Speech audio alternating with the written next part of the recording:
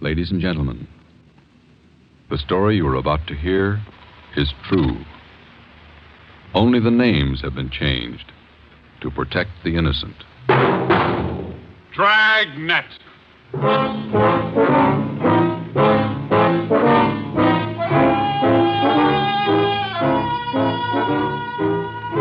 Dragnet, the documented drama of an actual crime, investigated and solved by the men who unrelentingly stand watch on the security of your home, your family, and your life. For the next 30 minutes, in cooperation with the Los Angeles Police Department, you will travel step by step on the side of the law through an actual case from official police files, from beginning to end, from crime to punishment. This is the story of your police force in action. Dragnet.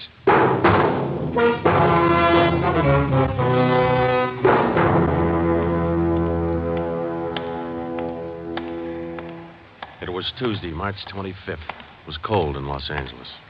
We were working the night watch out of Homicide. Detectives in Los Angeles work in pairs. My partner's Ben Romero. He's a sergeant, so am I. My name's Friday. The boss is Ed Backstrand, chief of detectives. I was on the way back from the record bureau, and it was 13 minutes past 11 when I got to room 42. Homicide. That's a hot shot. Somebody grab it. I got it, Ed. At 1245 East Doheny Street, 1, 2, 4, 5. 2 officers shot. At 1245 East Doheny Doheny Street, Street. 2 officers Shot. What have you got, Friday? Read it. 2 officers shot. Where's Romero? Right here, Skipper. Okay, you've got one to roll on. Get going.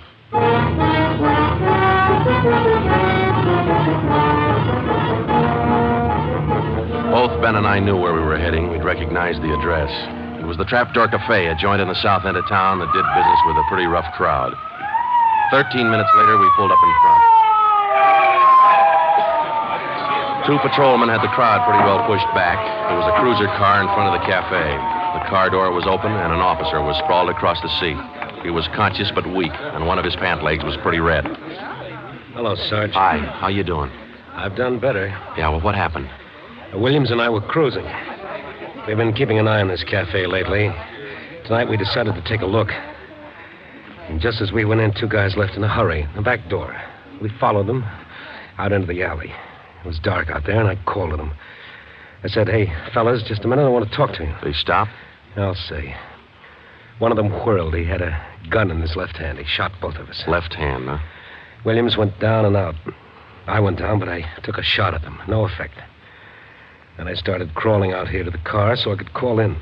You started crawling? Yeah. Wait a minute, Emerson. Weren't there any people around by that time? Oh, yeah, quite a few ran out after the shots. You mean nobody would help you to the car? That's right. Did you get a good look at either of the gunmen? Well, one of them was tall. I think he was a redhead. There was something funny about his nose. That's all I saw. It's too dark out there. Williams was closer. I think he got a good look. Joe, the other officer, Williams. He's in pretty bad shape. Is he breathing? He's still alive, Emerson. I don't know how much time he's got. Ambulance? On the way. Okay, let's round up all the men who are in the cafe. We're taking them in.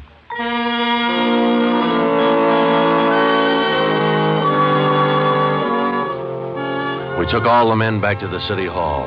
There were 23 in the Trapdoor Cafe at the time of the shooting. We questioned all of them. One of them said there had been a redhead in the place, but he couldn't describe him. Ben and I left the interrogation room, and we went back to the squad room. Friday, Romero. Got a minute? Yeah, Ed. Come on, Ben. Sit down. Okay. Did you get anything from those people you questioned? Nothing we could use. How's Williams? It's pretty bad. When do they operate? As soon as he comes out of shock.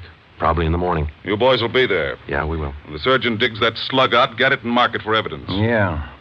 Skipper, them 2 men shot without asking any questions. They must be hot. Yeah.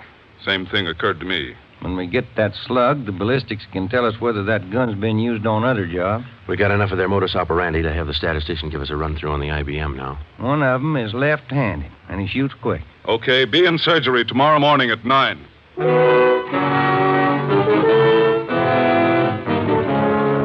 Neither Ben or I said much on the way home, but we were both thinking the same thing. I knew the chief was thinking it, too. Here were two men who'd shot a couple of police officers without asking any questions. Now, I suppose you've heard a lot of stories about what the force thinks of cop killers. Sure, we don't like to lose our friends and partners any better than anybody else would. Why not figure it this way? If these two guys would gun a couple of armed police officers, do you think they'd hesitate to shoot you, the unarmed citizen?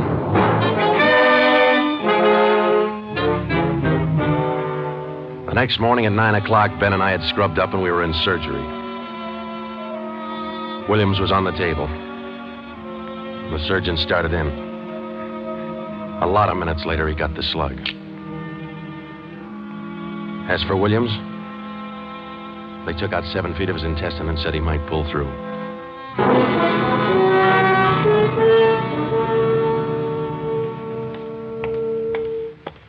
Joe, here's the report from ballistics. The slug they took out of Williams come from a .44 Smith & Wesson. The same gun was used in a liquor store killing about a month ago. Did you call the statistician? Yeah, She's running all the cards on previous shooting through the IBM machine. She ought to be through about now. Let's take a look. Okay, come on.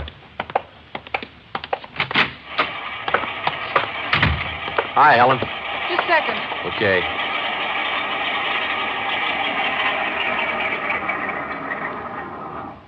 Well, that's it for it. These cards will give you all the shootings pulled by 2 men on foot who shot quick, one of them left-handed. Right. They're all yours. Sure can tell a lot from just a bunch of little holes in these cards, can't you? I can't, but this IBM machine can. It never ceases to amaze me. Okay, shall we check the cards, huh? Yeah, sure.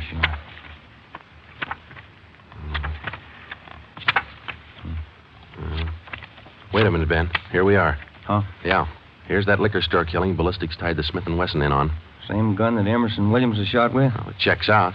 The liquor store was in the same neighborhood as the Trapdoor Cafe. Same gun, huh? Got to be. How long ago? A month ago, yeah. Ben, take the DR number off this card and let's pull the crime report on that job.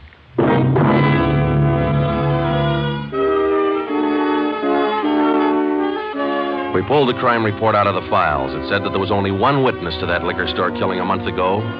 That witness was a woman. Miss Forbes, I'm sorry to disturb you like this, but we'd like to ask some questions about that liquor store killing you witnessed a little over a month ago. Well, I told the police everything I knew about it then. Yeah, we know, but maybe you wouldn't mind telling us again, huh? Oh, no, I guess not. I've been trying to forget it, to tell the truth. It was pretty terrible, and I really didn't see so very much because I was awful scared. I understand.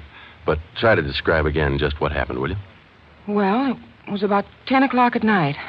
I was walking down the street toward home when I realized I was all out of cigarettes. Well, I was right in front of the liquor store then, so I went in. The clerk was behind the counter, and there were 2 men standing there arguing. What's the idea of changing your mind? I thought we was going to get bourbon. No, let's get the wine. I want bourbon. Costs too much. Wine's good enough. The rest of them want bourbon, too. We better talk to them. Well, okay. We'll be back when we make up our mind, mister. 2 men walked out of the store, and the clerk smiled at me and shrugged his shoulders. I bought a pack of cigarettes and turned to leave. But just then the 2 men came back in again, and each of them had a gun in his hand. This is a stick-up, mister. The clerk just sort of crumpled to the floor. I couldn't believe my eyes, but that's just how it happened. The men said this is a stick-up, and then they shot him right away. Get over against the wall, lady, or you'll get the same. One of them punched a no sale on the cash register. I was shaking so I almost caved in. He scooped the money out of the drawer and stuffed it into his pocket. And then the other one went over to where the liquor clerk was lying face down.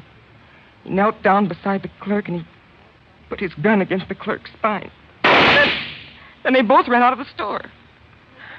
Oh, it was terrible. That clerk, he was lying there helpless and wounded, and they deliberately... Yeah, Miss Forbes, I understand. Oh, Miss Forbes, you said that both of the men had guns. Yes. One of the guns was black, and the other was sort of fancy looking. What do you mean, Miss Forbes? Well, it was real shiny. Nickel-plated? I wouldn't know about that, but it was shiny. There were 2 guns, huh? Yes. Well, now about the men themselves. Well, I was so scared their faces just didn't register with me.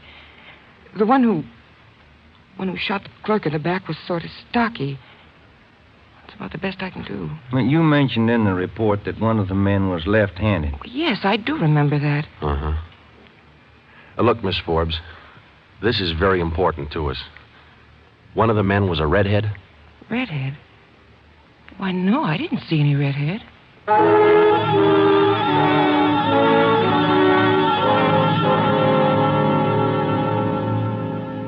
Skipper, me and Joe's run right smack into a stone wall on this thing. What's the complication? Well, there's more than one, Ed. In the first place, we know that the .44 Smith & Wesson was used in both shootings, but the descriptions of the men involved don't check. Police officer Emerson said he thought the man that shot him and Williams outside the Trapdoor Cafe was a tall, left-handed redhead. Said there's something funny about his nose. You think Williams got a better look at him? Well, probably did, but Williams isn't strong enough to talk yet. And a girl that witnessed the liquor store killing a month ago said that one of those men was left-handed. But she said neither of them was a redhead. And on top of all that, now we've got 2 guns to worry about. The girl mentioned 2 guns, so we checked the autopsy report on that liquor clerk. And, Ed, the bullet that actually killed him came from a .32-20, not a .44 Smith & Wesson. That fact didn't get any publicity at the time, did it? No, it didn't. Okay. We won't give it any publicity now either. We'll allow down it's just the .44 Smith & Wesson we're after. Because if whoever owns the .32-20 finds out it's hot, we'll never get it.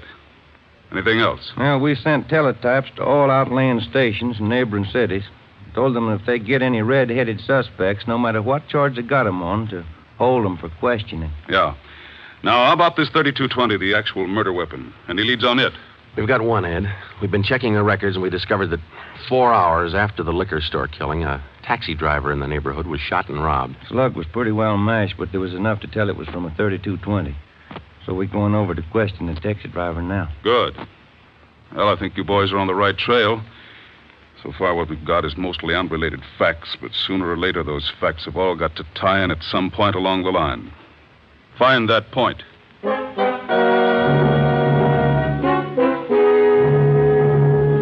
find the point. Find the tie-in. Well, Ben and I went over to see the taxi driver, a guy who was living on borrowed time. Yeah, it was about 2 o'clock in the morning when it happened. I got a call to pick up a fare near 105th and Avalon, you know. Yeah. Mm-hmm. Well, I got there. Somebody came over, pulled open my cab door and said, "This is a stick-up." Then blew it. He let me have it. Just like that, huh? Yeah, just like that. Same deal as others, Joe. Itchy trigger finger. Yeah. Did you get any kind of a look at the fella? Well, look, no. It's too dark. Uh-huh. Hey, according to the report, you got shot in the chest. Yeah, that's right. Oh, you're maybe wondering how come I'm still alive, huh? I'll tell you, pal, it's like something you'd see in a bad movie, you know? I'm carrying a few silver dollars with me, 9 of them to be exact. So I decided to stick them in my breast pocket. Well, mister, that just saved my life. The slug hit them silver dollars. It's one for the book, huh? Yeah, you said it. Well, thanks very much. Say, incidentally, we had a little trouble finding you today. You weren't at the stand you operated out of last month. Well, look, I'm not only not at my usual stand, I'm not driving a hack no more. Oh? Look, after what happened, are you kidding? No, I don't want to push my luck any further than it's been pushed. Yeah, I figure I had it, you know?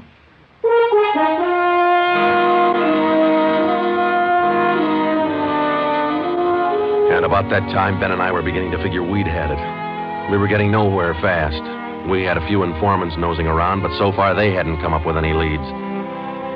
Well, Ben and I followed up all the teletypes that poured in. We just got back from Santa Ana, where we'd been questioning a red-headed suspect, and we'd flopped in the squad room when Chief Backstrand's door opened. Friday. Romero. Got a minute? Yeah, Skipper. Any luck with the Santa Ana redheads? No, none at all. Well, I guess you haven't heard the latest. We just now got back from town, Skipper. Early this morning, another cab driver got shot. What? Yeah. Man came up to his taxi, opened the door, said, "This is a stick-up," and shot him. Bullet went through one leg and into the other, but the driver managed to start his cab and drove over to a cafe. He called in from there. Boys recovered the slug? Yeah. It came from the same .44 Smith & Wesson that was used in the other 2 jobs. The cab driver get a look at the gunman? Yeah, briefly. Was it the redhead? No. Oh, the stocky guy. He wasn't redheaded and he wasn't stocky. That's all the driver knows. Well, that's great.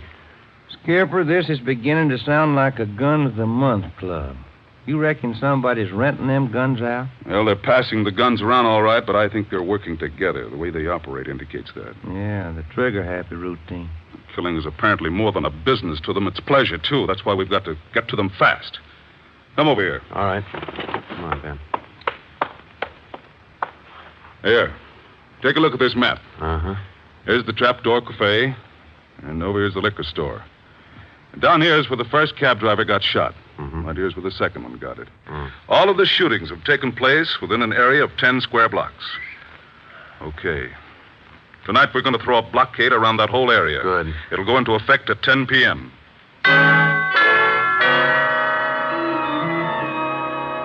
At 9:45 p.m., cars and officers started drifting into the area by twos and threes. And at 10, when Backstrand, Ben, and I arrived, the whole area was sewed up tighter than a tick. Now, code 3. Pacific Ambulance Davis? 1. Gotcha. Call to All set? All set. We got a primary line and a secondary line. If anyone tries to make a break, we'll pick him up in the secondary. Okay. Friday and Romero here will cruise around the area with me. Go to work, men. Every car in the area was shaken down. The same process was also followed on all persons on foot.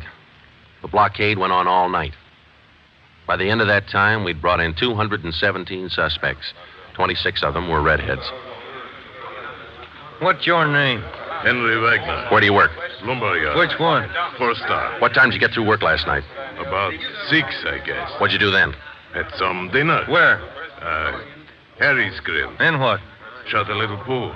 Look, I tell you, I ain't done nothing. Now, let's go back to the day before yesterday. Did you work at... And that's the way it went all day long. We shot question after question at them, working them gradually back to the days on which the shootings had taken place. When it was all over, we got 6 men wanted in other cities on various charges. We got quite an assortment of guns and knives. But as far as the shootings were concerned, we got nothing. Well, I guess that's the last of them. Oh, I was running out of questions there at the end. You two boys better go on home and get some sleep. Well, I was kind of figuring on checking back over the reports to see if we might have overlooked something. I said go on home. You two boys have been at it for 32 hours straight. Look at you. You're both so groggy you can hardly stand up. You need sleep. It's 4 p.m. now. Don't come back until 10 p.m.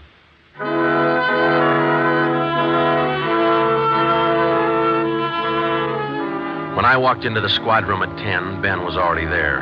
An informant had just phoned in a new lead. He told Ben he'd heard about a gang that had been hanging out down around the DeVere bungalow court in the south end of town.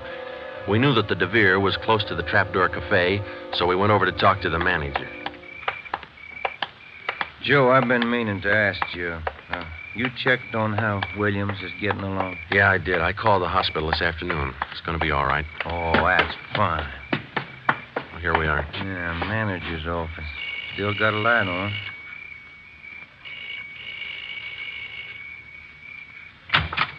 Yeah? I'm Sergeant Friday, police. This is Sergeant Romero. Yeah? We'd like a little information. Why, sure. Come in. Thank you. What can I do for you? Well, did you hear anything about a gang that hangs out down around here anywhere? Gang? Why, no. How about your tenants here? Any of them ever been in trouble, to your knowledge? No. This ain't exactly the best neighborhood in town, but we try to keep things under control. Once in a while, one of them will get out of line, but when that happens, we heave them out of here. You heaved anybody out lately? Yeah, I did. A fellow and his wife a few weeks ago. They had a fight in one of the bungalows.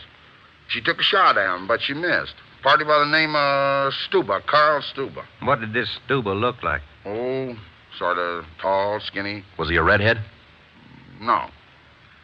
Now, we'd like to take a look at that bungalow that he lived in. Sure. Help yourself. Down the end there, number 5.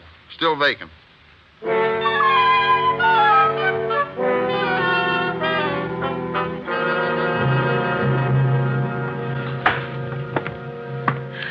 Well, I guess that does it. Stuba didn't leave a thing behind. Matter of fact, we don't have anything to prove that this Stuba's tied in at all. We're only working on a hunch. Hey, Joe, look. Where? Up on the wall there, just by the window. Oh, yeah. Yeah, that plaster there, it's newer than the rest. You got a knife? Oh, I sure have, boy, and I'm carving. That manager'd be awful unhappy at me if he was here. Yeah, he would. Yeah, but... Hey, Joe, here it is. A slug. They plastered right over it. Okay, dig it out, and let's hope it matches. It matched. The slug from the wall came from the same .44 Smith & Wesson that had been used in the other shootings. So now we had a name to work on, Carl Stuba. But he'd done a good job of dropping out of sight. Well, the next day, Ben thought he had another lead. I've just been talking to another informant, Joe. He says he heard that there's a fella down in that neighborhood been trying to sell a gun lately. What kind of a gun? Nickel-plated with steer horn handles. Nickel-plated? Well, maybe that's our .44 Smith & Wesson. Maybe. Did the informant know who this man was? Said the feller's name was Alonzo. Yeah. Alonzo who? Just Alonzo. That's all he knew.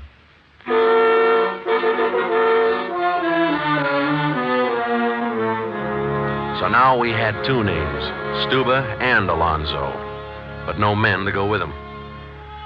So we went back to making the rounds of the substations, interviewing red-headed suspects. We took a few of them to Williams, who was home from the hospital by now, but he couldn't identify any of them as the man who shot him. Still, we kept checking. Finally, we got around to the 77th Street station. We questioned the suspects they were holding there, and we just started to leave when one of the officers called us. Hey, Sarge, we're holding somebody else you might want to look at. Redhead? No. What's the charge? Suspicion of burglary. Small job. Oh, I don't know. What do you think, Ben? What's special about him? He lives in the same neighborhood where those shootings took place. All right. Where you got him? Down here. He admit anything? No. He's pretty surly. Here we are. Thanks. Hi. What do you want? I'm Sergeant Friday. This is Sergeant Romero. We'd like to ask you a few questions. Look, I already told the other cops all I know. I didn't steal no radio from that jerk. What's your name? We've been through all that once. Come on, what's your name? Jackson. Alonzo Jackson. Alonzo. I looked at Ben, and Ben looked at me. This could be the Alonzo who'd been trying to peddle that Smith & Wesson. Ben and I both knew here was one suspect we'd have to be real careful with. Alonzo, according to the records, this burglary you're suspected of took place on the night of the 27th. Look, how many times do I have to tell you guys they didn't have anything to do with it? You got an alibi for that night? Sure, I got an alibi. I was out with a couple of friends. I can tell you. What's your friends' names, Alonzo? One of them's Crandall, the other Stuba. Stuba, the guy who used to live in the bungalow court. Well, we told Alonzo he'd have to produce his two friends to give him an alibi for the burglary charge, and he bit. He went with us, and he pointed out where Stuba was living now. No wonder we hadn't been able to find him. It was a little shack at the back of a lot behind two houses. We thought it was a chicken coop at first. We took Alonzo back to the station, then we picked up Stuba. He was surprised to see us and not very happy. We took him in. Next, Alonzo gave us Crandall's address.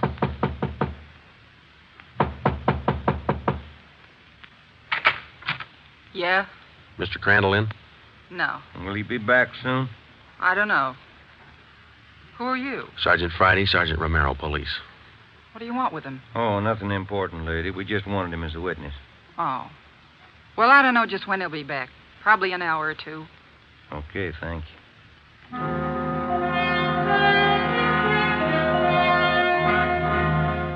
We went down the street away, and we staked out in the car. We sat there for about 5 hours, and then Ben nudged me in the ribs. Hey, Joe. Huh? Joe, take a look. Coming along the sidewalk. Yeah. And he's got red hair. Come on. Crandall. Huh?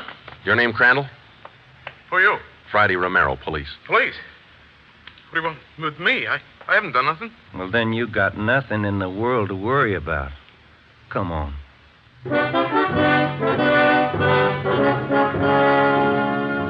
We questioned Crandall for an hour, but he wouldn't give an inch. Denied everything. Then we put him in a car, and we drove over to Officer Williams' house. I left Ben in the living room with Crandall while I went in Williams' bedroom. Hello, Sarge. Hi, Williams. How you doing? A little better, I think. That's fine. Look, we've got another redhead outside. Bring him in. Okay. All right, Crandall, come on in here. Who's in there? Why'd you bring me over here? Come on in here.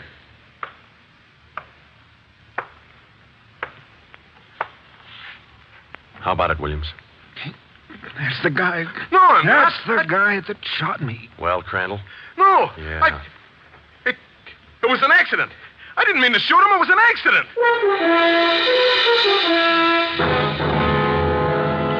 Once Crandall got started, he talked his head off. He also admitted being in on the liquor store killing, but insisted he was only the lookout. We took him back to the station and got his whole story down on a tape recorder. Yeah, he was left-handed. Then we went back to Alonzo, who didn't know we had Crandall's confession. We met the chief in the hall outside the room where they were holding Alonzo. About ready to tie the knot? Oh, hope so, Chief. But Alonzo hasn't given any yet. And we still haven't found those guns. We've got one of them. Which one? The Smith & Wesson. Stuba popped about that one 10 minutes ago. Said he left it with his girl. A couple of the boys are on their way over to get it now. That's good, Ed. That leaves just the .32-20. You haven't mentioned the .32-20 to Alonzo, have you? No. He still thinks we're after that Smith & Wesson, and that's the way we're going to play it right now. Go ahead. Look, how much longer are you guys going to hold me here? Didn't you check with those friends of mine? Alonzo, we got a tip that you've been trying to sell a gun lately. A gun? Yeah, 44 Smith & Wesson. Oh. No, it's not true. That Smith & Wesson's been used in a couple of robbery jobs this month, and we think it's your gun. That's a lie. Any proof of that? Why, yeah. Sure, I got proof of that. I used to have a gun, but it wasn't a Smith & Wesson. Look, if I tell you where it is, that ought to convince you, shouldn't it? It'll help things. Okay. I sold it to a neighbor of mine. He gave me $7. I'll give you his address. You sure it's not a Smith & Wesson? Sure, I'm sure. It's a 3220. Yeah, it worked. We went to the neighbor's address, and he admitted having bought the 3220, but said he'd lent it to a friend who'd never returned it. The friend had hocked the gun to a barber. The barber gave him $15 and a haircut for it. We finally got it from the barber, and we came back to the station. I'm all set, Joe. I'll be in the next room. Just give me the nod. Okay. Hello, Alonzo. Hey, you got the gun. Yeah, we got the gun. Well, now maybe you'll believe I'm on the level. Okay if I go now? I guess we won't be able to hold you here much longer. You can say that again, brother. You could have saved a lot of time for you to listen to what I've been trying to tell you all along. I guess you're right, Alonzo. Sure, I'm right. You know, you guys would be a lot better off. You believe guys like me the first time we tell you something. But on the liquor store job, I was only a lookout. I was outside. Huh? It was the other two who pulled that one. Stuba and Alonzo. Alonzo killed the clerk. Hold it, Alonzo. Dirty, screaming. All right, Alonzo, that's enough. Now, come on, how about it? What's the use? All right. That's like you said. Okay, Ben, bring the recorder in here. Alonzo's ready to make a record now.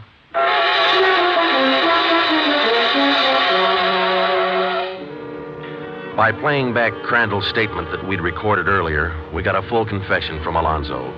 We took the three of them out and had them reenact the 4 shootings, and we photographed it on sound film. Crandall, the Redhead, was the one who'd shot the 2 police officers, but he was only the lookout for the liquor store killing, which explains why the girl witness didn't see him in the store. Stuba and Alonzo were the ones who pulled that job, and Alonzo, the worst of the bunch, was the one who put the 3220 against the spine of the wounded clerk. The 3 of them took turns at shooting the cab drivers and robbing them. That accounted for the mixed-up descriptions, including all that left-handed business. 2 of the 3 suspects happened to be left-handed. Well, that was the crop. Crandall, Alonzo, Stuba. 4 shootings, 3 robberies, 4 attempted murders, 1 murder. The 3 men were tried and convicted. They're all in the state penitentiary. Crandall's there for life. Alonzo and Stuba, they'll be executed next week. File it, will you, Ben?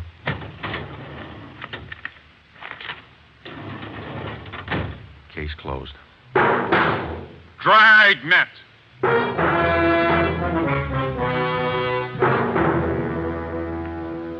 The story you have just heard was true. Only the names were changed to protect the innocent.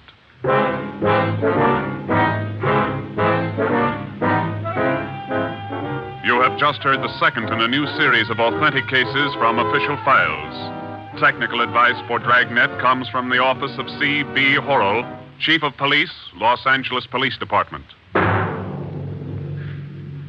Tonight's program is dedicated to Radio Officer Delmer E. Cook of the Los Angeles Police Department, who, on the afternoon of December 6, 1948, gave his life so that yours might be more secure.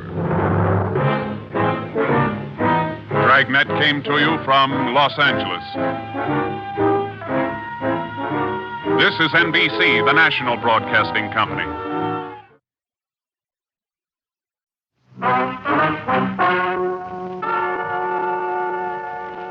Ladies and gentlemen, the story you are about to hear is true. Only the names have been changed to protect the innocent. NBC brings you Dragnet.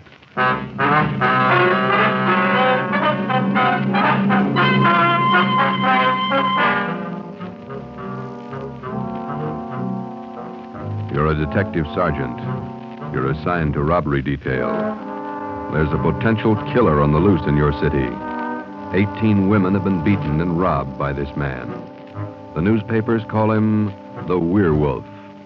Your job is to get him.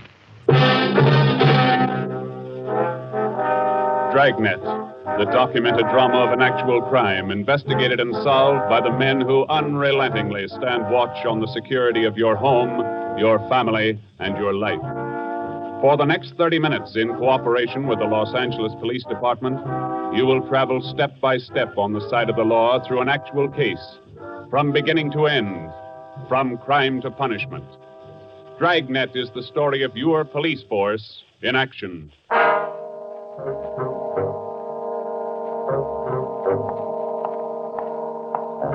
was Thursday morning, February 2nd. It was raining in Los Angeles. We were working the early morning watch out of robbery detail. Detectives in Los Angeles work in pairs. My partner's Ben Romero. He's a sergeant, and so am I. My name's Friday.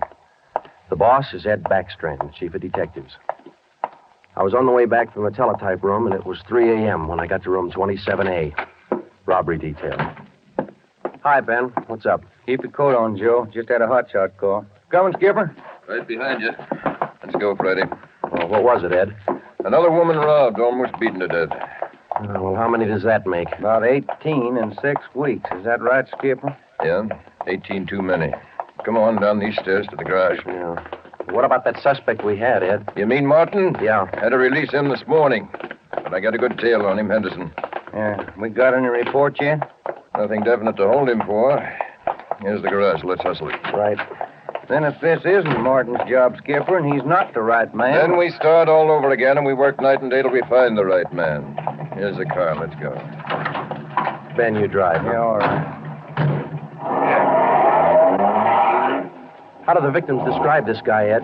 Pretty sketchy. Supposed to be tall, dark, long black hair. Last woman said he had a face like an animal, something like a dog or a wolf. A wolf? Yeah. She said something like a werewolf.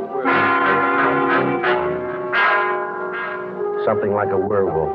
Well, he almost had to be that, judging from the way he operated. He was either an animal or a raving maniac. One thing we were sure of, he was smart and he was dangerous. For almost 2 months, he'd prowled the streets in a stolen car in the early morning, usually between 3 and 5 a.m. And the victims were always lone women, most of them waitresses, coming to work or going home. He'd drag them into the car, rob them, beat them until they were unconscious, and then throw the body out into the street. That's just what we found when we pulled up to the curb near the corner of 8th and Grand. One cruiser car was already there, and so was the ambulance. About a dozen people were standing around looking at the crumpled figure of a woman sprawled out on the sidewalk.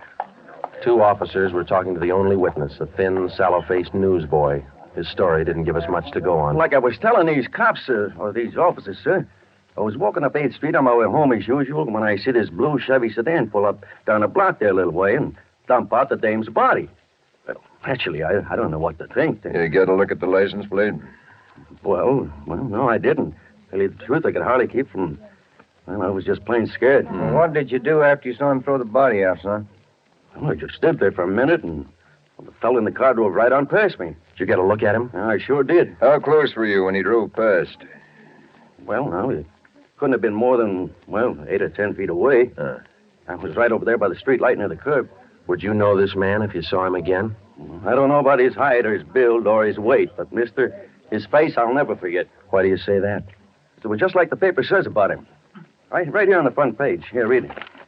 See? Woman says the attacker looked like Werewolf. That's all the newsboy could tell us. The suspect drove a blue sedan. He had a face like a werewolf. We covered the neighborhood for clues, and we questioned a dozen people, but we got nowhere. We took the witness's name and address, and we drove down a couple of blocks to an all-night gas station. 14-hour off to Metropolitan. I'm going in here and call the office and see if Henderson's called in on Martin. We might still have a suspect. Right, Skipper. 13-hour off to Metropolitan. Looks as mad as a wet hornet, doesn't it, Joe? Yeah. Did you get a good look at that woman's face when they moved her in the ambulance? Yeah. Sure does like to mess him up. Oh, I don't know how we're going to get him, Ben, but we better do it fast. Next time, it'll probably be murder. Oh, here comes the skipper, Joe. Uh-oh. Doesn't look good. What is it, Ed? Just talked to Henderson. He tailed Martin to a bar in Long Beach. He hasn't been out of his sight for 2 minutes since yesterday. Martin's clear. And we're right back where we started. Yeah, with one more half-dead woman in the hospital. Oh, how about that stolen car, Skip? Wait a minute. Get that radio up. Attack. Okay. Code 3. Ambulance dispatched. Code? Attention, all units. On Grand Avenue between Venice and Washington. A woman, victim of robbery and attack. Code 3. Ambulance to task. Code 3, red light and siren. Come on, Friday, let's roll.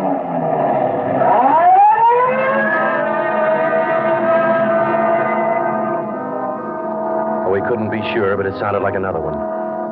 6 minutes later, we were there. Same story. Werewolf.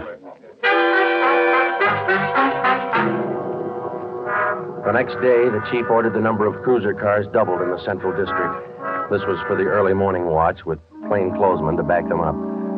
Then the newspapers played it big, and in 2 days, the story was on the front page of every paper in town. Maybe that should have made the werewolf lay low, but it didn't. Because at 4 o'clock that morning, while Ben and I were patrolling with the other cars, he got his 20th victim. Attention, all units. Whittier between Soto and Matthews. A woman, victim of 211, an attack. Code 3. Ambulance dispatched. Here's a report on that blue sedan he used the other night, Joe. Found it out on Anaheim Telegraph Road. Any luck with it? Not one fingerprint we can use. Anything else? Nothing. Well, how about the auto theft detail? Same old story, Joe. He steals a car, uses it once, and then drops it. Never leaves a thing behind. Well, that's great. We're sure moving fast. How about that big guy you picked out of the lineup this morning? Oh, I checked his alibi. It's perfect. Now we haven't got even half a clue. Yeah. Well, come on. Let's check with Ed. He's instructing the policewomen on a plan for tonight. All right. Now you've heard the report. You understand how the suspect operates and what you're to do. I think so. Remember, all of you forget you were ever policewomen. Change the way you walk, the way you carry yourselves. That's the part you're playing, all right? Okay. And be careful and don't take any chances. All right, Freddie. Okay, Ed. Now, just to make sure you look the part, we're spotting each one of you at different restaurants and coffee shops throughout the Central District. And from 7 o'clock tonight until daylight tomorrow, each one of you is going to be a waitress. You got that? Yeah. Okay, Ben, you want to give them their assignments? Okay, Joe. Well, here's the way it lines up. Marge Kissel at the Top Hat Cafe. That's on 9th Street between Alpharetta and Westlake. Okay. And Katie Welch, Joe's Coffee House, Brooklyn, Soto. Right. Pat Fielden at the All-Night Steakhouse on Figueroa Street between Florence No, and... the trick of using decoys to lure criminals into a trap wasn't exactly new, but, well, it was just one of the old tricks that we figured might land the werewolf behind bars. At 7 that night, Ben and I made the rounds and found each of the policewomen on her job as a waitress. Well, the overall plan was simple. The girls were to leave the different restaurants between 3 and 5 a.m. that morning and pretend they were walking home. We mapped different courses for each one of them to throw out as much bait as possible and yet not to make it look suspicious. Each policewoman, from the time she left the restaurant and stepped out into the deserted streets, would be pretty much on her own. We had officers planted all along the way at designated intervals, but a big element of chance and danger was still there. All we could do was cross our fingers and hope. How much more time, Joe? Let me see. She's doing 2 minutes. Yeah. Waiting gets on your nerves. Then it won't be long. This corner doorway's a pretty good lookout spot. Yeah. Wait a minute. Listen. Who is it, Joe? Can you see? Get back. What is it? Wait a minute. It's Marge Kissel. There's a man following her, a big guy. If it's the werewolf, where's his car? I don't know. Maybe he changed his plans. Get back. Here they come.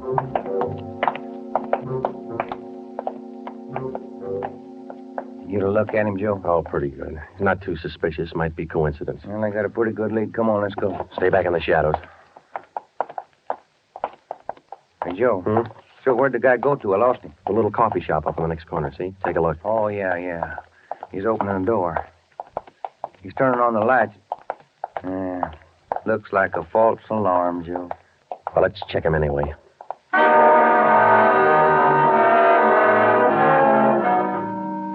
Well, I didn't think we'd be that lucky on the first try, and we weren't. We asked the man a few questions, and it didn't take him long to show us he wasn't our man. He owned the coffee shop. So, Ben and I went back and took up our posts again and waited for the next decoy.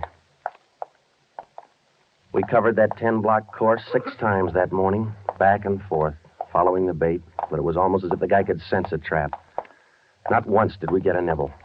By the time our last decoy finished the route, it was almost daylight. Joe, I never was so glad to see that sun come up in my whole life. My feet feel like they're puffing right up out of my shoes. Yeah, me too. Come on, let's get over to the car and check on the other squad out in Boyle Heights. Huh? Oh. Hit the radio, will you, Ben? Yeah. Joe, there must be some easier job on the force than this. Yeah, you and me both. Now, let's see what happened to the others, huh? 80K to Unit 104K. Come in. 104K to Unit 80K. Go ahead. 104K, this is Friday. You do any good out there? This is Miller. I'll call Curtis. Stand by. 80K to 104K, Roger. What do you think, Joe? Maybe a bite? I don't know. Oh, this guy seems to work like a mind reader. Well, he can't win all of them. 104K to Unit 80K. This is Curtis. Go ahead. This is Friday, Al. How'd you do out there? Any luck? Just checked in the last gal, Joe. Katie Welch, not assigned. Okay, Al. Have the men check in. 80K clear. KGPL. Okay, let's go, Ben. When we finally got back to the office that morning, both Ben and I were ready for some sleep, but it didn't look like we were going to get it. We just about finished going through the overnight reports for some kind of a lead when the phone rang. Robbery Friday. Hi, Joe. This is Wilkerson, auto theft. Hi, Wilkie. You got something for us? Not much, Joe, but it might work into something. Just got a report in on a pair of stolen license plates. Oh? Yeah. I'm not much of a hawkshaw, but I figure there's just a chance it might be your werewolf boy. How come? I don't know. Maybe just a hunch. After 13 years in this business, you get to know thieves pretty well. Sometimes you got to even think like them. Okay, Wilkie, thanks. We'll check by in a couple of minutes. Right, Joe. What do you have to say? Pair of license plates stolen last night. Wilkie's got a hunch it could have been our man. Well, might be an angle, Joe. If that werewolf guy'd hang on to one car long enough, we'd have a chance at him. Well, he's too smart for that. I don't know, Joe. Sooner or later, he's going to make a mistake. Yeah. Come on, let's check with Wilkie. Well, we checked with Wilkerson. We got the best piece of news we'd had in days. On the average, 95% of stolen cars are recovered or located within 24 hours. In the remaining 5%, Wilkerson, by a simple process of elimination, narrowed down the number of cars the suspect might be driving. Wilkie figured 6 cars. There they are. Now, I'll bet you if you picked up your man tonight, he'd be in one of these cars. Let me see, huh? 2-door black sedan, yellow convertible, another sedan, green, blue coupe, black coupe, and a gray convertible. Well, that's good work, Wilkie. At least we got something to look for now. Yeah, you're right, Joe. Wilkie, you got the numbers of those stolen plates you're talking about? Yeah, right here, Ben. They're already on the hot sheet. Good. Keep us posted, huh? As usual, Ben. See you later, Wilkie. That's a good break, Ben. Something to keep us busy tonight. Tonight? What do you mean? We're setting another trap. Same thing as last night. Same police women, same everything. Well, only this time let's hope he steps into it. You know, Joe, this werewolf character's getting me mad.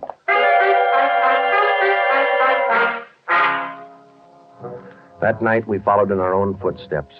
We planted the policewomen decoys in 3 separate districts, and a few minutes before 3 a.m., our squad of men took up their positions. The same policewomen went to their waitress jobs in the same restaurants, and Ben and I and the rest of the men stood in darkened doorways or empty filling stations or whatever cover we could find. And we waited and waited. What time is it, Joe? Let me look. 4:30. Oh, thank you. Any sign, Joe? No, nothing yet. Come on, stay in the shadows. That's the way it went all through the early morning. The same plan over and over again until daylight. Ben and I'd check in at the station, go over the late stolen car reports with Wilkie, catch a few hours sleep at home, and then come back and do it all over again. The next night, and the next morning, the night after that, and the morning after that. 5 days later, Ben and I were ready to call it quits. I'll admit it, Joe, I can't figure it. The guy's either psychic or else he can smell a cop a mile away. Yeah, well, at least we got that stolen car angle left. Did you check with Wilkie yet this morning? I'll give him a call now. All right.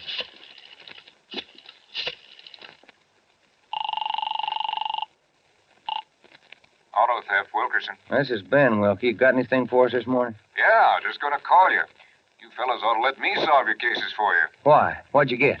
The boys picked up 3 of those 6 stolen cars since late yesterday. Great. Now, what does that leave us with? Well, here are the 3 still missing. Yeah. 4 X-ray 763. Yeah. 5-6 Young 342. 6-1 6-1 Robert 385. Yeah. Got those?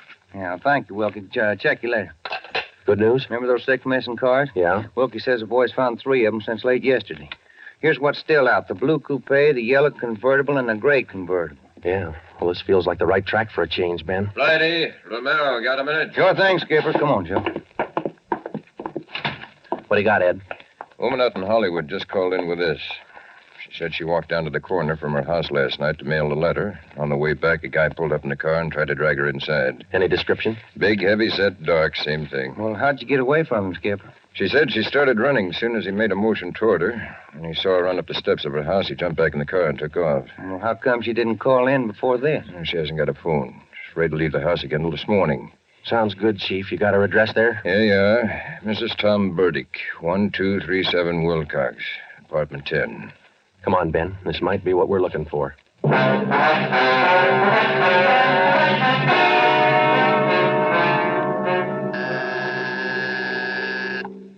is it? Who's there? Sergeant Friday, ma'am. Police. Oh, just a moment. I'm Sergeant Romero, Miss Burdick. This is my partner, Sergeant Friday. We come out to check on your call about that little trouble last night. Oh, well, I don't know if I'm going to be much help to you. I was so frightened about all I could do was just run. Well, could you add anything to the man's description, Miss Burdick? I mean, other than what you told the chief on the phone? Well, now, honestly, I don't think I can. All I saw was this tall, dark man jumping out of his car and starting for me. He had a heavy build and seemed to me, well, a large head with lots of long black hair. Miss Burdick, would you recognize this man if you ever saw him again? Well, I think I might. He was such an unusually big man, almost frightened me to death. Well, just one more question, Miss Burdick. Could you describe the car this man was driving when he approached you? His car? Mm-hmm. Why, yes. It was a gray convertible. Miss Burdick, are you sure of that? Yes, I'm sure of it. A gray convertible. Thank you, Miss Burdick. That's all we wanted to know.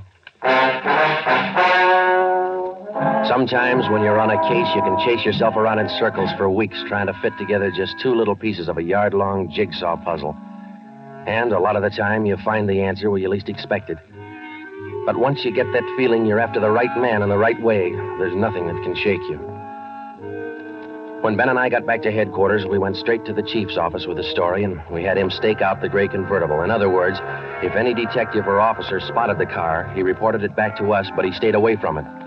We figured that there probably weren't more than 2 of the victims who could take the witness stand and identify the man who robbed and beat them. Not with a smart defense lawyer, anyway. So there was only one way to catch this suspect. Red-handed. Here they are, Joe. Both sets of license numbers for that gray convertible.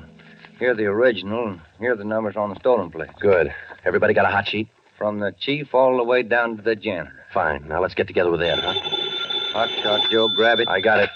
On the corner of California and Oakwood, a woman badly beaten. On the corner of California and Oakwood, a woman badly... Come on, Ben, another one. But, Joe, it's broad daylight. Yeah, doesn't figure, does it? Come on.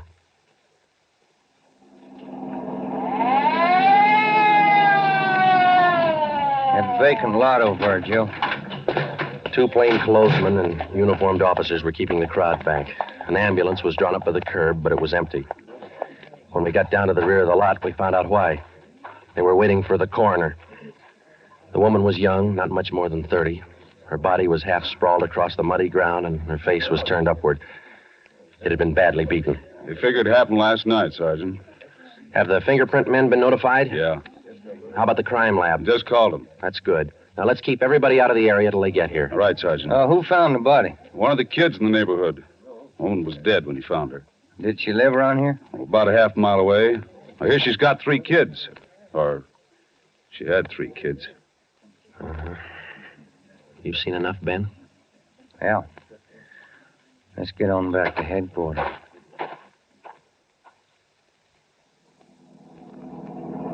All the way back to headquarters, Ben and I planned our next move. And by the time we got to Ed Backstrand's office, we knew exactly what had to be done. When we told him about the Werewolf murder, he didn't say a thing for a minute. He just stared across the room at the calendar on the wall. Then he brought his hand down hard against the desk. Friday, Romero, I'm only going to say this once, so get it straight. That guy's pulled his last job in this city. He's through robbing and beating women, and he's through with murder. I've given you time to track him down, and now I want him in. No stalls and no excuses. I want him. I don't care how many men you use, and I don't care how you get him, but get him. That's all. Ben and I worked all that afternoon, right through dinner, up until 8 o'clock. By that time, the overall plan was down on paper and already in action. It was one of the biggest things we'd ever tackled, and, well, we didn't know if it was going to work. We only knew it had to work. We had a squad of 65 cars to stretch out over 40 square miles of the city in one big dragnet. The blockade itself would be stationary most of the time, and working inside it would be 2 cars, 14 policewomen as decoys, with 2 plainclothesmen assigned to watch each policewoman. If and when the Werewolf was sighted in the gray convertible, we'd automatically take over the police radio for the whole city, and Backstrand would direct the chase from headquarters. A little after 8, we had coffee and hamburgers, and we went to Ben's for a few hours. Ben tucked his kid in bed as usual, and then he laid down for a nap. I talked to his wife until I dozed off in the chair. At 11:30, she woke us up. I combed my hair, put on my coat. Cops' wives are like everybody else's. They worry. When we met Ed at headquarters, we did some last-minute checking on details with Backstrand for about a half an hour, and then we were all ready to go. By 5 minutes past 2, half the Dragnet crew pulled out of the police garage and scattered over the city to their places. By 2:35, the other half pulled out, and a few minutes later, Ben and I followed. At 3 minutes to 3 that morning, Backstrand took over communications and checked every car in the operation. Standby. 617. It was a good start. Every man in his right place by the right time. The trap was set. All we needed now was to find our suspect, the Werewolf, inside. Control 4 to Unit 80K. Control 4 to Unit 80K. 80K to Control 4. Go ahead. This is Backstrand, standing by. 80K, roger. Clear. KGPL. Okay, Ben. Now let's go find him. I got a hunch, Joe. Let's try the Wilshire district first. Sounds all right to me. Let's go.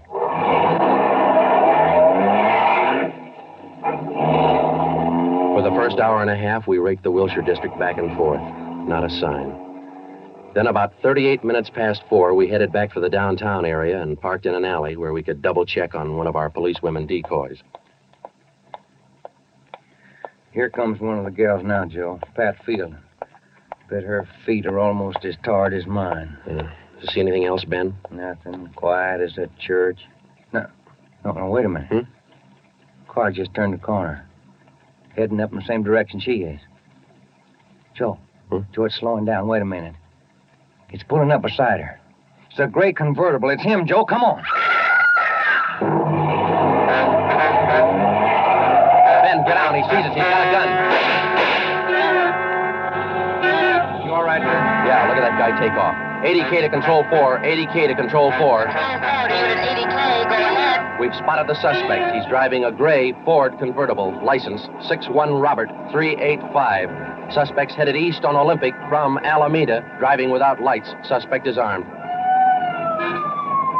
He had a fast car and he knew how to drive it.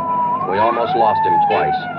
2 minutes after we sighted him, Backstrand took over full radio control. Control 4 to Unit 80K. Your location? 80K to Control 4. We're traveling at a high rate of speed, headed east on Olympic, crossing Soto Street. Control 4 to all units. Stand by. Units 11A, 12, and 13R close in on the intersections at Olympic and Lorena. Units 41, 42, 45, and 104K move in on the next 4 crossings east of that. To the north and south, units 105K, 14A, 17R, 43T. Block all main arteries.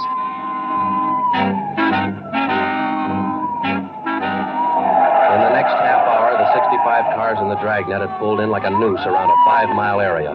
Ben and I hoped it was just a matter of time.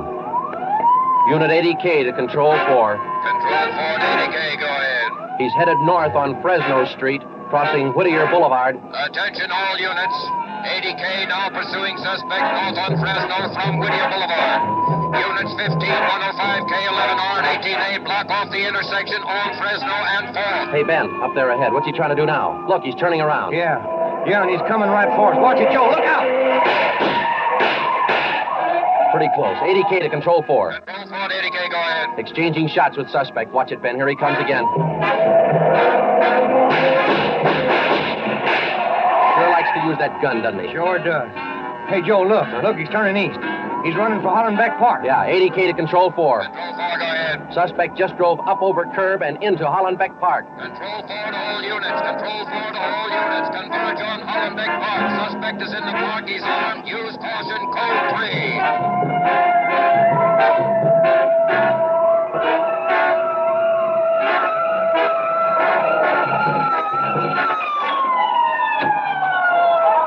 There he is, Ben. Watch it. Looks like a night baseball game with only his headlights. Yeah, come on. Let's get him. Yeah. Never say die, huh, Joe? Joe, can you get a shot at him? Don't shoot! Don't shoot! I'll give up! Don't shoot! Then step out in the open and get your hands in the air. All right, I give up, but don't shoot! You're a brave killer. Yeah, come on. All right, you get your hands in the air. Come on, higher. Joe, look out. He's got a knife. I got him. Joe, those women were right. He does look like a werewolf. Yeah. You got your handcuffs? Yeah.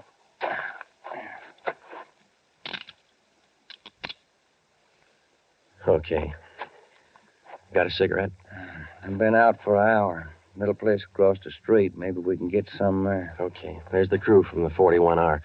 Hey, fellas, take him into robbery, will you? Okay, Friday. I think there's a vending machine in there. Uh-huh.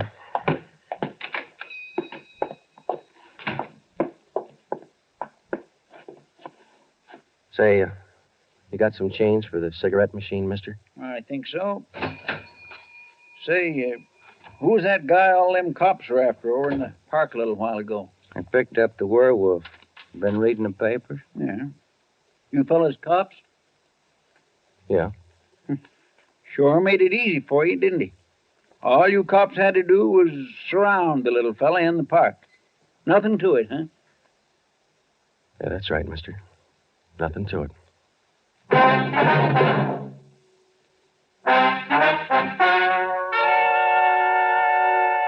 The story you have just heard was true. Only the names were changed to protect the innocent.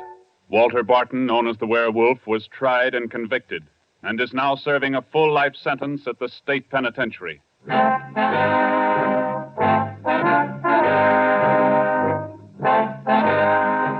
This has been Dragnet, the third in a new series of authentic cases from official files. Technical advice for Dragnet comes from the office of C.B. Horrell, Chief of Police, Los Angeles Police Department. Tonight's program is dedicated to Sergeant Mario Victor Dairo of the Los Angeles Police Department, who, on the morning of January 1st, 1943, gave his life so that yours might be more secure.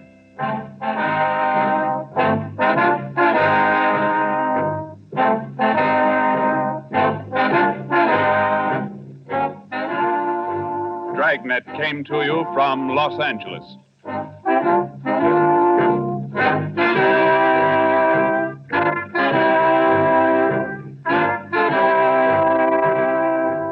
This is NBC, the national broadcasting company.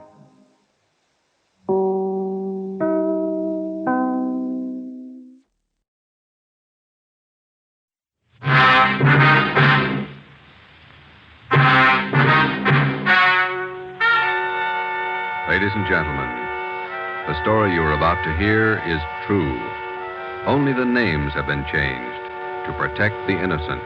NBC brings you Dragnet.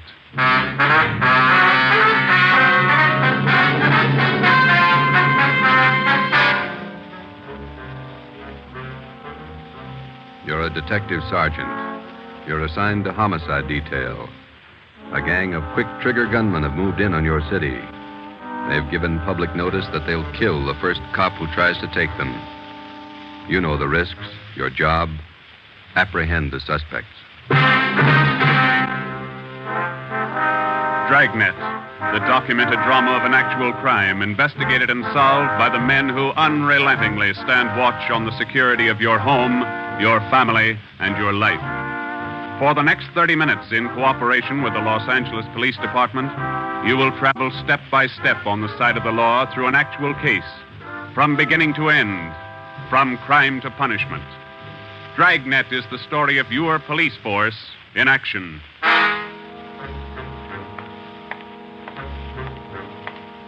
It was Wednesday, April 17th. It was warm in Los Angeles. We were working the night watch out of Homicide detail. The boss is Ed Backstrand, chief of detectives. My partner's Ben Romero. My name's Friday. I was on the way back from the record bureau. It was 4 minutes to 6 when I got to room 42. Homicide. Say, Ben, I pulled the package on the Raymond killing. And that proves you can still read, Friday. He's at it, Joe. Your pal, Fred Lindsay. Hiya, Fred. What's doing? Busier than you are. We know what we're looking for. Just having a little trouble finding them. That's the way it is with automobiles. They misplace so easy. Not normally, they don't. We got a small-size epidemic on our hands. Well, don't let us keep you, Fred. Just ducked in here for a breath of calm air and to invite you to dinner for the last time. The wife and I are still waiting for the first time. How about it, Joe? Ruth's got a new pressure cooker. Your sister-in-law visiting you again, huh? No, on the level. Not selling a thing. Come on. Who is it this time? My cousin. But she's awfully pretty, Joe. Oh, why do you guys insist on trying to marry me off? Me and Fred went down fighting, but it kind of grows on you after a while. Now, tell me, what is it about a married man? Just can't stand to see one single man left in the world. How about it, Joe? Tomorrow night at 7, okay? Okay. Tell Ruth I'll be there. It figures that he's got to run out of kinfolks pretty soon. Fine, we'll be expecting you. Got a stakeout tonight, but tomorrow I'll be clear. Anything big? Nothing definite, Ben. Just to follow up on those stolen cars. See you, men. So long, Lindsay. Joe, you'll like my cousin. Oh, never say die. What a character. You just catnip to women, Joe. Yeah. Well, here's that Raymond package. Let's check those dates that Backstrand wanted, huh? Wednesday, April 17th was just routine. A dinner date I tried to get out of, some paperwork that the chief wanted done, and a hot, sticky day. Too hot to wear a suit of clothes. Sometimes it's like that. The day starts out being routine. By the time it comes of age, it's got a personality all its own. At 10:23 that night, Ben and I were just finishing up the paperwork, and Ed Backstrand opened his office door. Friday, Romero, just got a hotshot call. What you got, Skipper? Hold up and shooting at Hooper and Esperanza, code 3. Code 3, that means red light and siren. It was 10:32 when Ben and I pulled up at the corner of Hooper and Esperanza. It was a bar in the basement of a building on the south side of the street. A radio car was there, and the two officers were holding the crowd back. A man was talking to one of the officers who turned and pointed to us. As Ben and I got out of our car, the man hurried over to us. You're the detectives? That's right, Sergeant Friday. My name's Cummings, R.L. Cummings. I own the bar. This is terrible. There was a gunfight downstairs. Uh-huh, come on. Where's the ambulance? One of the officers in the radio car said we needed the coroner. Did you see the actual shooting? No, I didn't. Here's the fellow that was shot. Oh, where's Jones from the crime lab? Hello, Friday. Romero. Hi, Lee. What do we got here? Pretty bad. Looks like a shotgun. Close range. He really got in the way of it. Ben. Yeah. It's Fred Lindsay. Motor theft. He was on a stakeout, Lee. Tell us about it, Mr. Cummings. You know this fellow, Sergeant? Yeah, we know him. What happened? We had a holdup tonight. 3 men. Yes, go on. Well, business was good, real good. We had a large crowd, and I was happy about that because I've been trying to sell out for a long time now. I've been showing the place to different parties all week long. I had a fella coming over tonight to take a look at it. What time was that? A little less than an hour ago, about 9:30. I see. Go ahead. It was almost time for this man to show up, so I called Eddie, that's my bartender, and I told him to kind of keep a lookout for the man because I was going back to the office to get the books ready to show. You know how it is when you want to sell a business.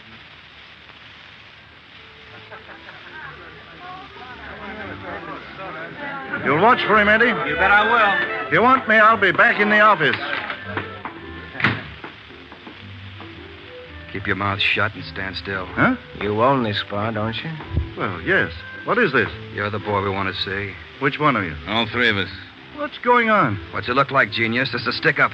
I haven't any money. You go to the bank on Thursdays, don't you? Well, I made my deposit today instead. I've been watching you for a month now. Don't give us that. You go to the bank on Thursdays. Now, come on, hand it over. I'm telling you the truth. I usually go on Thursdays, but I went today instead. You're lying, Ace, and we ain't got much time. Look, you can have all the money I've got on me. I think it's about $200. But that's all I have. Here. Why you argue with him? Take what he's got and we'll shake the customers down. No, please don't do that. You got my money. Isn't that enough? No, it ain't. Oh. Come on, let's go out front. That's about all I remember, Sergeant. When I come around, I was lying on the floor of my office. You better have somebody take a look at that cut on your face. Yeah, I'm going to right away. There's my bartender. He saw the fight. What's his name, Eddie? Yeah. Eddie. Yes, sir? These men are detectives, Eddie. Will you tell them what you saw? Oh, it was pretty rough. And tell us what happened when they started the shooting. That fellow the coroner just took out of here sure was long on nerve. Took on all three of them single-handed. Tell us what you saw. You ought to get that fellow's name. Sure had a lot of nerve. Took over just like he was a cop. He was a cop. Now, what did you see? I pegged him for a cop. Well, he was sitting up at the bar. Been nursing a bottle of beer for about an hour. I was keeping an eye on the front door, watching for this fellow the boss wanted to see. So I didn't see the three hold-up men come through from the back. But I heard them. All right, let's knock it off. You can all see this shotgun. Anybody make a move and I'll blow your head off. Demas, cover the front door. Got it. Sickle, shake him down. Okay, gents. You guys in the band, keep that music going. The rest of you people turn around and face the bar. Put your hands on top of the bar and leave them there till we tell you to move. Come on, hurry up. Knock it off. Okay, Sickle.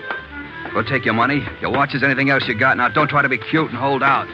All right, you, take off the watch. I'll get your billfold. You, lady, let's have the ring. This man they call Sickle went right down the line, took everything he could lay his hands on. This cop, your friend, was facing me at the far end of the bar. He was standing there just like the others. He kind of leaned toward me a little. Can you see the guy with the shotgun? Yeah. Where is he? Center of the room. The other guy still at the door? Yeah. Got his gun out? Holding it in his right hand. How far down the line is the other guy? About 10 people away. Hey, you two down at the end there. Knock it off. Hurry up, Sickle. Doing the best I can. Come on, let's have the purse, lady. You, next to the lady here, get the watch off. I'll take this wallet over. How far away now? He's getting closer. But we better set up like he says. I'm going to take the one with the shotgun first. He'll blow you to pieces. I got a gun. How far away is that guy now? I thought Jans told you two to shut up. All right, Sickle, try to move and I'll break your back. Let me go. Go ahead and shoot, Jans. Stay away from him, Sickle. All you people at the bar, down on the floor. Okay, you with that shotgun, drop it. Demas, can you get a shot at him? Not without hitting Sickle. Come on, you, I'm waiting. You got us all wrong, boy. We like Sickle, but not that much. The cop was holding Sickle as a shield. When the big guy let go of the shotgun, both the cop and Sickle ducked. The cop didn't get hit. But this man Sickle fell over on his face and grabbed at his arm. The man with the shotgun went down on one knee, holding his stomach. The man at the door took a shot at the cop, but he missed. Then the cop fired 3 shots at the man by the door. Looked like the first 2 missed, but the last one caught the man in the leg and he went down. Well, by this time, the big guy with the shotgun had recovered enough to hold his weapon again. I tried to warn the cop. Look out! The guy with the shotgun! I see him. The cop pointed his gun and pulled the trigger, but he was out of shells. Boy, Sergeant, my stomach knotted up when I heard that hammer fall against those empty chambers. The cop threw his gun at the guy with the shotgun and then ran right at him. You know, it was just as if that cop was trying to run right down the barrel of that shotgun. I glanced at the cop on the floor, then I tried to follow the 3 of them as they made their way out of the bar. They jumped into a car out front and drove off. As a kid, I used to watch Bill Hart take on a whole gang in the movies, but this way, right in front of my eyes, Sergeant, he was an awful brave guy. Did you get the license number of their car? No, I didn't. I couldn't see very well. You got a pretty good look at all 3 of the men, though, didn't you? I believe I'd recognize any of them. Thanks, Eddie. What's your last name? Bowers. Eddie Bowers. Got that, Ben? Yeah. You'll be hearing from us, Eddie. We may want you to look at some pictures for us. Glad to help any way I can, Sergeant. I hope you get the men that shot this cop. You're sure going to try, aren't you? Yeah, Eddie. We're sure going to try. The next step was for Ben and I to make a complete report to Chief Ed Backstrand. They got Lindsay, huh? That Fred Lindsay in auto theft? Yeah, that's right. Good cut. You say he wounded 2 out of the 3 in that holdup? Yeah. That means they'll have to have medical attention in a hurry. We'll check all the small hospitals, cover all the drugstores to get a line on anyone who's bought medical supplies in the last hour. Mm-hmm. As soon as medical detail notifies Miss Lindsay, I'd like to go over and see her. Smith from the medical detail's out there now. By the time you get back, we may have a flash in the drugstores or hospitals. We'll be back in 30 minutes. Call them when you get out there. Right, Ed. You might carry this with you. Yeah? I'm sick. I'm sick to my stomach about this thing. I want you to get those two-bit punks. I don't want them to see another sunrise. Got that, haven't you? Yeah, Ed. Let's go, Ben. Chandler? Yes, sir. Put out an APB. Have communications broadcast the descriptions of these suspects every 30 minutes until further notice. Get that to communications right away,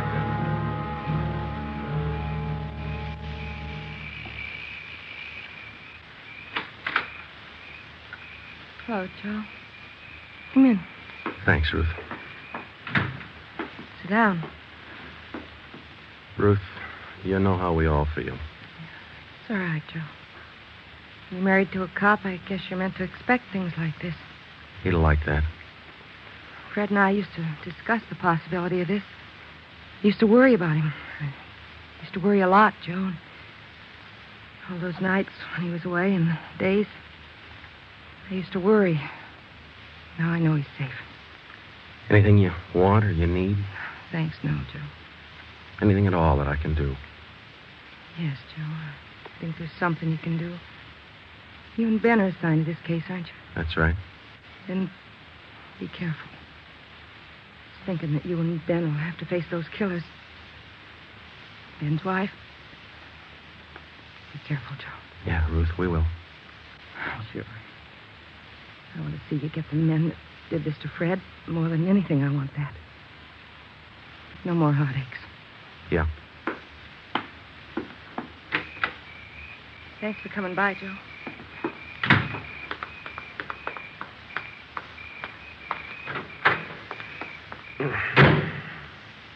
How'd you take it, Joe? Let's go. Joe, how'd she take it? You're married, Ben. You figure it.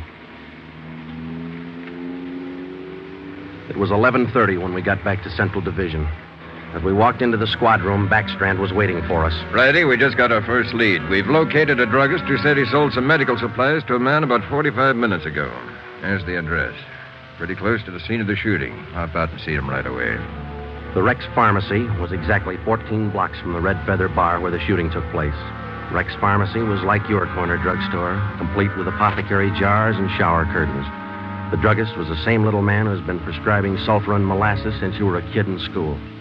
I'm just about ready to close. What can I do for you, gentlemen? We're from the police department. I've been halfway expecting you fellows. We got a report that you sold some medical supplies to a man about an hour ago. Yes, sir, that's right. Yes, like I was telling those other officers that were here a while ago. There was something funny about that little fellow. How you mean? Well, for one thing, he came in here sweating quite a bit. Of course, it's a warm night, but he seemed terribly nervous. Anybody with him? No, he was all by himself. What did he buy? Well, it wasn't so much what he bought, but how much. What do you mean? You know how most people buy iodine, a little 10-cent bottle. He bought a couple of pints. Then there was all that gauze and adhesive tape. Bought enough to repair a small army. Cotton, box of swabs. Then he asked me something that made me wonder. What was that? Asked me if I had something to probe with. That's just the way he said it. Something to probe with. I asked him, what do you want to probe for? What'd he say? Said a splinter. I told him a sewing needle would do the trick. He said forget it, and then he paid me and walked out. Uh-huh. Could you describe the man? He was a small man, dark. Like I said, awful nervous. You think you could identify him? Oh, sure I could. If I ever saw him again. Well, did he leave on foot, or was there a car outside? Left in a cab, parked right out in front. Couldn't miss it. Did you happen to take down the license number? Well, no, I didn't. But I did jot down the taxicab number. Would that help? Taking down cab numbers isn't exactly in a druggist's line, but because he had the presence of mind to do that one small thing, we accomplished in 10 minutes what could have well taken as many weeks. Maybe with this small wedge, we could do what Backstrand wanted us to do. Get the killers before another sunrise. Well, it was close to midnight when we stepped into the drugstore phone booth. I called the cab company, got the night supervisor. I gave him the number of the cab, and he checked his location chart.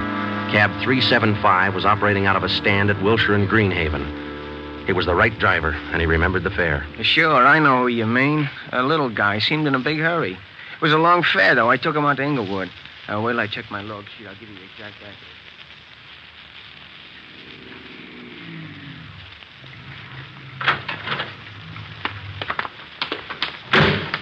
Here it is, Joe. 1523 Imperials, the rooming house. Yeah, come on. We'll check with the landlady. Kind of late, Joe. Yeah, let's stand away from the door, huh? Might not be the landlady who answers. Yes, what do you want? Police department. Oh, well, just a minute. Let me see your badge. There you are, ma'am. I'm Sergeant Friday. This is Romero. Homicide. All right.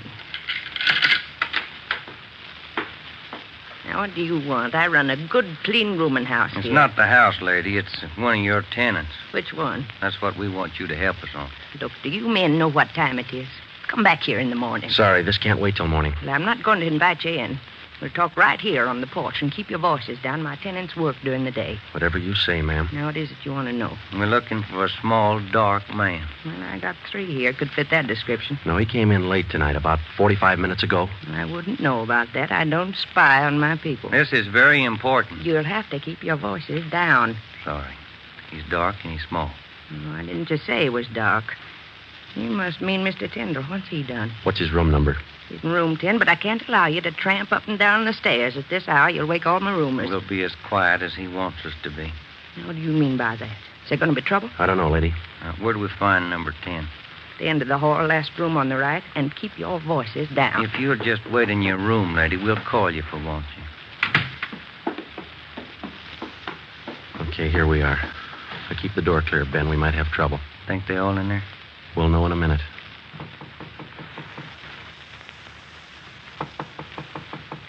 Who is it?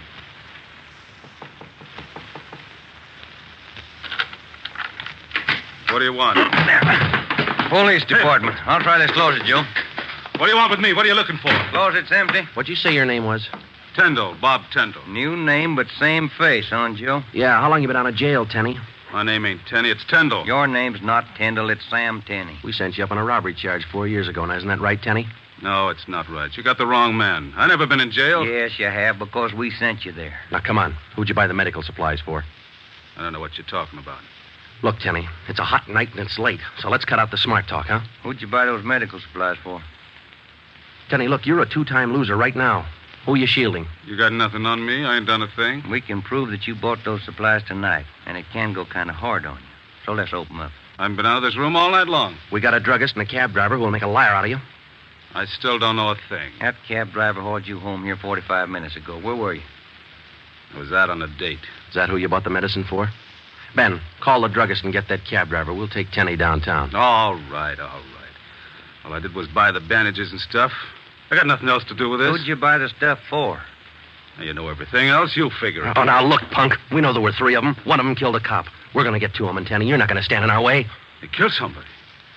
He didn't tell me that. Who didn't tell you? I don't want any part of murder. I'm going to tell you who it was, but I'm clean.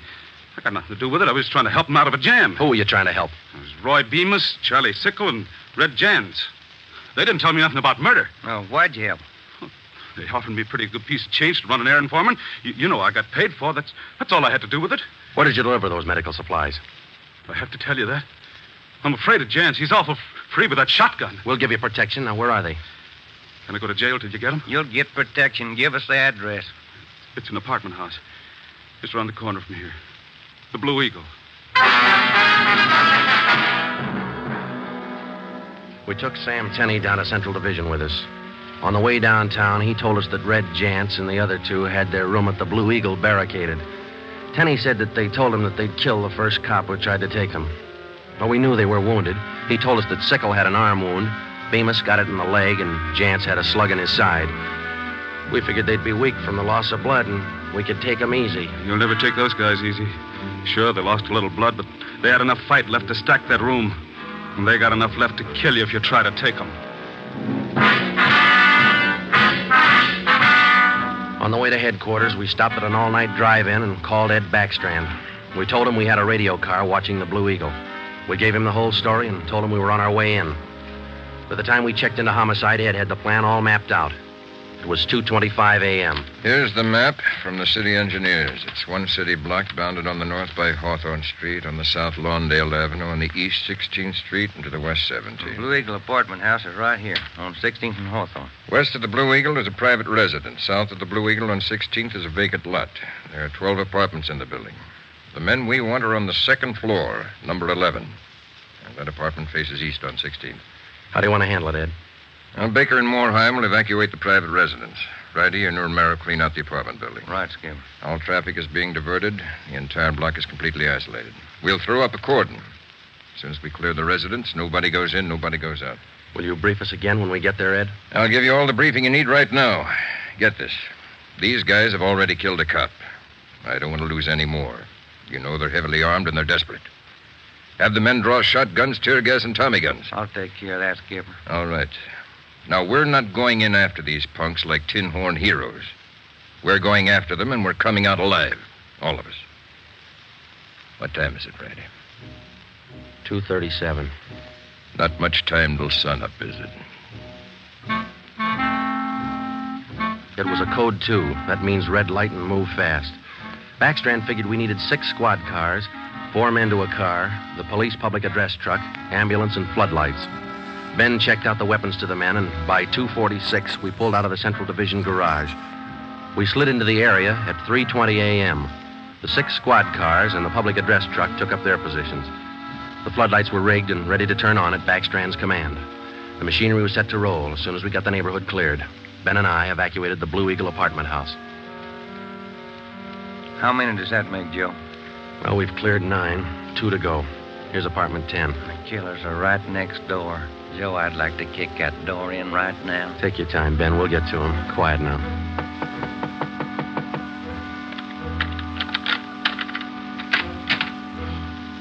Yeah, what is it? Police department. May we come in? Yeah, of course. What's the trouble? No trouble. We're evacuating the building. Now, we'll have to ask you to leave by the back door. We'll notify you when to return. Please leave quietly and lock your door. What's going on? No time to explain. Thank you very much for your cooperation. Okay, now, we'll skip 11 and go to 12. Yeah.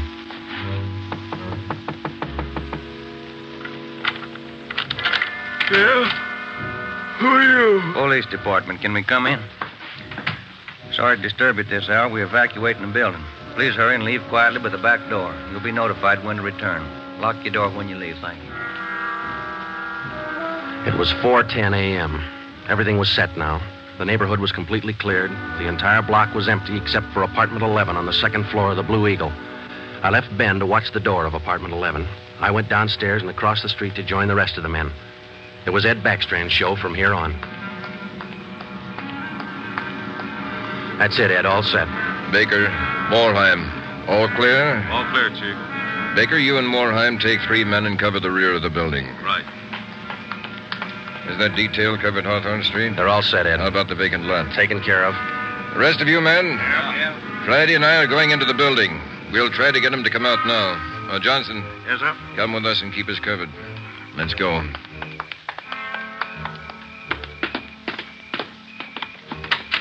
Apartment 11's up at the head of the stairs, Ed. Right. Any action, Romero? Not a thing, Skipper. Keep down, all of you. I'll try to get them out. Jance, Bemis, Sickle, you're all alone. The building's clear. Come on out with your hands behind your head. Come on out, Jance, or we'll come in and get you. You hear me? I hear you, Ed. Come on, let's get out to the street. Johnson, cover that door and be careful. Keep down. Right, Chief. Friday, Romero, come with me. We left Sergeant Johnson to watch the door, and we ran out into 16th Street and ducked down behind the police sound truck. The floodlights hit the side of the building. Backstrand grabbed the microphone. Jance, Bemis, Sickle. You've got 30 seconds to come down out of that room. Walk out backwards with your hands behind your head. Stay together. Don't fan out. 30 seconds, Jance.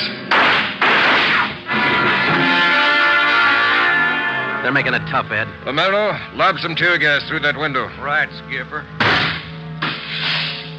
Come on out, Bemis. We're giving you a chance. That's more than you gave that cop in the bar. Come on out. That's Jance, Ed. He isn't coming out. They must have got Johnson because they're in another room. Shoot the gas in there. That's not going to get him out, Ed.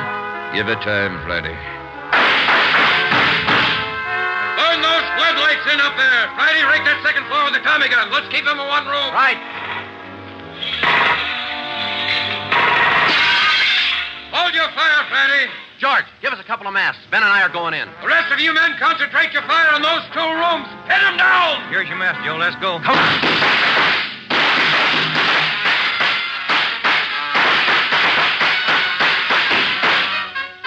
Put that mask on, Ben, and keep down. Yeah, wait a minute. Somebody coming down the inside stairs. Duck, Ben, he's got a gun. I got one, copper! Get out of my way! Stop it, you! You haven't got a chance. I'm coming through, copper! Think I stopped him, Joe. Can you see Johnson? No, it's too much gas in there. All right, you two up there. We got one of you. The other 2, come on out. Joe, think we got him? I don't know. Can you see Johnson? No, Joe. It's still too thick in there. I'm going in, Ben. Cover me. Come on. We know there are 2 of you up there. Just one, copper. Throw your gun down the stairs ahead of you. Hurry up. Shotgun, Joe. Jance. I see him. I'll take him at the foot of the stairs. All right, I got my hands up. I found Johnson, Ben. All right, Jance, outside. Come on. Move. Put the handcuffs on him, Ben. I'll cover you. How's Johnson? I don't know. Ed, get the ambulance crew over here. Jance, who's this other guy we got? Bemis. How about Sickle? I said just one, didn't I, copper? Never mind the smart talk, Jance. Now just answer the question, huh? Sickle wanted out of it a long time ago, so I let him out. He's upstairs. I let him out the back way. Mean you shot him? He wanted out, didn't he? All right. We'll take him in. Johnson's in the ambulance. I'll see you in the office. Yeah. Right, Skipper.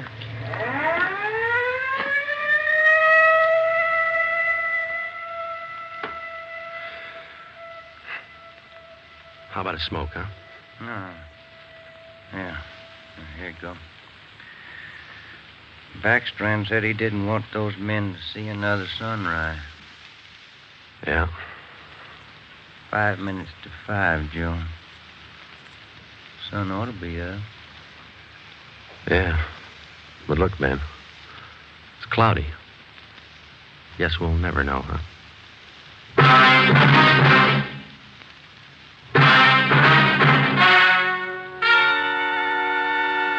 The story you have just heard was true. Only the names were changed to protect the innocent. Edgar Red Jans, the sole survivor, was tried and convicted and sentenced to be put to death in the state penitentiary in the manner prescribed by law.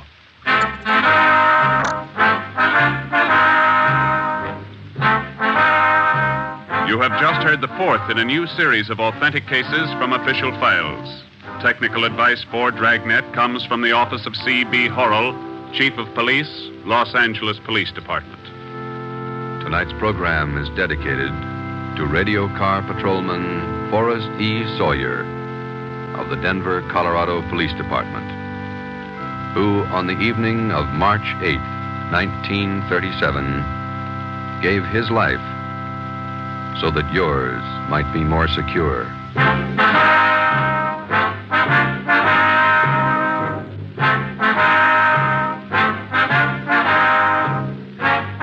Dragnet came to you from Los Angeles.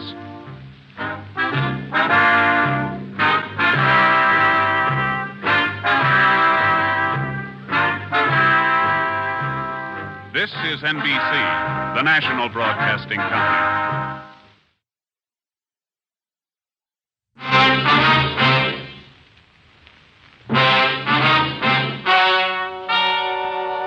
Ladies and gentlemen, the story you are about to hear is true. Only the names have been changed to protect the innocent. NBC brings you Dragnet.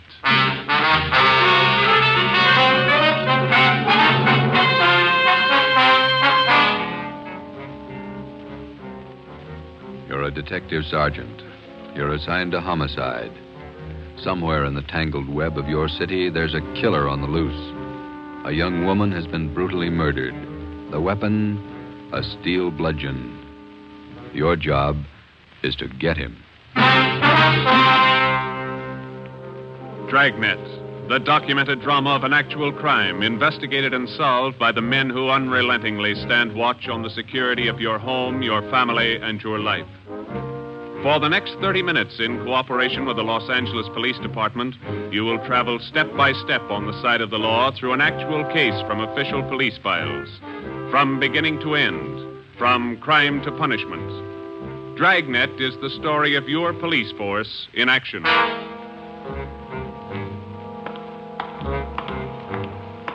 It was Thursday, March 19th. It was foggy in Los Angeles. We were working the night watch out of Homicide detail. My partner's Ben Romero. The boss is Ed Backstrand, chief of detectives. My name's Friday. It was 9:14 p.m. when I got to the old Central Jail building, third floor. The crime lab.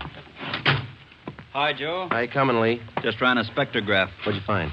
The paint flake from the victim's head matches that paint on the hunk of pipe. Any prints? No, the pipe was clean, no latent prints. Well, that figured. Anything else? Got those blood test reports. A couple of slides for you to look at under the comparison mic. Mm-hmm. Thanks, Lee. Oh, hi, Joe. Didn't hear you come in. What's it look like, Ben? Well, here's the blood test reports. This one is blood found on the piece of pipe. Type A. This one's blood from the victim. Type A. They match. That's right, boys. Doesn't mean too much, though. Did you look at these slides under the microscope? No, not yet. Well, this is your clincher. Wait till I get the light. Okay, take a look. Mm-hmm. Got a make? Yeah, go ahead. Well, this slide here on the right, that's a slice of hair from the victim's head. On the other slide is hair found on the steel pipe. Yeah? She had wavy hair. Both specimens are flat. Same hair, Joe. You got anything on that piece of pipe, Lee? Nothing. Just ordinary steel pipe. 14 inches long. What else you got? The plaster impressions of those footprints we found by the body. Here they are. Crepe sole? Tennis shoes, new ones, size 9, good impression. Ground was soft. Man about 150 pounds, according to the length of stride, roughly about 5 feet 10 inches tall. Yeah, new shoes, all right. You can still read the manufacturer's label. That's right, made by the Sport King Company. Well, that's something to follow up. Yeah, sure, you could start with the tennis courts. Only about 1,000 or so in L.A. Maybe you'd rather track down the brand. These particular tennis shoes are the biggest sellers in the country. Yeah. Where'd you like to start, Minneapolis or Pullman, Washington? What about that glove? Yeah, you might look for a missing glove. Yeah. They go well with the shoes, just about as common. White cotton work gloves with a blue top. Here's the right glove. You find the left one. Blood on the glove? Type A. Well, that's good evidence, Jones, but where's the lead? Now, look, I don't ask you to pay my parking tickets. You want to see blow-ups? Okay. Right over here. Oh, yeah. This is the vacant lot where they found the body. Yeah, that's right. Here's a close-up of her showing the location of the murder weapon, the glove, and the footprints relative to the position of the body. Looks as bad as yesterday. Sure did work her over, didn't he? The rest of these are morgue shots. Interested?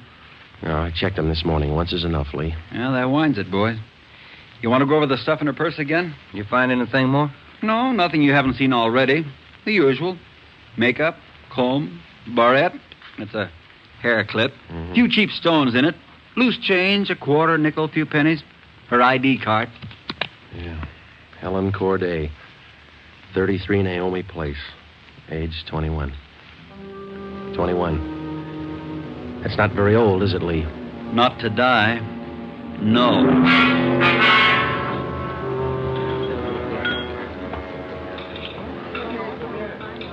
Helen Corday. Who could kill Helen Corday? Why? Why do you say that, Mr. Myra? People kill for money. They kill for love.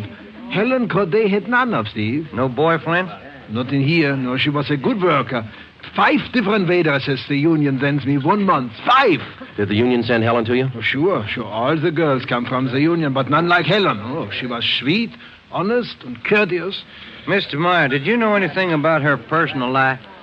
Only that she was a good worker. Everything else she took home with her from this place. Did she ever mention any men to you? Anyone at all? No gentleman, not one. No. How much money did she make here? I paid her $26.50 a week, every Tuesday. And not much salary for so much work, but the tips are very good here. Nice customers. Mm-hmm. Nice This her home address, 33 Naomi Place? 33 Naomi, that's right, yeah. Thank you very much, Mr. Myra, for your time. I wonder what kind of a person does things like that. Who could kill Helen Corday? Everybody liked Helen. Helen Corday? I never liked her. Come on in the office, boys, where we can talk. Never liked her because I never knew her. You the head of the union? Not just a steward. And I know most of the girls. This Corday girl, what'd she look like? Small brunette, about 5'3". Here's a picture. Yeah. Pretty girl, wasn't she? Oh, sure. Placed her out at Otto's place. Nice little Dutch fella. Out of Myra. That's right. He seemed to think quite a lot of her. Yeah, she was a fine worker. Oh, sure. Always right up on her dues. Paid all the assessments right on time. Thought you said you didn't know her. Well, not right off, I didn't, but when you showed me that picture there, placed her right away. You know anything about her personal life? Hey, wait a minute. Why all these questions? Helen Corday was murdered last night. Oh. Who did it? You know anything about her personal life? Well, you can see my position, Sergeant. 1,200 girls. Check 'em in, check 'em out. Just names to me till I see a picture of 'em. You wouldn't know if she had any boyfriends here in the Union, or waiters, busboy? That I wouldn't know. Like I tell you, Sergeant, I never knew Helen Corday. Sure, I knew Helen Corday. Gus plays a nice piano, huh, Sergeant? Yeah.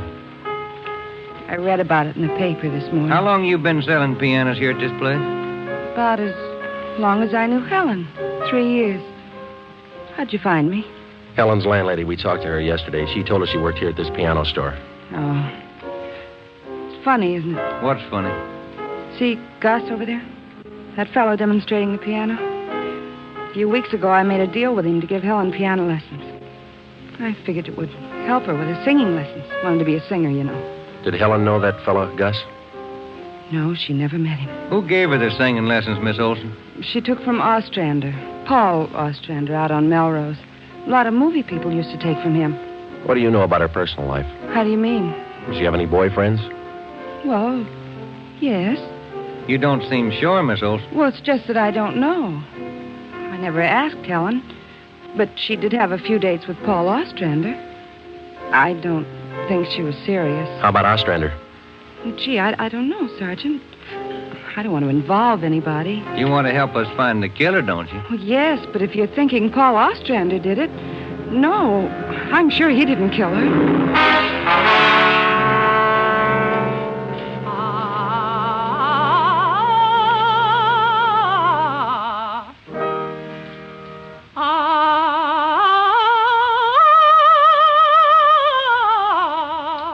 That's all for today, Victoria. No, gentlemen. I did not kill Helen Corday. You gave her singing lessons, Mr. Ostrander. You knew her pretty well? Yes, I gave her voice coaching for about 1.5 years. Helen showed a little promise. Not a great voice, a bad vibrato. You knew her pretty well. Why do you say that? Mr. Ostrander, didn't you used to take her out once in a while? No. No, I didn't know Helen socially at all. We know you had dates with her. That's not true. Only times I saw her was when she came here to the studio for lessons. You better tell the truth, Mr. Ostrander. We can prove that you've been out with her. Afraid of the publicity, is that it? Certainly that's it. I have a successful business here. I've spent years building it. Anything like this would ruin me. Then you have been out with her. Only a few times. Nothing serious. I had nothing to do with her murder. Now, that's the truth. Don't you know that withholding information about a thing like this can go kind of hard for you? Yes, I know that. What else could I do? Mr. Ostrander, somewhere in this city right now, there's a guy who beat a young girl to death. He crushed her skull with a piece of steel pipe. We need every bit of information we can get to track him down. I know that, Sergeant. You could have come to us. We wouldn't run to the newspapers with it. If the information's confidential, that's the way we treat it. Most of the time, it's the people who run to the newspapers first. Then they come to us. That's right, Mr. Ostrander. People are their own press agents. Sergeant, I'd like to know what right you have to invade my privacy and lecture me on my civic duties. All right, I'll tell you what right, Ostrander. We want the man who murdered Helen Corday. I got as much right as he had at 12:14 this morning. Come on, Joe. Yeah. Thanks, Mr. Ostrander. Sorry if I invaded your privacy.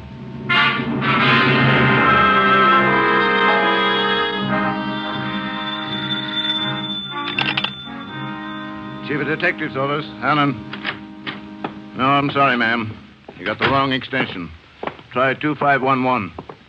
You're welcome. Hi, Friday, Romero. Chief's been looking for you. Thank you, Mike.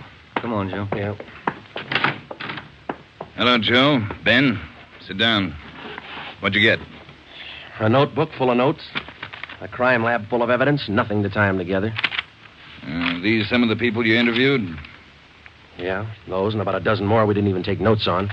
It's hard to figure, Skipper. Everybody seemed to like this girl. Helen Corday. No known relatives. Single, unattached girl, living all alone in the city. Few friends and no enemies. None we can find anyway. Are you satisfied that all the people you interviewed are in the clear? Well, if we're going to stick to the simple robbery motive we are, the kind of money Helen Corday made wouldn't interest those people. How are you doing on the outside leads? Nothing. If we could just find one hole someplace, anything. All right, now look. You've got a lab full of evidence across the street. You've got a book full of names here. You've got the pieces. Now fit them together. They just don't add. Well, go over them and keep going over them until they do add.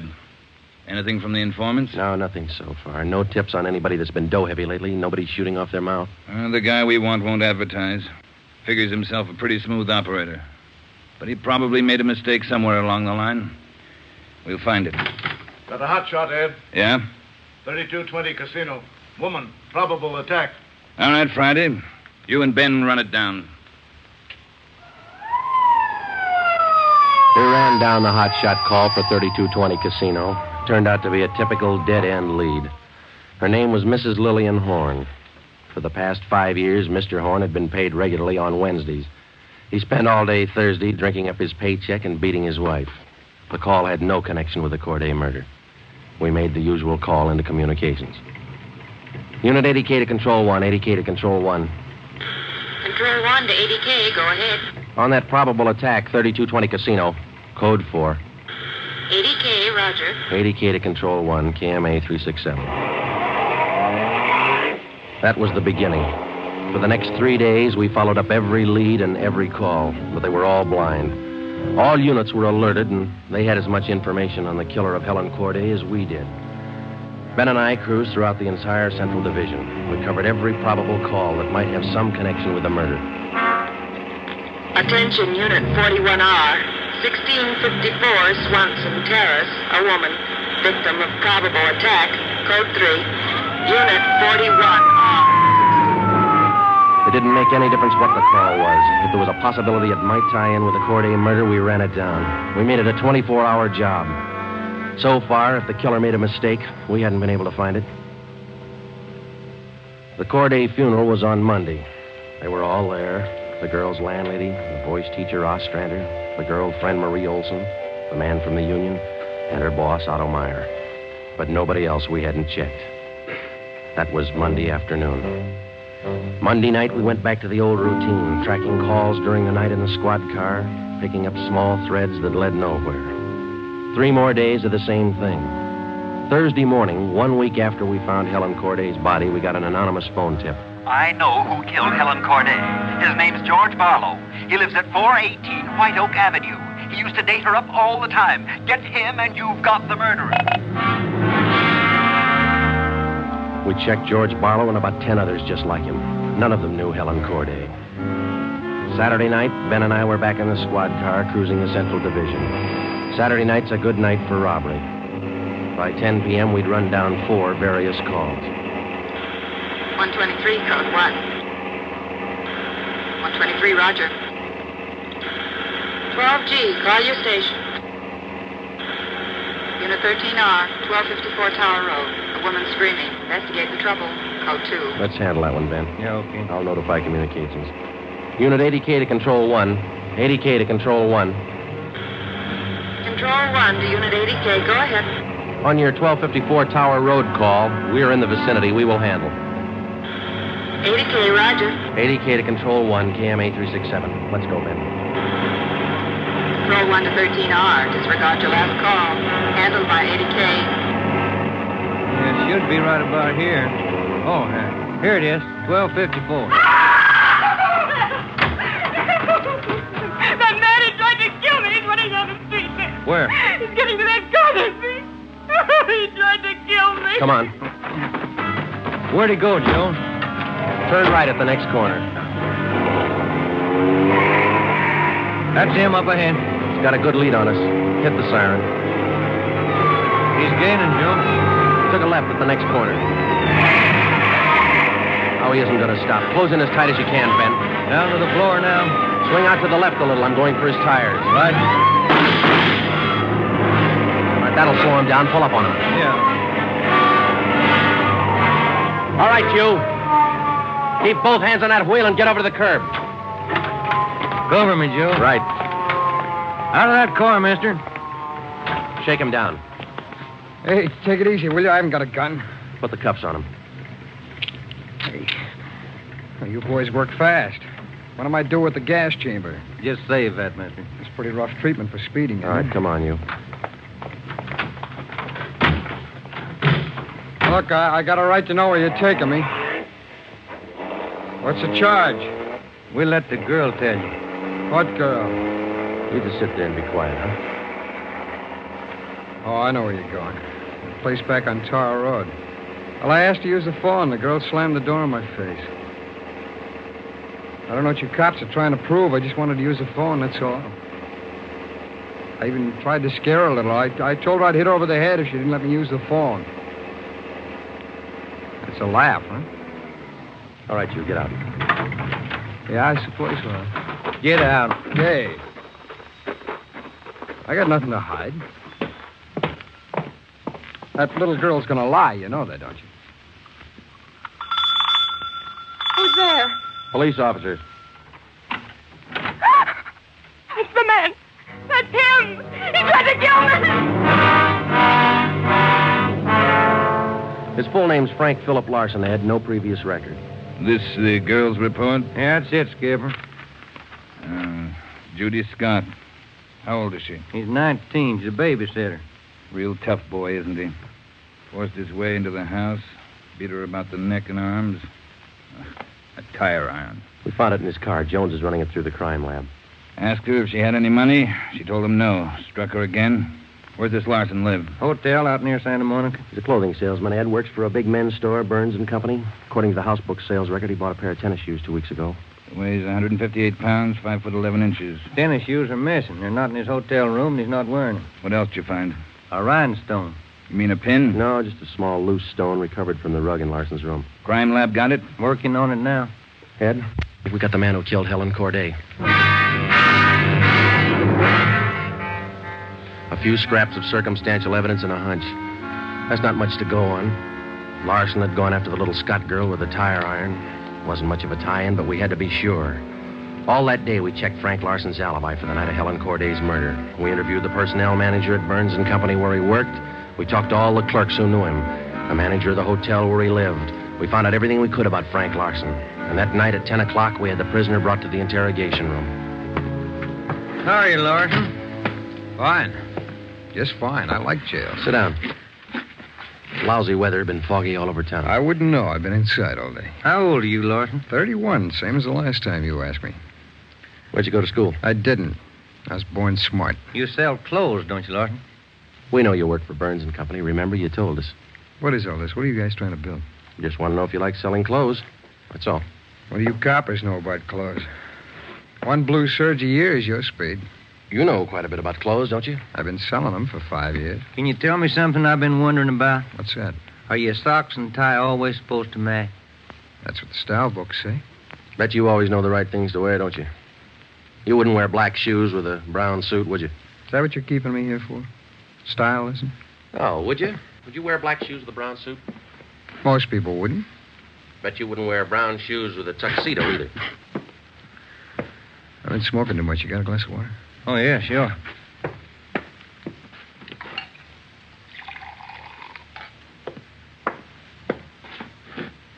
There you are, Larson. Thanks.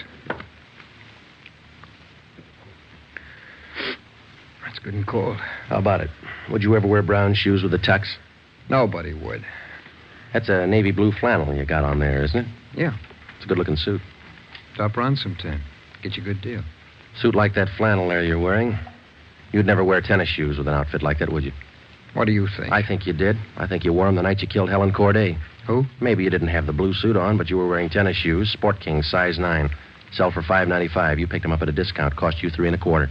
Where'd you get that? Out of the house book, Burns and Company. You wouldn't have those shoes around now, would you? We couldn't find them in your hotel room. Your boss, Mr. Craig, used to think a lot of you, Larson. Before you started drinking on the job, your commissions used to run pretty high up for the last couple of months. What happened? That cheap rye get to you? Well, you two really nosed around, didn't you? When are you going to tell me what I eat for breakfast? Cornflakes, cup of coffee, donut, sometimes 2 donuts when you're hungry. Elsie waits on you at the Royal Cafe. She gets a dime tip. Can I have some more of that water? Help yourself. There's a cooler. They're good and cold. How about it, Larson? Where are the tennis shoes? They wore out. In 3 weeks? Can't be very good tennis shoes. No, they didn't wear out. What'd you do with them? You know all the answers. You figured it out. We know you bought the tennis shoes. We don't know where they are now. We know you had them, size 9. 3 feet from the body of Helen Corday, we found 2 size 9 footprints made by a pair of Sport King tennis shoes. We figured the man weighed about 150 pounds. You weigh 158. Figured he's about 5'10". You're 5'11". You come awful close to being the same build as the man who killed Helen Corday, don't you, Larson? And you wear the same size tennis shoes, same brand name. A lot of people wear 9s. It's the average size. They sell a lot of Sport Kings, too. Everybody wears them. If we could find your pair, might make a difference. Doesn't mean your tennis shoes made the prints by the body. Doesn't prove it didn't, neither. What'd you do with them, Larson? I threw them away. That's too bad. Might make a difference. No, what difference could it make? I threw them away, that's all. Now, how about the mate to this glove? I never saw it before. Found this right-hand glove by the body of Helen Corday. Just an ordinary cotton work glove. Everybody wears them. If we could find the missing left glove, why, it might make a difference. Size medium. That's average, too, isn't it, Larson? I never saw work gloves. I wouldn't know. No, but you bought work gloves, haven't you? Not a pair of those. I mean like this, don't you? We only got one. What kind of work gloves did you buy? I didn't buy any. You just said you did. I never said I bought any work gloves. You bought tennis shoes, though, didn't you? I told you I bought the tennis shoes. Didn't I tell you I bought them? No, you didn't tell us. We told you. Found out from Burns & Company where you worked. All right, you told me. I bought them. You know that. Same kind of tennis shoes that made footprints by Helen Corday's body. It wasn't me. Then why won't you tell us what you did with these I've shoes? already told you I threw them away. They were only 3 weeks old. Must have worn out awful fast. I didn't say they wore out. They got too dirty. No, you told us they wore out. Remember, Larson? I don't remember what I told you, but I don't have them now. We know you don't have them now. Where are they? He told us. They got too dirty. Right, Larson? Yes. Yes, that's what I said. Anyhow, you haven't got them now. No, I haven't got them now. All right, now, just for the record, Larson, which was it? Did they get too dirty or did they wear out? Whatever I said before. You said both before, Larson. All right, I said both. You haven't got anything on me. We got that little Scott girl statement from last night. She says you tried to kill her. She's lying.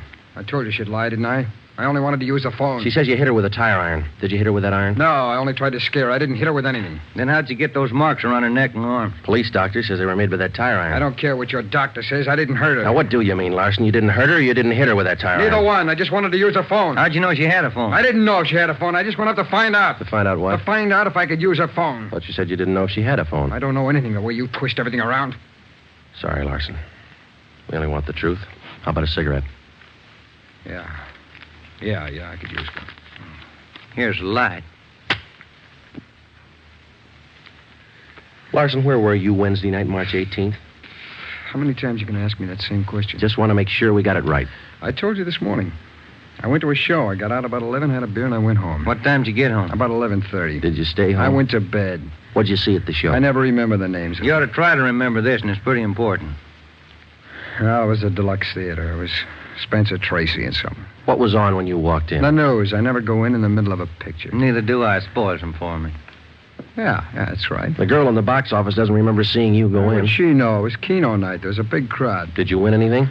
I never do. Anybody hit the jackpot? I don't remember. They give away a lot of money at those neighborhood theaters. I always remember who hits the jackpot. Well, all right, you do. I don't. Do you remember if anybody won the jackpot? I told you, no. Did they have a jackpot at that show? I guess they do. I don't know. You knew it was Keno night. You should know if they had a jackpot. Maybe they had a jackpot. I don't know. I went out for a smoke.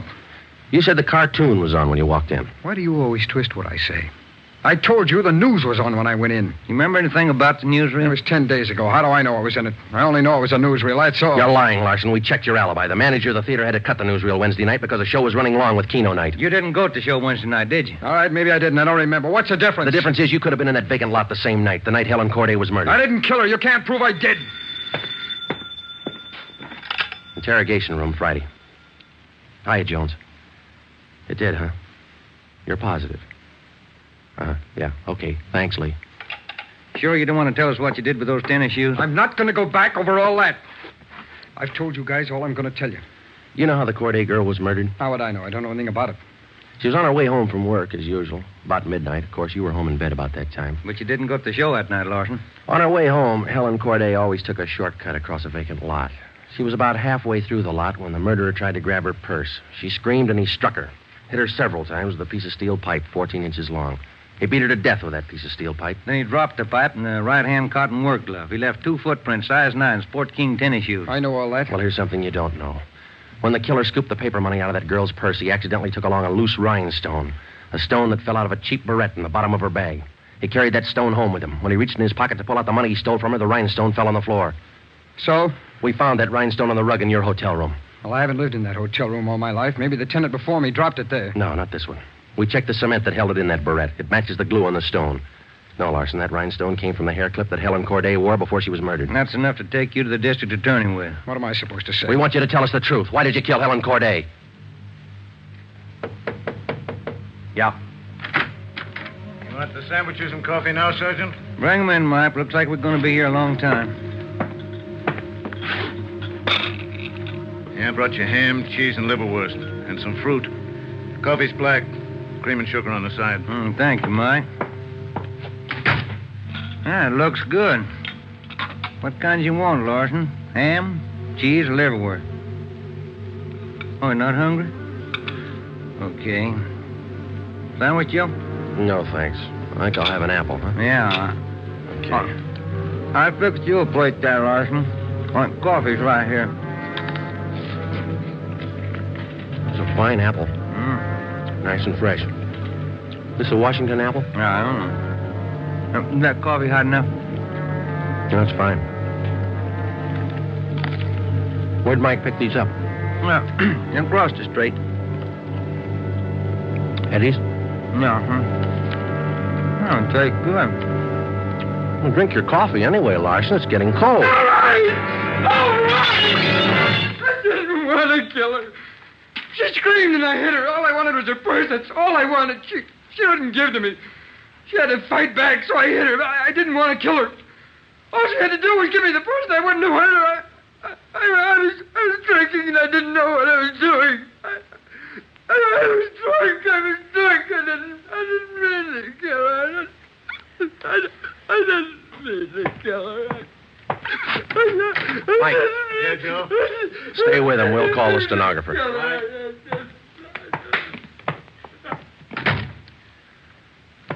See you tomorrow, Joe. Good night. Yeah.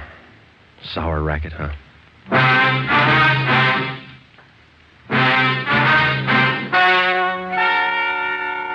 The story you have just heard is true. Only the names were changed to protect the innocent.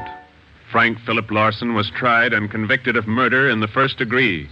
He was executed in the lethal gas chamber at the state penitentiary.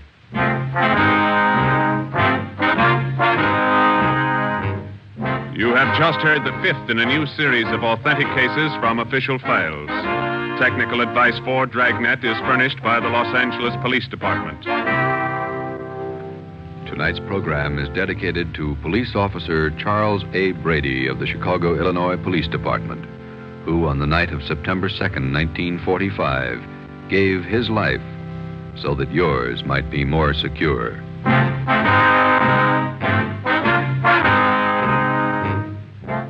Dragnet came to you from Los Angeles.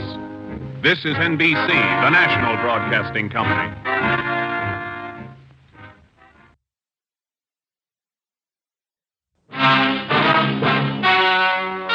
Ladies and gentlemen, the story you are about to hear is true.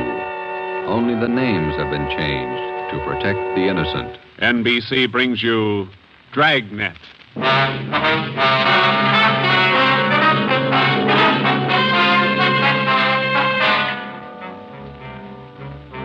You're a detective sergeant. You're assigned to robbery detail.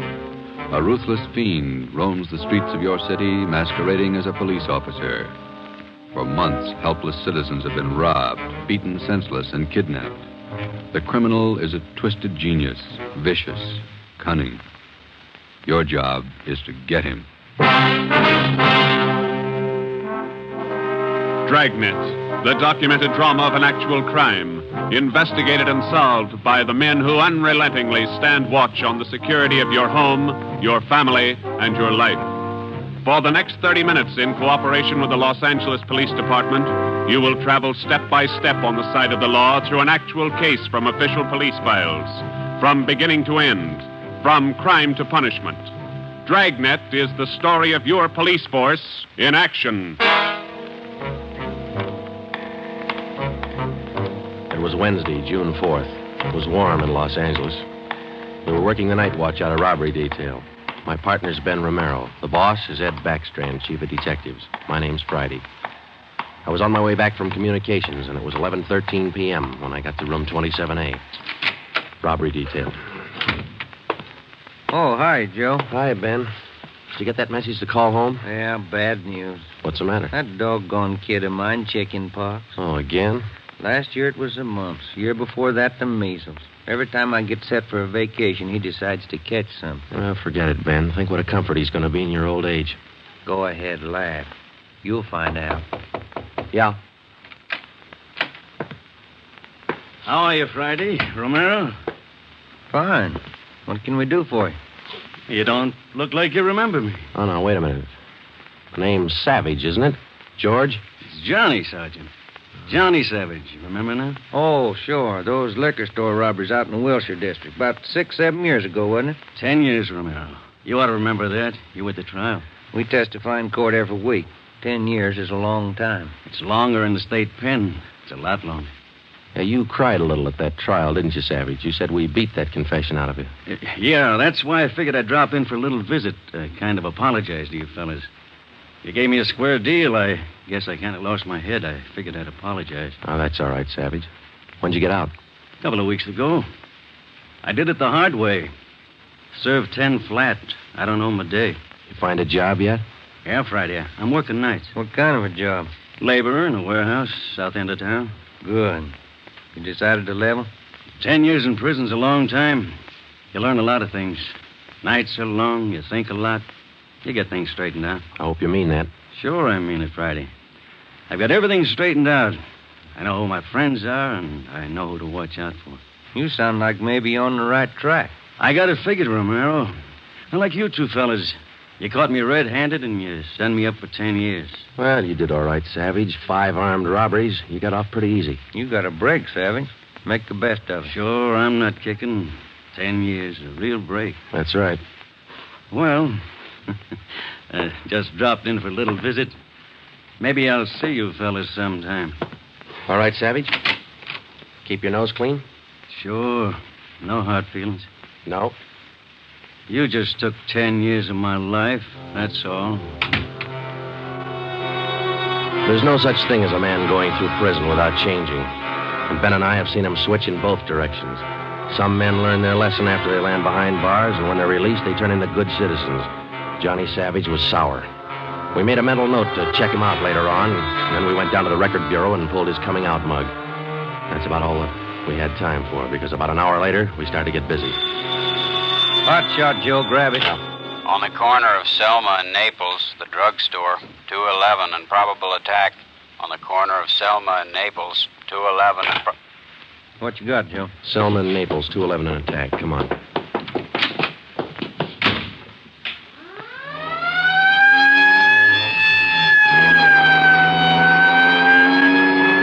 Here we are, Joe. Over there on the far corner.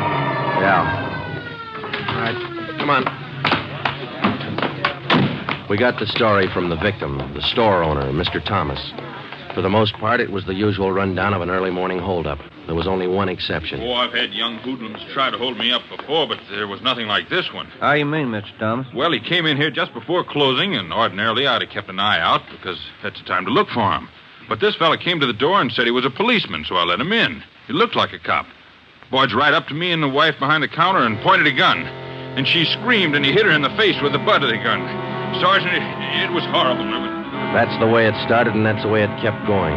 Because most of the victims and most people don't realize that as a citizen, they have the right to check on police officers' identification when in doubt. After we got the story from Mr. Thomas and checked the store in the neighborhood, Ben and I headed back for the office. Attention, all units. At the end of North Baxter Road near Hillcrest, victim of 211 and slugging. Car 7172, take the call. Code 3. Attention, all That's units. 4 blocks away from the last one. Let's roll on it, huh, Ben? Right, I'll hit the siren. You get the light. By the time Ben and I got up to the end of North Baxter, the men from car 71 were already there. The victim was telling his story. His face looked like it had been through a meat grinder. We're just shifting the car into second to make the hill when I hear this siren behind me, and I see this red light flashing in the side view mirror. Well, naturally, I pulled over to the curb, and I was just reaching for my driver's license when the cop runs up, yanks me out of the car, and starts clubbing me in the face with the butt of his gun. Did you get a look at him? Think you can describe him? No, I'm afraid not. He swung me around and kept me staring into that red light on his car all the time he was beating me. after a while, everything just went black. When I woke up, my wallet was gone, all my money's... 45 minutes later, Ben and I were interviewing the third victim, a young housewife out in the Wilshire district. Same trademark. I tried to tell him, Sergeant. I tried to tell him I didn't have any money, but he wouldn't listen. He kept holding me by the throat, beating me with his fist like he enjoyed it. Beating me. Yeah, all right, Mrs. Jameson. Could you tell us how he got in the house? He came in the front door and rang the bell. I opened the door, but I left the burglar chain on. He said he was a policeman. So when he demanded I open the door all the way, I did. Then he grabbed me. And you can't describe the man for us, Mrs. Jameson? He was tall, and he had dark hair and big hands. That's all. It was like a nightmare. A horrible nightmare.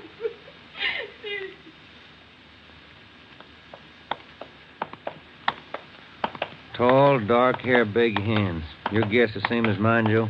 Maybe. Let's wait and see. Come on, let's check with the boss. Hi, Mike. Hi. He's waiting for you. In there. Come on, Ben. Chief of Detective's Office. Hannon. Sit down. Yeah, Skipper. All right, you two, let's have it. The guy with the red light? Yes, the guy with the red light posing as a policeman. Why hasn't he been picked up? You know as much about it as we do, Ed. We got our first call around midnight. He knocked over a drugstore out on Selma. He hasn't stopped working since. Didn't you get any definite lead on him? No description, no license number? Nothing. He's tall, big hands, dark hair, that's all. Fine. Either of you got any ideas? Could be anybody, Skipper, with that description. You're sure it wasn't anybody on the force? We sent all the victims down to personnel.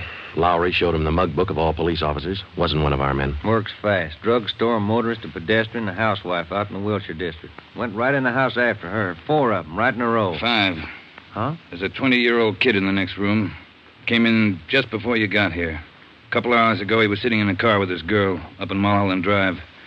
This red light bandit comes along, slugs him, and kidnaps the girl. Kidnapped? She still missing? Not a trace. When did this happen? A couple of hours ago. They brought the kid over from Georgia Street Hospital. We can talk to him now. He's had a bad time. Right in here. Okay. Pete, we're going to have to ask you a few more questions. Oh, yeah. Okay. It feels a little better now. This is Sergeant Friday and Sergeant Romero. Hi, Pete. Hi. Can you tell us what time the trouble started? Oh, about 10:15, 10:30. Sally and I were sitting in the car talking about where we were going on our honeymoon. We're going to be married next month. And then this car pulls up behind us and starts flashing a red spotlight on us, and a guy runs over and pulls open the door. He said he was a cop. Did you get a good look at his car, Pete? I think it was a black sedan. Did you get a look at the man, Pete? No, I didn't. It was pretty dark, and he kept me staring into that red spotlight. It all happened so fast. Then he started slugging me, and I went down. What happened then? Well, the next thing I knew, Sally was screaming. He had one hand on her throat, and he had her backed up against the side of the car. He was beating her with the other hand. Some kind of a short billy club. I got up and I started for him, and he slugged me again. When I came to, Sally was gone. Anybody check the area up there, Ed? Yeah, Davis and Griffin. Didn't find a thing. Oh, Sergeant, you gotta find it. You got to. I wouldn't know what to tell her folks. I wouldn't know what to say. That's all right, Pete. We'll find her. You take it easy. Got a hot shot, Ed, up in Summit Road near Westmore. A woman, unconscious. Ambulance follow-up. Possible dead body. All right, Hannon. Look after Pete here. Friday, Romero, let's go. Up ahead, Romero, to the right. Okay, Skip. Yeah, there's the ambulance and the cruiser car. Sure a lonely-looking spot. All right, come on. Hiya, Doc. What'd you find? Hiya, fellas. Right over here. Just gonna take her in. Where'd you find her? Over there, by the side of the road. Somebody driving by saw her. They called us. Any identification? This bracelet on her wrist. To my dearest Sally, from Pete. December 25th, 1947. That's a girl, all right. What are the chances, Doc? I wouldn't bet on them. Pretty bad shape. Well, have you seen enough? Yeah. Friday, Romero, call the crime lab and check the area for footprints and tire tracks. I'll ride back in the ambulance with the girl. If she regains consciousness, I want to talk to her. All right? Okay, Ed. I'll meet you in the office by 8:30. We're working straight through till we get this guy. See you at the office, Skipper.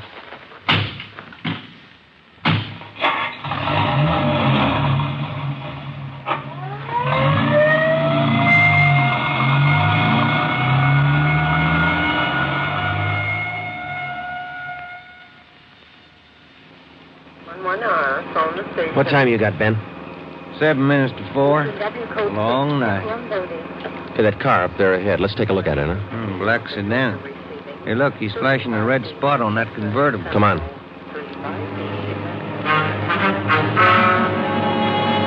He sees us, Joe. He's pulling away. Get that gas pedal down to the floor. They're already there. He's turning off right. Hit the siren. I'll get the light. We're gaining a little, Ben. Next corner to the left. Joe, where'd he go? It's a fancy driver. Try the alley up ahead to the left. Here. Must have turned up that cross street. Get through the alley and double back on him. Right. There he is, Ben. Look out. Watch it, Joe. Watch it. He's going to ram us.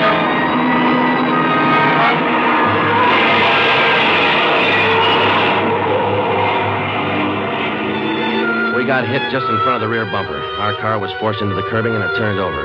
He was real lucky. He kept right on going. But this time, Ben and I were sharing the luck.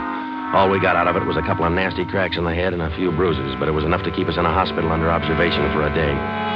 By this time, Ed Backstrand was fuming. So were the newspapers.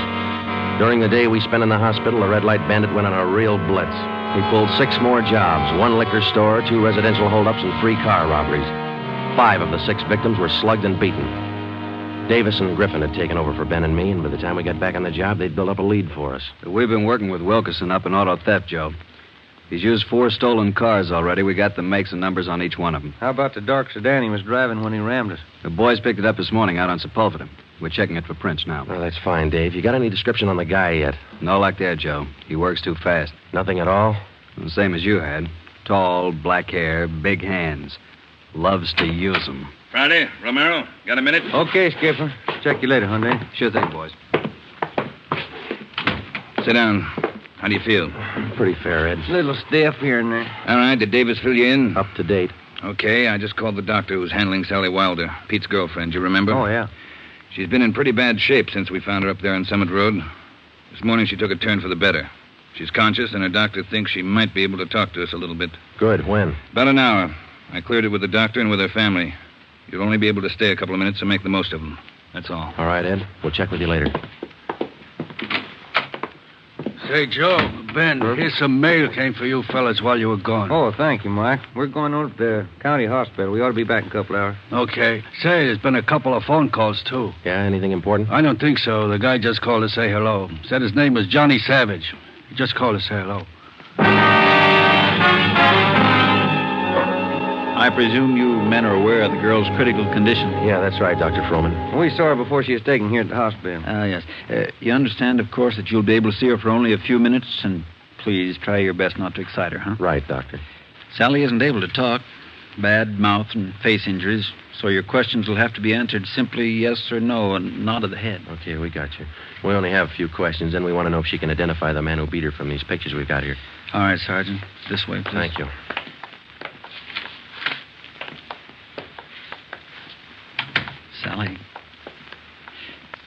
Sally, these gentlemen are from the police department. They'd like to ask you a few questions. Now, there's no need to be nervous or afraid. Just simply nod your head yes or no. Now, that's fine. All right, Sergeant. Sally, did you see the man who attacked you? Yes. She says yes. Did you get a good look at his face? You did. All right, Sally, now you can answer these 3 together, just yes or no. Was he tall? Did he have dark hair? Did he have large hands? He did. Ben. Yeah, Jim. Hand me the folder. Yeah. Here you are. Thanks. Now, there's just one more thing, Sally. I'm going to show you some pictures now. Take all the time you want before you make up your mind about each one. If you recognize any one of these men as the person who attacked you, just nod your head, all right? That's fine. Good. Here's the first one. No? All right. Here's the next one. No. How about this one? No? All right. Here's another. You recognize him? This was the man? Are you sure, Sally? Thank you. That's all. Let's go.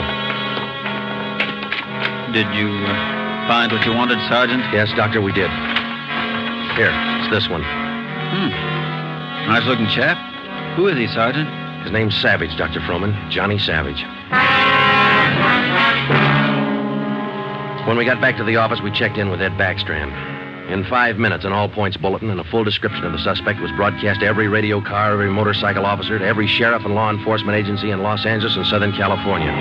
By nightfall, the manhunt was on. More than a dozen extra patrol units were called in for duty that night, and when they pulled out of the police garage, the name, the picture, and the full description of Johnny Savage was in the possession of every officer. The same for the patrolmen, whether they walked a beat downtown or out in the residential areas. The picture of Johnny Savage went with them. Everything was done that could be done. On the second night of the manhunt, far out on the edge of town, Johnny Savage, the Red Light Bandit, got his 12th victim, a 63-year-old storekeeper. Attention, all units. 939 Markham Street, near Clark. 211 and slugging, code 3. Ambulance dispatched. All units. 939 Markham Street, near Clark.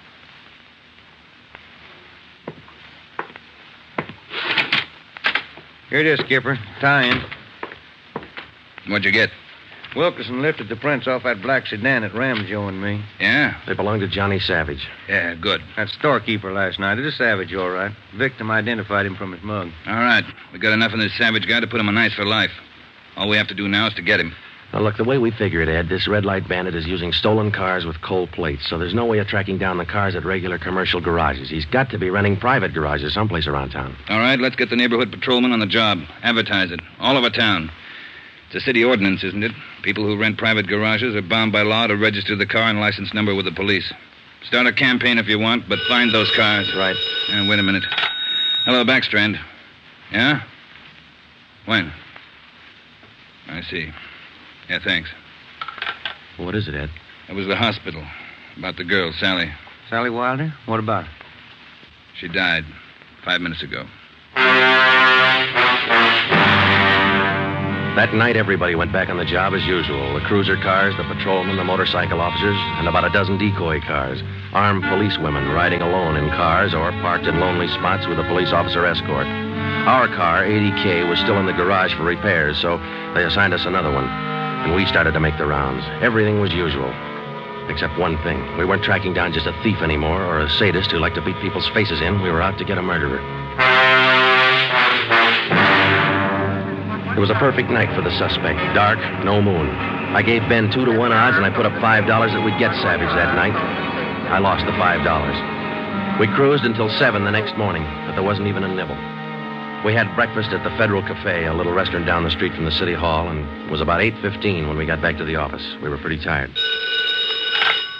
Robber detail, Romero. I would like to speak to Sergeant Friday. Just a minute. It's for you, Joe. Okay, thanks. Friday talking. Sergeant Friday, I want to talk to you. Well, I'm listening. Go ahead. I want to talk to you in person as soon as possible. Can't you tell me over the phone? What is it? I cannot tell you over the phone. It is very important. Can you come now? Well, now, look, mister, I'm awful sorry, but we're very busy down 554 Ramona Avenue. Can you come now? Well, what's this all about? Who is this speaking? My name is Carl Savage. My son's name is John.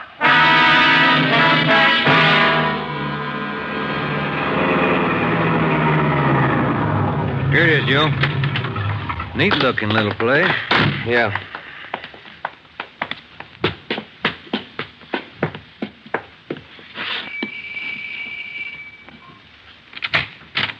Yeah? I'm Sergeant Friday. You Mr. Savage? Yeah, come in. Okay.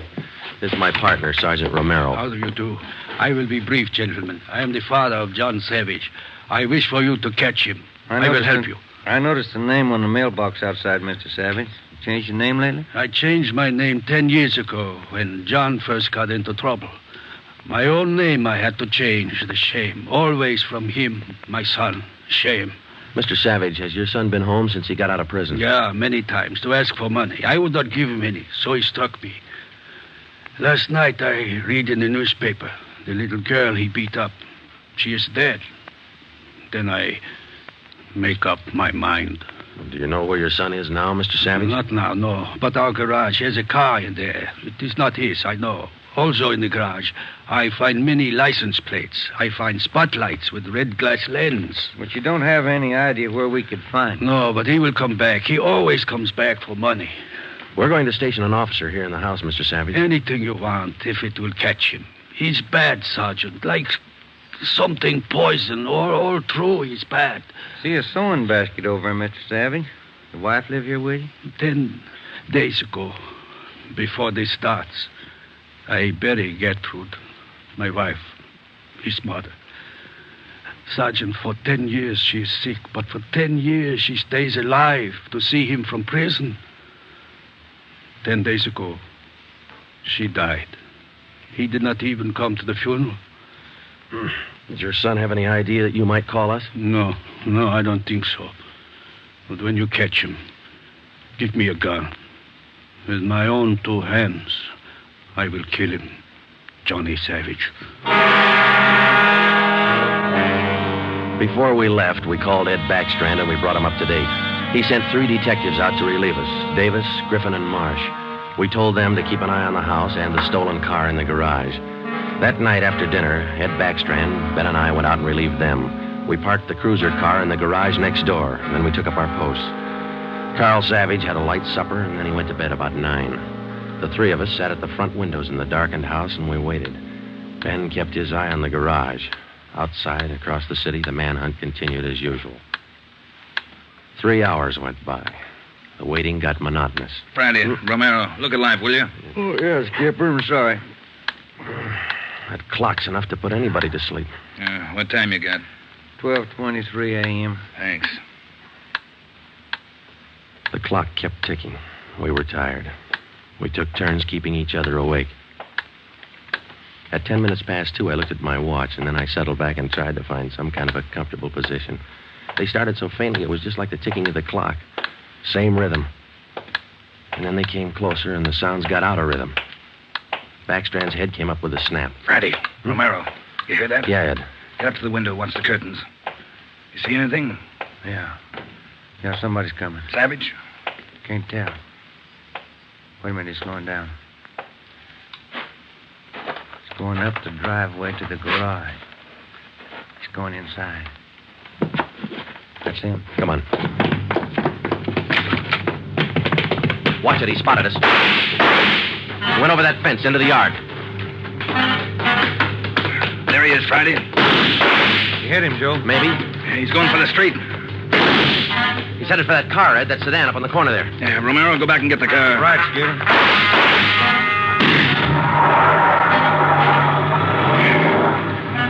Must have parked up the block before he came around. Where's Romero? I don't know. Oh, here he comes now. All right, let's go. Get that radio on, Joe. It's already on, Ed. All right, give him a call. Any sign yet? No, nothing so far. Next corner to the right, Ben. Unit 80K to Control 4.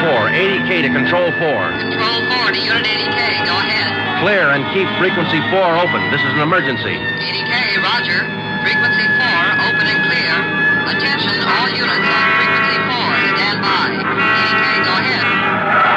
Yeah, there he is, Friday, up ahead. Dark blue sedan. Control 4. We are in pursuit of the possible red light bandit. Suspect is driving a dark blue 1949 sedan. License number in the 7 column. 61 Robert 784. Use caution. Suspect is armed. Code 3. Attention, all units. Attention, all units. Unit 80K now pursuing possible red light bandit. Suspect is driving a dark blue 1949 sedan. License number in the 7 column. 61 Robert 784. Use caution. Suspect is armed. Code 3. Your location, 80K. Control 4. We are headed east on Wilshire Boulevard, crossing La Brea. Attention, all units. Suspect is headed east on Wilshire Boulevard, crossing La Brea. Watch it, Romero. Don't lose him. I see him, Skipper. Control 4. Still pursuing red light bandit. Headed east on Wilshire, now crossing Rossmore. Attention, all units. Suspect is still headed east on Wilshire, now crossing Rossmore.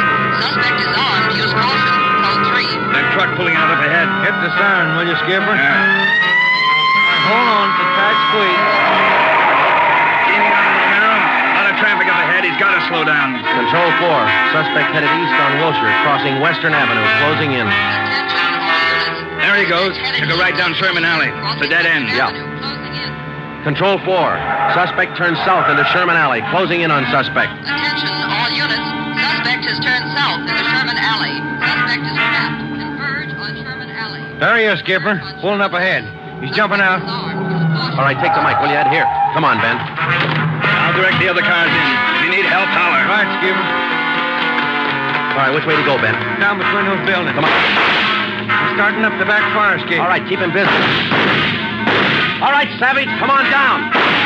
He wants to go the rough way. One more chance, Savage. Come on down. No use, Joe. He's heading up for the roof. Come on. He climbs like a monkey. Come on, let's get him. Yeah, all right. Come on. All right. Here, I'll give you a hand. Here's the rope. Where'd he go? I don't know. Let's spread out. All right, Savage, you're through. Throw your gun out. Come out with your hands up. Watch it, Joe. He's running for the edge. He's going to jump. I'll get him. All right, up, guy back here. You lousy copper, you dirty, lousy cop. I'll kill you out. You're through, Savage. You're through.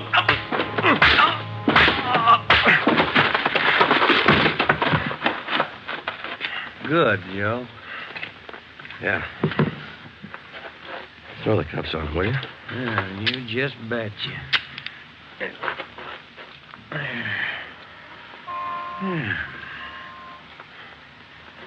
You want to smoke? Yeah, I could sure use one. Thanks. Quiet up here.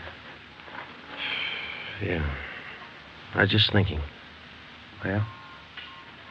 Carl Savage, this guy's father. Mm-hmm.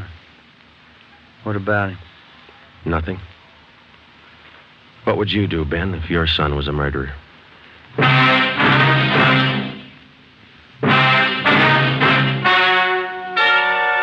story you have just heard is true.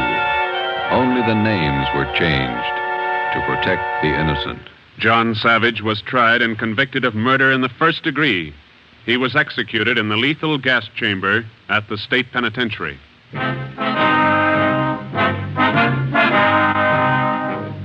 You have just heard the sixth in a new series of authentic cases from official files.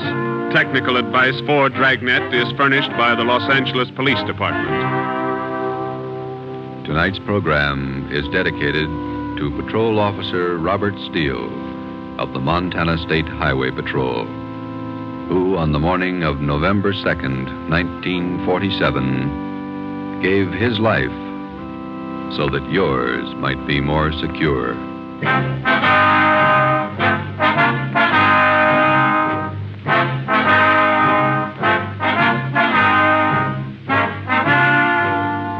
Dragnet came to you from Los Angeles.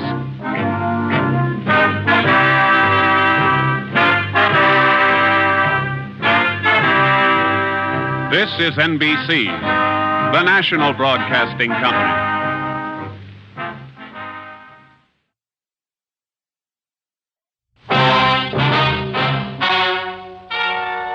Ladies and gentlemen, the story you are about to hear is true. Only the names have been changed to protect the innocent. NBC brings you Dragnet.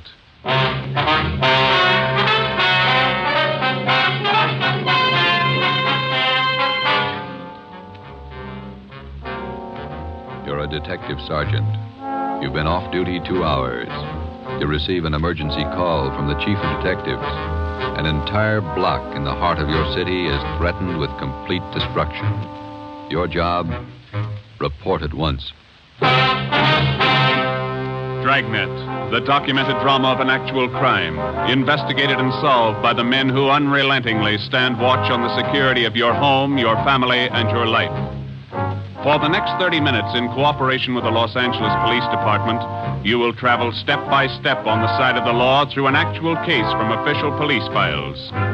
From beginning to end, from crime to punishment, Dragnet is the story of your police force in action.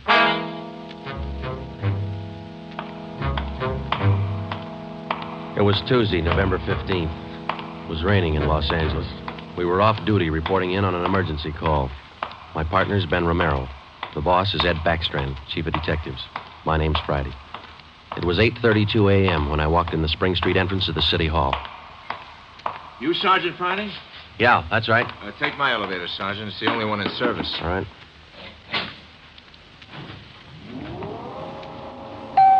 I'll run you up to 16. The chief's waiting for you up there. What's the pitch? Only one elevator in service out of 10? The place looks deserted. What's going on? Nobody in the building. All the office people have been sent home. Lots of trouble. Somebody declare a holiday? No joke, Sergeant. Big trouble. All right, you convinced me. What is it?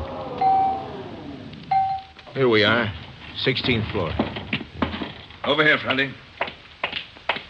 Hi, Joe. Hello, Ben. You made good time. Came as soon as I got the call, Ed. Sorry to have to bring you back in. You worked last night, didn't you? Yeah, midnight to 8 this morning. Sorry. Come on. Okay. What is it, Skipper? Why all the hush-hush? Wait till we get inside. In here. Okay. Number one, let's keep our voices down. All right. I'll make it as brief as I can. Every minute counts. What time you got Friday? 8:33. All right, here it is. 55 minutes ago, a man walked into this building with a homemade bomb under his arm. If we don't release his brother from the county jail by 9 o'clock this morning, he says he'll pull the trigger on the bomb and blow up the whole building. He's kidding, Skipper. Who is the guy? Name's Vernon Carney. Here's his package. He and his brother have been in and out of jail since 1937. Small-time thieves. Yeah. Where's the FBI kickback? We had him once before, both of them. Brother's name is Elwood, serving a year for car stripping. And this two-bit thief is sitting here in the city hall with a bomb on his lap? That's right. In the next room. What kind of a bomb is it, Ed? You think he's bluffing? Could be bluffing, but the crime lab says no. Lee Jones from the lab get a look at it? Been in there twice. One end of the box is glass. Says you can't see much without a closer look, but you can't get near the guy. What do you want us to do? It's a volunteer job. You can take it or leave it. I won't order you to do it. How you want to handle it? You sure you want a piece of this one, Romero? No, he doesn't, Ed. He's got a family. Get me another single man. We'll give it a try. Wait a minute, Joe. What makes this job so different? Anytime we kick a door in, we never know what's on the other side. That's what makes it different. This time we do. No, you're not going to cut me out. Not the only time I know what I'm getting into. All right. Chandler's tried. Hannon, Davis, Watson, they've all tried. This guy Carney knows what he's doing. He's no pushover. But somebody's got to get that bomb away from him. Friday, Romero, it's your baby now. I looked at my watch. It was 8:36. We left Backstrand and started down the hall. If Carney was going to make good his threat to blow up the building by 9 o'clock, we had exactly 24 minutes to talk him out of it. Ben and I figured we'd better look him over first and then work out some kind of a plan. Maybe just talking to him would do it. Vernon Carney was sitting in a straight-back chair against the far wall facing the door. He was seated between two windows that looked out over the city. Along the left wall was a row of 6 wooden chairs. In the center of the right wall was a connecting door leading to the office where Backstrand had briefed us. The door was locked on both sides. Just off-center and favoring the left of the room was a small filing table. The other furniture in the office was a desk just forward of the connecting door on the right. There was a dictaphone on the desk. In the near left corner, shielded by a white screen, was a small wash basin. The faucet leaked. Vernon Carney was middle-aged. He sat erect, holding a black box on his lap. He held his right hand inside one end of the box. Ben and I stood there for a minute and looked at him. Then we walked in the room. What do you say to a man with a bomb? That's close enough. Cigarette, Carney? I'm not smoking right now. What are you trying to prove? You know what I want? We're not going to let your brother out of jail. You got until 9 o'clock to change your mind. According to that clock on the wall, you got 24 minutes. If we go, you're going with us, Carney. Don't take much of a brain to figure that, copper. What made you think you could get away with this? Haven't yet. It ain't 9 o'clock. Unless that clock's slow. Haven't checked it against my pocket watch lately. That's the one that's running this show. Have you given any thought to all the innocent people that are going to go up with that thing of yours there? My brother's innocent. I want him out of jail. The court says he's guilty. He'll get out when he serves his time. That's where you're wrong, copper. He gets out at 9 o'clock this morning.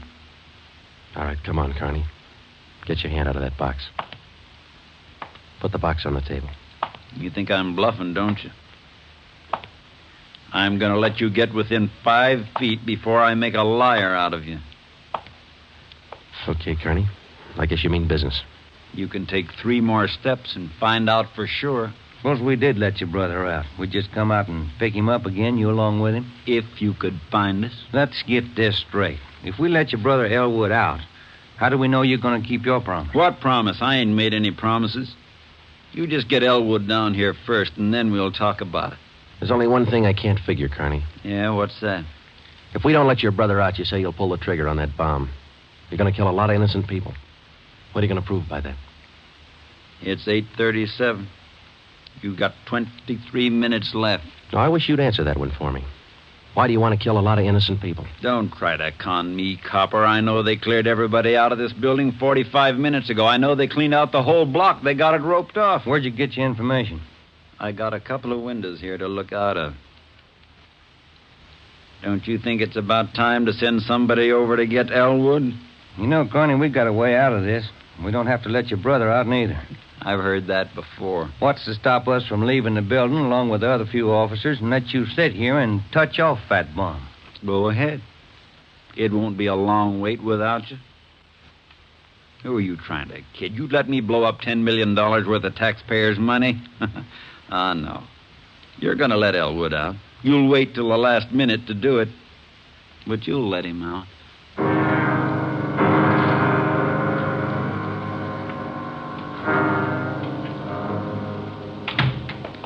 Ed, I'm still not convinced Carney can back up what he says. Then why didn't you take the box away from him? Yeah. We're in a spot, let's face it. How about an eye for an eye, Skipper? What do you mean? If he pulls the trigger on that machine, he kills us. How about us getting him first? All right, Romero. How you going to handle it? Well, I'm not top man on the pistol range, but I could wing him. And then he hands the box to you? Or maybe he falls and his reflex action pulls the trigger. Okay, I don't wing him. I stop him for keeps. You just can't walk in there and shoot him down. Why not? You do the same thing with an armed criminal. Yeah, but you warn him first. I'll warn him. Yeah, and after you shoot him, you find out it's a harmless gadget. Couldn't have gone off in a million years. No, a gun's not the answer. We can't shoot him until we're positive. We'll be positive by 9 o'clock, and there might not be anybody around to shoot him. We've located Carney's apartment. There's a detail out there checking it now. Pacelli and Morris. Ed, have you got any ideas at all? Anything we could try? That's why I called you in. None of us have gotten any further than you did just now. There's just one thing I want to know for sure. Yeah, Friday. Is it or isn't it? We all want to know. Either way, we've got to get that box away from him. Backstrand. Yeah. You did? Yeah? No, stay out there till I call you. All right, here's half the answer. That was Pacelli. They found 28 sticks of dynamite in Carney's apartment. We knew Carney wasn't kidding now. We could see into the bomb through that glass window in one end. It looked like dynamite inside, and there was dynamite in Carney's room. We didn't know if he had the nerve to pull the trigger. We didn't know if it would go off when he did. But with only minutes remaining, nobody wanted to take the chance. From here on in, all of us agreed that Vernon Carney sat in the next room, holding in his two hands a force powerful enough to destroy us all. We had to get that box away from him, and to get that box, we had to have a plan. I looked at my watch. It was 8:40. 20 minutes till 9 o'clock. How do we get it away from him? I got an idea. It might work. Let's have it. Carney's sitting against the far wall between two windows. They're both open. Yeah, that's right. All right, if we could get a man through one of those windows, we might get Carney from behind. How are you going to get him? Whoever gets through the window could slug him. What do you do then? Somebody grabs the box. The crime lab can tell us what to do with it. How do we get a man through one of those windows? We're on the 16th floor. Well, there's some kind of a ledge that runs around the building on each story. Wide enough for a man to walk on? Hey, let's take a look. All right. Looks pretty narrow, Joe. That's a good 18 inches. Could be done. Too risky. It's raining out. That ledge is slippery. Strong wind out there, Joe. Tear a man right off the building. Yeah, I guess you're right. Well, there's still a way. How about a ladder? 16 floors, Skipper. There might be a way. The fire department would know that. I'll get Battalion Chief Erickson. Is Lee Jones in the building? No, he's over in the crime lab. I'll get him up here, too.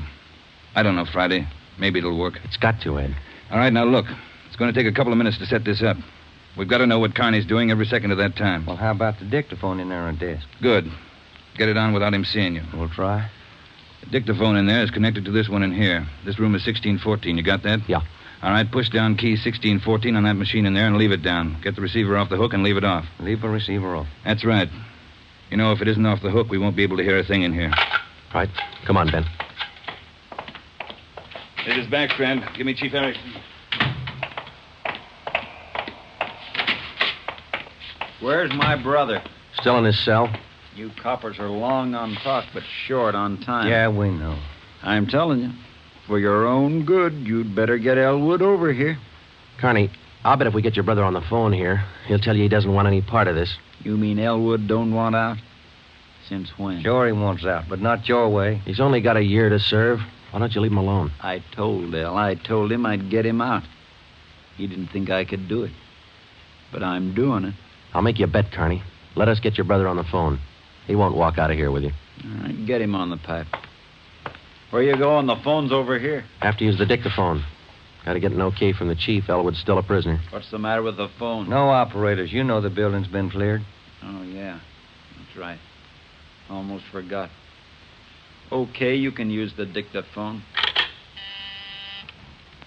This Friday, Ed. Carney wants to talk to his brother. Yeah, I know you'll have to send somebody over. Have them put the call on extension... wait a minute. What's that extension number, Ben? 2351. 2351, Ed. Right. It'll take a minute. Yeah. I'd kind of like to talk to El. Been a couple of months since I seen him. We've always been together, me and El, most of the time. Joe, let's go in and see if we can hurry that call. Good idea, boy. 16 minutes to 9. Hey, cop. Yeah. Forgot to hang up the dictaphone, didn't you? I put the receiver back on the dictaphone. Ben and I had failed to make good on the first step of the plan. When we got outside the door, we briefed Davis and Watson. They went in to sit with Carney. It would be their job to keep us posted on Carney's movements. The dictaphone was out. We went back into the office next door. Chief Sam Erickson of the fire department and Lieutenant Lee Jones from the crime lab were already there. We told Backstrand what happened. Would have been a help. We haven't got time to cry over it. Carney's wide awake, Skipper. He doesn't miss a thing. Backstrand told us the plan Friday. We can't run a ladder up from the street. Too high, Chief? Best we got is a 100-foot aerial. You figure 12 foot to the story, that'll take you up 96 feet, 8 floors. And we've got the latest equipment. What's the idea you had, Jones? Sam, can you get hold of a pump here in a hurry? Sure, we got a lot of scaling ladders, but you got nothing up there to hook 'em on. You figure on dropping down from the floor above? That's right, and I figure a pump here would do it. Sure it would. You could make it fast to the windowsill up there, but you got a 1.5 foot ledge in the way. No, what you want is a lifeline. You mean lower a man on a rope, Chief? Yeah, Romero. That's the quickest and the quietest. Could you rig it so one of my boys could do it? Sure, Ed. What's the risk? None if you work it right. We'll strap on a life belt, give the man heavy leather gloves. 2 of my men will lower him down. Pick your lightest man. What do you think, Lee? That's it. What do we do with the bomb when we get it? I figure that box Connie's holding is about a foot square. Here's what I'll do. I'll get you a bucket with a 1.5 foot mouth. It'll be full of water. Yeah? I'll have it right outside the door of that office. When you get that box, place it in the water. We'll get the bucket out of the building as fast as we can. And once we get the bomb underwater, we're in the clear. And I can't promise you that, but it's the safest way to handle it under the circumstances. All right, that's the procedure. Sam, you take care of your end. Right away. I'll get a detail to give me a hand down on the street. We'll have a car ready to take the bomb to a safe area to decommission it. Work as fast as you can. Come on, Sam. It's our baby, Joe. That's right. Which part of it you want, the rope or the bomb? You call it. Fire Chief Erickson says the lightest man on the rope. That's me, Joe. All right, I'll get the bomb out of the building. Okay, that's the routine. But carry this with you.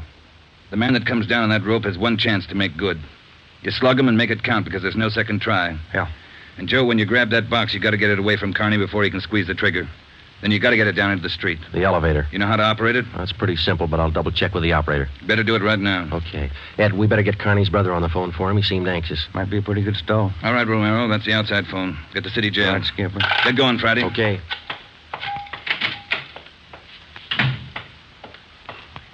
Hey, you. Elevator man. Yeah, Sergeant. Let me see if I know how to work that thing. You taking over the elevator? Well, in a couple of minutes. You want to check me out? Nothing to it, Sergeant. All right. Now, here's the control, see? You push this lever right to go up, left to go down. You see this little trigger on the underside of the handle? Yeah. That's the safety lock. Be sure you squeeze it or you can't move the lever. Let me try it, huh? That's it. Right to go up, left to go down. Right to go up, left to go down. How do you operate the doors? Automatic. They work off the control lever. When the control lever is locked in the up or down position, the doors will close. I get it. Now, in case they jam, this red emergency button up here? Yeah. Push it. If that doesn't close them, we call the repairman. Okay, I think I got it. You sure now? I've had my orders to get out of the building. I'll just leave the elevator right here and take the stairs down. All right. Thanks a lot. Sergeant, just curious. You going to take the bomb down in this car? We're going to try. You won't have any trouble. We haven't had an elevator failure in 18 months. The elevator man turned and went down the stairs. Outside of a handful of volunteers and a man with a bomb, the city hall was now cleared. I started down the corridor and met Ben outside the office. He told me that Lee Jones and Chief Erickson were on their way up in the freight elevator at the rear of the building with the necessary equipment. The 2 fire department volunteers were with them. The phone call had been put through to the city jail, and in a moment, Elwood Carney would be ready at the other end of the line. We went in to tell Carney. I told him over at the jail to put the call through on extension 2351. Yeah. When's it coming through? Right now. You got Elwood with you? No. Look, Carney, we told you we'd get him on the phone for you. The call will be through in a minute. Minute's a long time, cop. You only got 12 of them left. Elwood's going to talk you out of this. Oh, sure. Sure, everybody's going to talk me out of this. First it was them other 2 cops, the little Porky guy and that other monkey. Then you and this Dixie Doughhead here, and now it's Elwood. Come off it, will you, and get my brother over here. That's him. It's your brother, Connie. I'll get it. They put you. Just going to get the phone. You want to talk to your brother, don't you? I'll take care of the phone. We'll disconnect it for a while. Now get it straight, Copper.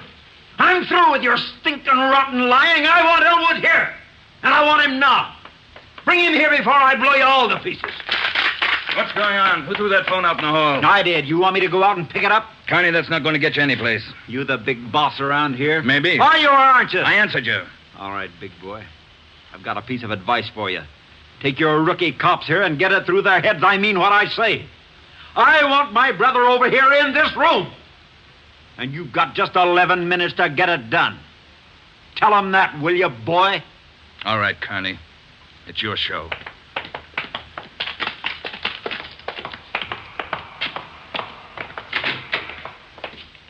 All right, we got to work fast now. Jones, everything set for you? Got the bucket with the water right here. Car's waiting down in the street. Right. Erickson, your boys ready? Upstairs, waiting. And we all know what to do. Ed, I gotta have somebody to give me a hand with Carney when he falls. I'll be in there with you, Friday. Ready to go upstairs, Chief? Anytime. Oh, one thing you ought to know. What's that? Strong wind coming up. About 20 mile an hour out there right now. That going to louse us up? No, but it's going to increase the sway. Got to allow for it. How you mean? Wind's coming from the south. We'll lower you just to the right of the window.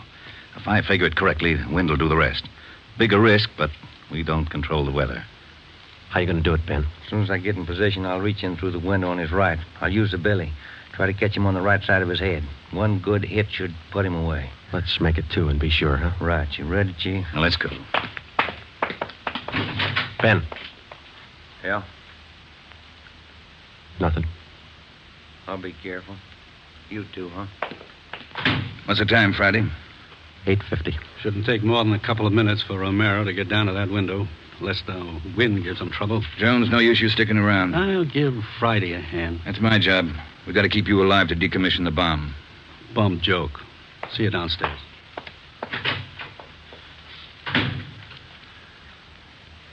You ready, Ed? Yeah. Scared, Friday? Yeah. That makes us even. Come on. Ed Backstrand and I went into the next room with Vernon Carney. Our job was to keep him occupied until Ben was lowered to the windowsill from the floor above. Ben was going to make a try from the window on Carney's right. Somehow, we had to keep Carney's attention on us and away from that window. If anything went wrong and Carney got out of position, the plan would fail. If Ben was spotted, the plan would fail. If Chief Erickson didn't estimate the force of the wind correctly, the plan would fail. After Ben slugged Carney, my timing had to be perfect. If it wasn't, the plan would fail. I looked at my watch. It was 8 minutes to 9. Carney, anything we can say that'll make you change your mind? I've asked you 100 times. Now I'm ordering you. You're going to get to a phone and have somebody send Elwood over here right now. I'm through waiting. Now move. You ripped out the phone, Carney. Well, find another one. I told you I'm sick of your two-bit stalling. We've got until 9 o'clock to make up our mind about this. You had until 9. But you wouldn't do what I told you. Now I'm cutting you short. You guys have got exactly 1 minute to get a phone in this room where I can hear you call the jail and have them send Elwood over here. You said 9, Carney. All right, Joe. We'll give him what he wants. Davis, unlock the connecting door to this office. I'll get the phone, Ed. Will the cord reach? Yeah. Your brother's a prisoner. He's in our custody and he's under our protection. We can't place his life in jeopardy. Why not leave it up to Al? Here's the phone, Ed. Yeah. Kenworthy, this is Backstrand. We want Elwood Carney over here at City Hall. His brother wants to see him. Explain the situation. If he wants to come, get him over here. Leave it up to him. Room 1614. You'll have to use the freight elevator. And tell him to hurry. Yeah. Tell him to hurry. That's the only smart thing you've done today. Now, why don't you go next door and figure out another angle? We'll wait for Elwood, too. You don't think I'd let you get out now, do you? We're all going to wait right here for my brother. In case he don't show up, you're going to see me pull the plug. Just sit down. Not so close. Right where you are, sit down.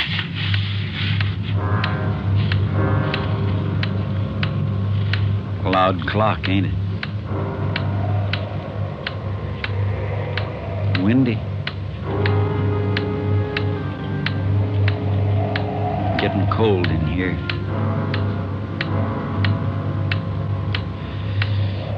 Sure a loud clock. Real windy. Maybe I ought to close the windows. Don't want to catch me a cold. I can turn on the heat. Stay put, cop. Hey, what's that? What's going on? Just the wind. Shut up! There's somebody out there. I can see his feet. You stupid cops. Pull him up! Get back there, you! Pull him up! Friday told him to pull him up. Right.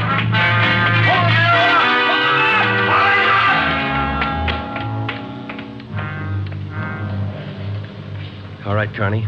You win. You bet I win, you dumb coppers. You didn't think I'd miss a trick like that? We'll just close these windows, boys. There's one, and lock it. And here's... Here's your brother, Connie. Yeah. Hi, Al. Hi, Vern. You did it. I told you. I told you I'd do it, didn't I? That's far enough for the rest of you. Al, come on over here. You're crazy, Vern. You're crazy. That's what they've been trying to tell me. We're going home, Al. How are you going to do it? There's a million cops outside. People all over town heard about this. They're holding the crowd back. They ain't gonna stop us now, Al. You'll never make it. Either one of you. I got him this far, didn't I? We'll make it. Vern, you think we could do it? Hey, you. Yeah. You're gonna get a car ready for us, a fast one. Have it in front of the building. Move! All right, Friday, do what he tells you. Right. Hold it. Yeah. If you ain't back by 9 o'clock, the deal still holds. I told them I'd pull the pin at 9, Al, if they didn't let you out. You ain't fooling, are you, Vern? Will that gadget really blow? 4 miles high. You know what that means, Al? Yeah, but they won't let you pull it. We're getting out. All right, Copper. Get the car. You got 4 minutes. Hey, Ben. What happened? He spot me? Yeah, there's no time to explain now. Listen, we gotta work fast. Yeah. We had to bring Carney's brother over from the jail. I don't think he cares if they get out or not.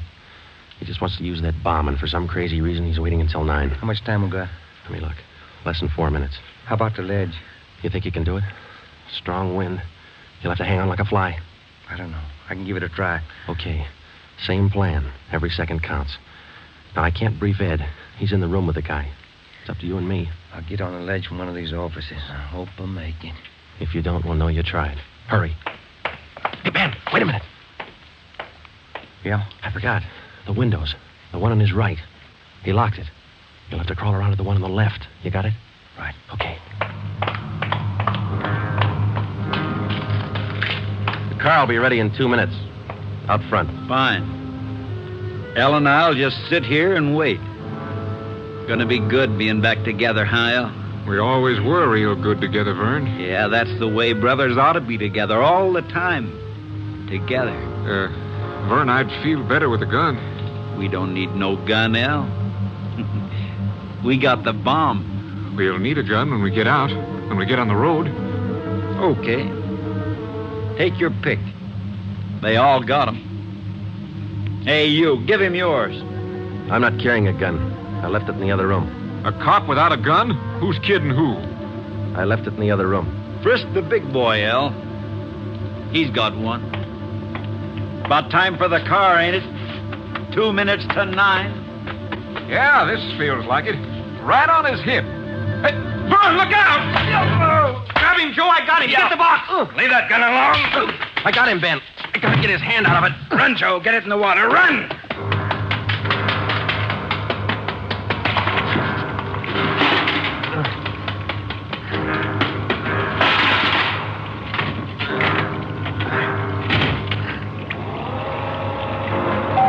In a fast elevator, 16 floors isn't very much, but I've never shared an elevator with a live bomb.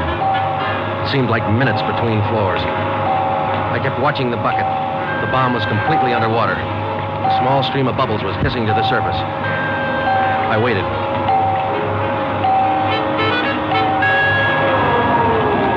Main floor. I picked up the bucket and ran for the street. I missed the first step. I fell forward. The bucket spun out of my hand. I sprawled flat on the sidewalk. I waited for the explosion.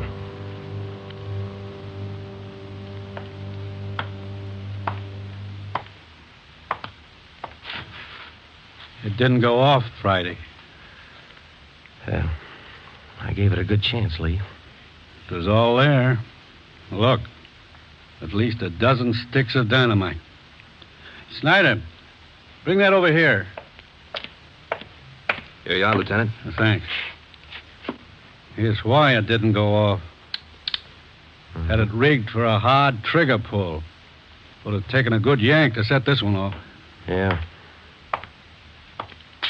Hi, Joe. Hi, Ben. Clumsy. The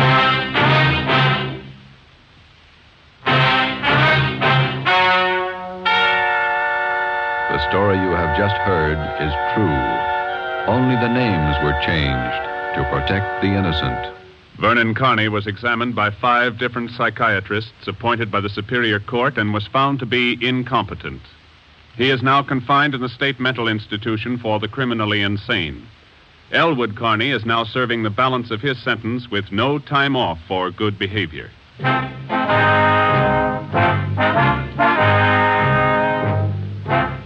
have just heard the 7th in a new series of authentic cases from official files.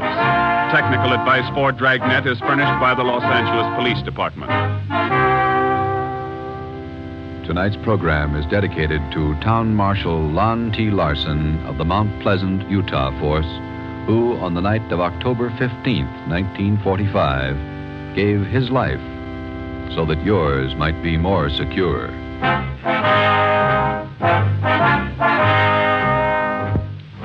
Dragnet came to you from Los Angeles.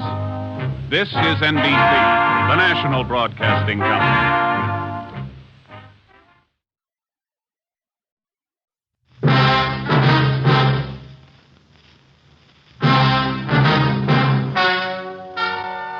Ladies and gentlemen, the story you are about to hear is true. Only the names have been changed to protect the innocent. NBC brings you Dragnet.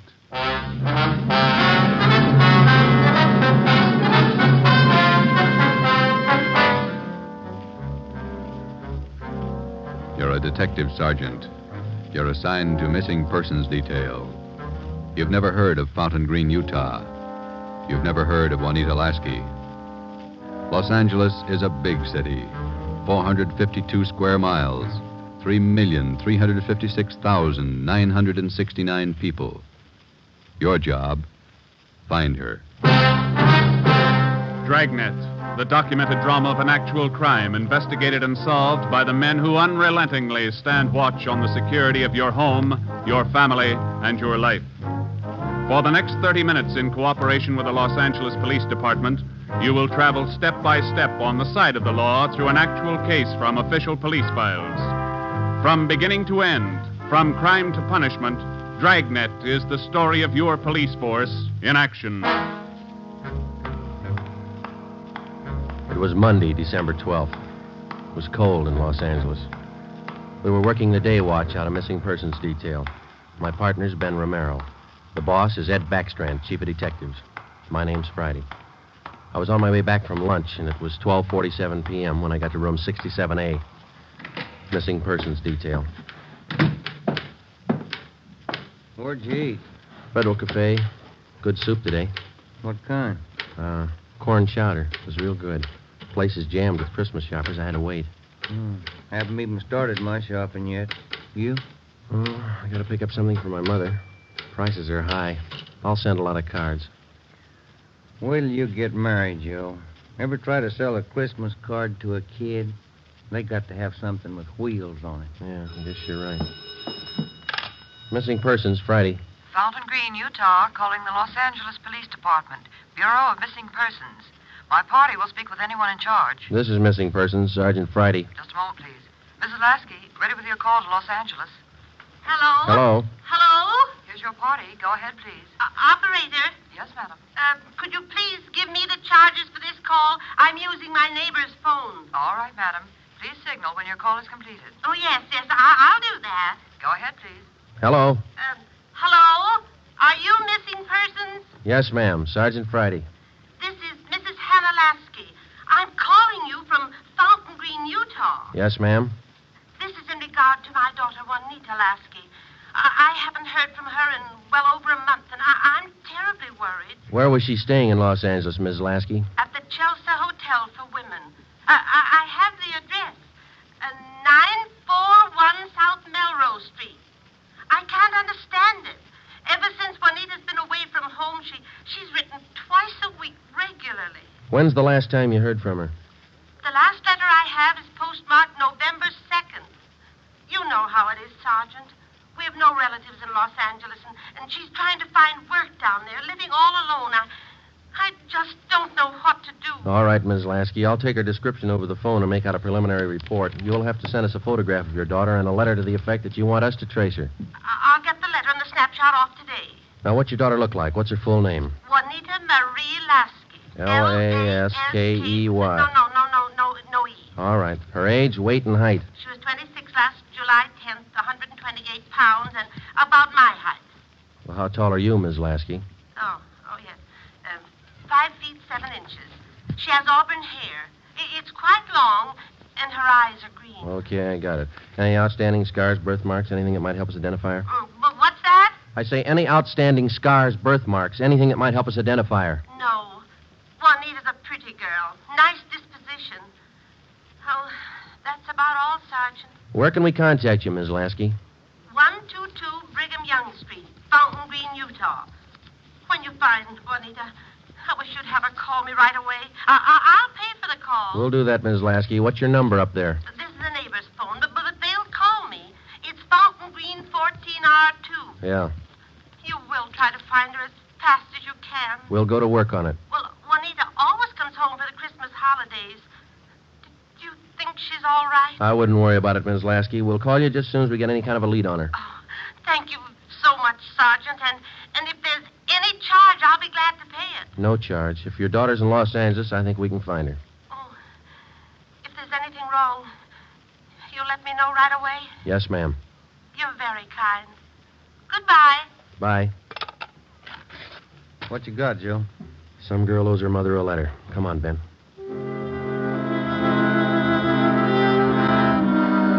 Just a routine call. We made the usual check, the morgue, all the hospitals, the county jail. And then we went through the repeater file. We found a Juanita Lasky in the files, but the age and description didn't match. We put that lead in the discard. After the usual paperwork, the next step was to check her last known residence, the Chelsea Hotel for Women. Here it is, Joe. Chelsea Hotel. Yeah. 55 rooms, all outside. You're home away from home. Now, let's go in.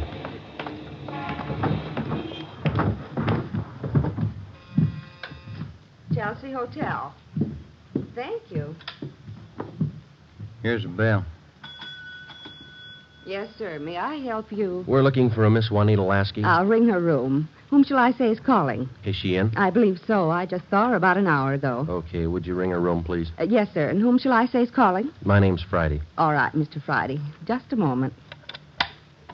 Do you wish to speak with her on the phone, or shall I have her come down? Ask her to come down if she doesn't mind. She doesn't seem to answer.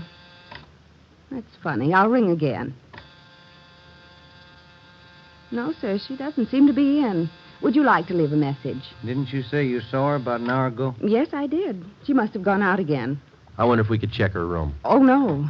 Gentlemen are not allowed above the main lobby. I'm sorry, ma'am. We're from the police department. Missing persons. I'm Sergeant Friday. This is Sergeant Romero. Oh.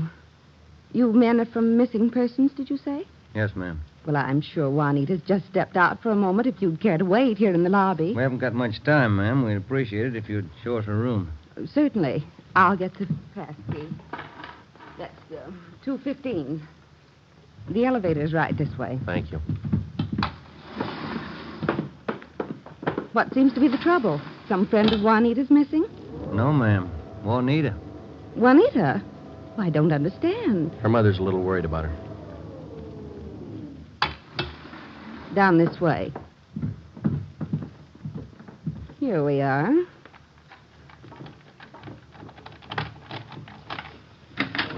No wonder she didn't hear the phone. She's in the shower. Yes, ma'am. Would you rap on the bathroom door and tell her we'd like to talk to her as soon as she's through? We'll wait out here in the hall. Certainly. Juanita? Juanita, there are two gentlemen here to see you. Juanita? Juanita?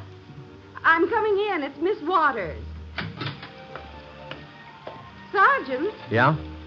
there's no one in the shower. Well, it's running, isn't it? Yes, and I see a robe and towel all laid out. We better take a look around. Turn off the shower, will you, Ben? Yeah. She must have left in a hurry. Say, here's a fresh change of clothing on the bed.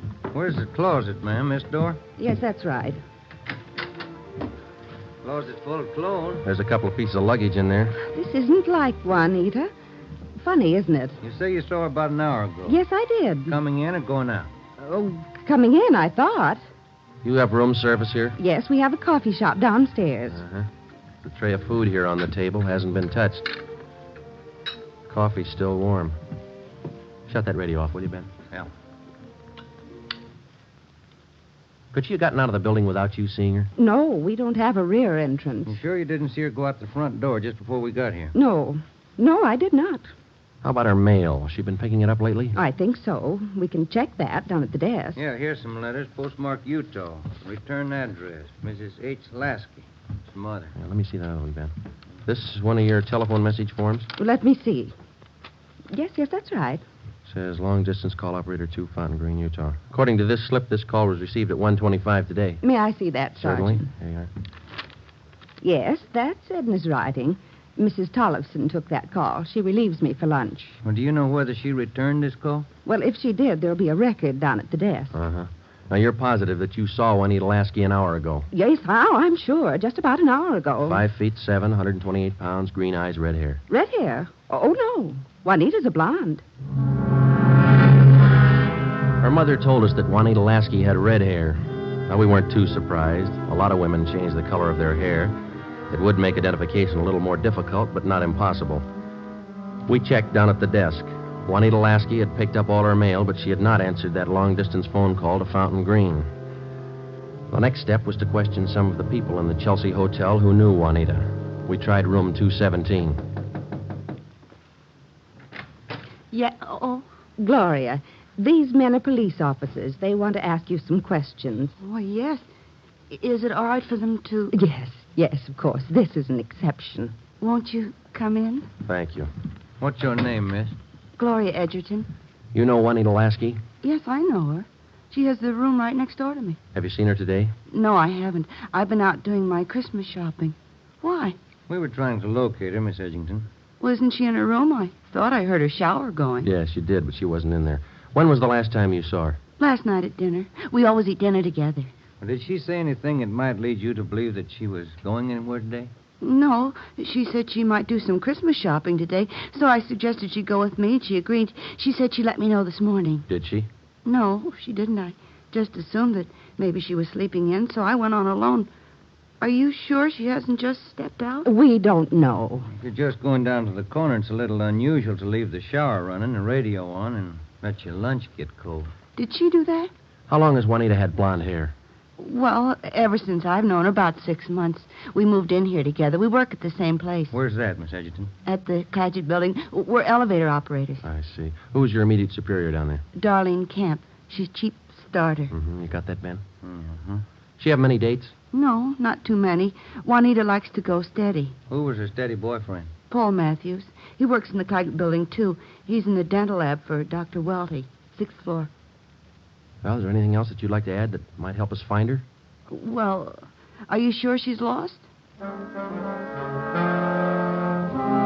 Clagett building is in the heart of downtown Los Angeles. It's a business and professional building. The cornerstone says erected in 1924, and it stands 12 stories high. The main entrance is on Hill Street. Going up. That's all in this car, please. All right, Marion. Going up. Get back in the car, please. Are you Darlene Camp? Yes. Just a moment, please. Going up. All right, Dora. Can I help you? I'm Sergeant Friday, Police Department. This is Sergeant Romero. Yes, sir. Juanita Lasky work for you? Yes, she does. She's one of my operators. When's the last time you saw her? Anything wrong? No, we're just trying to locate her. Well, you just missed her by 45 minutes. All right, Sylvia. She was in to pick up a check. Do you know where she cashes her check? Most of the girls cash them down at the bank on the corner. There's only one around here over on 8th. You say about 45 minutes ago? Yes, that's right. Thanks very much, Miss Camp. Come on, Ben. Going up. All right, Marion. Yeah, the bank's not far from here.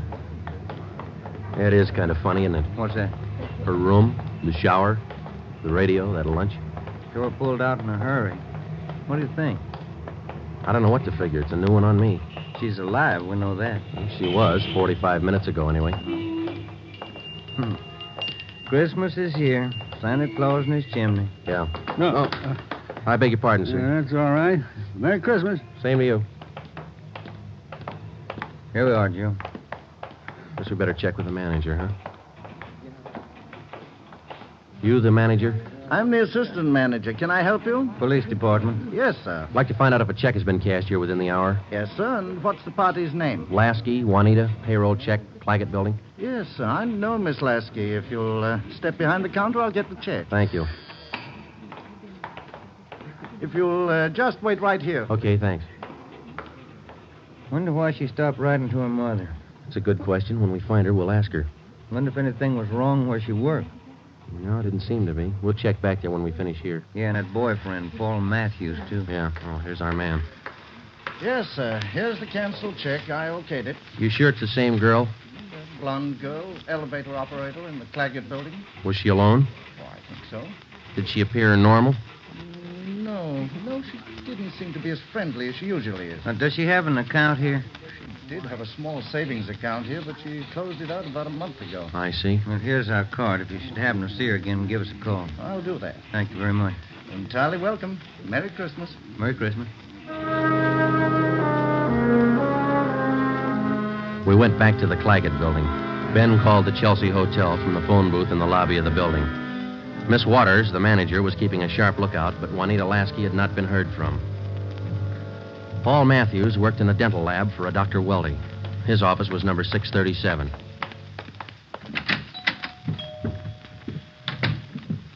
Yes, gentlemen, may I help you?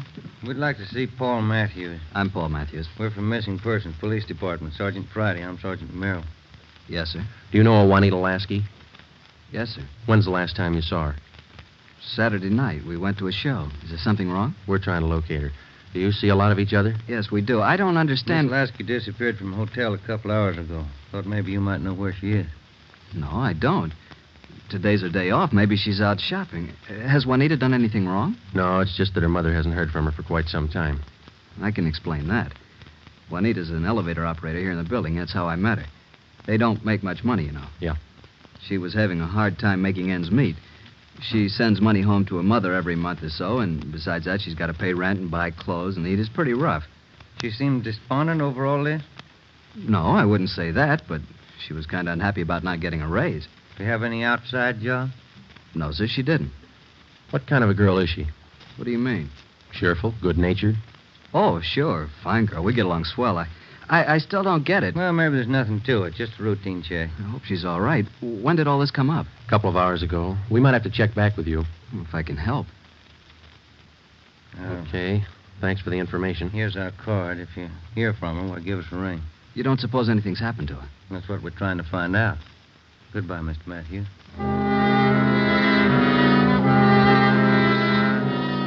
When we got back to Central Division, we had a full description of Juanita Lasky teletyped to all outlying stations in the metropolitan area of Los Angeles. We also put out an APB. We double-checked the repeater file and the wanderer file. We made out a full report on our findings to date. During the next 8 days, we located a missing husband for a wife in Memphis, Tennessee. We picked up a runaway boy missing from his home in Reno, Nevada, and a 79-year-old veteran of the Spanish-American War who left his home in Bakersfield, California because he didn't like his daughter-in-law's cooking. But Juanita Lasky was still a mystery. For 8 days, we checked and rechecked all her known friends and habits.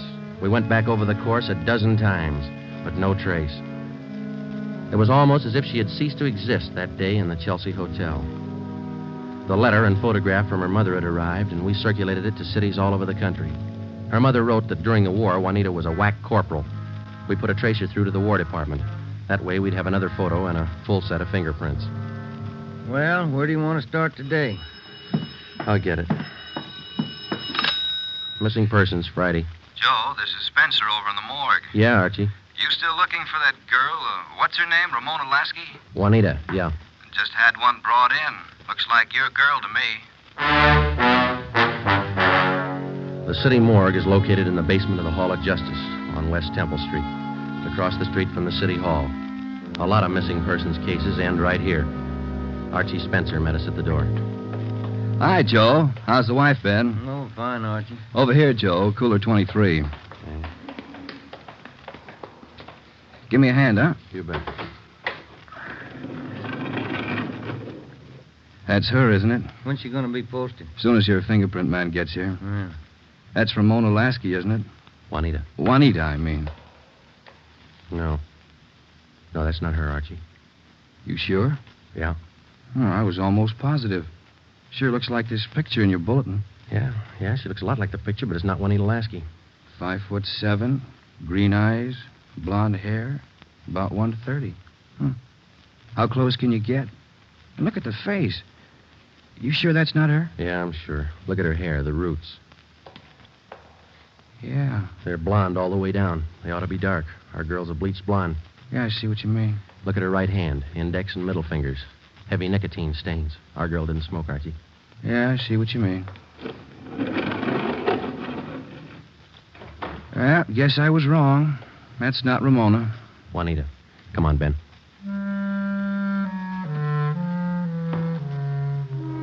That afternoon, we got another phone call from Fountain Green, Utah, Juanita Lasky's mother. We told her we hadn't found any trace of her daughter. It was a hard job. We had to answer calls like this before, but maybe it was just the season of the year. Somehow, we felt that we had to find Juanita Lasky by Christmas. We covered every angle we could think of. We kept close watch on all incoming reports. We stayed in close contact with her friends and Miss Waters at the Chelsea Hotel. Regardless of the name on the incoming reports, we checked every set of fingerprints against those we had received on Juanita Lasky from the War Department. Still, no trace. December 23rd, we checked in for work at 8:30 a.m. Chief Ed Backstrand wanted to see us. Got a little something on the Lasky girl. Might help you. What is it, Skipper? Man by the name of Willard Harris. Owns a bar out in Pomona. Phoned in this morning. Yeah? Found a woman's handbag left in the bar. Driver's license made out to Juanita Lasky. Why'd you think to call us?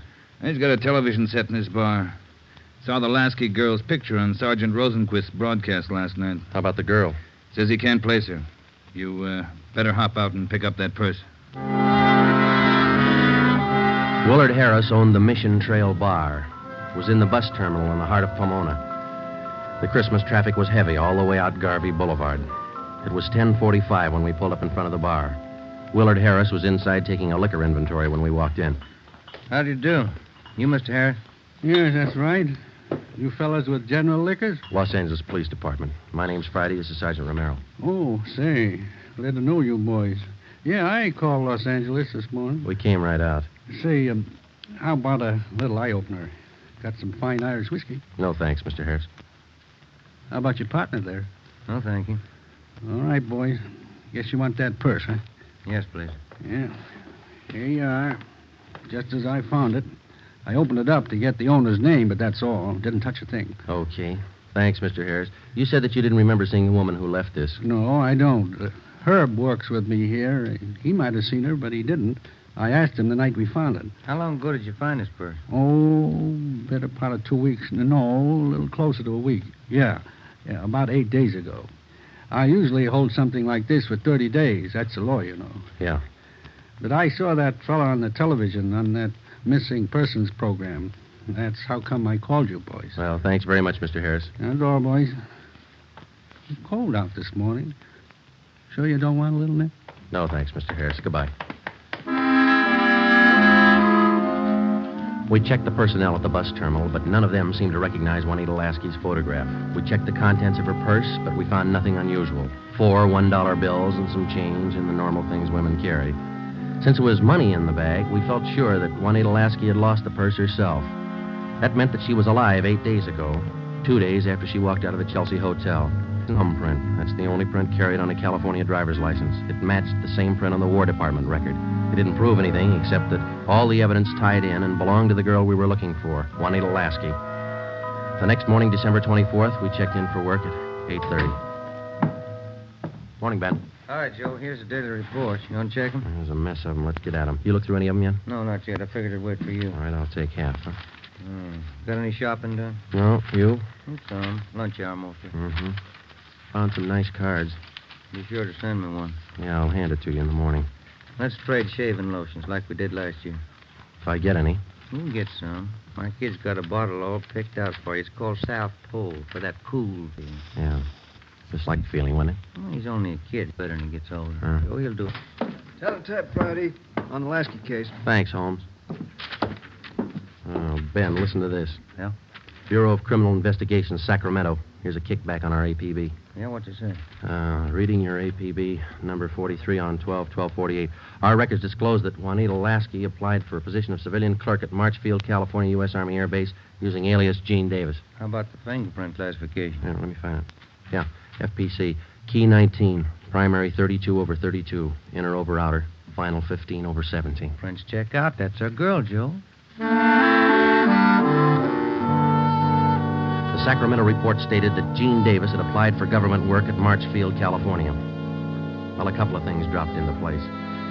Her purse had been found in Pomona. That's right on the main highway from Los Angeles to Riverside.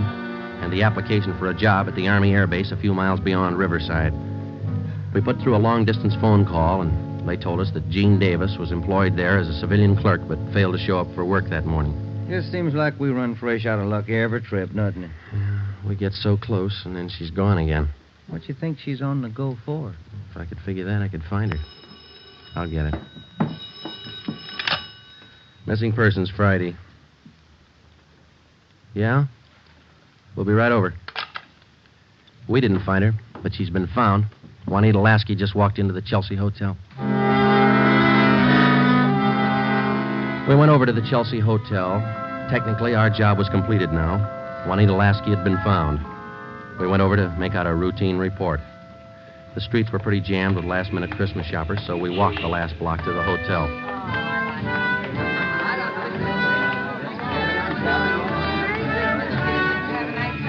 What's your guess, Joe?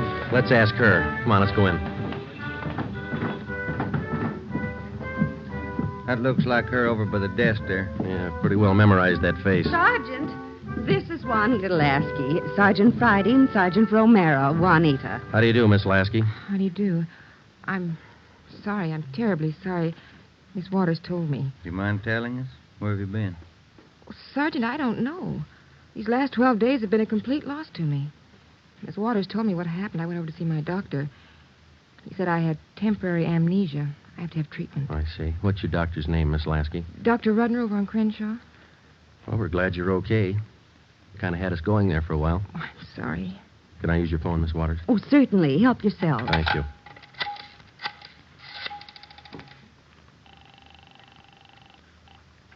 Long distance? I'd like to place a person-to-person call to Mrs. Hannah Lasky, Fountain Green, Utah. That number is 14R2. Fountain Green, Utah, 14R2. That's right. Your name and number, please. Joe Friday, and this is Hempstead 8594. Thank you. Rate operator. Fountain Green, Utah, route and night person rate from Los Angeles. TC Mount Pleasant, Salt Lake, night person 140. Through Salt Lake. Salt Lake. Mount Pleasant. Mount Pleasant. Fountain Green. Fountain Green. Fountain Green, 14R2. Mrs. Hannah Lasky, Los Angeles, California, calling. Thank you. Ringing operator. Hello? Mrs. Hannah Lasky, please.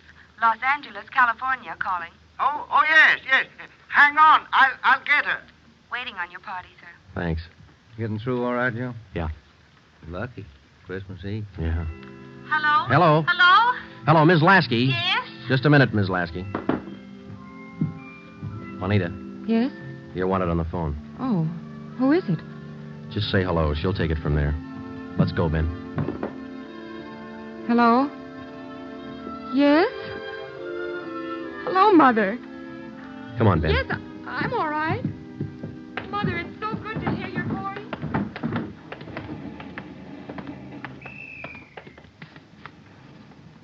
See you tomorrow, Joe. Merry Christmas. Yeah, it is, isn't it?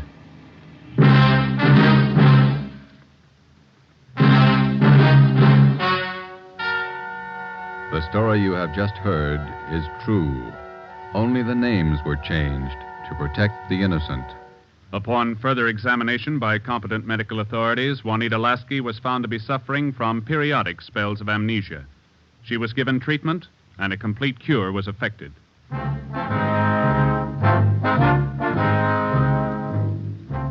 You have just heard the 8th in a new series of authentic cases from official files. Technical advice for Dragnet is furnished by the Los Angeles Police Department. Tonight's program is dedicated to Corporal Grady A. Beecham of the 9th Precinct Metropolitan Police Force, Washington, D.C., who, on the night of December 2nd, 1948, gave his life so that yours might be more secure.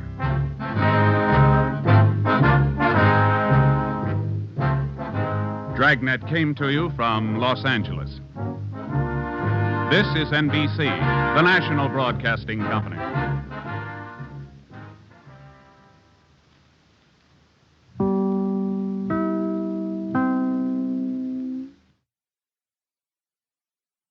Here's another in NBC's great parade of new shows.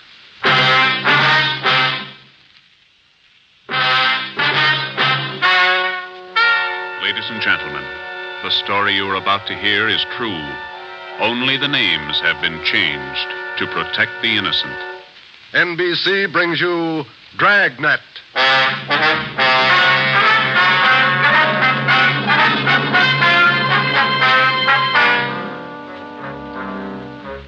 You're a detective sergeant. You're assigned to narcotics detail. For more than 2 months, doctors' offices have been burglarized, hospital pharmacies pillaged, drugstores robbed, medical supply firms ransacked, with one purpose in mind: the theft of narcotics. The criminals are expert, cunning, vicious. Your job, get them. Dragnet, the documented drama of an actual crime, investigated and solved by the men who unrelentingly stand watch on the security of your home, your family, and your life.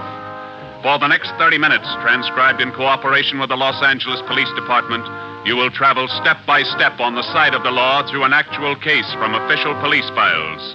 From beginning to end, from crime to punishment, Dragnet is the story of your police force in action.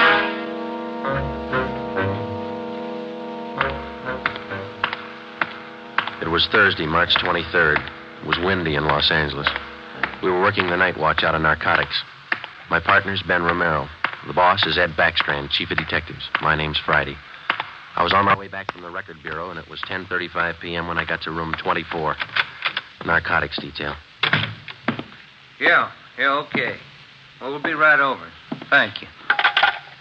Get anything, Joe? Nothing we don't know already. How about you? That was the county hospital on the phone. Doc Welch. Pretty fair lead. I told him we'd be right over. What's he got? One of our informants, Benny Trounsel. Ready? Let's go. What's with Benny? It's bad shape. Somebody worked him over. They found him in an alley off of South Main. Yeah? Doc says Trounsel talked before he passed out. Anything good? He claimed he knows who's running the new dope racket in town. Says they got him. Now, let's take the stairs here, huh? Why should they bother with small fry like Benny? That's what I'm wondering. Blackmail, maybe. Benny's still on the needle? Maybe that accounts for his story. Doc says his skull is fractured. Morphine doesn't do that to you. Yeah. Benny mention any names? I don't know. Doc didn't say. Here's the garage. Come on. When did they pick up Benny? About an hour ago. He had a pocket full of bundles on him. Heroin. Trounsel's small fry. He never had that much dope on him in his life. That's what makes it interesting. Let's go.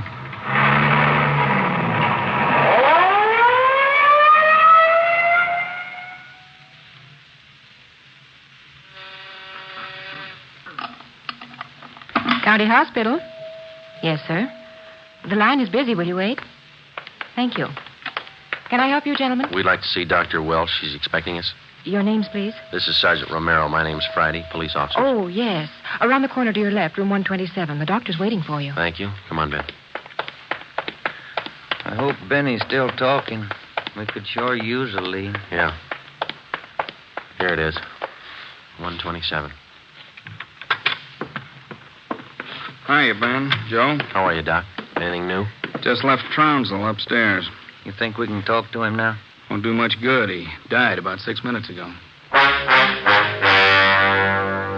For almost 2 years, Benny Trounsel, an addict himself, had been one of the most valuable informants Ben and I had in the narcotic gangs.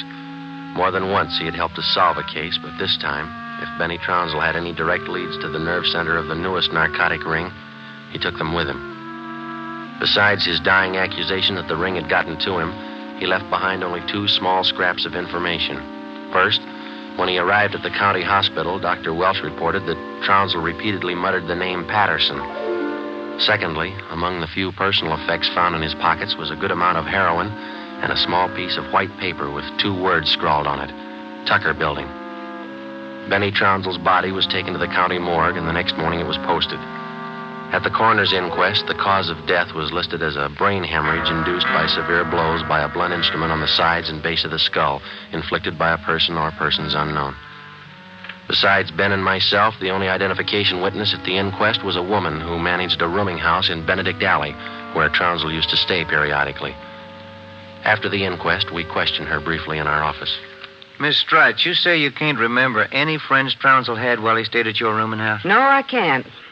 Besides, if I knew that man used dope, I never would have rented him a room. How long did he rent from you, Miss Strite? About 6 months. I run a respectable house. I don't mind if my people drink a little now and then, but those dope users, no, sir. Did you know anything about Trounsel, Miss Strite? Where he spent his time, where he had his meals? Well, don't serve at my place. Too much trouble. Most of the people eat at the Ace lunchroom, down the corner. Where's that, Miss Strite? Grant and South Main, right on the corner. And you think Trounsel might have spent some time there? He might have, I don't know. Miss Strite, did Trounsel ever mention anyone by the name of Patterson? No. Patterson? No. And you can't recall any friends he might have had? He had any friends and never set foot in my house. That's all I know. All right, Miss Strite, thank you. Here's a card, ma'am. If you come across any information about Trounsel, we'd appreciate it if you'd call us. All right. That all? That's all, ma'am. Thank you. Well, bye. Goodbye, ma'am. Big help. Yeah, not even a good identification witness. You got those listings we made on the Tucker Building? Yeah. Yeah, let's see. Here it is. Okay, let me have it, huh? Tucker Building, 7310 South Wilshire. I wonder what Benny Trounsel could have been doing out there. Shouldn't be too hard to check. It's a small building. Yeah. 6 listings for the whole place. A couple of law offices, real estate guy, dentists, architect, and a doctor. One dentist, one doctor could be a lead. Maybe. Pretty thin.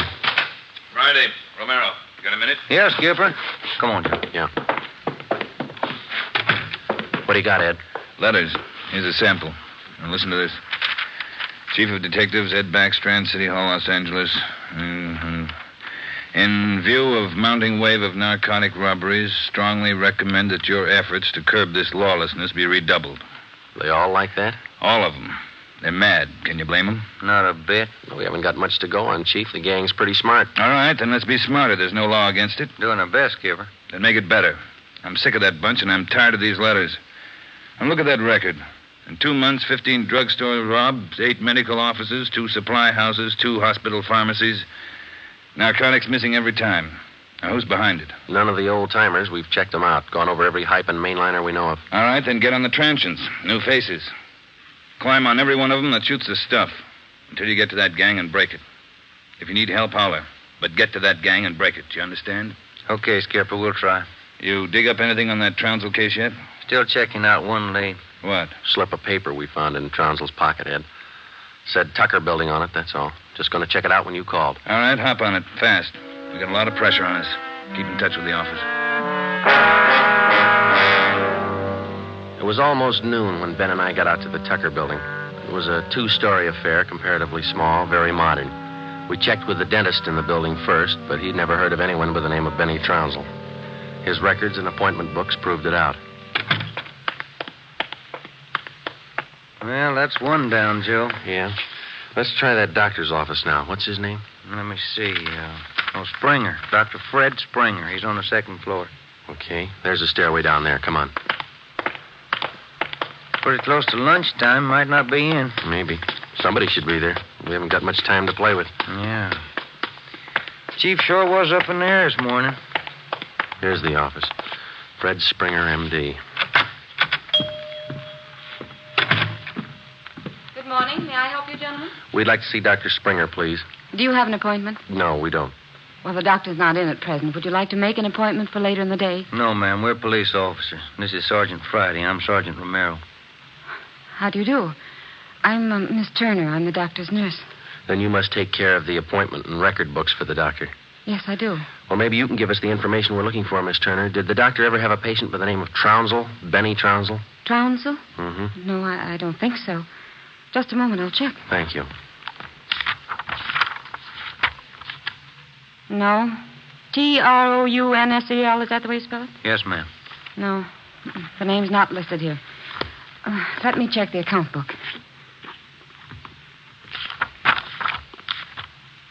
No. Wait. It's funny. What's that, Miss Turner? Here in the back of the book in the doctor's handwriting. Look. Trounsel, the black parrot.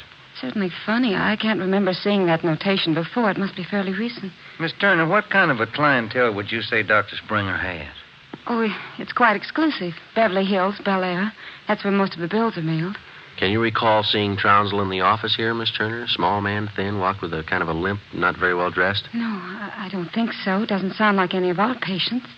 Would you show us the doctor's prescription lists for the last 2 months? We'd like to check them. Well, I'm afraid I can't. Dr. Springer keeps them in the safe. He's the only one who has the combination. How long you been with Dr. Springer? About 10 months. Ever since he started his practice out here. Where was he before that? Philadelphia. I don't understand all these questions. Is anything the matter? Just a routine check, Miss Turner. When do you expect the doctor back? About 4 this afternoon. He's out making home calls. All right.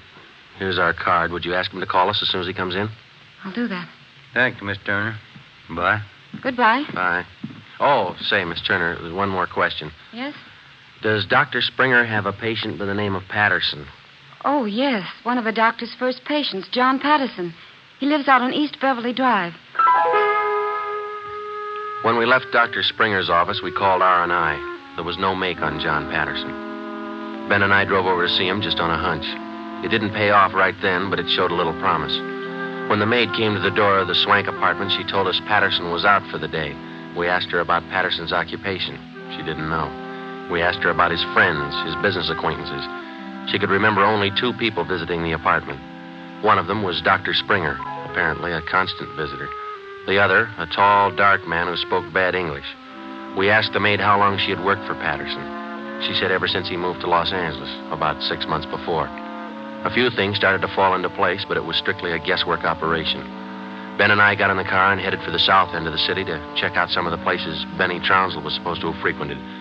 We met a stone wall. From the Ace lunchroom near Benny's former rooming house to the Black Parrot. No one was willing to talk. Threats didn't work, and neither did promises. Ben and I gave up for the moment and headed back to the office. Pacific Ambulance 1, call to Alhambra is now code 3. Seems like Skid Row doesn't want any part of this one. Yeah, there's a bad feeling. Something's got him scared. Sure would like to know what it is, or who it is. Yeah, I'd like to know Control the 1 answer to to Unit that, 80K. too. Control 1 to Unit 80K. Us, Joe. Get it, will you? I got it.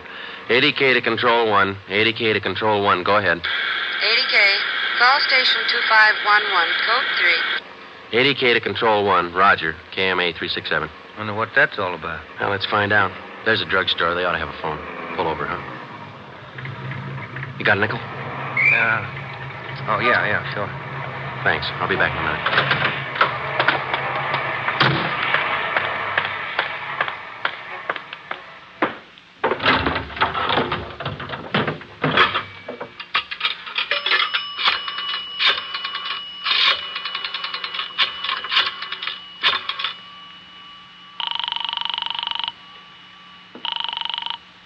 City Hall.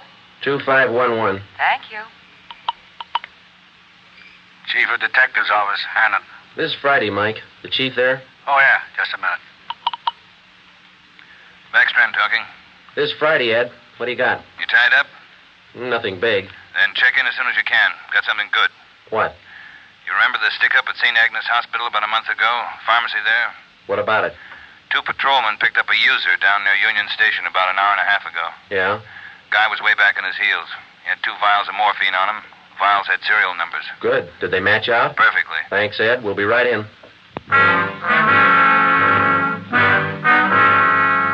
When Ben and I got back to the office at 3:52 p.m., we picked up Chief Ed Backstrand and went directly to the crime lab, where Lieutenant Lee Jones analyzed the contents of the 2 vials taken from the suspect. Jones told us it was high-grade morphine. We went back to the office and double-checked the serial numbers on the vials with the crime report on the St. Agnes Hospital robbery. They matched. And there's a good break. These vials were in the loot when the gang knocked over the hospital 28 days ago. Now stay on the trail and we'll crack that gang wide open. This the arrest report on the guy, Ed? Yeah. Picked him up in a bar off South Main. Who is the guy? A transient? Yeah, here it is, Ben. James Steiner, Phoenix, Arizona, age 37, transient laborer. Anybody talk this guy yet, Ed? Not yet. He shouldn't be too hard. You better get on it. Right, Skipper. Come on, Joe. Check you later, Ed. What time you got, Ben? Let me see. 25 past 4. A phone call for you, Ben?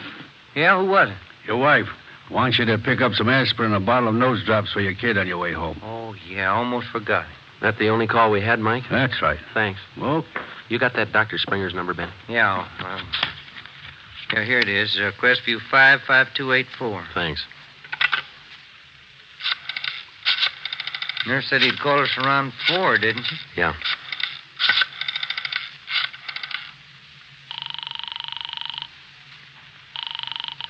Dr. Springer's office? This is Sergeant Friday down at the police department. Dr. Springer there? Well, no, he isn't, Sergeant. He called in about 20 minutes ago, and I gave him your message.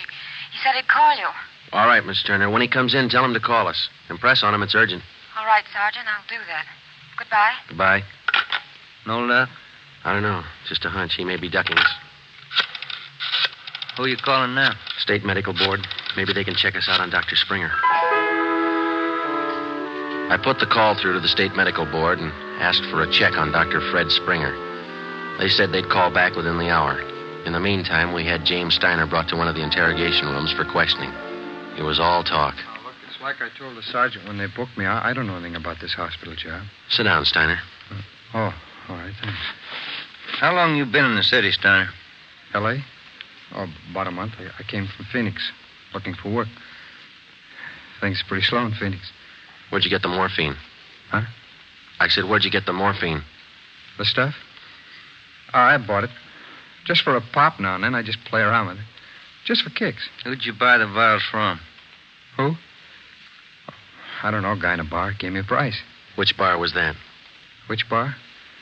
The Black Parrot. I'm not hooked. I just play around with it just for kicks. What did the guy look like, Steiner?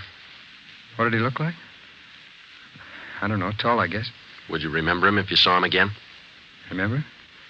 Sure. I talked to him a couple of nights at the bar. Was he on the stuff? Was he a hype? A hype? Yeah, maybe. Tall fella, dark. You shooting the stuff? Shooting the stuff? No. No, I'm no mainliner. I never took in the veins of my life. I told you I'd do it just for kicks, just to pop now and then. Take off your shirt. Let's see your arms. Huh? My arms? Come on, take it off. Well, who are you kidding, Steiner? Your arm looks like a pincushion. I told you just once in a while, just for the kicks. I'm not hooked on it. They found 2 vials of stolen morphine on you, Steiner. You can go 2 ways, hard or easy. Hard or easy? I told you I ain't done nothing. I bought this stuff. I use a cap or a bindle once in a while for kicks, but I'm not hooked. I bought the stuff, I tell you. Who was he, Steiner? Who sold it to you? Who? I told you I met him in a bar, the Black Parrot. Who was he? He was tall. Dark. He gave me a good price. Come on, let's have it, Steiner. His name.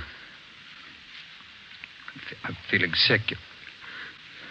You got something for me? I'm sick. All right. Mike. Yeah, Joe? Get some milk. A couple of quarts right away. Okay, Joe. You ready to tell us, Steiner? Who was he? I'm sick. I'm sick. We're getting some milk for you now. Come on, you better talk. Max. That's all he said. Name was Max. He gave me a good price. I only take a pop now and then just for kicks. You think you could point him out for us? Yeah. Maybe. I'm sick. Sick. Narcotics, Romero. Hello. This is Dr. Springer calling. You wanted to talk to me. Yes, we did, Doctor, and we've got a few questions we'd like to ask you. Oh, hold on just a minute, will you? It's Dr. Springer, Joe. All right, tell him we got to see him tonight. We'll call him back later. Dr. Springer? Yes? Sorry, Doctor. We'll have to see you later on tonight. You be at home? Well, I have an appointment this evening. Would you mind telling me what this is all about? Sure, Doctor. It's about a man named Benny Trounsel. Oh. I see. And if you don't mind, we'd like to check over your prescription list with you. Yes. I'll cancel my appointment. You can contact me here at home. 1538 South Road. I'll be here all night. All right, Doctor. Thank you. We'll see you later then. Yes. Goodbye. Goodbye. What'd he say? All right? Yeah, it's all right. I'll buy that hunch of yours now, Joe. Dr. Springer, he knows who killed Benny Trounsel. I bet he knows why. When Mike Hannon came back with the milk, we fed it to Steiner, and then we put him back in his cell. We put in another call to John Patterson out on East Beverly Drive, but there was no answer. We left word with Hannon where we were going, and then Ben and I headed out for Dr. Springer's home. It was 7:35 when we pulled up into the driveway at 1538 South Road, a low, rambling, ranch-type home. We got out of the car and made our way down the path to the front door. A gray Persian cat followed us. The door was half open. We knocked, but there was no answer. Through the window, we could see the living room was dimly lighted. We went in. We found Dr. Springer sitting in a large carved mahogany chair in the dining room. The room was hung with draperies. He was slumped forward, face down on the dining table. There was a bullet hole in his right temple. On the floor near his right hand was a .32 automatic pistol. In the center of the dining table was a piece of white paper. Looks like he beat us. Yeah. Any names on that confession? One says he killed Trounsel. No, wait a minute. It says, John Patterson. He forced me to this. What? I don't know. What's it look like to you? Here's another one. Norberg. That's all it says. And then he signed his name, Dr. Fred Springer. Ben, come over here. Look at these. Hypodermic needle. It works. Is this morphine? White powder. Could be. Then he was on it himself. Looks like it. We'll find out when they post him. I'll get it. Yeah. Sergeant Friday there, please. This is Joe, Mike. What do you got? Can you talk all right there? Yeah, go ahead. Just got a kickback on your call to the State Medical Board on this Dr. Fred Springer. Mm-hmm. He's not a registered physician in the state of California. Besides that, his license was revoked in Pennsylvania 2 years ago. Illegal operations. That explains it. Notify Homicide. Get the crime lab in the corner out here, will you? Looks like Springer shot himself. Okay, Joe, right away. We'll wait for him, but hurry him up, Mike. We got a couple more places to check out tonight. Okay, Joe. See you later. Right. What's next? Patterson place? I don't know. Maybe we ought to try Steiner first. Sounds good to me. Feels like we're getting close. Yeah, Ben. Real close. 12 minutes later, Homicide and the crime lab men checked in at the Springer house, and Ben and I checked out. We went back to the office and found Ed Backstrand waiting for us. We told him our story, and he sent 2 men out to keep an eye on the Patterson place. 2 other men went to work to try and track down the other name in Springer's confession note, Norberg.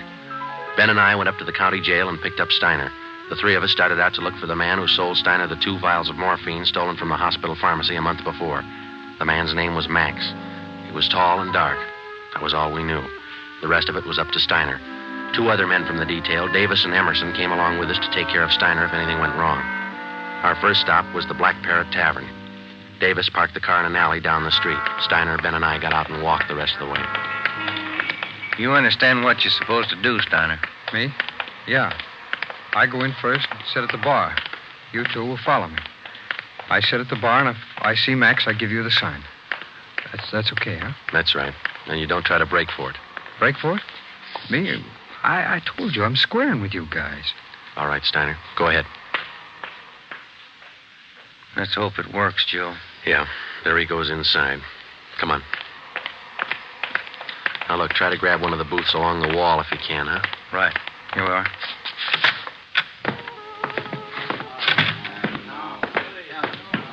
The first booth, Ben, it's empty. Yeah. Fellas left to order at the bar. Waitress got a night off. Make it a couple of beers, will you? Couple of beers? Okay. Joe. So look at Steiner. Yeah, he's signaling. Must mean the guy putting on his coat over there. No, hold it, Ben. Wait till he gets past us.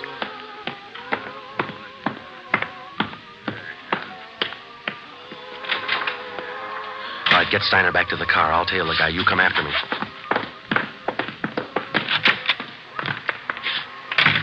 I didn't know how right Steiner was or how much we could trust him. All I knew was that the man I was following was tall and he was in a hurry. I followed him 3/4 of a block before he turned in at a motel. He went to a cottage at the rear of the lot, let himself in, and closed the door quickly behind him. A minute later, Ben and the others pulled up in the car. Got him staked for us, Joe. Steiner says that was Max. Let's make sure. Come on. Which one's he in? The one down at the end here. Now be careful. You too. All right, here we are. Wait a minute right there.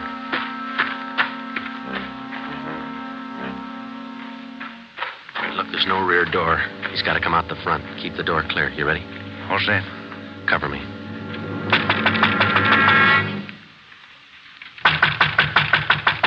Open up in there. Who is it? Police officers, open up. Just a minute. All right, Ben, give it back to him. Don't shoot. We'll come out. All right, throw your guns out first, then come out with your hands behind your head and make it fast. Watch it, Ben. He's making a break. All right, mister. That's far enough. Get out of my way. Get out of Get him, Ben. That's good, Ben. You all right? He didn't mean it, Copper. He didn't mean it. He didn't know what he was doing. Well, that must be a good excuse, lady. A lot of people use it. Come on, Ben. Let's take him in.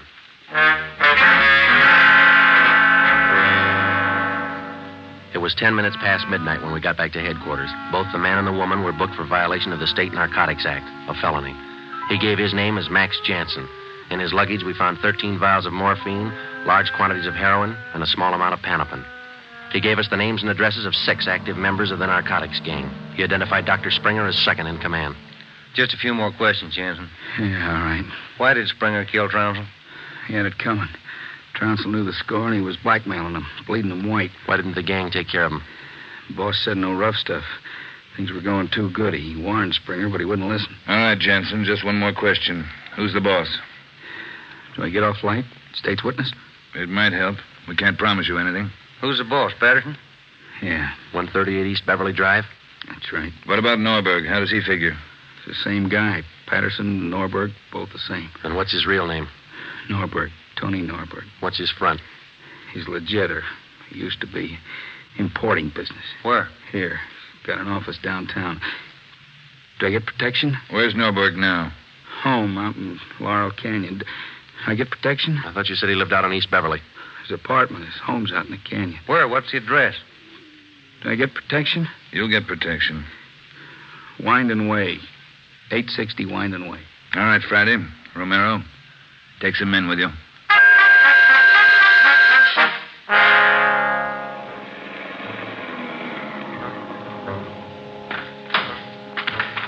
All right, Davis, cover the back of the house. Levine, you cover the front. Come on, Ben.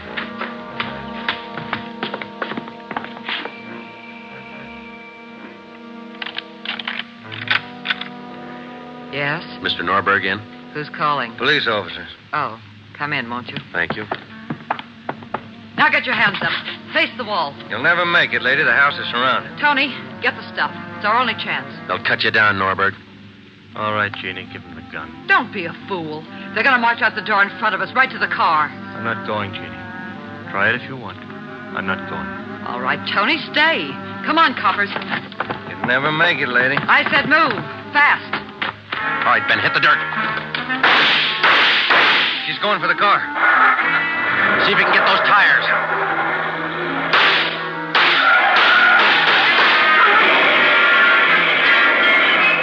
Come on.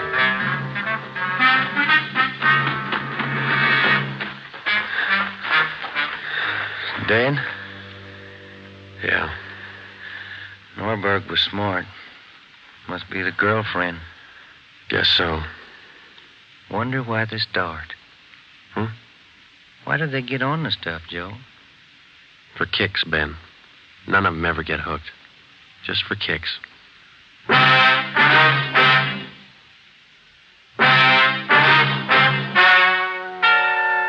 story you have just heard is true. Only the names were changed to protect the innocent. Tony Norberg, alias John Patterson, was tried and convicted for possession of narcotics, robbery, and conspiracy, and was sentenced to the maximum term prescribed by law, each count to run consecutively. He died 3 years and 11 days after his arrival at the state penitentiary.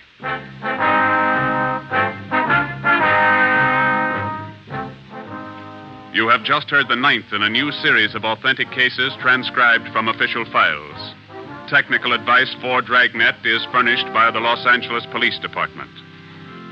Tonight's program is dedicated to Chief Erskine Fish of the North Sacramento Police Department, who on the night of August 11th, 1935, gave his life so that yours might be more secure.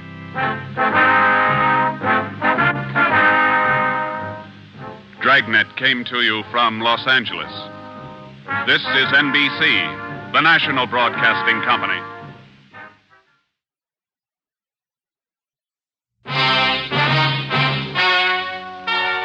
Ladies and gentlemen, the story you're about to hear is true. Only the names have been changed to protect the innocent. NBC brings you Dragnet.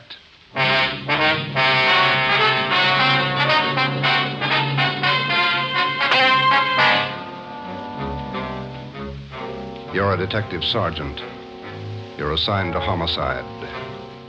There's a mad killer at large in your city. A woman has been brutally slain, the body mutilated. The picture is clear. The killer has a thirst for blood. Your job, get him. Dragnet, the documented drama of an actual crime, investigated and solved by the men who unrelentingly stand watch on the security of your home, your family, and your life. For the next 30 minutes, transcribed in cooperation with the Los Angeles Police Department, you will travel step by step on the side of the law through an actual case from official police files. From beginning to end, from crime to punishment, Dragnet is the story of your police force in action.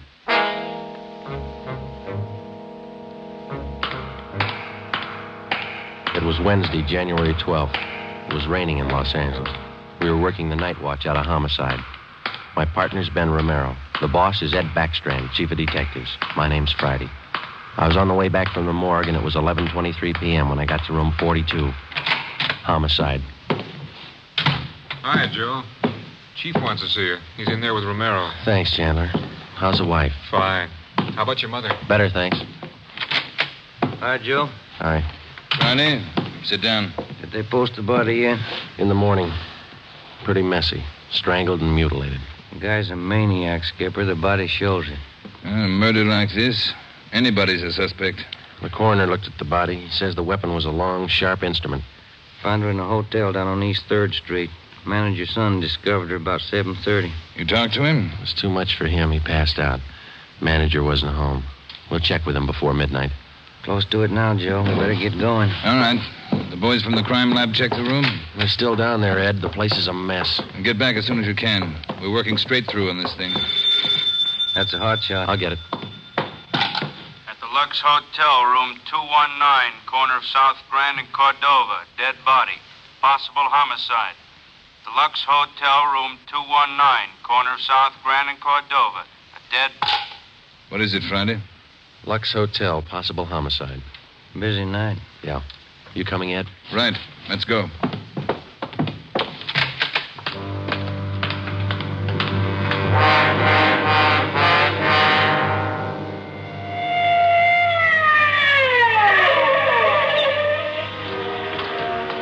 Six minutes later, Ed Backstrand, Ben, and I pulled up in front of the Lux Hotel. The manager met us at the door and led the way up a narrow stairway to the second floor.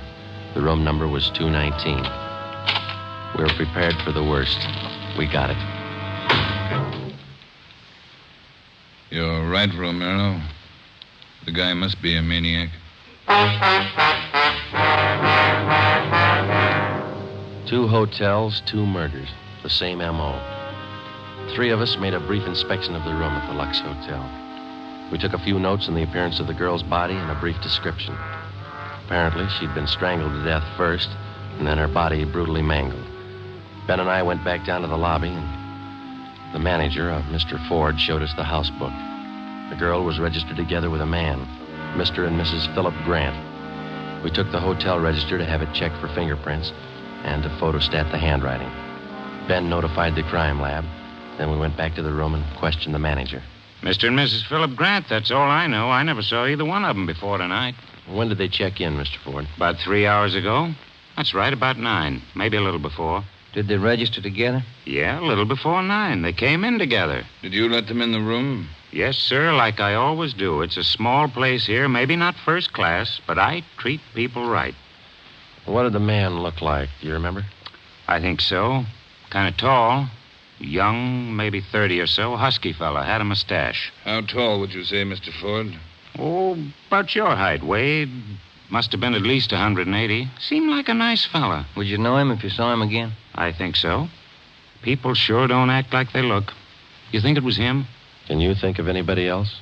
Well, no. I never saw him before tonight, either one of them. I don't know anything about it. Did you notice anything in particular about them when they came in? Well, he didn't show it, but it looked like she'd been drinking a little. Giggling, you know. And you didn't see this man Grant leave the hotel? No, I didn't. I must have been checking the account books back of the desk. Guess he got by me. Is there a back entrance to the hotel, Mr. Ford? No, he had to come out this way, all right. How about the fire escape? I never thought of that. Say, I bet you cops think I'm trying to hide something. How did you happen to find the body? I don't know anything about it, honest. I've been running the hotel for 10 years now. Everybody knows me around here. You can ask at the bank. All right, Mr. Ford. Now, would you mind telling us how you happened to find the body? I don't want a lot of lousy newspaper publicity. Give the place a bad name. Can you blame me? The newspapers won't get your name from us. All we want to know is how you happened to find the body. Well, I told you. It's a small place here, but I like to treat people right. A couple hours after they checked in, I remembered I forgot to fill the ice water pitcher in the room. So I got some and took it up. The door was opened a little ways. It's got a bad catch on it, and the lights were on. I peeked in, and there she was. She was... Well, the guy must have been crazy. Do you remember what time it was when you found her? Well, just before I called the cops, about 11:30, I guess. All right, Ford, that's all for now. When the other officers get here, show them up, will you? Yes, sir, I sure will. Romero? Yes, Skipper? Get on the phone downstairs and call the Metropolitan Division. Have them send us every available man from the reserve unit. We're going to patrol the area for the rest of the night. Right, Chief. Least we can do is make it hard for him. 2 murders in 7 hours. Yeah, both of them in a 3-block radius. Yeah, same pattern. It's got to be the same guy. All right, we got a description. What do you think? Well, when the reserve unit shows up, have them cover this whole section of town. Pick up everybody who even comes close to that guy's description. All right, Ed. It's got to go fast. We can't lose a minute. 1 hour either way, it might mean another body. Like this one. 9 minutes later, at 4 minutes past midnight, the men from the crime lab showed up. It started to drizzle. They went over the room in detail. They dusted everything in the room for fingerprints, the walls, the doors, the fixtures in the bathroom, the lamps, chairs, everything. They took samples of the girl's blood and her lipstick. Small pieces of flesh and human hair were found under the girl's fingernails. The nails were scraped carefully and the contents put in an envelope, marked and sealed. Ed Backstrand ordered pictures taken of the room and the girl's body from different angles. Every object in the room that could have any possible tie-in with the murder was photographed. It was raining. The rear of the hotel where the fire escape was overlooked a vacant lot. Ben had a hunch. While the lab men were at work, we left the hotel and circled around into the lot for a look at the ground directly underneath the fire escape ladder. It was raining hard now. Must be an easier way to make a living. Mud's almost up to my knee. Mine, too. Watch your step. See any prints? No. Wait till my wife sees these new shoes. Put it on your expense account. Oh, real funny. Ben, get that light over here. Look. Yeah. Good set of prints. Lucky that rain didn't start turning to wash them out by now. Yeah. Hand me that cover from the trash can over there. I'll cover them. Wait a minute. What? Here, on the edge of the fire escape ladder. Small hunk of cloth. Man's suit? Well, looks like it. Might have caught himself in that sharp corner. I got it. All right, come on, let's get back. Yeah, out of this mud bath. Joe. Huh? Let me have a light. You catch anything? Hunk of wrapping paper in that trash can.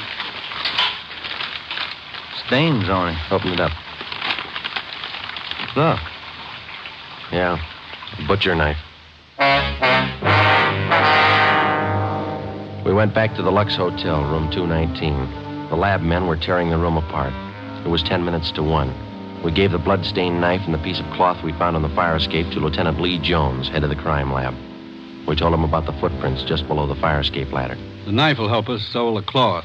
I don't know about the footprints. You say you covered them? That's right, Lee. They still look in pretty good shape. Maybe we can do something if the rain hasn't broken them down too bad.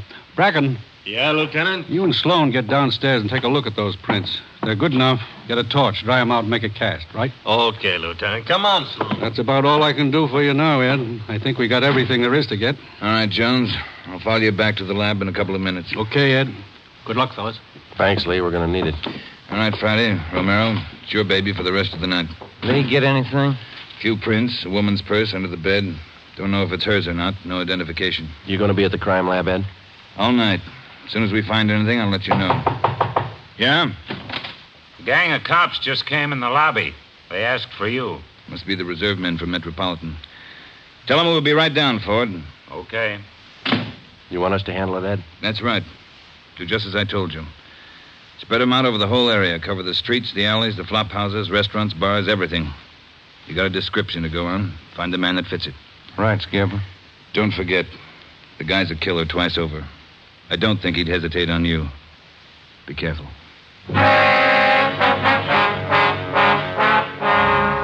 We went down to the lobby, and Ed Backstrand gave the reserve men their orders. Then Backstrand left, and Ben and I took over. We picked up another half dozen men in addition to the men in the reserve unit. They were deployed over an area of a dozen square blocks. It was one of the toughest sections of the city. With a general description of the suspect, some of them were to travel on foot, some in cruiser cars. A few minutes before 1 a.m., there was a steady downpour. Visibility was bad. At 3 minutes past 1, the manhunt was on. For the first 30 minutes, Ben and I cruised the general area between East 3rd and College Streets and Alameda and Figueroa. No sign. The rain kept on. We sat and listened to the calls come in. 12A, call your station. 12A, KMA 367. Attention, all units. Recovered license plates in the 6th column. 4 Young, 7690. 41R, 788 Standard Avenue, or 373. 41R, KMA 367. Unit 71 at 2816 West La Cienega, a 507 party. What do you think, Joe? Any hunches? I think he's still around, somewhere inside these 12 blocks. I'd bet on it. 5? All right, you're on. Want to check out a couple of these bars along here? Getting on to closing time. It's a good idea. Pull over, huh? All right, let's check him for the next couple of blocks, huh? Right.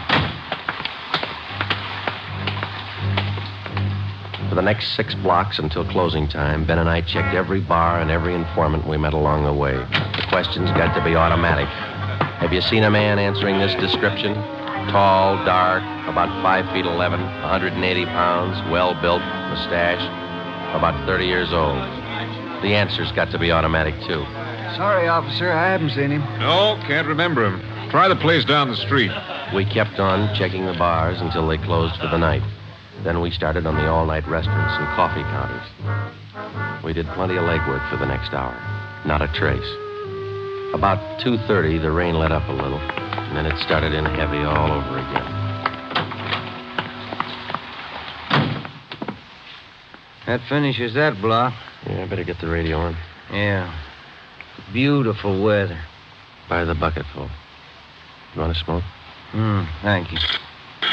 Control 4 to Unit 80K. Your location, please. Yeah. 80K, your location. KMA 367. That's us, Joe. You want to take it? Yeah, I got it. 80K to Control 4. 80K to Control 4. Our location, corner of Alameda and Commercial. KMA 367. 80K, Stand by. Something doing.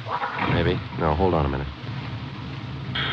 Control 4 to 80K. Go to the crime lab, code 2. 80K to Control 4, KMA 367. Crime lab. Maybe those prints paid off.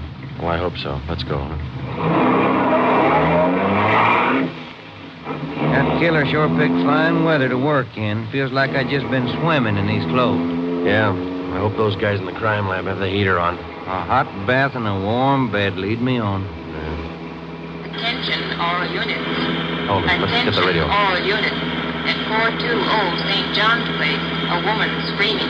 At 420 St. John's Place, a woman... All right, double around, Ben. Hit the siren. I'll get the light. Right, hold on. Left turn on the market, is that right? Yeah, watch out for those car tracks. They're wet. Hold on again. The alley up ahead to your right, huh? All right, pull up, Ben. Put the street light over there. There you are. All right, come on.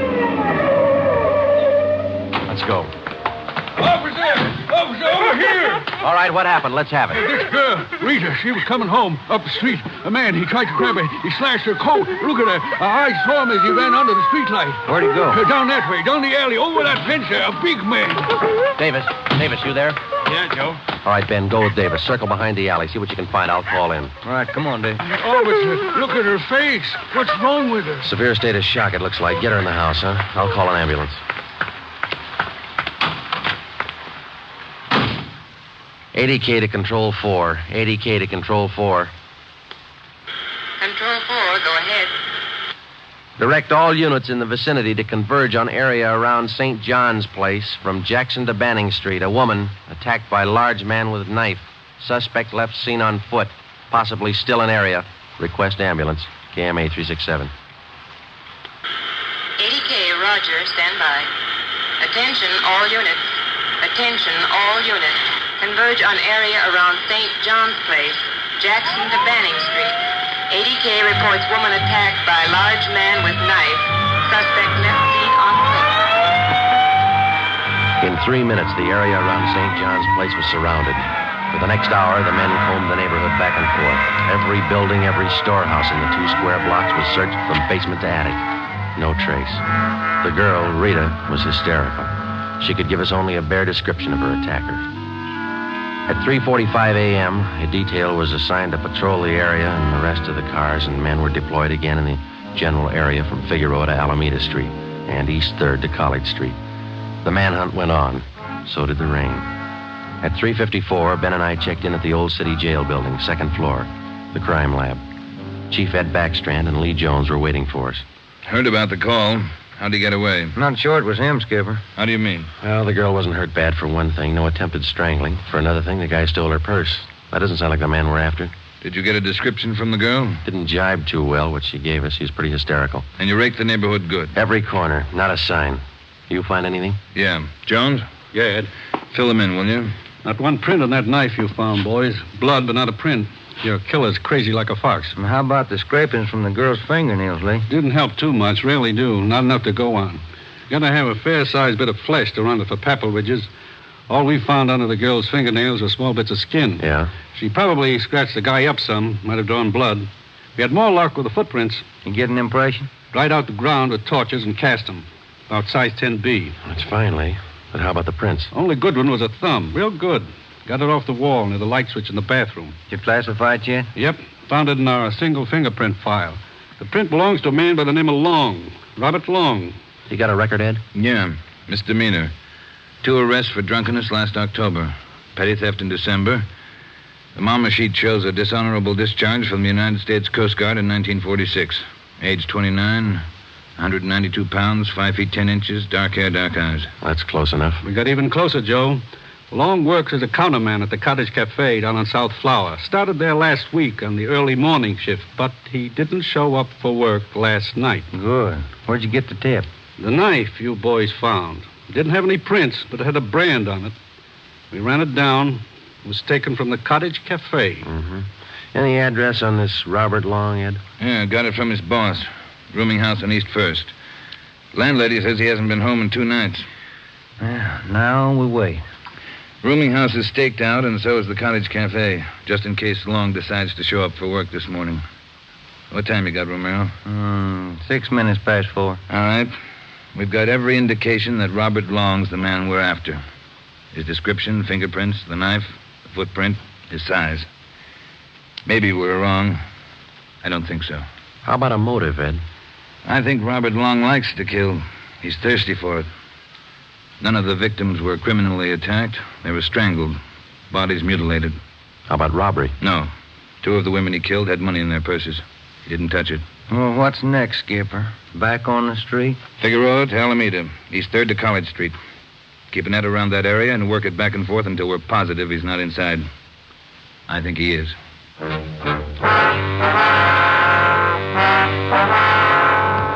At 10 minutes past 4 a.m., Ed Backstrand, Ben, and I left the crime lab and drove to the surrounded area. It was still raining.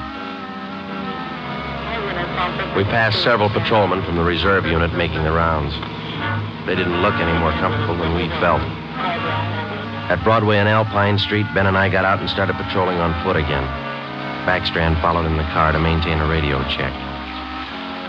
We must have covered 24 blocks and a half a dozen coffee counters before we got to the Criterion Restaurant and Donut Shop, a few blocks up the street from the Cottage Cafe. Hey, Skipper, you want to take a minute for some hot coffee? I'll keep an ear on the radio. You two go ahead. You look drenched. Yeah, we are. Can we bring you some back in a paper carton? Fine, thanks.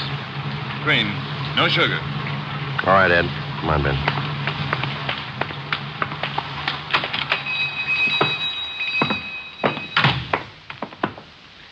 Place is empty. Yeah. Yes, sir, gentlemen. What'll it be? Hot coffee? Yeah, there's 2 of us here. Can you fix up 1 to go? Sure thing. Say, on that 1 to go, cream, no sugar. Right. Say, you fellas cops? Yeah, why? No offense, just wondering. Here you are. Thank you. Cop in uniform was around a couple hours ago. Wanted to know if I'd seen some guy he was looking for. Tall, about 190 pounds, mustache, about 30 years old. Yeah, that's the description he gave me. He was looking for the guy. So are we. Say, that's good. That other cop came in right at my busiest time, a little after 2 when the bars closed. You know, it gets pretty rushed, and I didn't have much time to think, so I just said no. Then after the cop left, I remembered. You saw a man answering that description tonight? Yeah. I would have told the cop, but I was rushed. You know how it is. No time to think, and then I remembered. Are you sure? Oh, I'm sure, all right. Whoever he is, he's a lady killer. What do you mean? No offense. There was a sharp-looking dame down the end of the counter, and this guy breezes in and picks her up. Talks to her about 20 minutes, buys her a cup of coffee, and they walk out together. Do you remember what she looked like? Oh, nice-looking dame. Not beautiful, you know. More on the cute side. Ben, you got that morgue shot? Oh, yeah. Here it is. Thanks. Here's a picture. This the girl? Let's see. Yeah, that's her. Who is she? I don't know, mister. Down at the morgue, they call her Jane Doe, number 7. Just by accident, we'd come across a concrete lead on the killer's method of operation. The picture we showed the man in the donut shop was a shot of the strangler's first victim the night before. Evidently, the killer would enter a bar, coffee shop, or restaurant, strike up a conversation with a woman, make friends with her, either buy her drinks or invite her to a bar in the neighborhood, and then the rest of the puzzle was still unsolved. We went back to the Cottage Cafe and checked with the men on stakeout. Not a sign of them, Chief. How are you men covering the place?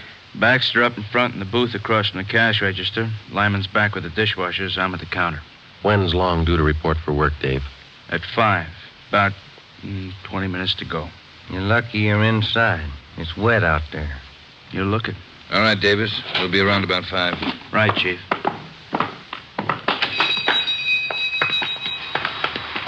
Let's get back in the car.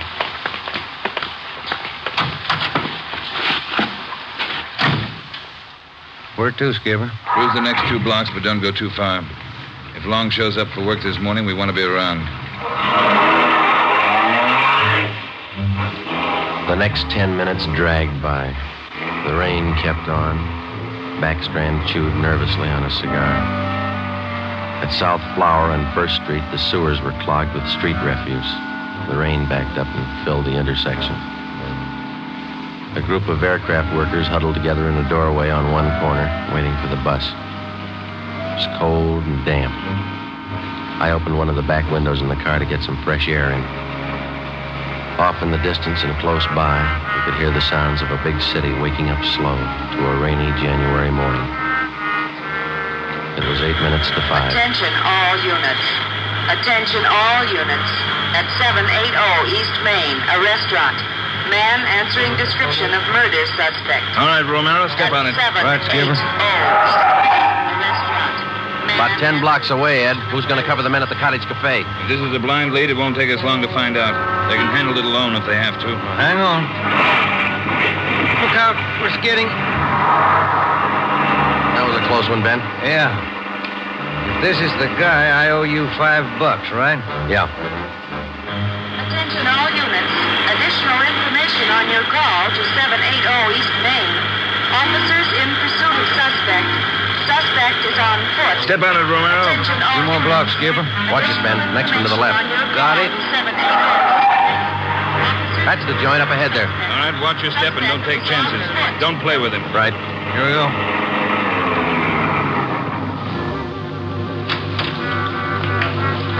He went out the back. Ran down that alley.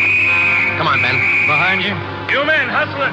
Circle around the block and choke off the alley. Fast. Emerson, boom. Go with him. Right. All right, over the fence, Ben. Ben, look out, look out.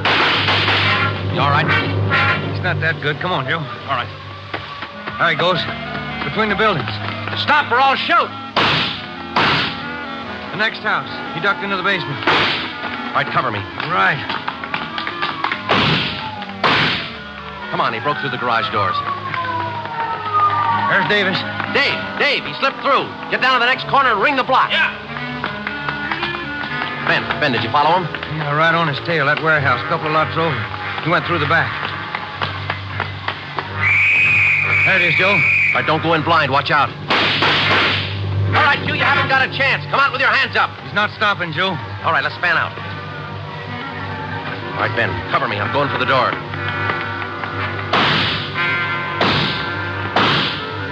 All right, Ben, come on. You're clear. You spot him? There he is. Let's get him. Close. He's in a good spot. Let's move. He's up in the loft. Come on, let's head for the stairs. Will you? Easy. You spot him, Ben? No. Not a sign. Ben, look out, that packing tail.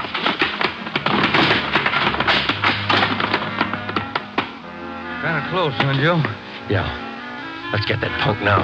Yeah, Joe, there's another one. All right, you. We got the warehouse surrounded. Come on down. All right, then we'll blast you out. Joe, he's dropping down the ladder. He's going for the front door. They're waiting for you with Tommy guns out there. They'll cut you down. Stop. Joe, he's got the door open. He's making a break for it. He's crazy. He's trying to shoot his way out.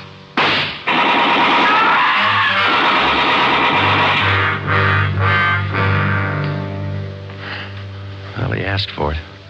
Yeah. Let's take a look.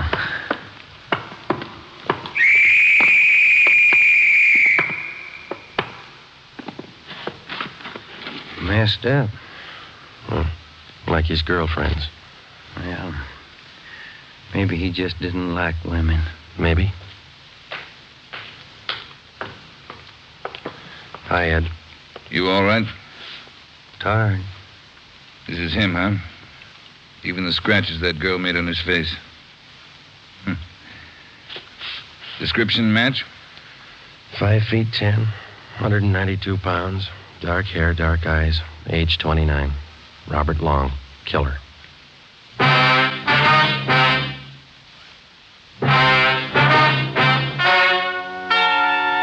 The story you have just heard is true. Only the names were changed to protect the innocent.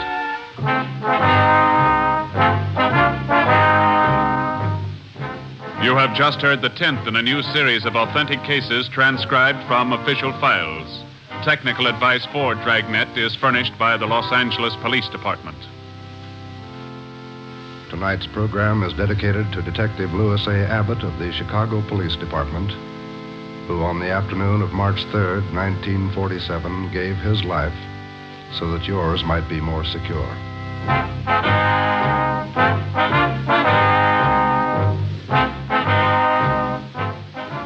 Dragnet came to you from Los Angeles. If you enjoyed tonight's production of Dragnet, you'll probably want to listen this Saturday evening to a pair of adventure shows featuring two well-known Hollywood personalities. You'll enjoy Brian Donlevy, star of Dangerous Assignment. Also on Saturday's schedule is Richard Diamond, private detective, as played by the screen's romantic tough guy, Dick Powell. Listen to both of these exciting programs this Saturday over most of these NBC stations. This is NBC, the national broadcasting company.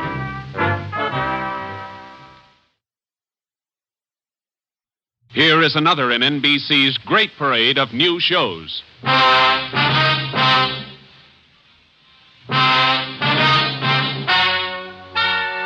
Ladies and gentlemen, the story you are about to hear is true. Only the names have been changed to protect the innocent. NBC brings you Dragnet.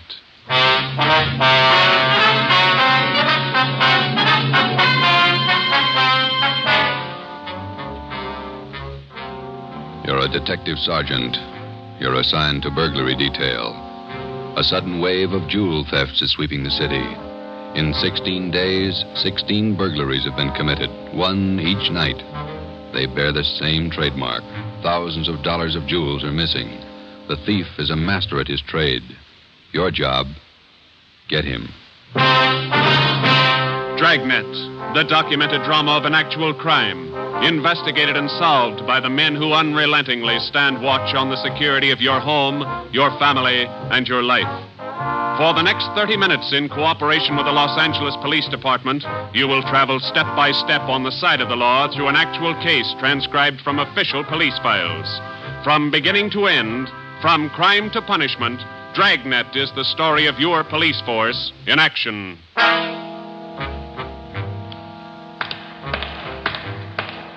It was Tuesday, June 17th. It was warm in Los Angeles. We were working the day watch out of burglary. My partner's Ben Romero. The boss is Ed Backstrand, chief of detectives. My name's Friday. I was on the way into work that morning, and it was 7:53 a.m. when I got to room 45. Burglary detail. Hi, Joe. How are you, Walker? Gonna be a scorcher out today. Yeah, just like yesterday. Ben in yet? I think he's over in communications picking up the mail. Oh, thanks. You guys been busy? Yeah, kind of. Jewel thefts. Anything big? No big hauls, but he's consistent. 16 nights in a row. Same guy? Think so. Same M.O. Yeah, everybody's got troubles. Gotta check some records. See you later, Joe. Okay, Willie. Burglary Friday. Yeah. Okay, Mike, soon as Ben gets back. He's picking up the mail. Right, bye.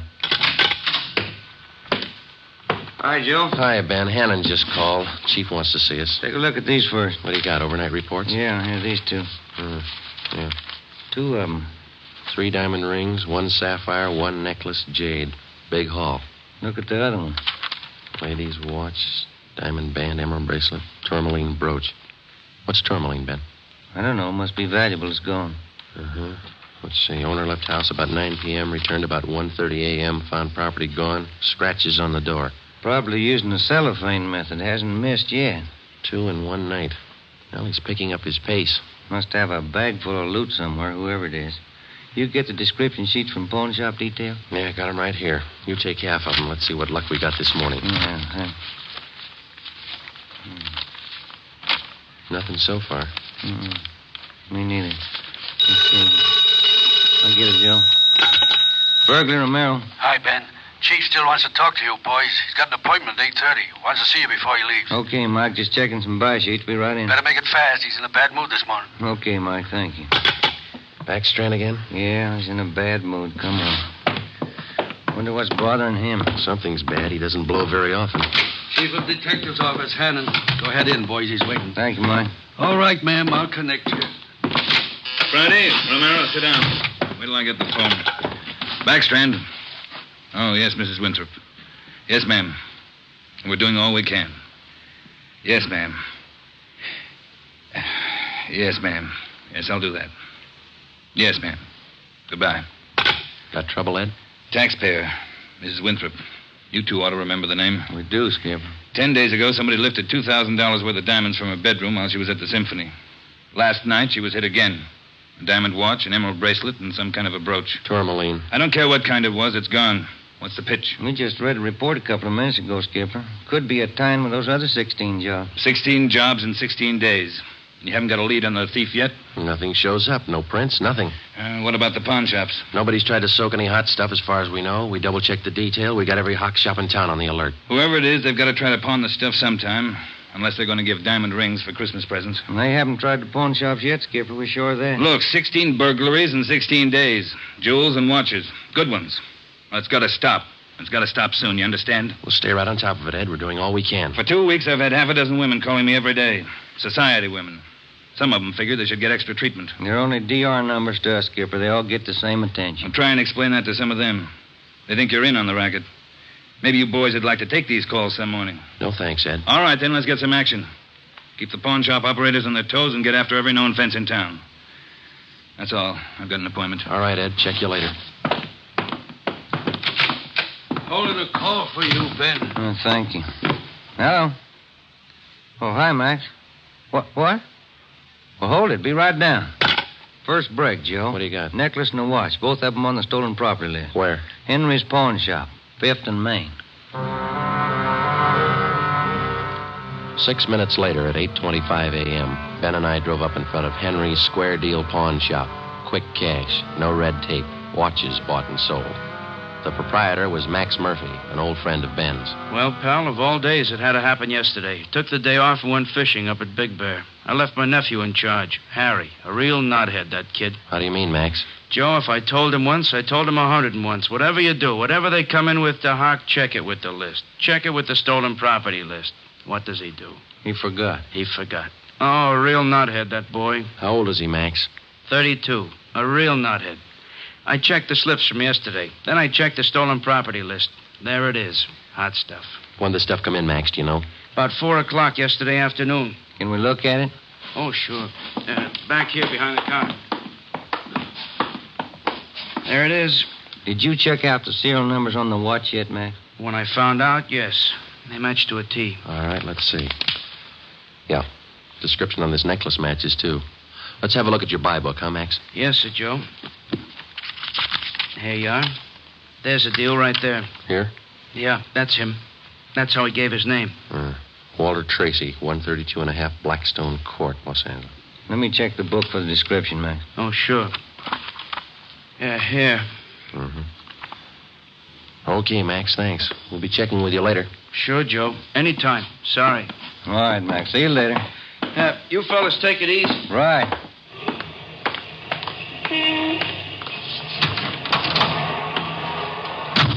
Want to check and see if we're clear, Joe? Yeah, I will.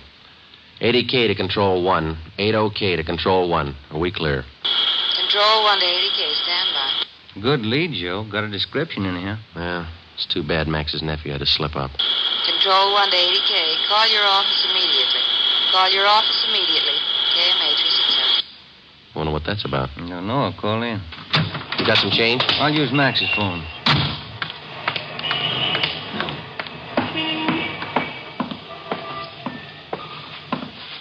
Use your phone a minute, Max.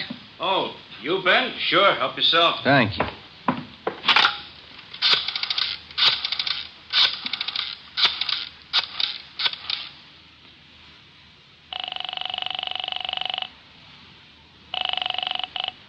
City Hall. 2524. 2524. Burglary. Levine. This is Ben, George. You got something? Hot one. Universal Loan Shop, 6th and Barton Place. Guy just took in a couple of rings. He checked too late. What you mean? He checked the form after the guy left. It was signed Walter Tracy.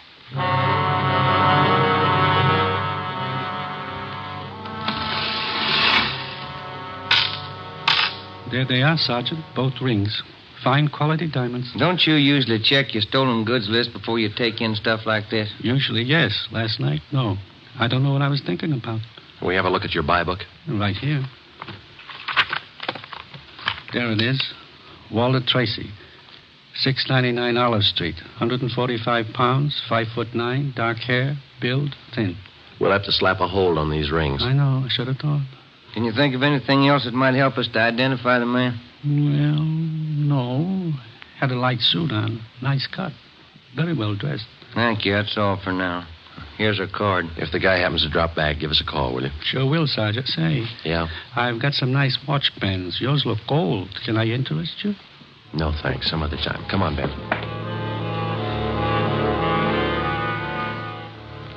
That afternoon and the following morning, despite our alert and our warnings, 2 more pawn shops called in with reports of stolen watches taken in. We checked them out. The serial numbers on the watches matched those on the stolen property list. On the pawn shop account books, the loan was listed under the name Walter Tracy. The addresses were given as number 12 St. Vincent Place and 700 East Flower. The descriptions of the man were the same. Slight build, well-dressed, about 145 pounds, 5 feet 9 inches tall, dark wavy hair. We had the name and description distributed to every pawn shop in Los Angeles and surrounding communities. Through our informants, we checked up on every known fence in the city. For the next 2 nights, we received no reports of stolen jewels. That made up for the double burglary the night before. On June 19th, the box score read 18 successive nights, 18 successive jewel burglaries. At 3:25 in the afternoon, Ben and I sat down to check over the late incoming reports. Got anything, Joe? No, not yet, no. Nothing here. Maybe the guy's left town. Nope. No such luck. Take a look. That's it, number 19. He may set a record. Well, he's making monkeys out of us, isn't he? Look, man's watch, lady's watch, Chinese amber necklace, diamond shirt studs, and a bracelet with 2 large rubies. He's getting ambitious. How's the value listing? I see. $1,800. 1 haul. I'll get it. Burglary Friday. Yeah. What? Yeah. Be right down. Stall him. Let's go, Ben. Where? Kaplan's down on East 2nd. Walter Tracy's in there now, trying to hock a gold watch.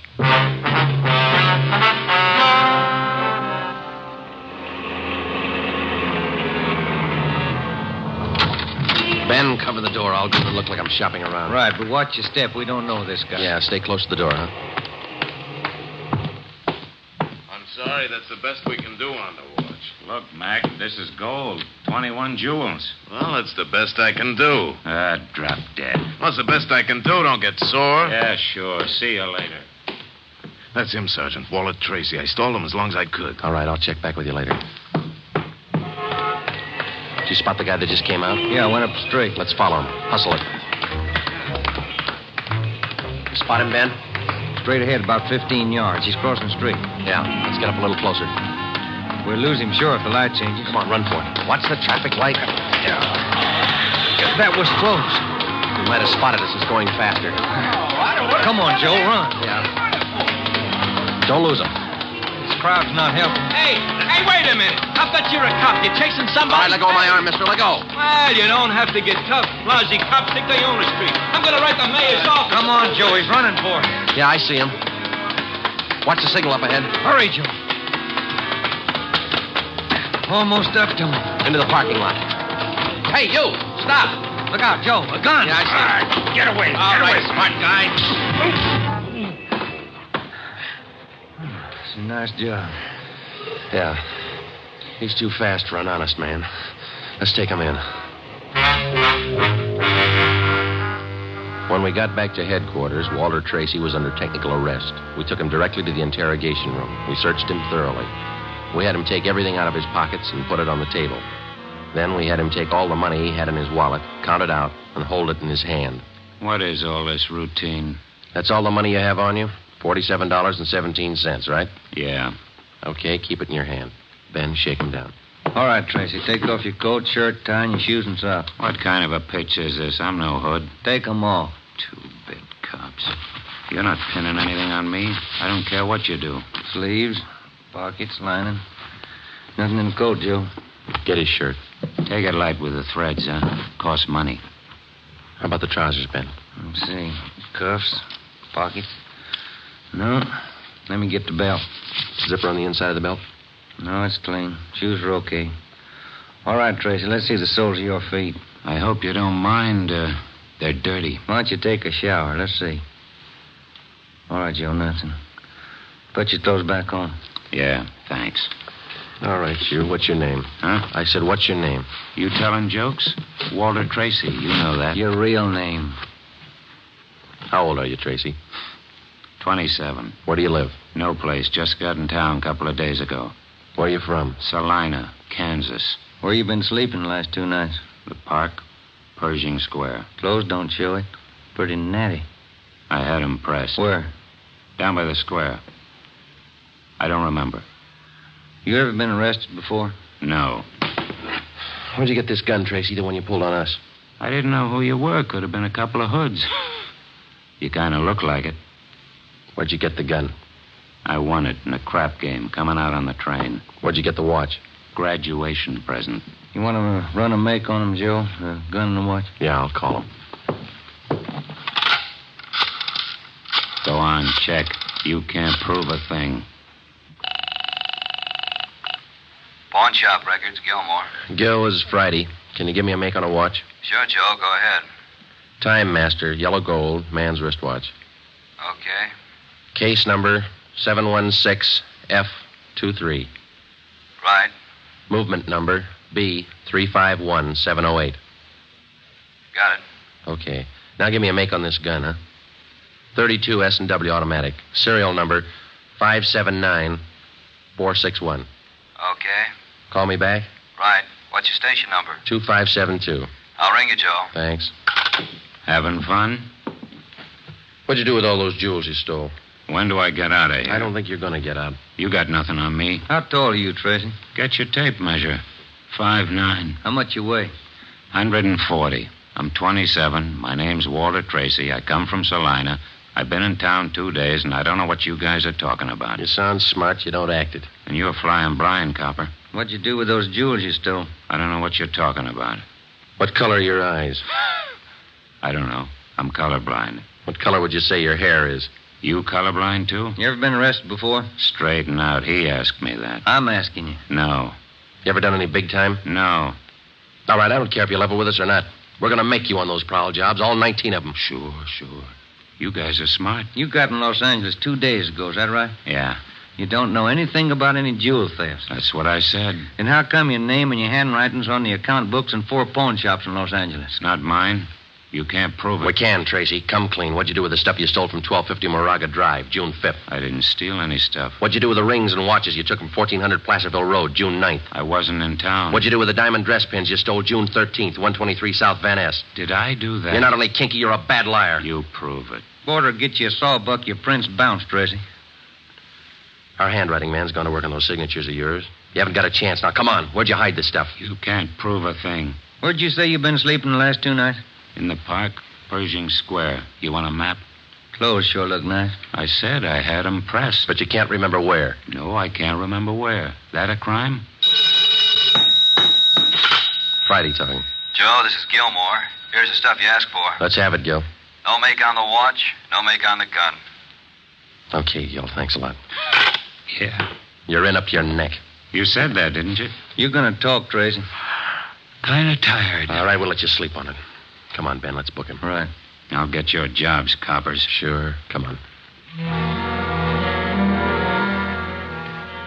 We took Walter Tracy to the county jail and had him booked on suspicion of burglary. He was still sullen. We knew we had the guilty man. Now we had to prove it. As it often happens, the victims never see the burglar. They only know he's been there. They can't identify him, but they can identify their property. Our job was to find the property. When we did, we'd have Walter Tracy. And the 19 victims would have their property returned. But Tracy wasn't talking, and we knew he'd never talk unless he thought it might help him. We took the problem to Ed Backstrand. Smart punk, Skipper, but he's done time before. How do you know? Tried him out last night when we brought him in. He talks like it and he acts like it. But he won't cop out. Are you sure? He won't talk in 100 years. He knows he's got us in a spot. Well, one thing's sure. We're not going to send him up without finding the loot first. He's planted the stuff somewhere in this city. We've got to find it. Ben and I have got an idea, Ed. It's not going to be easy, but it might work. What is it? Tracy tried to soak some of the stolen property at 4 separate pawn shops in the downtown area. Yeah? At each one of those 4 pawn shops, he gave a local address. Now, we're sure he must have a room or an apartment someplace in town. All right. Where? That's where guesswork comes in, Skipper. Every one of those addresses he gave falls within a certain area. How big an area? Oh, you got that street diagram, Joe? Yeah. Here it is, Ed. From Figueroa here to San Pedro, and from Pico down to 1st Street. The area's about 12 blocks wide, 14 blocks long. That's a lot of territory. How are you going to cover it? On foot. We'll take Tracy with us. Plenty of legwork. You sure it's the answer? We got to find the stuff, and it's the only way we can figure it. Hotels, apartments, rooming houses. There must be hundreds of places he could stay in that territory. It'll take a couple of weeks. Yeah, on foot it will. All right. It's tough, but it's your idea. Go to it. An hour after we left Chief Backstrand, we got Tracy out of his cell in the county jail and started our canvass of the appointed area. We took the usual precautions and handcuffed Tracy's wrists to our own. We started the search for his hideout at 1st Street and Figueroa. It was a warm day in Los Angeles. The temperature was 91. After the first 3 hours, I could tell Ben's feet were ready to give out, and so were mine. We couldn't even have the comfort of complaining. That had encouraged Tracy, and he was cocky enough already. He cursed and threatened every step of the way. My legs off. All right, quit pulling, will you? Come on, Tracy, up the stairs. Another one to check. Warm day, Joe. Yeah, a little. What do you mean, a little? Must be 110. Yes? What is it? You the manager? Yes. Could you tell me which apartment this man has in your house, ma'am? Who, him? Yes, ma'am, this one. Never saw him before. He don't live here. All right, ma'am, thank you. Yeah. Hot, ain't it? When are you going to get wise? Come on, Tracy. Well, that finishes this side of the street. You want to cross over, Joe? Yeah, let's go. I'm hungry. I want to eat. After we cover the other side of the street. You can't do this to me. I'm going to get a lawyer. I'll have your jobs, both of you. Yeah, come on. We only got a couple of hundred places to cover.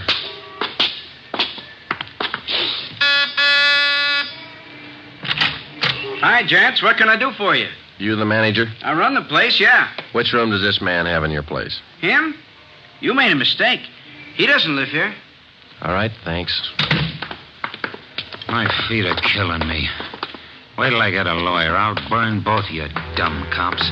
What do you think you're doing anyway? Making a guy... All that day and the day after that and the day after that, Ben and I, with Tracy handcuffed to our wrists, canvassed the designated areas, from hotel to hotel, from rooming house to rooming house, and the apartments, too. Every day our feet ached a little more, our pace slowed down, Tracy got more irritable, and the weather got hotter. The second day it reached a high of 92, the third day 94, the fourth day 94. Police regulations say plainclothes officers must wear a coat and necktie on the street at all times. We wore our coats and neckties. The search continued into the fifth day. Our pace got even slower. Ben and I started to lose heart. After a while, we forgot our object was to recover the stolen jewels. All we wanted was to find Tracy's hideout. We knew we were right. We knew Tracy was our man. It was a point of pride. Whether your feet hurt or not, you don't give in to a thief. Yes? What do you want? You the landlady here? I am. Which apartment does this man have in the building? Well, none of them. He's not one of my tenants. Thank you, ma'am. Come on, Tracy. By the sixth day, all three of us had special pads in our shoes. Our feet ached worse than ever. Tracy let us know about his every 3 minutes. By late afternoon of the sixth day, we'd covered more than half of the designated area. The temperature was 95. You guys gonna go on forever? I'm sweating like a horse. I'm getting tired of your moaning. That looks like the manager behind the desk. Yes, sir? You the manager? Yes, sir. What can I do for you? Can you tell us which room this man has in the hotel? Him? Mm-hmm. He doesn't live here. Hey, you fellas look awfully warm. Like to cool off in the lobby? We're air-conditioned. No, thanks. I'm hungry. When do we eat? You're always hungry. You got the biggest mouth on a cop I ever saw. Oh, all right. Yeah. I'm hungry. I want to eat. Now. Wait till I give this story to the papers. Mistreating innocent guys. They'll break you. All right. Come on, up the stairs. I'm going to get a lawyer tonight. I'll show you. Yes? Why, Mr. Baker, where have you been?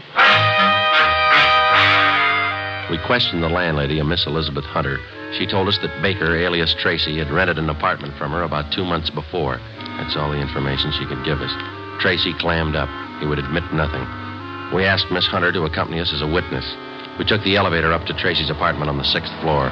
Miss Hunter, Tracy, Ben, and I. Down this way. Here. Do you want me to open it? Please, Miss Hunter. What? There's a girl. Walter? What is it, Walter? I told you to get out of town if I didn't come back. I didn't want to leave. I didn't want to leave without you. I thought you slept in the park. Take a jump. Where's the stuff hidden? All right, Ben, handcuff him to a chair. The girl behind him. We'll find the stuff ourselves. All right, Tracy. All right, you're next. I haven't done anything neither. See, you can't prove it. Billy, shut up. That's better. No talking between you two. If there is, we'll separate you. All right, Ben, you take the living room here. I'll try the kitchen and get a window open. It's hot in here. All right. Sergeant, you will be careful of the furniture. Yes, ma'am. I had no idea. You, Mr. Baker, of all people. Don't talk to him, please, ma'am. Oh, yes. Tin cop. Why don't you spell?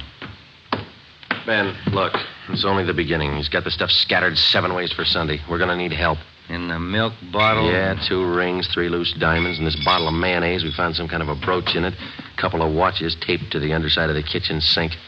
All right, you. Convinced? Okay, Ben, call Backstrand. There was a definite possibility that Walter Baker, alias Tracy, had stored some of his stolen loot outside his apartment. We stood little chance of ever recovering it unless we got him to break. Ben called Chief Backstrand, and in 10 minutes he arrived at the apartment with another man from burglary detail, George Levine. Together we went over the 4-room apartment foot by foot. We found jewelry, watches, loose stones in every conceivable place. In cartons of cottage cheese, in jars of cold cream, in the garbage can, everywhere. Who's your girlfriend? All right, I'll ask her. What's your name? I said, what is your name? Billy. Billy Crawford. He didn't do anything. He didn't. All right, Billy. Maybe you can tell us. Where's the rest of the stuff he stole? He didn't steal. He didn't steal anything. Billy, shut up. Keep quiet, you. Ed, wait a minute. What? Just a minute. I want to look over here. Papers. Taped to the underside of that top drawer. What is it, Friday? No, you can't. You can't. Look at these. All right, you found them. I'll talk. No, Walter, don't. Parole papers. He's an ex-con. Yeah, I'll cop out. Don't do it, Walter. Billy, shut up. Dumb dame. The rest of the stuff, where is it? On the roof. Inside the ventilator, the one near the front, you'll find a couple of paper bags. That's it. Levine? Got it, Chief. I'll check it. Your papers say you did time in Oregon. What for? Fell for robbery. Did 5. I owe him 7. What about the girl? Walter, I'm going with you. Her? I don't know. You figure it. All right, Friday. Romero, take the girl to Lincoln Heights and book her. We'll take him. Right, Ed. Come on, Ben. No, Walter, I want to go with you. I'm sorry, ma'am. This way out. All right, easy, lady. No, wait a minute. Just a minute. Walter? You're a dumb dame, Billy. So long. Walter. All right, come on, let's go. What's the matter? You feel all right? He lied. He said he loved me. He lied to me. Don't feel hurt, lady. He lied to everybody.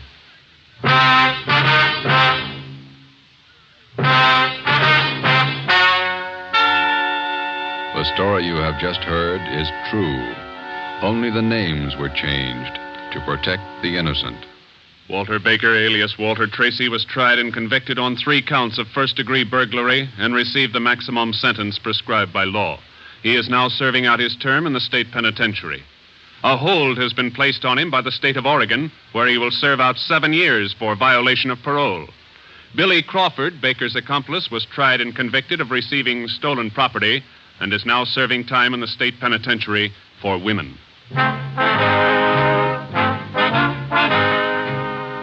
You have just heard the 11th in a new series of authentic cases transcribed from official police files. Technical advice for Dragnet is furnished by the Los Angeles Police Department.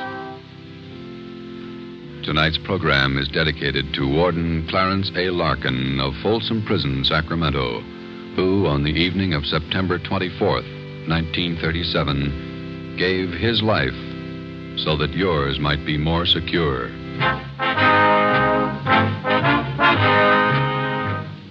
Dragnet came to you from Los Angeles.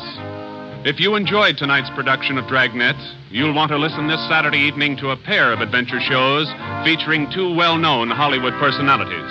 You'll enjoy Brian Donlevy, star of Dangerous Assignment. Also on Saturday's schedule is Richard Diamond, private detective, as played by the screen's romantic tough guy, Dick Powell. Listen to both of these exciting programs this Saturday over most of these same NBC stations. This is NBC, the national broadcasting company.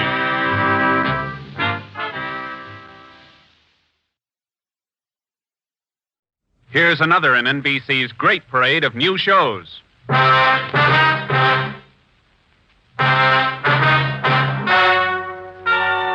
Ladies and gentlemen, the story you are about to hear is true. Only the names have been changed to protect the innocent. NBC brings you Dragnet.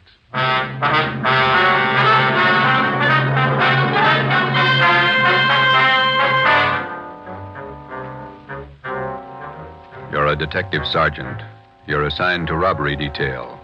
An armed gang of blitz bandits has started to work in your city.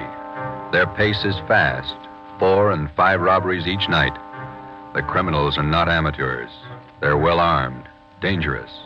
Your job, get them. Dragnet, the documented drama of an actual crime, investigated and solved by the men who unrelentingly stand watch on the security of your home, your family, and your life. For the next 30 minutes, in cooperation with the Los Angeles Police Department, you will travel step by step on the side of the law through an actual case from official police files. From beginning to end, from crime to punishment, Dragnet is the story of your police force in action. It was Thursday, October 23rd. It was windy in Los Angeles. We were working the day watch out of robbery. My partner's Ben Romero. The boss is Ed Backstrand, chief of detectives. My name's Friday. I was on my way back from the statistician's office, and it was 11:42 a.m. when I got to room 27A. Robbery detail. How'd it work out, Joe? Any good prospects? Well, I don't know how good they are, but I got a handful. How many did you get? Well, let me see. 15, 18, 22. Ethel down in the stats office ran them on the IBM for me. There they are. Let's see. It's a gang of 3 men working on foot. Blitz robberies. They only take cash. M.O. is tie-ups. Work from 8 to 10 at night. One of the gang's tall, the other 2 short. And these are the men the machine sorted out? Under that heading, yeah. If our information's wrong, then so's the machine. Got a good bunch of candidates here. Descriptions match up with what we got. They seem to. Check the names on that list, Ben. Some of the smartest thieves in the country. Yeah. Tommy Willis, Ray Grappa, Kemp Satelli, Manny Roberts, George Cross, Mario Koski. Reads like June graduation at San Quentin. Yeah. George Cross and Tommy Willis are in town. We know that. And Koski, he's around a couple of weeks ago. And what about the rest? It's a big field. Have to check them out, I guess. Might as well start at the beginning. Did you go through the overnight reports yet? Yeah. No restaurants, no liquor stores. That makes 5 days the gang's laid off. They can afford to, can't they? 18 robberies in 24 days. That's a pretty good haul. This stop-and-go strategy of theirs, Joe, it's got me. Yeah. They work hard for a week in one area, and then they lay low. If they just keep going, we might have a better try at them. Hey, Joe. Yeah, Chandler. Fell out here to see you, Joe. Name's Decker. Decker. Henry Decker? Didn't say. Want to see him? Yeah, send him in. Right. All right, Mr. Decker. This way. How are you, Joe? You're looking good. Oh, Hank Decker. How are you? I'm fine. Oh, what are you waiting for? Applause? Come on in and shut the door. Hank, this is my partner, Ben Romero. Ben, Hank Decker. All right, Hank. How are you, Ben? Hank and I are in service together. Yeah, I just dropped in for a visit, Joe. Are you busy? No more than usual. Sit down. Thanks. I remembered you telling me you were on the PD, so I figured I'd drop around and get an inside track. How do you mean? I just filed with Civil Service to take the exam next month. Figure I'd like to work at being a cop. He's shell-shocked, Joe. Great pep talk you boys hand out. You sure you want to be a cop? Oh, look, I'm 30 years old, Joe. I'm married, high school education, about a year of junior college. What's your wife think? She's not sold. Well, that's why I dropped in. How about coming out to the house for dinner tonight? You want me to sell her? Just talk to her. 7 okay? Yeah, 7's okay. I'm glad to have met you, Ben. Same here, Decker. See you again. Right. Bye, Joe. See you tonight, Hank. Well, what do you think, Ben? Ought to make a good cop. We had a list of 22 possible suspects. By 5 o'clock, Ben and I had checked out 2 of them who might possibly have had a hand in the blitz robberies of the 18 liquor stores and restaurants in the past 24 days. Number 1 man was Thomas Willis, Caucasian, age 29, 5 feet 11 inches, 175 pounds, dark hair, blue eyes. Number 2 man was Mario Koski, Caucasian, 5 feet 6 inches, 170 pounds, dark hair, dark eyes, large scar under his chin, running across his throat, up to and behind his left ear. According to our informants, and after questioning some of their associates, either Willis or Koski or both could have taken part in the blitz holdups. We showed their mugs to the victims, but none of them could give us definite assurance that either Willis or Koski were in the holdup gang. At 7 that night, I went out to Hank Decker's house for supper. Met his wife, Linda, his 4-year-old twin boys. We talked about the Army, played with the kids for a while. Before we sat down to eat, we put the boys in bed. Hank was in the kitchen carving the roast. His wife closed the door to the kids' room, and we started downstairs for the kitchen. What do you think of our 2 atom bombs? They're fine kids, Miss Decker. Hank told me that you were worried about him wanting to join the force. I was 12 years old when my father was shot down. He was a policeman in Des Moines. He was only 37 when he died. I wouldn't know what to do if anything like that happened to Hank. What do you want me to say? But does Hank really want it? Can't you talk him out of it? You're his wife. Can you? No, I think it's his choice, Miss Decker. He's going to have to make up his own mind. I'm sorry. If it's what Hank wants, I guess I worry too much. A lot of women marry cops. They have, and they will, and they all worry. Hank will be all right. Will you guarantee it, Joe?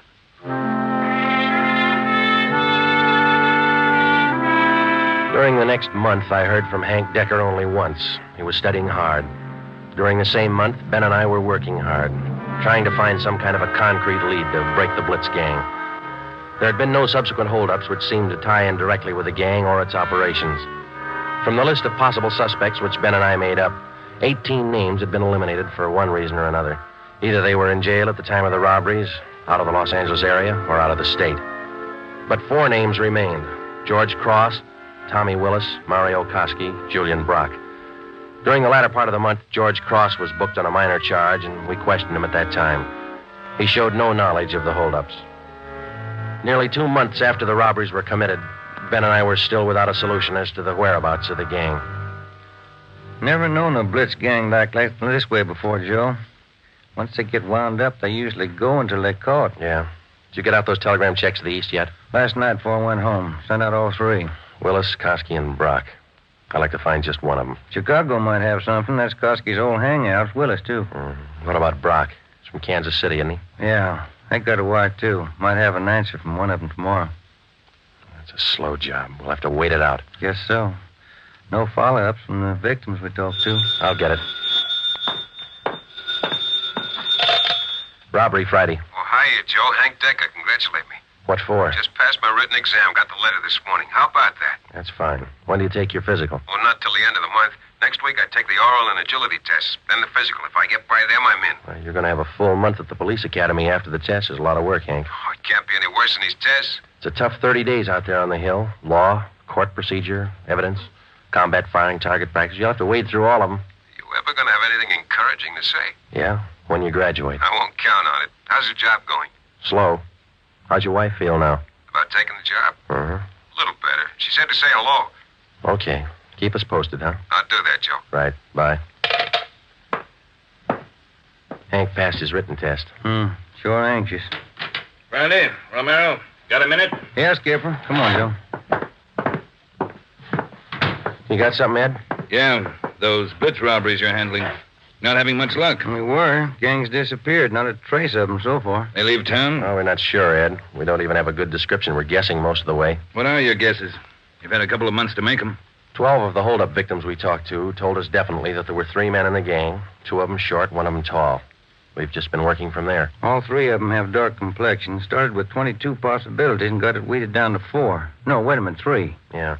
Tommy Willis, Mario Koski, Julian Brock. Willis and Koski are Eastern Hoods. Brock's from the Middle West. And where are they now? Haven't showed their faces around town. Checking some of the cities in the east. That's about all we got, Skipper. Not much for 2 months' work.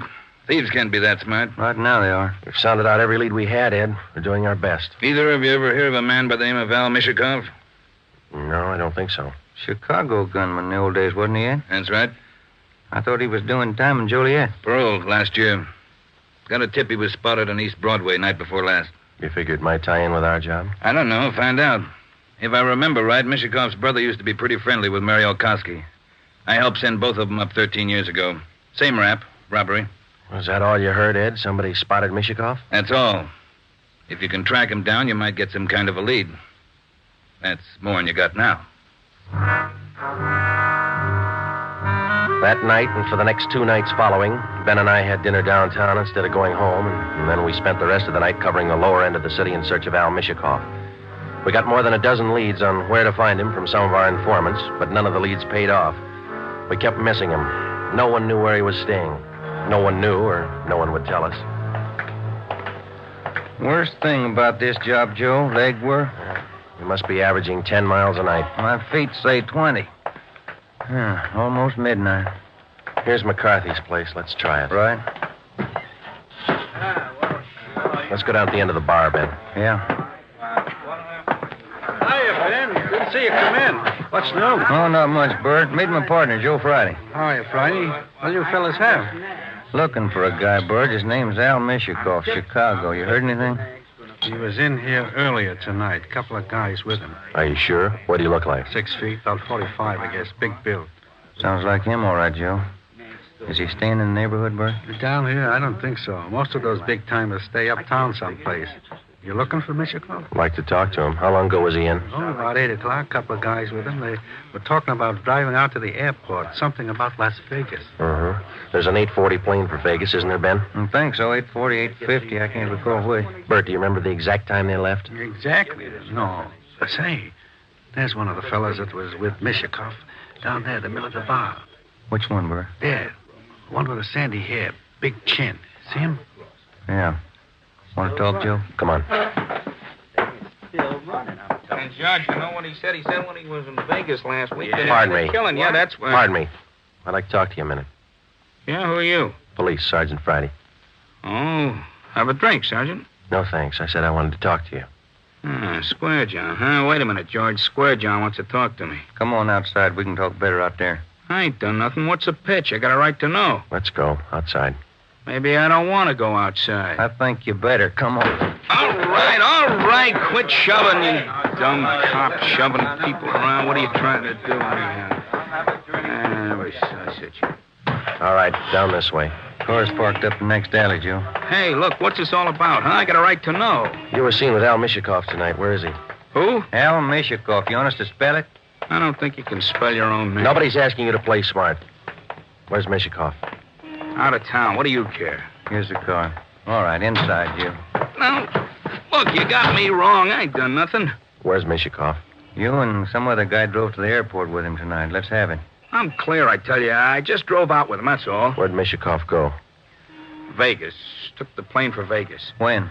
About 8:30, 8:45. What's up, anyway? Who's the guy traveling with Mishikov? Nobody. Who's the guy traveling with Mishikov? Koski. I just met him tonight. Mario Koski, is that the guy? Yeah, I'm leveling. I ain't done nothing. Ben, get to a phone, call the office, contact Las Vegas police. Ask them to pick up Koski and Mishikov. When we got back to the office, we questioned the man we had picked up for almost 2 hours. His name was John Delmar, an ex-convict. He'd been paroled from Folsom Prison 2 months before after serving 3.5 years for burglary. He said Mishikov was looking for a man to work with him and Koski. He didn't specify the work. Delmar said he refused the offer, but they parted on friendly terms. He said Koski and Mishikov told him that they were going to Las Vegas for a few days, then return to Los Angeles. But when Ben and I checked back with the Las Vegas police the next morning, they reported that nobody answering the description of either Koski or Mishikov was seen arriving or leaving the airport. We checked with the airlines and sent inquiries to law enforcement agencies throughout the entire area. No sign. 3 weeks went by. Still no sign. Nothing in the overnights, Joe. No, not a thing. Oh, yeah, same here. Reno, Sacramento, San Francisco. Nobody's seen him. Ain't got to come out sometime. We can wait. Yeah, we can wait. Gets on your nerves. Let's check with Backstrand. Maybe he's got a job for us in the meantime. You're getting as eager as your friend Hank Decker, Joe. Incidentally, how'd things turn out for him? He passed all his exams, putting in his month's training at the academy now. He should do all right. Hiya. Hi, Mike. Skipper busy? Not in his office. Won't be in till afternoon. What's the matter? He's got a lecture at the police academy this morning. Thanks, Mike. Come on, Ben. Ben and I drove out to the police academy near Elysian Park. We went out to check with Ed Backstrand on the Blitz robberies, not to listen to his lecture. When we walked into the classroom, he was just finishing up, so we sat in the back of the room and listened. It was a pretty good speech. Because of the alertness of the arresting officer, his talent for memorizing detail, and his knowledge of how a criminal acts under a given set of circumstances, the arrest was made. Well, that's about it, gentlemen. Thank you for your attention. Now, when I ran this speech over at home, my wife said it wasn't a very good talk, but at least it came out on time. Now it seems I'm 2 minutes short, so I guess I failed on both counts. But if I may, I'd like to use the few minutes that are left to tell you what I think of being a cop after 24 years. For one reason or other, you men have chosen the career of a police officer. Well, let me tell you right now, without any qualifications, it's a thankless job. Maybe you can't see it now. Maybe you think I'm exaggerating. But when you graduate next week and get that uniform on, your whole lives are going to change. You're going to lose friends, a lot of them. They'll want parking tickets fixed, some other favors. You'll have to turn them down, so you'll be a heel, a fathead. When you're on the beach, you're going to meet the cream of society and the scum, the lowest. Sometimes you won't be able to tell the difference. Some of you will have to work with thugs, stupid gangsters, dope addicts, cheap women. All the human garbage you can find in a big city.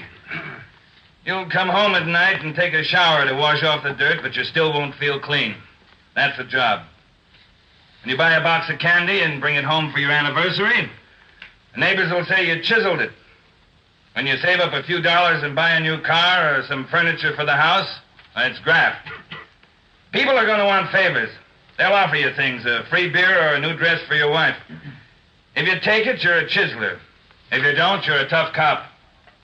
Well, here's a piece of advice. Take nothing from anyone, no matter how good a friend he is. Pay for everything you get and don't ask favors. Treat everybody alike, no matter what they look like or what they believe in. You don't play favorites. There are going to be times when a few men in the department get out of line. The newspapers will play it up because it makes good reading, and the average John public will love it. Because that's the only way he can pay you back for that traffic ticket you gave him. Being a good cop is a hard job, but it's a good one. Let me warn you just once more. It's one of the most thankless jobs on earth. That's all, gentlemen.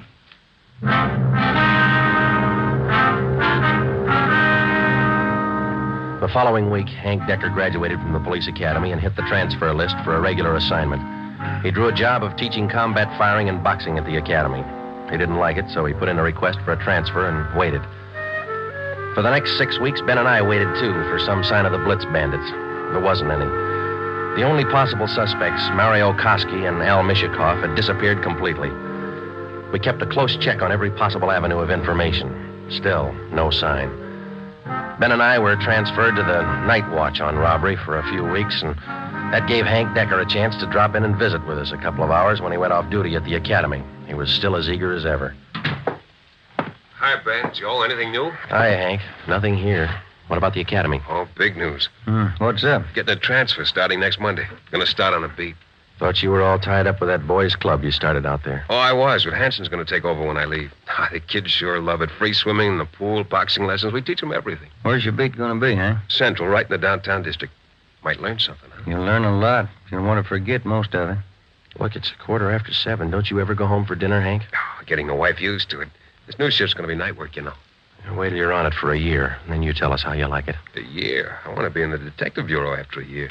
Well, you're not even going to last a year if you don't get home to dinner. Your wife's called twice this week already. She calls me. Okay, when did she call tonight? She hasn't yet. Oh, I guess I better head her off. Let me know if anything breaks, huh, Joe? I'd like to tag along. Okay, Hank. Well, on your way. Okay, good night. So long. Good night. Yeah. How eager can you get? Were we like that when we started? Not me. I never had that much energy at one time my whole life. Hot shot, Joe. I'll get it. At 767 East Broadway, a liquor store, 211 and slugging. At 767 East Broadway, a liquor store, 211 and... 767 East Broadway, 211, liquor store. Let's go.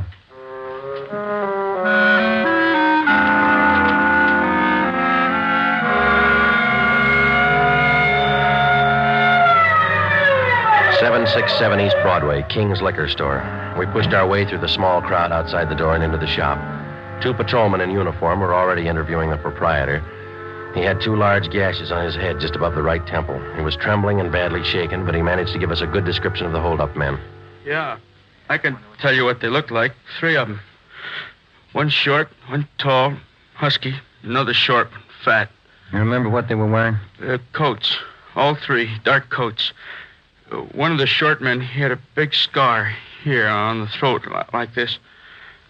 After the 3 men robbed the store, they slugged me and tied me up. Turner, this man's hurt. You call an ambulance? On the way, Sergeant. That's fine. We have just one more question, Mr. King. Here's a handful of pictures. We'd like you to tell us if any one of these men were in the gang that held you up tonight. Let me look. There you are. Take your time. No. No, not him. No. No. Oh, this one. Here. He took the money from the register. Would you look through the rest, please? Are there any more? Let me see again. No. No. Oh, here. Another one. The fat one with the scar. This is him. I think he's the one that slugged me.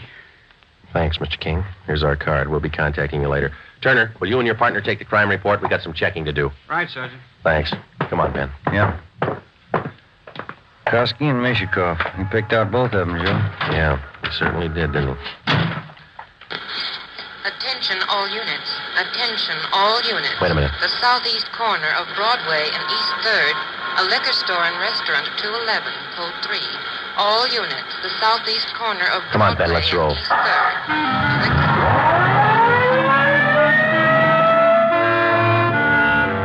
When we got to the liquor store and restaurant at Broadway and East 3rd, Ben and I knew for certain that Koski and Mishikoff were back in the city and working hard. Their M.O. matched down to almost the smallest detail. We put a call through to communications, and the entire Central Division was alerted. Then we called Chief Backstrand and told him the news. He assigned a special detail from the Metropolitan Unit to patrol the area until further notice. But at 9:23 p.m., before they pulled out of the police garage, the Blitz bandits added 2 more liquor stores and 1 more restaurant to their list of victims. Early the next morning, Ben and I met with Chief Backstrand in his office. You got a make on that 3rd man yet? We ran his description through R&I early this morning, Ed. Closest candidate's a guy by the name of Julian Brock. Done time here in New York. Any tie-up with Koski or Mishikoff? Mama Sheet says he knows Koski pretty well. And that's good enough. Now, how do you think you're going to get these thieves? We've got the alert out, Chief. Special detail from Metropolitan Division's been briefed. Communications all set. All right, here's a tip for you. Tell the men if there's a hold-up call that only the car in the area of the hold-up will handle it. These thieves are no amateurs. They may try some decoy trick. Tell the men to stay in the area they're assigned to until they receive a call. Jake? We'll take care of it, Ed. You're going to be on hand tonight? And when do you figure on starting? We'll have the full detail out by 6:30. Play it safe and start at 4. Why chance missing him?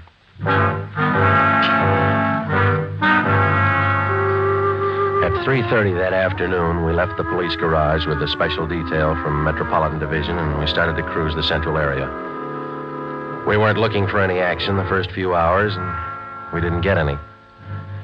The 5 o'clock traffic in the downtown area was heavy as usual.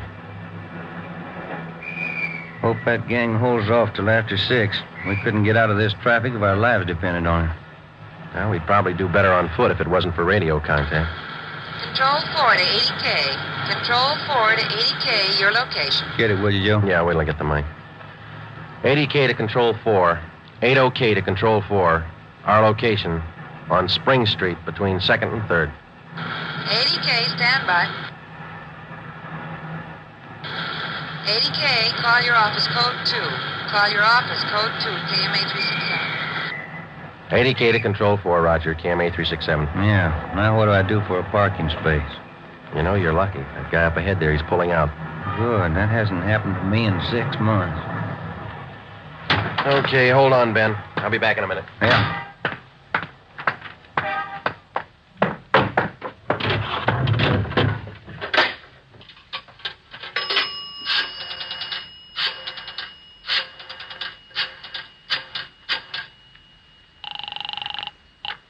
Hello? 2511. 2511. Robbery, Chandler. This is Friday, Bill. You want us? Yeah, just a minute, Joe. Chief wants to talk to you. Hello, Friday. Yeah, Ed. Cruiser car just brought in a guy answering the description of Mario Koski. Yeah? Get over here right away and question the guy. If it is Koski, we can all go home early. Ben and I went back to the office and questioned the man who gave his name as Conrad Larkin. He was Koski's approximate height and weight, same color hair, same color eyes. The resemblance to Koski's picture was evident. We questioned him thoroughly about the Blitz robberies, and then we checked out his fingerprints. The coincidence was hard to overlook, but we were satisfied. The man was not Mario Koski. There was a phone message on my desk to call Hank's wife. I called her, and then we checked with Chief Backstrand again and started for the police garage. It was 10 minutes past 6. Hey, Ben, Joe, wait a minute, will you? Oh, hi, Hank. What's all the excitement? I heard about those jobs last night, the Blitz gang. How about tagging along tonight? What's the stir? You suit yourself, Hank. When are you due home for dinner? I told the wife I'd eat out tonight. You sure you're not due home for dinner? No, not tonight, Joe. Did you have any luck yet? Not so far, Hank. Maybe later on tonight. Come on, here's the garage. How close did you come to the gang last night? Not close enough. 2 steps ahead of us all the way. They sure must work fast. 5 jobs in a row. All right, Hank, let's don't rub it in, huh? Hey, Ben, watch it, will you? Yeah. Woman driver. How about it, Joe? You think I can make the outfit? You can talk to Ed Backstrand. He might get you a transfer after a while. Yeah, I might try it. Joe, look across the street. There's a guy coming out of the bar. Where? In front of the bar. He's standing there. Guy in the dark coat, you see? Yeah. 2 other guys behind him. Who is it? I can't be sure. Ben, you better pull up. Koski. Looks just like his picture. All right. Come on. All right, hold it, mister. We want to talk to you. Run for it, Al Copper! Watch it, Joe! Hank, get down! Get down! 2 of them down, Ben. Other than went up alley. Let's go. Did they get Hank? Yeah. All right, hold it right here. All right, Koski. Throw out your gun and come out with your hands up. All right, let's return the fire. Come on.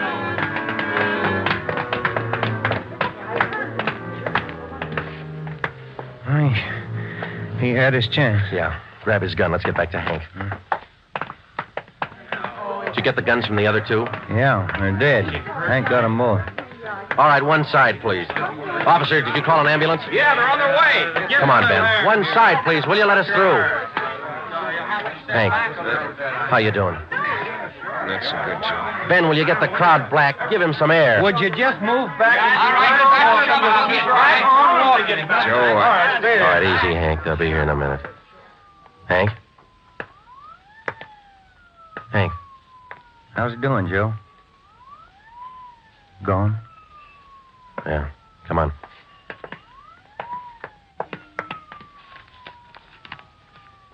What have you got, Joe? Phone message from Hank's wife. For you? Yeah. You returned the call?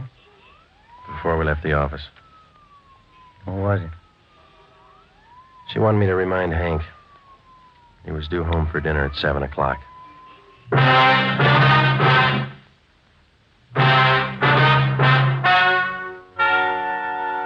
The story you have just heard is true. Only the names were changed to protect the innocent.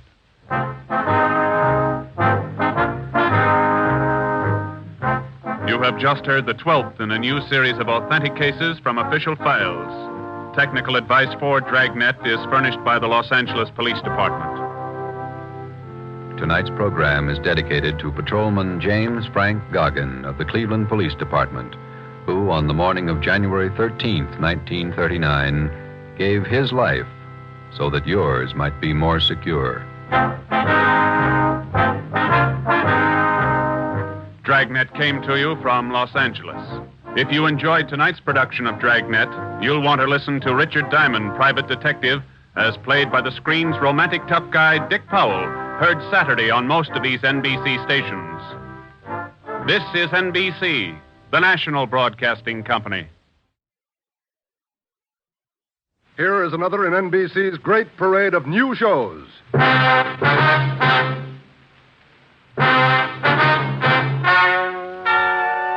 ladies and gentlemen, the story you are about to hear is true. Only the names have been changed to protect the innocent. NBC brings you Dragnet.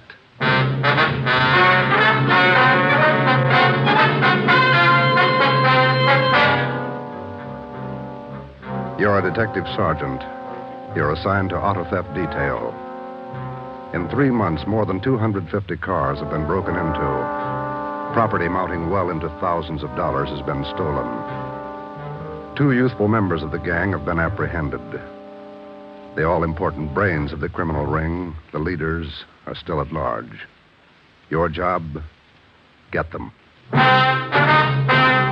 Dragnet, the documented drama of an actual crime, investigated and solved by the men who unrelentingly stand watch on the security of your home, your family, and your life. For the next 30 minutes, in cooperation with the Los Angeles Police Department, you will travel step by step on the side of the law through an actual case from official police files. From beginning to end, from crime to punishment, Dragnet is the story of your police force in action. It was Monday, March 2nd. It was cold in Los Angeles. We were working the night shift out of auto theft. My partner's Ben Romero. The boss is Ed Backstrand, chief of detectives. My name's Friday. I was on the way back from the interrogation room, and it was 10:58 p.m. when I got to room 26, chief of detectives' office. Real tough kids, aren't they? Yeah, they won't admit a thing. Now, sit down. Thanks. When'd you pick him up? About 8:30 tonight in the parking lot behind the Star Theater out on Sunset. He was lifting the radio out of a 48 convertible. He's had lots of experience. The report says you picked up a 19-year-old girl with him. She was waiting for the guy in a parked car across the street from the theater. Car was full of loot. The first real break we've had on those auto burglaries in 3 months, and it's no good to us.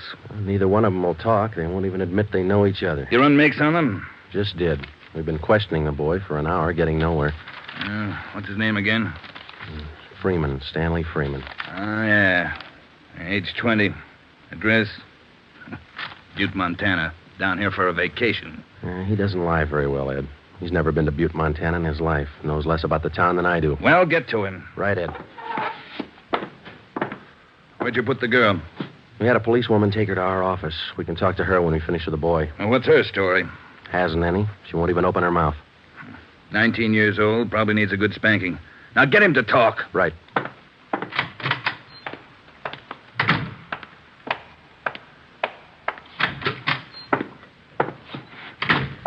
Did you run a make, Joe? Yeah, he's clean. Get wise, huh, Flatfoot? Look, you're in a bad spot, son. That kind of talk isn't going to help. Says you. We caught you red-handed trying to steal a radio that didn't belong to you from a car it didn't belong to you. Is that right? That's enough to send you to San Quentin, boy. You better give us the story. Shut up.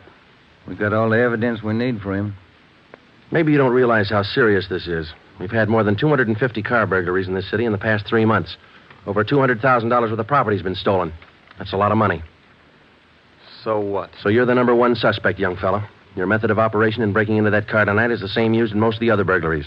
That means you're not going to be tried just for this job tonight. What are you getting at, Flatfoot? Listen, son. In the state of California, breaking into a locked car is a felony. You can go to state penitentiary for that. And we're going to file a complaint of burglary with the district attorney in the morning. You say you're from Butte, Montana. All right, I don't believe you, but we'll make sure. Ben, go down to our office and call the news photographers. Stanley here is going to have his picture on the front page of every newspaper in Los Angeles tomorrow. Right, Joe? No. You can't. I won't let you. I got my rights. What's the matter, youngster? Everybody wants his picture in the paper. Yeah, well, I don't. I won't let him. We got your picture already for him, remember? They took it when they fingerprinted you. You can't use it. You can't. I'll get a lawyer. Reporters will be over in a couple of minutes. We have to give them your story and your picture, too. This one. You won't. You won't. Give it to me. All right. Give it to me. All right, Freeman, get your hands off him. Now, sit down. All right. Now let's have it straight. Don't let him use the picture. Don't let him. You can't. You can't. We got to have the truth, son. Now, look, you're 20 years old. You know right from wrong. You'll have to take your medicine. If you cooperate, we'll do all we can to help. I live out in the Wilshire district. All I wanted was a little extra money. We didn't take much. We didn't think it was so wrong. It was stealing, Freeman. You know that's wrong. Where do you live out there? Piper Avenue. 821 Piper. You won't give him my picture. You live there with your family? Yeah, my mother. Father's dead. Promise me you won't give him the picture. My mother, she'd see it. Promise me. You're working with a gang on those auto burglaries. We know that. Now, who are they? Where are they? And what's the setup? I can't. They'd get me for it. Who'd get you? I can't tell you. I can't. Who's your girlfriend, Stanley? The one you were with tonight? Joanne Miller. Where does she live? Piper Avenue, same as me. Lives on the same block, 866. Is that her home? She live there with her folks? Yeah.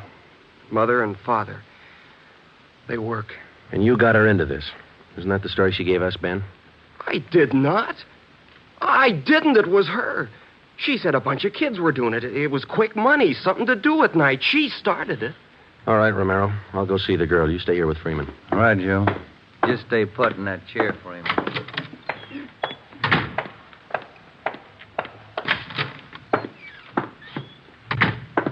Hi, Marge. Hello, Joe. You and Romero handling this case? Yeah. I'd like to talk to the girl a few minutes. Marge, will you stand by? Right, I'll sit over here. Thanks. All right, miss. What's your name, age, and address? I told this lady cop 15 minutes ago I'm not saying anything. All right, then we'll tell you. Your name's Joanne Miller. You live at 866 Piper Avenue. You live with your father and mother. Both of them work. You're a liar. That's not me. You're 19 years old. You live on the same block as your boyfriend, Stanley Freeman, and you're the one who got him mixed up in this gang. Isn't that right? No, it's not right. It's not. I didn't do anything. Well, that's only half the story. Freeman told us everything. You want to hear the rest? No. Stan wouldn't tell you. He wouldn't. He told us how you got him mixed up in it. Quick money. That's what you told him, didn't you? No, it was him. I can prove it. The rest of the kids will tell you. He got me in this. Ask them, they'll tell you. It was Stanley and Fred Milford and George Jansen. They started it, all three of them. All right. Will you tell the story to a police stenographer? I'll tell him everything. He's not blaming this on me. Marge, will you go get the stenographer? Right, George. Now, how many persons in this gang of yours? Oh, about 10 or 12. And it's not my gang either. He got me into this, and now he's trying to lie his way out, blaming me. How long you been doing this, burglarizing cars? Me? Oh, only about 2 weeks. It was supposed to be fun, something to do at night. The rest of them been at it a couple of months. Who's the head of the gang? I told you, it's him, Stanley, and Fred Milford and Jansen, all three. I only started going out with them 2 weeks ago, maybe less. All right, Joanne. Tell it to the stenographer the same way. Stenographer will be in a minute, Joe. Okay, Marge, thanks. Stay with her. Right, Joe.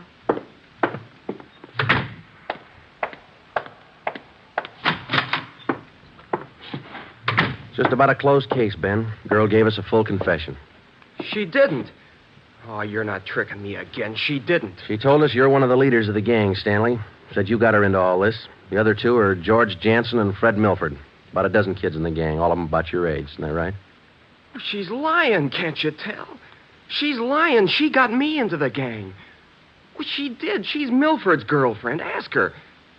Oh, she can't lie out of that one.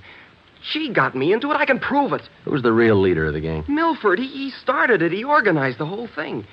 He collects the stuff we get, and he delivers it. Jansen helps him do it. What do you mean he delivers the stuff? Where does he deliver it? Somewhere in Dogtown, I think. Down around South Main, near the railroad yards. Who's it delivered to? Well, I don't know exactly. I heard Jansen mention the name once. Myra, he said. It's supposed to be a big secret. Myra, that's all I remember. Where does Jansen and Milford live? Well, Jansen rooms down on East Flower. 1042, I think. It's a rooming house. And Milford lives 2 blocks over from me on Quincy. 234 Quincy. He lives with his grandmother. Got that, Ben? Right. All right, let's pick up Milford and Jansen. It was 10 minutes past 1 when Ben and I returned to headquarters with George Jansen and Fred Milford in our custody.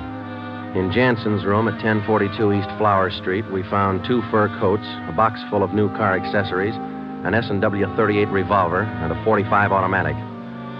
When we picked up Fred Milford at his home, we discovered 5 deluxe car radios hidden in the garage, plus a valuable assortment of cameras, cigarette lighters, and clothing. Both Jansen and Milford refused to talk. But when we got them to headquarters and showed them the signed statements of Stanley Freeman and the girl, Joanne Miller, they broke. Milford, where else did you and your gang operate besides the Wilshire district? No place, only out there, that's all. Same type of car burglaries have been committed all over the city. You telling us your gang didn't have a hand in them? It's the truth. Our territory was Wilshire district. We didn't go outside. You mean some other gang's responsible? I don't know. All I know is we didn't have any part of them. Is there another gang, Milford? Maybe, I don't know. You find out. It's none of my business. It is your business, Milford. You admit you and your gang committed 55 jobs in the past 3.5 months. That leaves about 200 jobs to be accounted for. That's right. You figure it out. We have figured it out. I think you and your gang of young thieves pulled every one of those 250 jobs. There isn't any other gang. That's the story the district attorney's going to get. You're crazy. There is. I know there is. Then give us the information and save yourself a lot of trouble. Well, we're not the only ones. That's all I know. Milford, do you know how many years you get for auto burglary? I told you, we're not the only ones. There must be a couple of others besides us. Vince Mahoney, he's got a gang. Where does Mahoney operate? West Hollywood and Beverly. Where's he live? I don't know. Honest, I only met him a couple of times. Where'd you meet him? I don't remember. Where'd you meet him, Milford? Delivery.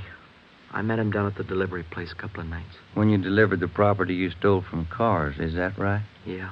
Where was that? Down by the railroad yards. Where? Chavez Street. It's a little alley off East Main. Who'd you deliver the stuff to? I told you her name's Myra. That's all I know. We meet her and some guy on Tuesday nights. We give them the stuff and they pay us off. Mahoney delivers the same night I do. Do you meet her every Tuesday night? Yeah. You're going to meet her this Tuesday, tomorrow night? I don't know. I guess so. Same place? Yeah. Are you the only one she deals with? Sometimes Joanne. You're Joanne. I know what you're thinking. You want to use me to trap Myra. Well, what's it worth? You know better than that. How about it, Milford? Oh, what else can I do? Give me another cigarette. By 3:30 that morning, the signed statements and confessions were piling up fast. Milford gave us a list of the names and addresses of each member in his gang, and within an hour, they were all under questioning at headquarters. Most of the suspects, about 1/3 of them girls, ranged in age from 18 to 21. As they told their individual stories, the scope of the case grew until it covered most of the city. By late afternoon of the next day, Tuesday, March 3rd, 3 more gangs operating in Venice, Bel Air, and North Hollywood had been apprehended. They confessed to more than 175 burglaries from locked cars during the past 3.5 months. At 5 o'clock that afternoon, Ben and I met with Chief Backstrand in his office. How many admissions you have now? Over 50, Ed. Here are the gang leaders' statements. What's their story? That's pretty much the same. They all say this woman, Myra, set up the operation. You mean she got the kids and put them to work burglarizing cars? Well, not exactly. She picked the leaders, contacted them in bars or on the street, asked them if they wanted to pick up some spare money getting auto parts for it. Then she didn't tell them to go out and burglarize cars? Well, not in so many words, Ed, no. After they brought in auto parts for a couple of weeks, she told them to bring her everything they could find, outside the car or inside. Those are the words she used. 5 of the kids dictated those words into their signed confession. Oh, that should hold in court. What else did you get on this woman? Oh, she taught them how to work, told them to wear gloves, all the angles. Well, we got most of the small fry. Now, where do we find this Myra woman? Any description on her? Yeah. Kids say she's about 33, 34. Good-looking redhead. 5'5", about 120. Well-dressed. No description on the guy she runs with. You run a make on her yet? Yeah, no previous record. We've set up a stakeout for her tonight. 2 of the gang leaders have volunteered to go along, this Milford and Vince Mahoney. Good. Down on Chavez, where she usually meets them? Yeah, that's right. When? 11:15. That's the regular time for the meet, according to the kid. All right, I'll be at home. Call me. I don't want to miss out on this one. When Ben and I left Ed Backstrand's office, we went home for dinner and a few hours' sleep. At 9:30 p.m., we were back at the office. We met the men in the special detail, which Backstrand had assigned for the stakeout that night. We briefed them on their duties, and then we got Fred Milford and Vince Mahoney out of their cells. To avoid any possible suspicion of the presence of a trap, we had Milford's permission to use his car in the stakeout. The car which he had said he had driven to the delivery meetings with the woman Myra at least a dozen times before. We arrived at the stakeout area, Chavez Alley in East Main, at 9:58. The meeting was scheduled for 11:15. The moon was out, but the sky was overcast, and there was a cold wind blowing from the east. Hey, what time you got, Sergeant? About 10. Why, Milford? You getting nervous? No, just wondering. How you cops gonna rig this thing? In just a couple of minutes, we're going to plant you two in Milford's car parked up there in the alley. Now, you stay there until Myra shows up. We'll do the rest. Yeah, I know, but what'll we say? Suppose she asks for some stuff. We ain't got any. You won't need any. You won't have much time for talking. Suppose she wises up. Maybe she'll pull a gun. Maybe. Does she carry one?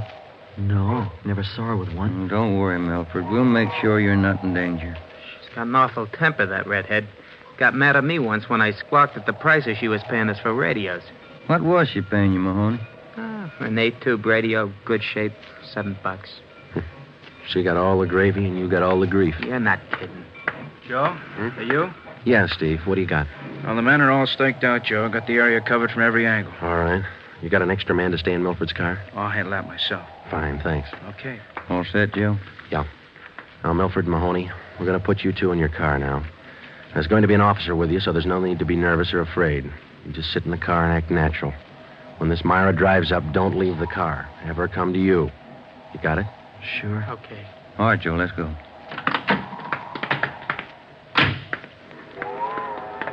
Sure is cold out. I don't even have a heater in my car. You stole enough of them. Okay, Steve, here they are. All right, boys. Milford, get in first behind the wheel. Okay. Mahoney in the middle. Now I'll sit in the back. We'll be parked in that garage across the street, Steve. Got a perfect view of the alley. Okay, Ben. Check with you later. All right. Mean night, Joe. Yeah, come on.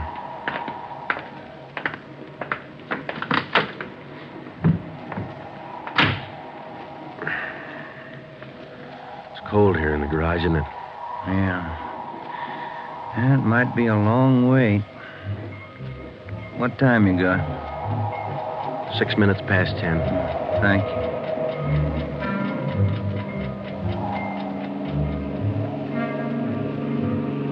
Hey, Joe. What is it? It's nothing. Thought that passing car was turning in the alley. Relax. It's early. Lonely place. It's dark. Gets on your nerves.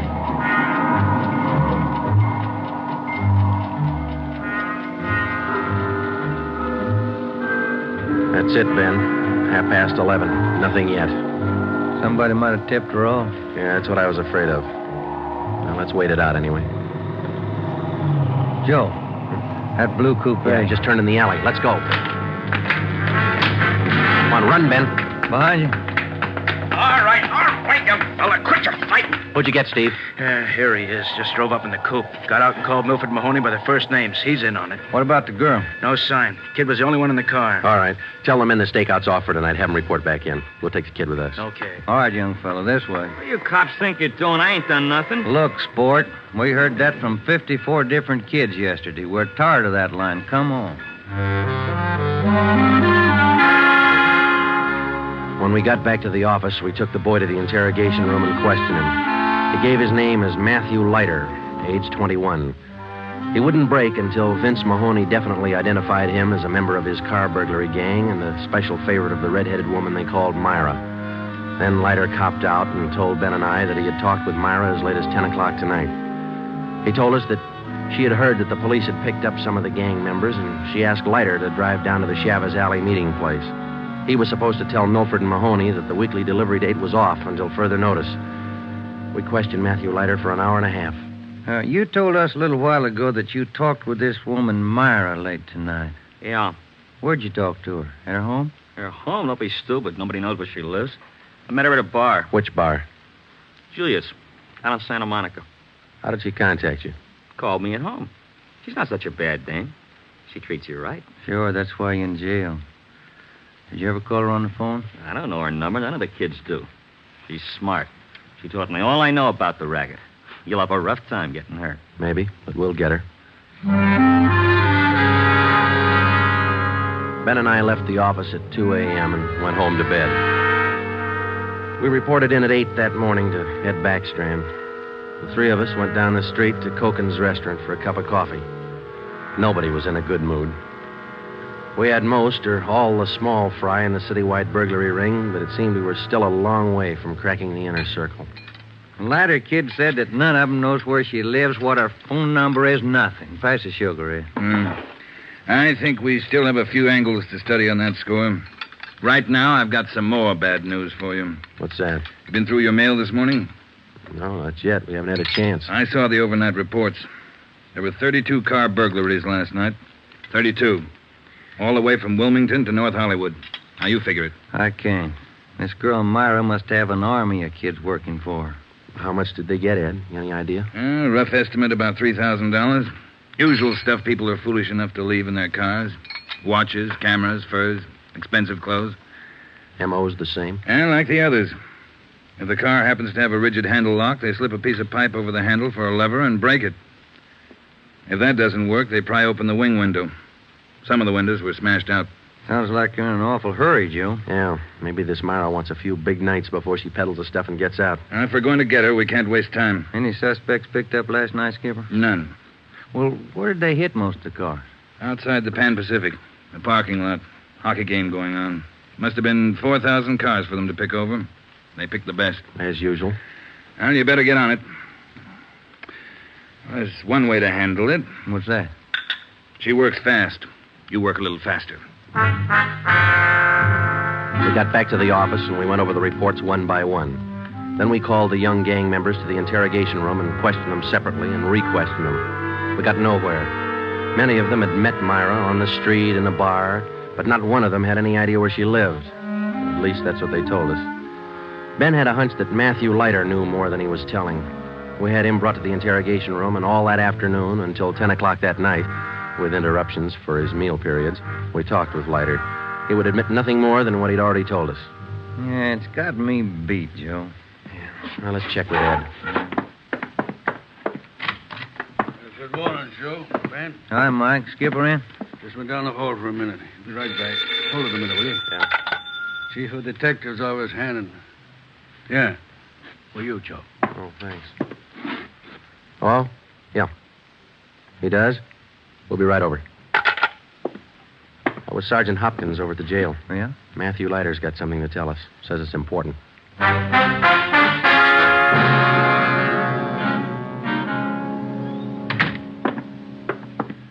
Have a chair here, Leiter. Yeah, thanks. All right. You wanted to see us. I'm getting even with that dame Myra. I'm squaring with you. Yeah? She told me if I was picked up, she'd have me out in a couple of hours. She promised me a lawyer if anything happened. Said she'd get me bail. All right. Where can we find her?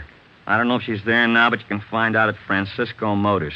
Big used car lot. Garage, too. It's out on Melrose past La Cienega. What's the tie-up? That's where she fenced most of the stuff we stole. Some old guy she buddies with runs the place. Big shop in the back. Store a lot of hot stuff there. Barney. Yes, Sergeant? We're through with them. Take them back. We checked with Chief Backstrand, and then we drove out to the Francisco Motor Company. We located it on the corner of Melrose and Geneva Avenue. It was a big layout. Consisted of a large used car lot sign bannering the slogan, Deluxe Auto Accessories, lowest prices in town. Along the back end of the lot, there was a large L-shaped garage. We found the man in charge, and he gave his name as Paul Hackett, the owner of the car lot. In the garage, we found the entrance to a large back storeroom.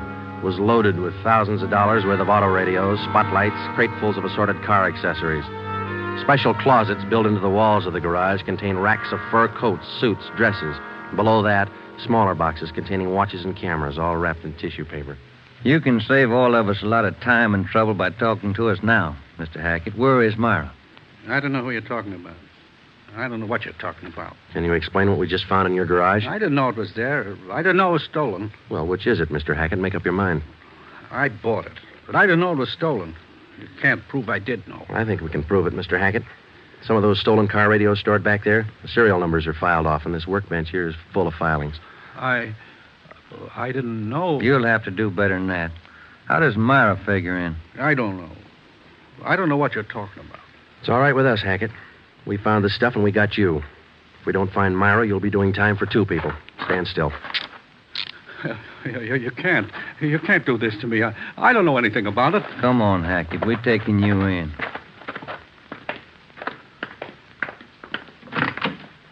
All right, get in the car. Come on, in the car. Am I going to jail? You're going to jail. All right. I'll take you to Myra. Hackett told us that Myra lived at 1345 Munich Drive in Beverly Hills. He said that he was Myra's husband. He told us that he'd been in a legitimate garage business for 10 years before he married Myra. She talked him into the racket. He identified 1345 Munich Drive as their home. When we got there, we found stores of stolen property similar to those found in the garage. Myra was not there. Hackett had no idea where she might be. We sat down in the living room and waited.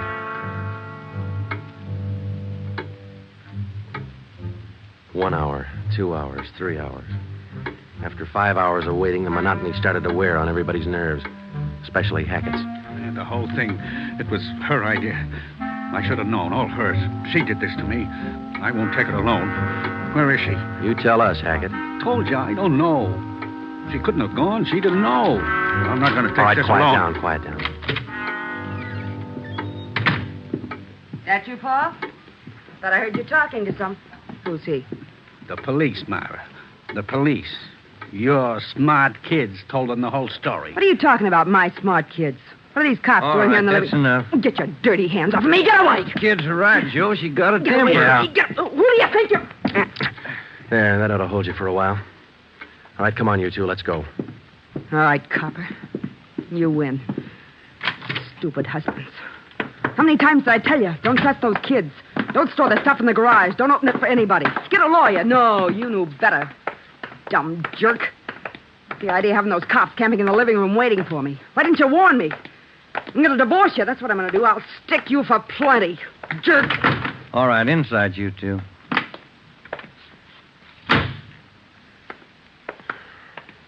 You got a smoke, Ben? Yeah. Here. Thanks. I was just thinking. What? Those kids were right. She's a pretty nice-looking woman. Yeah. Nice face. Beautiful figure. Mm-hmm. Sure talks a lot, though, doesn't she? Yeah. Hey, Joe, remind me to take home some flowers to my wife tonight, will you?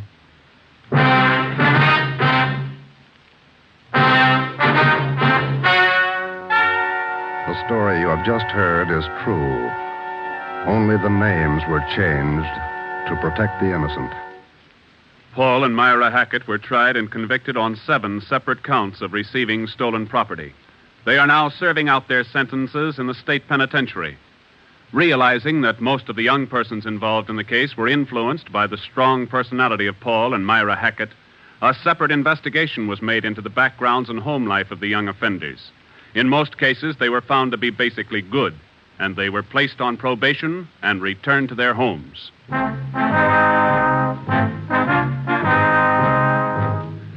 You have just heard the 13th in a new series of authentic cases from official files.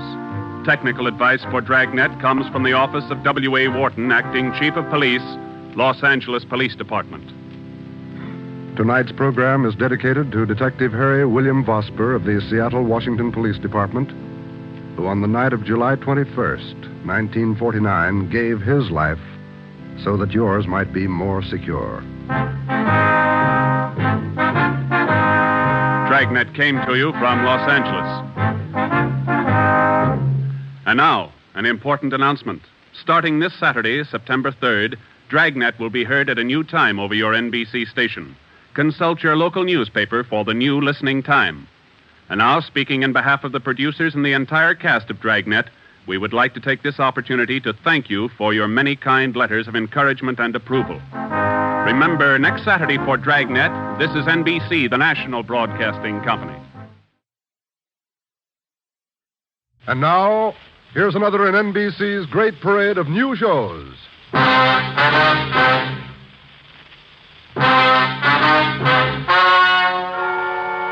Gentlemen, the story you are about to hear is true. Only the names have been changed to protect the innocent. NBC brings you Dragnet.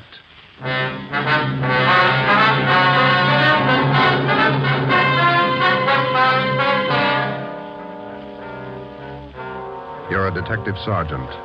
You're assigned to homicide detail. A man's wife has suddenly dropped from sight. On the surface, it appears only as a routine missing persons case. You start to investigate. Suspicion grows. There is evidence of possible foul play. Your job, find the woman or find her murderer. Dragnet, the documented drama of an actual crime. Investigated and solved by the men who unrelentingly stand watch on the security of your home, your family, and your life. For the next 30 minutes, in cooperation with the Los Angeles Police Department, you will travel step by step on the side of the law through an actual case transcribed from official police files. From beginning to end, from crime to punishment, Dragnet is the story of your police force in action. It was Wednesday, September 15th. It was warm in Los Angeles. We were working the day watch out of Homicide. My partner's Ben Romero. The boss is Ed Backstrand, chief of detectives. My name's Friday. I was on the way back from lunch, and it was 12:56 when I got to room 42, Homicide. Hi, Joe. Waiting for you. Hiya, Ben. Al. Hi. I hear you got something for us. Here's a report right here. Gardener by the name of Eric Kelby called in day before yesterday. Said his wife disappeared from their home out in the valley Sunday night. Says he thinks she left him. That happens every day, Barghetti. Not this way, it doesn't. Walsh and I went out yesterday to interview the guy. Story doesn't add. Why not? None of her clothes are missing. None of her luggage. She even left her pocketbook behind, full of money. Found out from the neighbors a missing woman is a 17-year-old boy by a former marriage. So what?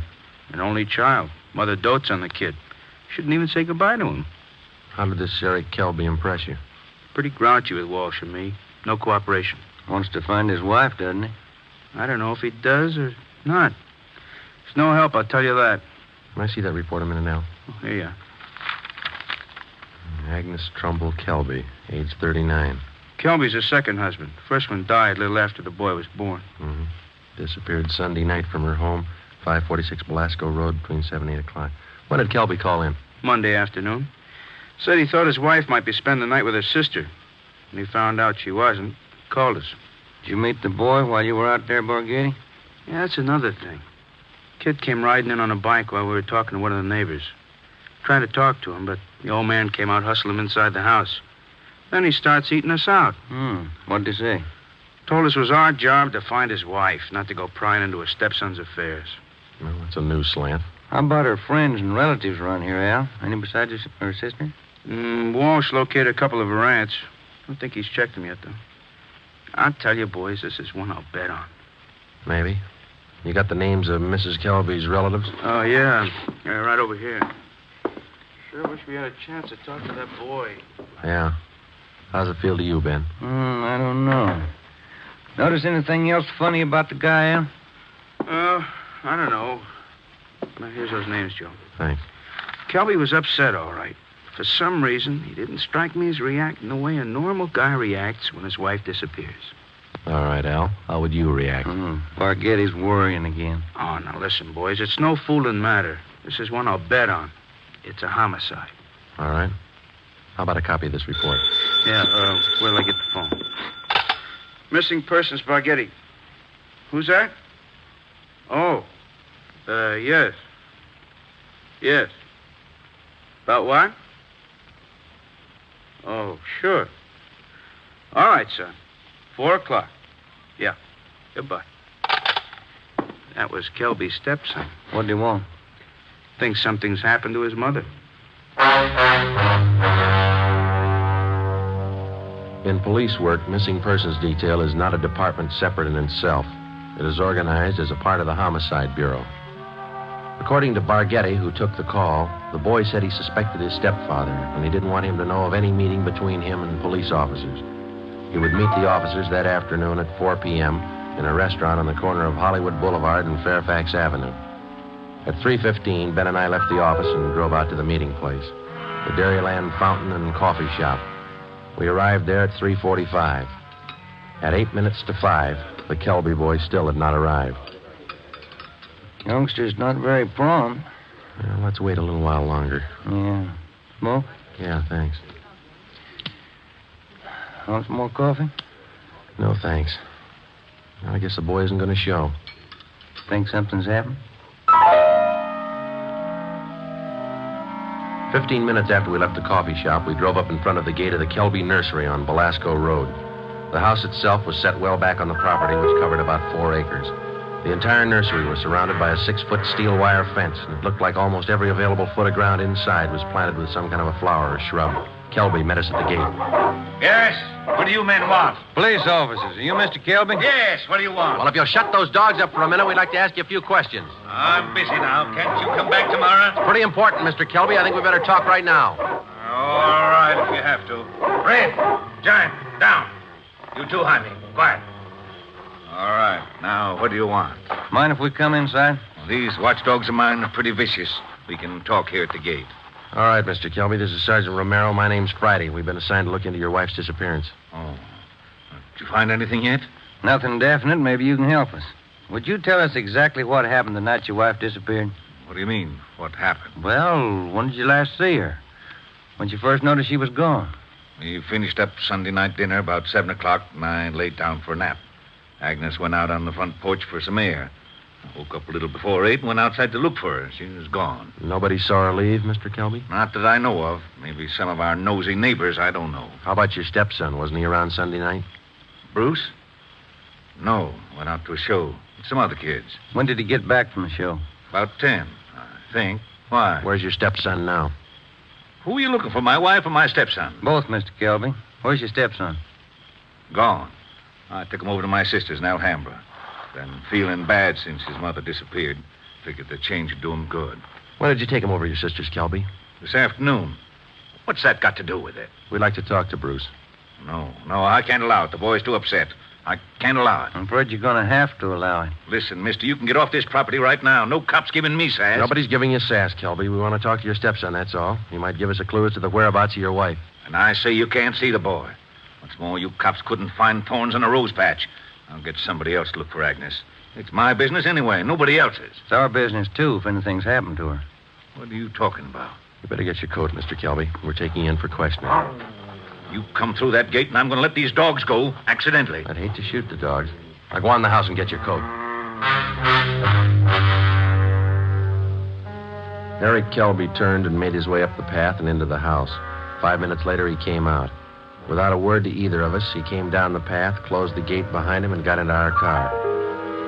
On the way back to headquarters, he chatted pleasantly about the weather, the nursery business, and his dogs.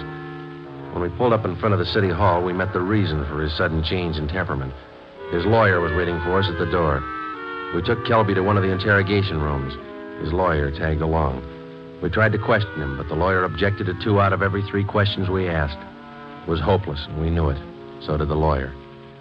We released Kelby, but we did get the name and address of his sister where the stepson Bruce was staying. After they left, Ben and I got back in the car and drove out to Alhambra to check on the boy. Spaghetti had this one pegged right, Joe. It's a real sleeper. Yeah. I'd like to know how the stepson missed that date with us this afternoon. Well, if the kid called us from the house, his stepfather could have overheard him. It's possible. Sister's house ought to be along this block, shouldn't it? Yeah, let's see. 1408, 1406. There it is, Joe. A gray cottage, 1402. Right. Well, it's a nice-looking little place, isn't it? Well kept. Yeah, it's a nice neighborhood. I wonder how the lot prices run out here.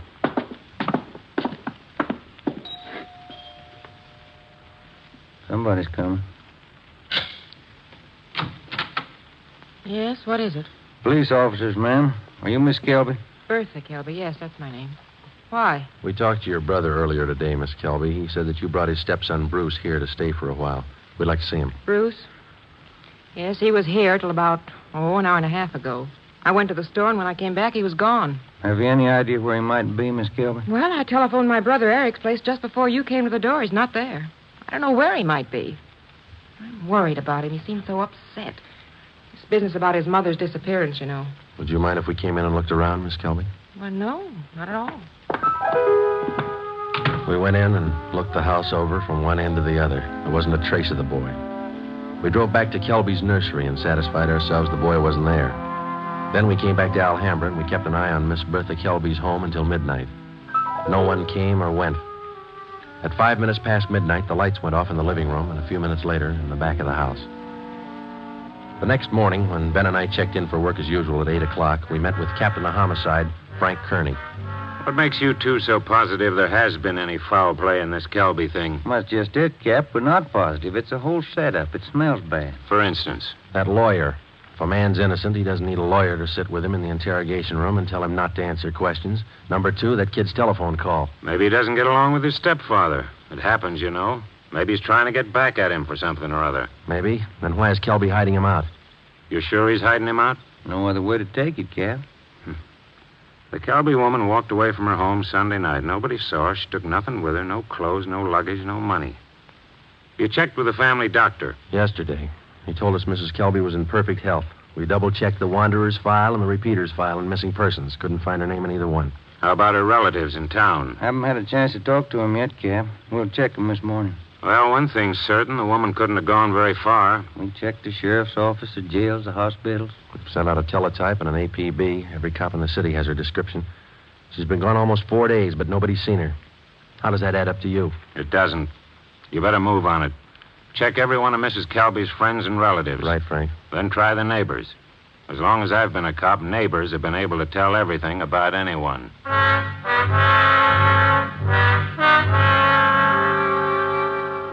All that day, Ben and I made the rounds. First stop was the Western National Bank, where Mrs. Kelby maintained her account. Her savings statement showed a total balance of $31,564.17. Her separate checking account had a balance of $842.71. At the Farmers Mutual, we found the record of an insurance policy issued to Agnes Trumbull Kelby. It was a 20-pay life policy covering the insured in the amount of $30,000. The beneficiary was listed as the insured son, Bruce Trumbull Kelby, if living upon the receipt of such due proof. If not, the insured's husband, Eric J. Kelby. By the time we finished checking her financial status, the odds were piling up fast. From only casual reports, we knew that Eric Kelby was a frugal man. If he was greedy as well, if he wanted or needed money badly enough to kill, then he had all the motives necessary to murder his wife. Maybe his stepson, too. Ben and I started to make the rounds of Mrs. Kelby's friends and relatives. Our first stop was at the apartment of Agnes Kelby's sister, a talkative maiden lady in her early 60s. Agnes just isn't that kind. Oh, I'm worried sick about this. I really am. And Bruce, the poor lad, he must be heartsick. And Eric, what does Eric say about all this? He says he thinks his wife left him. Left him? Why, that's ridiculous. How strange. Can you think of any good reason why your sister would leave Mr. Kelby? Why, no. They had tiffs, of course, small ones. But, of course, there was that argument about Bruce. The two of them always seem to be arguing about Bruce. How do you mean, ma'am? Oh, well, raising the boy and all, you know. The last time I talked to them, they were tipping about whether or not Bruce should be paid for working in the nursery for Eric. And the strangest thing, Eric seemed to be so upset about it all. Imagine. All on account of paying the boy a few dollars for good, honest work in that silly nursery. Well, you know, I'm the outspoken kind, and I just told Eric. Eric, I said, don't be an old meanie. Pay the boy. That was the extent of the information which Mrs. Kelby's sister had to offer. Next, we called on an aunt, Mrs. James D. Trumbull, 83 years old. She could hardly understand our questions, let alone answer them. She hadn't seen her niece, Agnes, in a year. After that, we paid a visit to one of Mrs. Kelby's friends, a Mrs. Lillian Humboldt. Well, I'm sorry, Sergeant, but I can't think of any good reason why she would leave him. Unless that silly business about Bruce got out of hand. You know, maybe Eric is just a little jealous of the boy. Next, we called on Daisy McLeod, who worked as a day maid for Mrs. Kelby. Officer, what Mr. and Mrs. Kelby thought, what they said, what they did, it's none of my business. I come in the morning, I do my work, I do it well. I'm not the nosy type, and I don't pry. I take half an hour for lunch, and when I'm through, I take my pay, and I don't expect tips, and I take the bus home. I'm not the peeking through the keyhole kind, sneaking around corners listening. But what I couldn't tell you about that man. Exactly what do you mean, Miss McLeod? Oh, he's a hard man, you know. They're always arguing about the boy. Bruce this, Bruce that. He's a nice boy, I think. He's never done anything to me. Oh, but the arguments. Him and her all the time. Should the boy be paid for working? Shouldn't he? Why? Why not all the time? It's just... When Ben and I finished with a list of Mrs. Kelby's friends, relatives, and employees, we started out on the neighbors. None of them saw Mrs. Kelby after 6 p.m. the night she disappeared. 2 of the neighbors said they saw the porch light burning after 7 p.m., but both said the porch was empty. Mrs. Kelby was not sitting in her chair at the usual time after dinner. According to them, that was one of her habits. It was 10 minutes to 6 by the time Ben and I got back to the office. The light was still burning in Captain Kearney's office. Full day, Joe. Not a mileage. Yeah. I wonder what the captain's hanging around for. Let's find out. Get anything? Pretty good luck, Cap. Good. I've got some more for you. Just walked in 5 minutes ago. What do you mean, Frank? Who walked in? Bruce Kelby. He's waiting in the next room.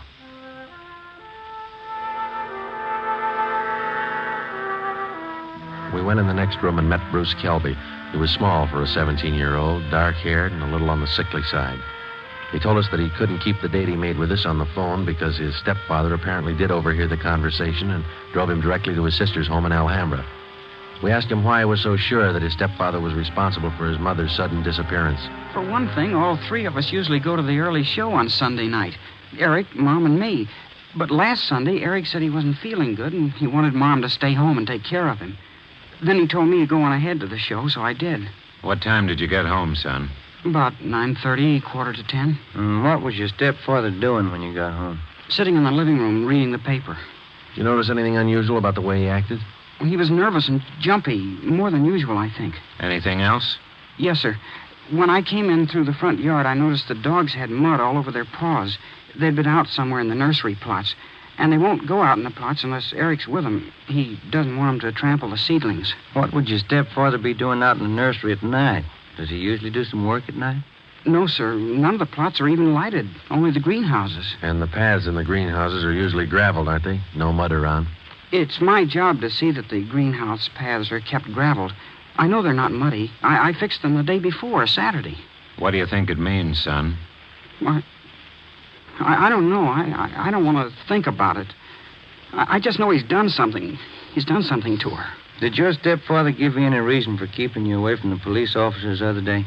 No, sir. He said people were getting nosy, and he said it might be better for me over at Aunt Bertha's. She's his sister. Do you think your Aunt Bertha might know where your mother is? No, we hardly ever see her. We don't know her well at all. We've heard your mother and your stepfather argued about whether you should be paid for your work in the nursery. When I started to work for him, he promised he'd pay me. I was saving up to buy a 31 Model A. And then after a couple of months, when he didn't pay me, I asked him. He told me I ought to be glad to work for him for nothing. And your mother argued with him over that? Sure, it was her money that bought the nursery anyway. How'd you get away from your aunt's place last night? Well, Bertha had some shopping to do, and she left me alone. She locked the door to my room. Even the screen over the window in my room was nailed down, but I kicked it out and got away. I stayed at a friend's house last night. Thought about where you're going to stay tonight? I don't know. But I'm not going home. And I'm not going back to Bertha's place either. I'll get a room. How'd you like to stay at my house a few days? Sure nice of you, sir. Maybe I'd better not. Mom might not like it. Oh, I'll take care of that. Now, let's hop out and get some dinner. Sure darn nice of you, sir. All right, son. Come with me.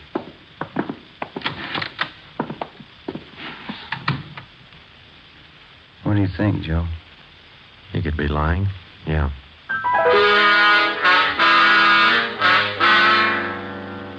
Now what, Cap? Shall we bring Kelby in again? No, not yet. He's found out by now from his sister that the boy's gone. He probably figures the police station is the first place he'd come. Wouldn't do much good pulling him in now, Ben. We couldn't even question him. 10 to 1 his lawyer'd be waiting for us when we got back. That's the problem. How do we get to this Kelby without his lawyer finding out? Well, what about the early morning, Cap? Say tomorrow, about 5 or 6 a.m. Think you'd be looking for us then? Yeah, that might do it. If we can just get by that pack of hounds he owns without waking the whole neighborhood, might work. If we could just question him alone, I got an idea it wouldn't take much to make him cop out. All right, give it a try. Get out there in the early morning and bring him in for questioning as quietly as possible.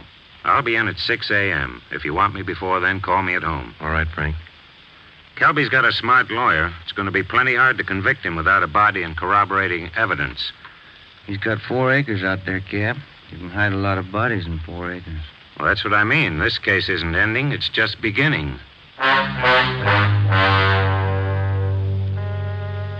The next morning, Ben and I met at the office about a few minutes past 4 a.m. We had a cup of coffee and a donut at an all-night restaurant, and then we started for the Kelby place out on Belasco Road. We took 4 pounds of fresh horse meat with us to keep the dogs quiet if they raised a fuss. It was 28 minutes past 4 when Ben pulled the car to a stop a few hundred feet from the gate to the Kelby nursery.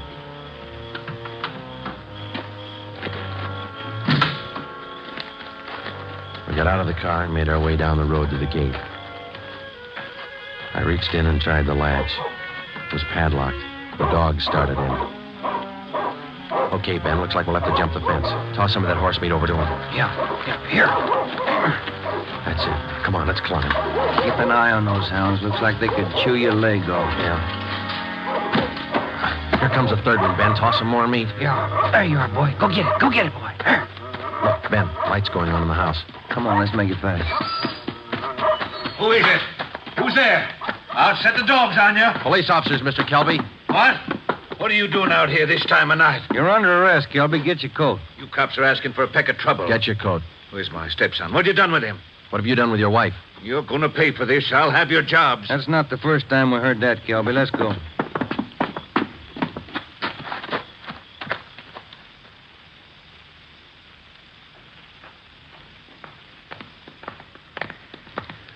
Lights burning in the captain's office. Yeah. All right, Kelby, in here. I'll pay for this, mark my word. Ben, take him in the office here and stay with him. I'll see if Frank's in yet. Right, Joe. Come on, Kelby, inside.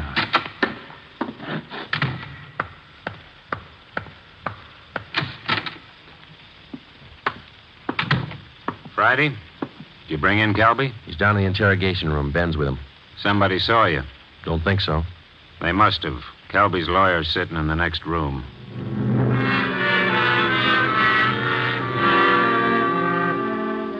Kelby again refused to answer any questions without the advice of his attorney. We released him. That day, Captain Kearney sent out 2 men to keep an eye on the nursery and report on all of Kelby's movements. Shortly after 7 o'clock that night, just after nightfall, we tried once again to bring in Kelby for questioning without his lawyer's knowledge. It didn't work. A little after we booked him, his lawyer obtained a writ of habeas corpus. We had to release him again.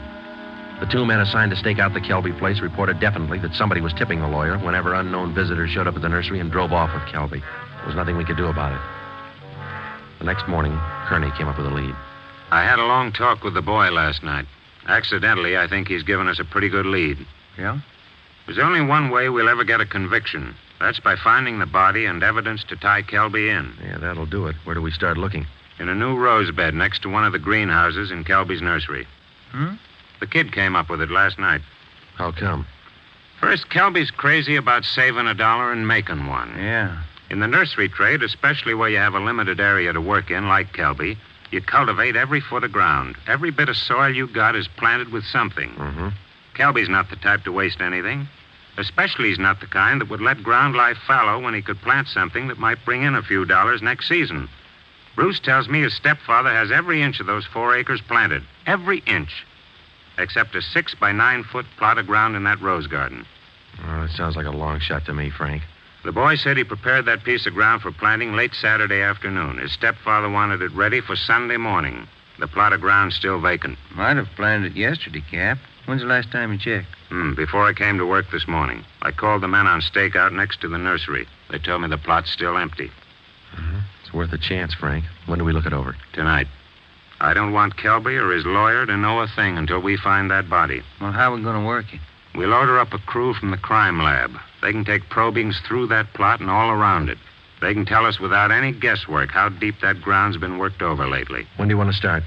Be here in the office at 8:30 tonight. If my hunches are any good, we'll find a body.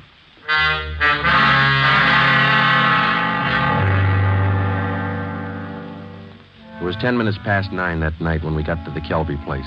Lieutenant Lee Jones and his assistants, Kearney, Ben, and 2 other men from Homicide. The men on stakeout told us that Kelby had left about 20 minutes before in a dark blue coupe. Ben brought along the usual supply of horse meat for the dogs, so we didn't have any trouble there. We found the empty plot of ground in the rose bed next to the greenhouse, exactly as Bruce described it to Kearney. Ground's been worked over all right, boys. At least 4 to 5 feet down. All right, Lee, let's start digging. Romero, take care of the dogs. Watson, grab one of these shovels. Right, Captain.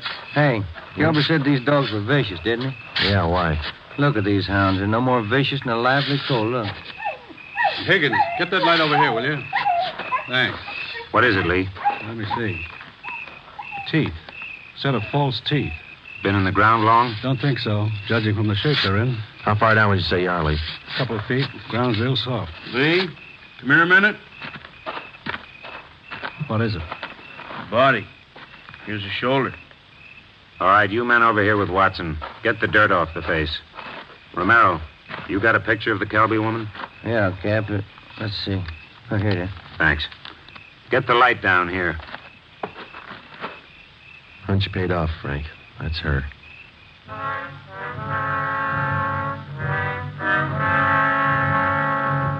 Ben and I went back to the car and notified communications to broadcast a want for murder on Eric Kelby.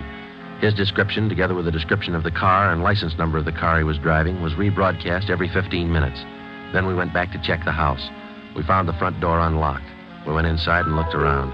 In one bedroom, we found clothes scattered over the bed and the floor. There was only one old suit remaining in the closet. On the table next to the bed, we found an airline's timetable. We got to the phone and notified communications to alert all police details at railroad stations, bus terminals, and airlines, and then to send out an APB on the teletype. After that, we checked with the airlines. One of them told us that a man answering Kelby's description had booked passage for Mexico City. The plane was scheduled to take off at 10:40 that night from Burbank Airport. Ben's watch said 4 minutes past 10. We called the detail at the airport and alerted them. Then we drove over to check in person. It was 10:35 p.m. when Ben and I took up our positions just inside Gate 3, where passengers were boarding Flight 72 for Mexico City. He's cutting it close, Joe. Got about 4 minutes more to make that plane. We waited. The crowd got thicker as departure time came closer. At 10:39, Eric Kelby came through the main entrance, across the terminal, through Gate 3, into a pair of handcuffs. I don't understand. What does this mean? We found your wife's body, Kelby. What? I don't know what you're talking about. In the rose patch next to the greenhouse. Your lawyer can't help this time. Mexico City. Would have been a nice trip. Expensive. I'll plead insanity. I didn't know what I was doing. Be a nice vacation next year, Joe, Mexico City. I'm going to talk to my wife about it. I didn't mean it. She slapped me. We were arguing about the boy. I didn't mean it. I don't know if you did or not, Kelby, but you killed her. Come on. You missed your plane.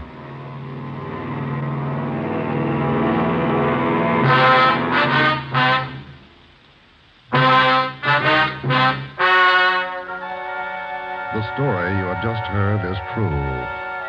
Only the names were changed to protect the innocent. Eric Kelby was tried and convicted of murder in the first degree. He is now awaiting execution in the lethal gas chamber at the state penitentiary.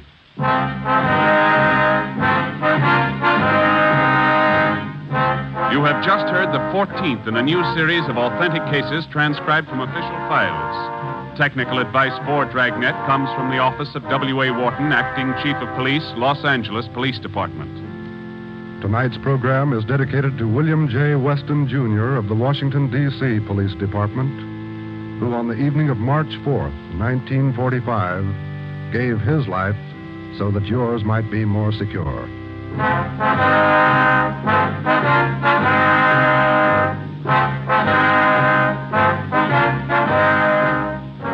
Dragnet came to you from Los Angeles.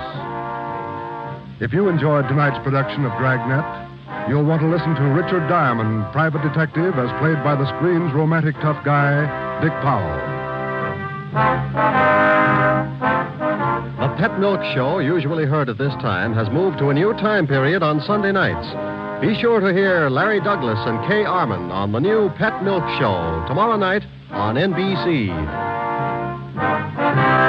This is NBC, the national broadcasting company.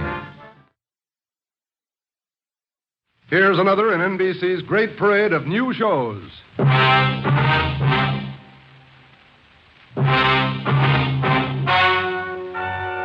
Ladies and gentlemen, the story you are about to hear is true. Only the names have been changed to protect the innocent. NBC brings you Dragnet.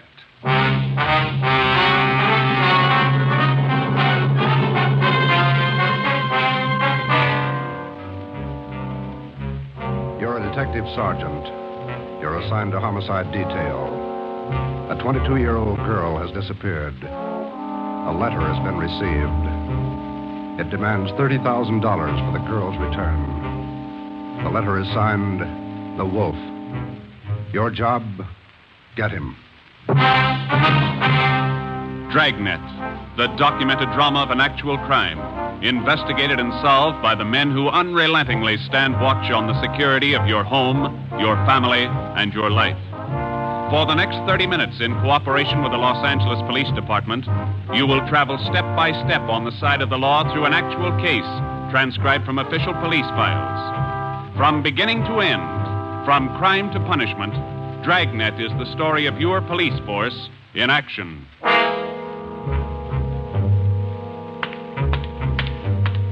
It was Tuesday, October 18th. It was cloudy in Los Angeles.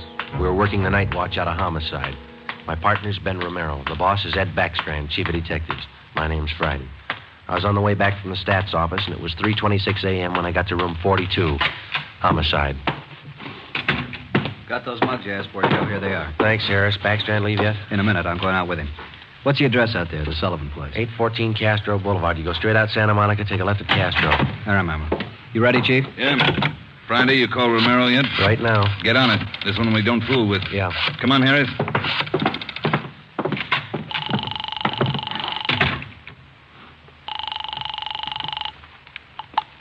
Hello. Sorry to wake you, Ben. This is Joe. How you feeling? Oh, hi, Joe. What time is it?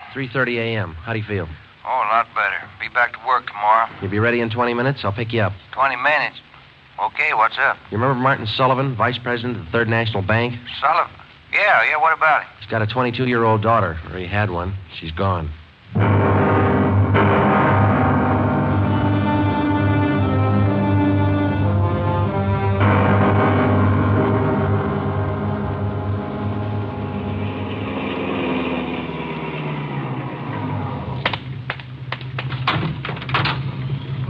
You made good time, Joe. Where are we headed? Sullivan home out on Castro Boulevard. Ed's out there now with Harris. Any leads to work on? No, nothing so far. The girl disappeared a little before 1 o'clock yesterday afternoon. At 11 last night, he got a letter. They want $30,000. Sullivan hasn't got that kind of money. Yeah, I know it. Poor guy's almost out of his mind. Fill me in. How did it happen? Well, the guy took the girl out of business school. He had her called out of class. Told her father was sick, said he was a friend of the family's. Well, how about the teachers? What was their story? Said the girl didn't want to go with the man at first, but he finally talked her into it. Kept telling her father was dying. That's about as low as they come? Yeah. Did he use a car? Witnesses said it was a blue sedan. They didn't get the license number or the make. Did they remember what the guy looked like? About 5'9", 160, brown suit, dark hair. Nothing else? No. Here's a copy of the letter. The usual. Read it. Yeah. I have your daughter, Judy. Get, what's that? $30,000. $30,000 quick if you want her back alive. Don't call police or I'll kill her. Contact you later. Signed, what was it? The Wolf. Oh, Wolf, huh? I could think of a better name.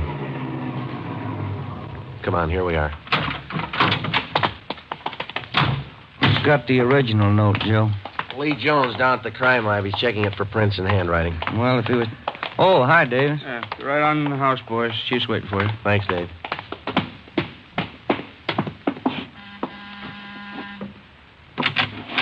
Hi, Joe. Ben, in the living room. Thank you. That's the way I see it, Mr. Sullivan. Now, you understand exactly what you have to do? Yes, I'll do as you say. All right. Here are the two men who'll help you. Sergeant Friday and Sergeant Romero, Homicide. Yes, how do you do? I do. Mr. Backstrand, are you sure about all this? He might get frightened.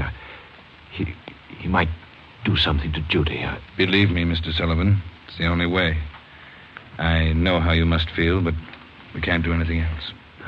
All right, I want to see Mrs. Sullivan first. I'll be ready in a moment. Any developments? Yeah. Come on back in the dining room. There it is on the table. Second note from the guy. Telegram. When'd this come? About half an hour ago. Guy phoned it into Western Union from a public booth. Couldn't trace it. Let's see, Joe. Yeah. Be at Elysian Park, 5 o'clock this morning, near Balkan Drive. Come alone. Bring 30,000. Will return girl. Don't tell cops. Kill her if you do. The Wolf. 4 a.m. now, Skipper. Not much time. I know it. We'll have to do as he says. No other way. Then Sullivan's going out there alone? You're going with him, you and Romero. You'll be hidden out in the trunk of the car. Any plan? Get him. That's all. Ben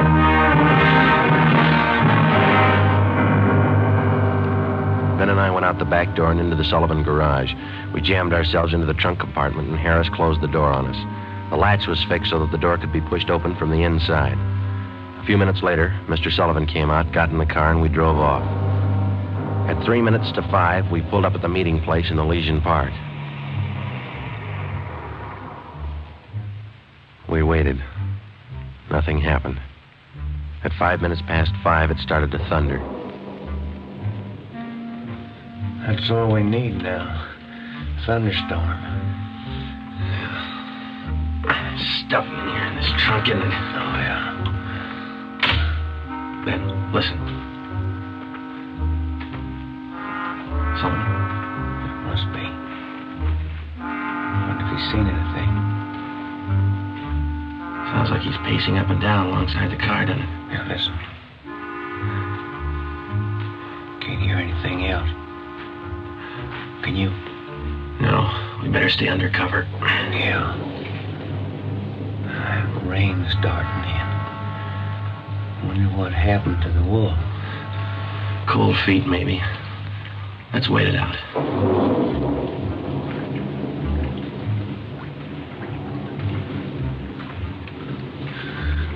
Joe. Yeah? What time you got now? Move over a little. Let me get my watch up. Yeah. A little past 5:30. Sergeant. Sergeant. Mr. Sullivan? Yes. Do you think he's coming? He's late. It's getting daylight. We better wait it out, Mr. Sullivan. Now, look, don't come back here again. If he's watching, you might tip him off. Oh, all right. All right. Poor guy. Joe? Yeah, I hear it. He's coming up the road toward us. It's stopping. Yeah. It's coming over to our car. You ready? Right. Talking with Sullivan. Yeah, they're coming back here. Now watch it. Brandy, Romero? That you, Ed? Yeah, the meeting's off. Come on out. All right. Got a cramp in my leg. Well, I'm cramped all over. Mr. Sullivan, drive back home. We'll contact you there. All right, Chief. Ben, Joe, come on over to the car.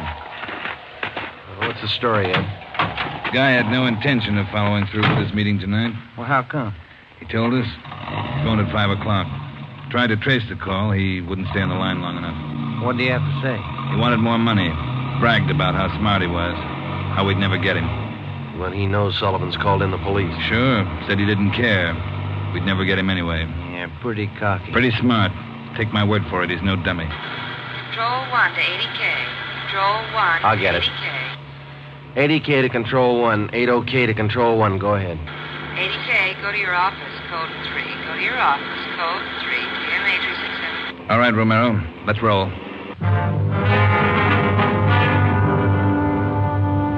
More than 12 hours had passed since word of Judy Sullivan's disappearance had been phoned in a homicide. During that time, an all-points bulletin containing the descriptions of the suspect, his car, and the girl had been sent out on the teletype to law enforcement agencies throughout the area. The same descriptions were broadcast over the police radio every hour. The Sullivan home had been placed under strict surveillance, and Mr. Sullivan instructed not to contact the suspect without knowledge of the police. He'd raised almost $10,000 in cash to buy him off. The serial number on each one of the bills had been copied by a police stenographer and then rechecked by a homicide officer. So far, the Wolf, as he called himself, had made 3 separate contacts, but he'd covered his tracks well. We knew that he was somewhere in the city, 500 square miles of it, and we knew we had to find him fast. It was 18 minutes past 6 when we got back to Homicide. Hi, Chief. Fellas. You got something for us, Mac? Here, this letter. Special delivery. Came in about 25 minutes ago. Can I see that, Mike? Yeah, that's him. Yeah, according to the postmark, he must have mailed it right after he grabbed the girl. Yeah, listen to this. Stay away from Sullivan. If the kid's found dead, it's your fault. Stay away, the Wolf. All right, Mike. Get it over to the crime lab and have Lee check it for prints. Right, Chief. Lee find any prints on the second note, Mike? 2. Running through R&I now. Friday, Romero, get down there and see if they got a make. I'll call out to Sullivan's and check with Harris. Right, Ed. Let's go, Ben. Who's watching the Sullivan house beside Harris? Carpenter and Davis. Backstrand's afraid the girl's father will try to make a deal with the guy. Has he tried it yet? No, he hasn't yet. You couldn't blame him if he did. Worried sick. Oh, yeah. Here we are. Hi, fellas. Just coming down to see you. You got something, Larry? Those two prints Lee Jones lifted off that letter got a make on them from the single print file. That's good, Larry. Let's see, huh? There it is. Pull the whole package on him. Donald Alfred Kiefer. Looks like a real bad one, doesn't he? Donald Alfred Kiefer, male, Caucasian, age 29, 5 feet 8 inches, 170 pounds, brown eyes, dark brown hair. He had one previous arrest for forgery in Los Angeles 10 months before. Kiefer's occupation at the time of his arrest was listed as bank clerk at the Third National Bank. Ben went back into the files and pulled the crime report. Then we called Ed Backstrand. There's the answer, Skipper. At the time Kiefer pulled that forgery job at the bank, Mr. Sullivan was one of the vice presidents. Go on. Sullivan was the one who preferred charges against Kiefer and saw that he was prosecuted. Where's this Kiefer now? Oh, let me see. He was placed on probation, and on May 16th this year, he returned to his home in Omaha, Nebraska. That's 1380 Mackinac Avenue. All right, Romero. Get Omaha on the phone and have them check out Kiefer. Right, Skipper. Friday, take Kiefer's package and this note down to Don Myers. Have him check the handwriting. And get over to the crime lab and see what Jones lifted off that last letter we got. All right, Ed. The faster we work, the faster we'll put this guy behind bars. Now move.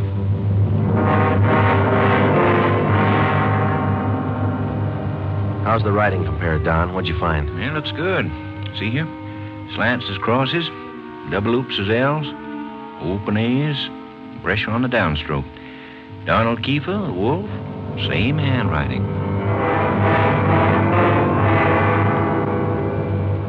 Lifted 3 prints off this last note, Joe.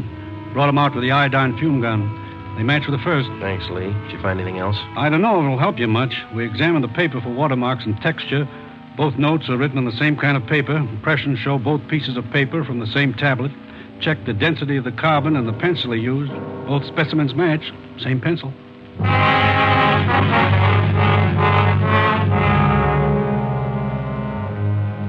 By mid-afternoon, Donald Kiefer's description had been broadcast throughout the area. Bulletins were dispatched to all departments, and an APB was teletyped to the entire state. Men were stationed at every post office in the city to watch for notes that might come through the mail. The bus depots, railroad terminals, the airports, and all the main roads leading out of the city were under strict surveillance. The entire Los Angeles area was broken down into single square-mile districts, and a house-to-house canvass was started. A squad of men were assigned to cover each square mile. Outlying towns and cities were requested to do the same. By 5 o'clock that afternoon, the greatest Dragnet operation in the history of the city was underway. We were sure Donald Kiefer was somewhere inside. At 12 minutes past 5, Ben got the call back from the Omaha police. Yeah, I got it. 6 X-ray 419. Nebraska plates, right. Well, thank you a lot. Yeah, bye. They had a make on the car. Lots more. The Omaha cops are looking for Kiefer, too. Want him for a robbery there 2 months ago. Yeah? In that robbery, he used a stolen 1939 blue sedan. Nebraska license plate, 6 X-ray 419. Well, how about his family and his friends back there? They all been checked? Yeah, they said Kiefer left Omaha about 6 weeks ago. Didn't know where he was heading. Well, get that car description to communications, huh? APB, teletype, and broadcast. I'll tell Ed. Yeah, right, Joe. Right in, Romero. Yeah, Ed. What are you tied up with? Well, just got a call from Omaha. Make on Kiefer in the car. Give it to me. You two get out to the Sullivan house fast as you can. What's happened, Skipper? Martin Sullivan's disappeared.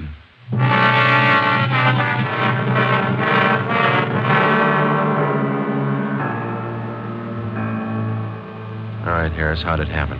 About 3 this afternoon, Mr. Sullivan got a phone call. Said he had to go down to the bank. I went with him. He had me wait in the reception room, and he went in his office. After waiting 10 minutes, I got suspicious and went in. He was gone. That's it. Did he get any more money? This morning, $5,000. Did you get the serial numbers off the bills? Yeah. Shouldn't have let him get out of my sight. Forget it. Right now, we've got to find out where he's gone to meet Kiefer. Did you talk to Mrs. Sullivan about it, Harris? She says she doesn't know anything about it. Let's try her again. Come on, let's go inside. Hi, fellas. Hi. Where's Mrs. Sullivan, Dave? Back in the sitting room lying down. Doctor's with her. Come on. What time you got, Ben? 6:35. I'll get it. Hello? Well, where are you? Oh. Where are you now? Where are you now? We'll be right out. That was Martin Sullivan. He met with Kiefer out in Laurel Canyon. Did he get his daughter back? Yeah. Wrapped in newspapers.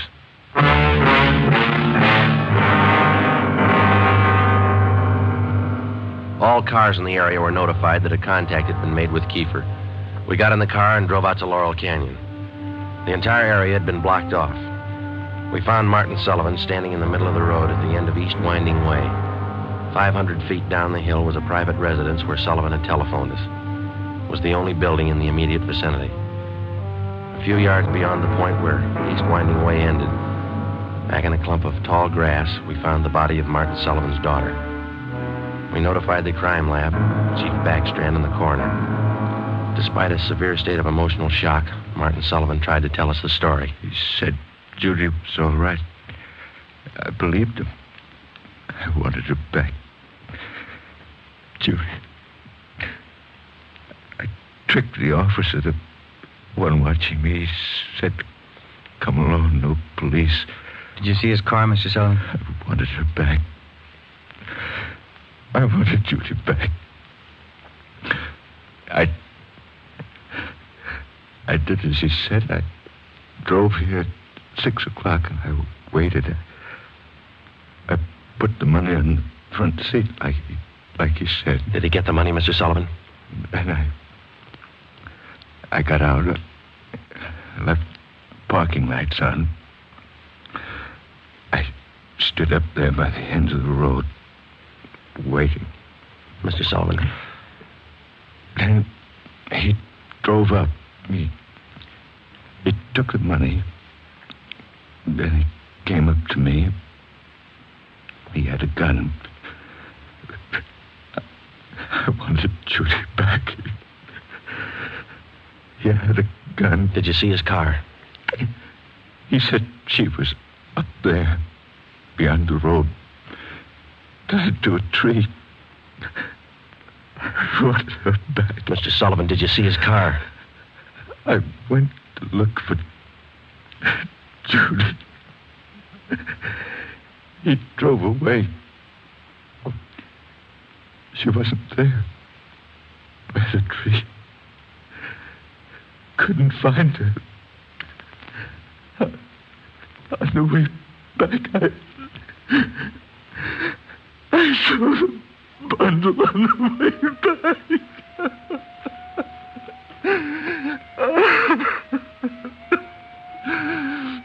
Let me find it. He killed her. Let me find it.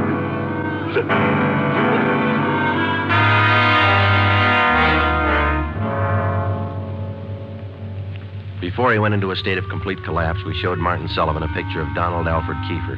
He definitely identified him. The information was immediately relayed back to Central Division, rebroadcast to the entire police radio system. A teletype was dispatched to sheriff's offices, and communications were sent to police stations throughout the country. The house-to-house search throughout the entire city intensifying. The dragnet in which we hoped to trap Donald Kiefer was drawing slowly inward. It was 12 midnight. Extra, Sullivan girl murder. Extra, read all about it. Citizens join search for killer. Friday, did the papers get a list of the numbers on that ransom money? Yeah, got them in the final night edition. 2.5 pages of serial numbers. Gave it a big spread. Look at these pictures of Kiefer here, all over the front page. The more the better, Romero. I hope this town never forgets that face. Good reminder. You don't make deals with killers. Hi, fellas. Come on over. Find anything here, Lee? Just checking over these towels here. Found them wrapped around the girl's body, inside the papers. Funny thing about those papers. What's that, Lee? They're all yesterday's. Every story about the girl's disappearance has been clipped out. Maybe the guy's making up a scrapbook. How about the towels, Jones? Any laundry marks? Not a one so far, Ed. Every one of them was clipped off. Pretty smart. The morgue post the body in? They're doing it now. Yeah, nasty one. Yeah. Did you get any footprints or tire marks out where they found the body? Lots of them, all cast. Bossy and Taylor are checking them now. One thing... What is it, Jones? I don't know. Under the seam here. This towel. Wait a minute. Joe, that pair of slippers there. Yeah, here you are. Thanks. Just back under the seam. There.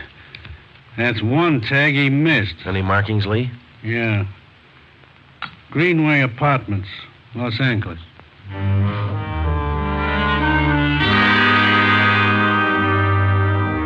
One look at the apartment was enough. In an adjoining garage, we found the car which Kiefer had used, a blue sedan. Nebraska license plate 6X-ray 419. When we got back to the office, Chief Backstrand immediately issued a cancellation of the want order for the blue sedan, and then he ordered a detail of men to stake out the car in the event Kiefer decided to come back for it. Here's the coroner's report, Joe. Oh, let's see it. Cause of death, strangulation. Time of death, Monday, October 18th, approximately 2 p.m. 1 hour after he grabbed her?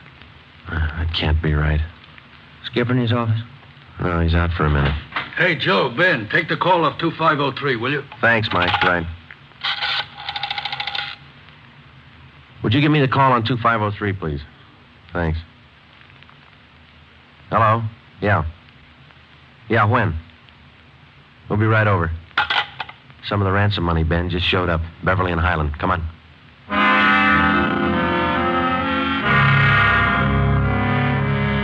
The man's name was Ralph Donahue.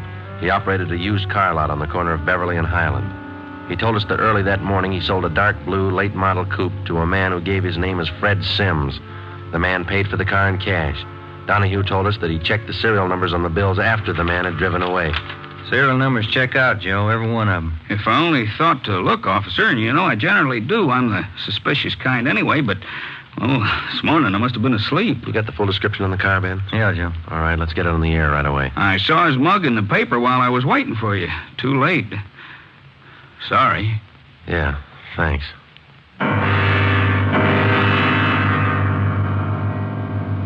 At 10 minutes past 3 that afternoon, another piece of the ransom money turned up at a busy downtown department store. The clerk was unable to remember who gave her the bill. The detail throughout the general downtown area was strengthened. The house-to-house search of the entire city for Judy Sullivan's murderer went on. The afternoon dragged into the early evening. At 20 minutes to 7, Ben and I had a hamburger and a cup of coffee in the drugstore at East Broadway and 3rd. And then we got back in the car, checked with communications, and started cruising the neighborhood again. At 9 minutes to 8, a man answering the description of Donald Kiefer was seen crossing Sunset Boulevard just below Highland. 7 minutes later, the same man was reported near the intersection of Hollywood Boulevard and Las Palmas. Communications relayed the information. At 21 minutes past 8, our car, 80K, along with a dozen others, were concentrated in the Hollywood Boulevard area from Gower Street to La Brea, Franklin Avenue to Santa Monica Boulevard. At 24 minutes past 8, another piece of the ransom money was passed at a cigar store on the corner of Hollywood Boulevard and Hawthorne Street. The number of men and radio cars in the area was redoubled. Plainclothes officers were stationed at every intersection to keep an eye on pedestrian traffic.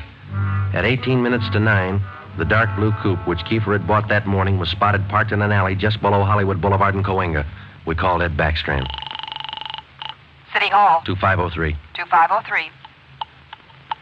Chief of Detectives Office, Hannah. This is Friday, Mike, the chief there. Yeah, wait a minute. Just going out the door. Ed, it's for you. Backstrand? Friday, Ed. Just spotted Kiefer's car, the one he bought this morning, parked in an alley off Cahuenga. Harris and I are on our way up there now. We'll take care of the car. You take care of this call. Just came in. What do you got? The theater on the corner of Hollywood Boulevard and Fairview. The girl in the box office just took in a $10 ransom bill. Yeah? She got a good look at the man who passed the bill. She says it's Kiefer.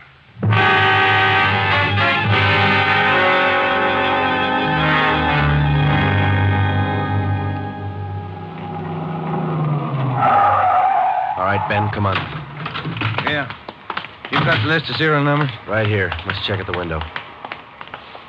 Yes, sir. How many, please? Police officers. Sergeant Romero, Sergeant Friday. Oh, yes, sir. Mr. Rayburn, the police are here. Would you step around to the side door, Sergeant? Yes, ma'am. Margie, relieve Francis for a minute. Francis, come here. Bring that $10 bill with you. Sharp girl, officer, that Francis. Sharp. Here it is, Mr. Rayburn. All right, Sergeant. There you are. $10 bill and the list of serial numbers. Check out all right, Ben? That's it, Joe. Good work, miss. You reported the man came in about a half hour ago. You sure it was Kiefer? Yes, sir. I have his picture in the box office just behind the change machine. I recognized him right away. And as far as you know, he hasn't left the theater? That's right, sir. All right, Mr. Rayburn, I'm sorry. I'm afraid we'll have to interrupt the show. Anything you say, Sergeant. Anything. Ben, you keep an eye on the front exit. I'll call communications. Right, Joe. 80K to Control 4. 80K to Control 4. 80K, go ahead. Control 4, clear all frequencies. The Sullivan murder suspect, Donald Kiefer, has been located in the theater on the southeast corner of Hollywood Boulevard and Fairview. Have all units around the area. 80K, roger. Attention all units. Attention all units. Assist 80K at the theater on the southeast corner of Hollywood Boulevard and Fairview. The Sullivan murder suspect has been located in the theater. Go ahead, 80K. Control 4, Have all units converge in the general area, Hollywood Boulevard and Fairview. Unit 62R to block off the intersection at Hollywood Boulevard and North Cherokee. Stop all pedestrian and vehicular traffic. Unit 61A to block the intersection at Hollywood Boulevard and Hudson Street. Stop all pedestrian and vehicular traffic. Unit 71 and 72R to block the alley behind the theater. Unit 66 and 67R to assist at main entrance to the theater. Within a few minutes, the 1/2 mile area around the theater was completely blockaded. Every exit and entrance to the theater was covered. At 9:23, we met Harris and Ed Backstrand in the theater manager's office. Backstrand outlined our plan of operation. At 9:28, a detail of 14 men walked down the side aisles on the main floor of the theater and took up their posts on either side of the orchestra pit. The picture was stopped and every light in the theater was turned on. Ed Backstrand, Harris, Ben, and I went down the aisle and up onto the stage. Backstrand made the announcement. Ladies and gentlemen, we're sorry to interrupt the picture, but this is important. We're police officers. We've traced the murderer of Judy Sullivan to this theater. He is in this theater now.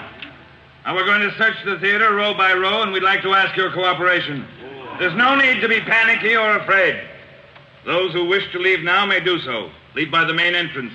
Each one of you will be checked as you go out the door. And for the benefit of the man we're looking for, don't try to escape. Every exit is covered and the entire area is blockaded. Don't place any more lives in jeopardy. Come on, Ben.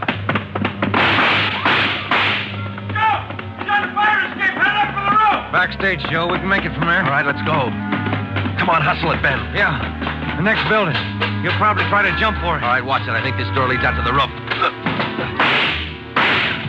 There he goes. All right, keeper, hold it. Don't shoot, I give up.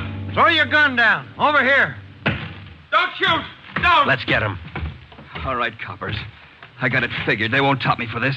Didn't know what I was doing. Put the cuffs on him, Ben. Get away from me, you crumb! You shouldn't have hit him, keeper.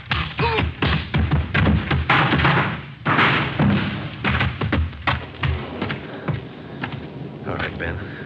Try the cuffs now. Yeah. Come on, let's get him in out of the rain. What's the hurry? Why spoil a good rain?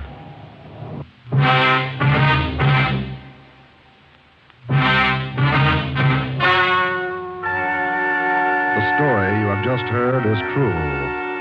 Only the names were changed to protect the innocent. Donald Alfred Kiefer was tried and convicted of murder in the first degree. He was executed in the lethal gas chamber at the state penitentiary.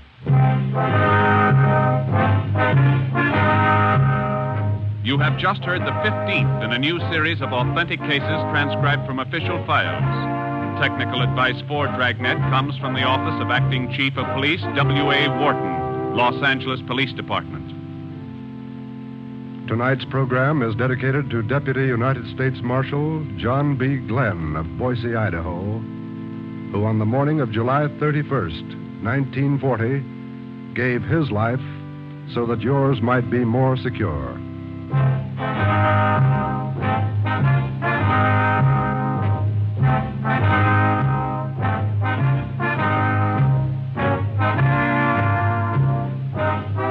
Dragnet came to you from Los Angeles. Theater Guild on the Air returns tomorrow night on NBC.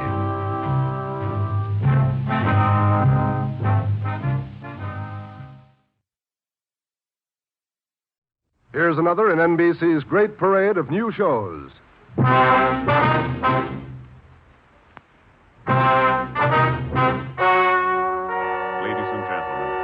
Story you are about to hear is true. Only the names have been changed to protect the innocent. NBC brings you Dragnet.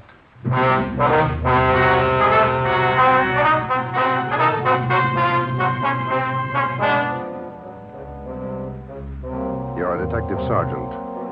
You're assigned to Homicide Bureau. A police officer has been shot, mortally wounded. One of the suspects has been apprehended. The other is still at large. Your job, find him. Dragnet, the documented drama of an actual crime, investigated and solved by the men who unrelentingly stand watch on the security of your home, your family, and your life. For the next 30 minutes, in cooperation with the Los Angeles Police Department, You will travel step by step on the side of the law through an actual case from official police files.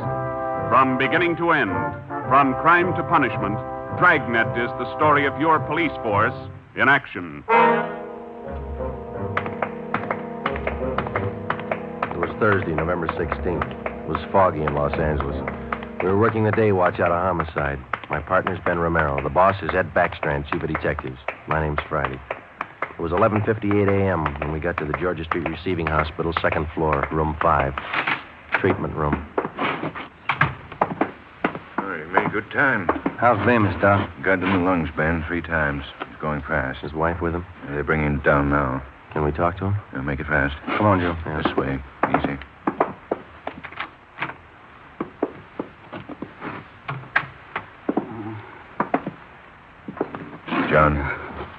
John, it's Friday and Romero. I want to talk to you a minute. Doc, it burns. My chest. Burning up. Nurse? Yes, Doctor? The hypodermic. Yes, Doctor. Yeah, easy. All right, fellas. Don't take too long. John, it's Joe Friday. Can you tell us how it happened? Joe. How'd it happen, boy? Can you tell me? Can't figure it, Joe. Why'd he do it? We gotta find out. Now, how'd it happen? I don't know. I was directing traffic. East Broadway and First Street. Gray coupe. Pulled up for the stop. Gray coupe. How many men in the car? How many, John? 2. Gray coupe. Pulled up for the stop. In the pedestrian lane. Went over. Gonna ask him to back up. Back up out of lane. Just gonna ask him. Yeah, John, and then what? Driver. Dark hair. Eyes. Dark. Went over. Gonna ask him to back up. Pointed a gun.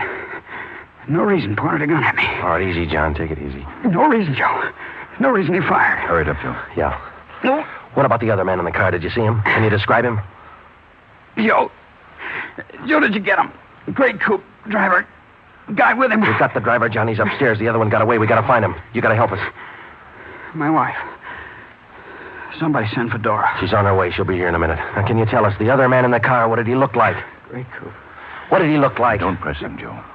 Great coupe. The driver. Pointed a gun. Dark hair.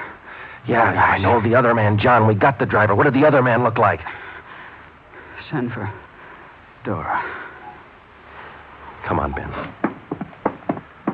Thanks, Doc. Okay, Joe.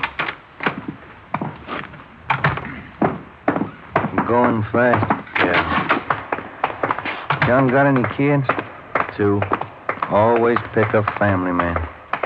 This thing's got a phony ring to it, Ben. You don't just pull a gun and shoot a man. Not if you're sane, you don't. There's the stairs. The guy we got is as sane as they come. And how do we explain it? All I know is that hood shot John Bemis, and I want to know why. Might be a lead in that car he was driving. Maybe. Come on, here we are. Phone message for you, Friday. Came in a few moments ago. Thanks, Davis. It's from R&I. They got a make? Take a look. No make or warrants on James Vickers. Great. Let's talk to him. Come on. Yeah.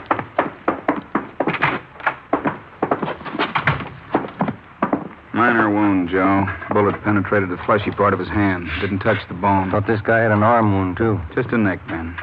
That officer you shot, Vickers, he's dying. Is he? He's a family guy. Got a wife, 2 kids. Has he? Why did you shoot him, Vickers? Ask him. We did. And you know the reason. Said there wasn't any reason. That's right. Look, we're going to make you on this, Vickers. You know that, don't you? I don't know anything. Why'd you shoot him? Shut up. Why'd you shoot him? Joe. Yeah. Davis? Yeah? Stay with him. Fine. Doc, get us an MT slip on this guy, will you? We'll be back in a minute. Come on, Ben. All right, Joe. I'll have it ready. 2 big punk. Easy, Joe. Oh, easy nothing. I've seen too many good cops like Bemis cut down by punks like that Vickers. Getting mad won't help. Come on, down the stairs. Back to see Bemis? Why? Just for the record. I want to see if the doc thinks it's okay for us to bring Vickers down. I'd like to have Bemis definitely identify him as the guy who shot him. We've got 3 good witnesses. An identification for Bemis will clinch it. I want to see Vickers get everything he's earned when he goes to court. Here we are. Yeah.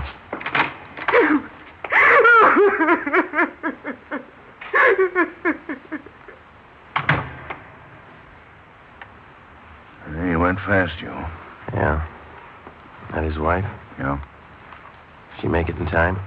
No? Did he say anything that'd help? No, it might. He said a prayer.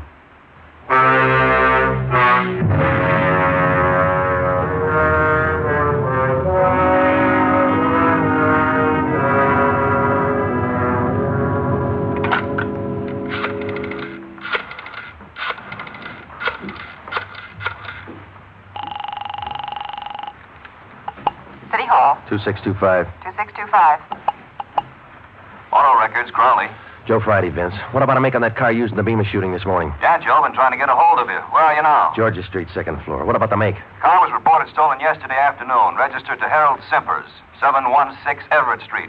Report said the car was taken from a parking lot at Grand and Wabash. Okay, Vince, thanks. What about the guns they found in the car? Lee Jones still has them over at the crime lab. He's running them through. No word yet? No.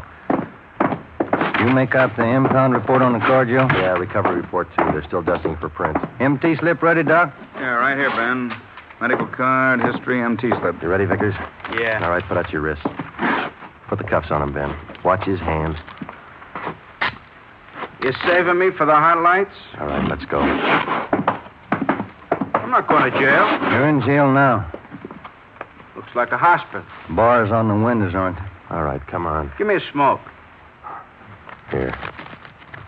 Okay. Light.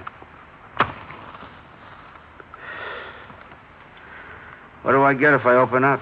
No deal. My talk, make it attractive. Who was the other guy in the car? Hitchhiker. I always give rides. Then why'd he run when we chased you? Maybe he was scared. You're part of a gang. Maybe. Who was the other guy? What's it worth? Oh, come on, Vickers. You're wasting our time.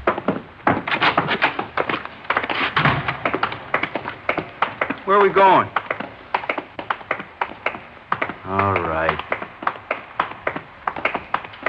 My hand hurts. I want to call my own doctor.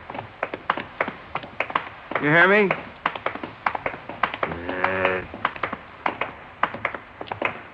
That cop pulled his gun first. I can prove it. Yeah, down the stairs. Easy, huh? Where are we going? I said, where are we going?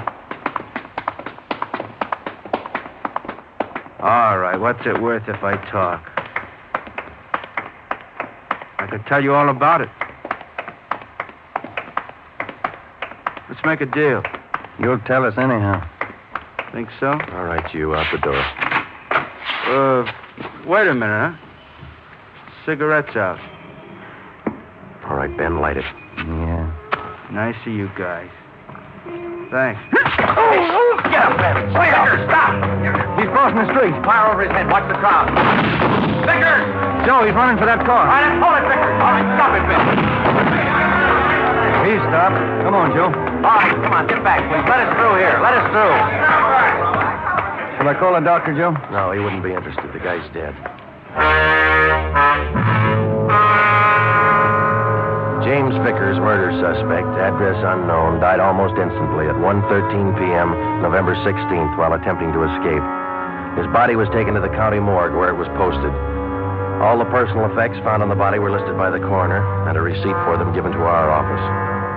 At 8:35 the next morning, Ben and I met with Chief of Detectives Ed Backstrand. Those 4 guns they found in the car Vickers was driving. They're all U.S. Army property. Where were they stolen from, Skipper? I don't know. Each one of the guns is stamped U.S. Army, that's all. Well, that makes it easy. The coroner find anything on the body? Nothing to tell us why Vickers decided to kill a traffic cop. What did Bemis say before he died? He was on traffic duty yesterday morning down at East Broadway and First. At 10:35, a gray coupe pulled up for a stop sign. Vickers was driving. Bemis started over to tell him to back up out of the pedestrian zone. Vickers pulled a gun and shot him. How'd they catch Vickers? Chased him 3 miles before he piled into a lumber truck. The guy with him got away. Fine. Checked R&I. No make or warrants on Vickers. Kickback's not in on his fingerprint. All right. What's your guess, Friday? I don't have one, Ed. Vickers could have been hopped up. Doc Stanley over at Georgia Street said no. We checked him. Wait a minute. Backstrand. Yeah, hold on. For you, Friday. Okay, thanks. Friday talking. Yeah. Yeah, good. Be right over, Lee. We're in business, Ed. Crime Lab just found Vickers' address.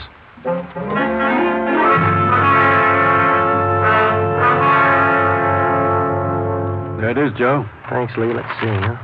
Silver Dollar Hotel. Received a Mr. James Vickers, $6.50, room 345. Where'd you find it, Lee? Under the front seat, in with the tools. Anything else? Not a thing. How about prints? 2. Kind of smudged. Hope we can run a make with them. No prints on those 4 guns, Lee? Smeared. Not enough to classify. Yeah, this is it, Ben. That's all we got. Come on, let's see if we can make it pay off. We located the Silver Dollar Hotel on East Grand between 16th Street and Pico. It was an old-type frame building with a brightly colored neon sign jutting out over the sidewalk just above the dark entrance. The manager's name was Luther Gage. We showed him a picture of James Vickers. He definitely identified him as one of his former tenants. He told us that Vickers had stayed at the hotel 1 week in room 345 and that he had checked out 2 days ago. Was Vickers staying here alone, Mr. Gay? Yes, alone. Quiet man. Did he have any visitors? Maybe. Wouldn't know. Paid his bills. Spent most of his time away from the hotel. Good tenant. Did Vickers have any friends here in the hotel? Maybe. Fell in the room next to Mr. Vickers. He still lives here. 2 of them used to be kind of thick. Can we look at that room Vickers stayed in, Mr. Gage? Let's see. Yes, it's still vacant. All right, this way. This man Vickers was friendly with. What's his name, Gage? Knight. Raymond Knight. Room 343. Is he in his room now? No. Went out about 8 this morning. Here's the elevator. How well would you say Knight and Vickers knew each other? Couldn't say. Good tenants, both of them. Pay their bills. Did they go out together? Seem to know each other well? Wouldn't know. I don't pry. Look, this case involves murder, Mr. Gage. We told you that. We'd appreciate your cooperation. Cooperation don't pay the rent, Sergeant. 3rd floor. This way. Here, 345. Open it up.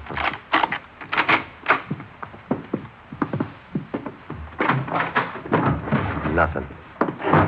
Yeah, over here. Looks pretty clean, Joe. All my rooms are clean. He didn't mean it that way, Mr. Gage. I wonder if you'd show us Knight's room now. That's next door, isn't it?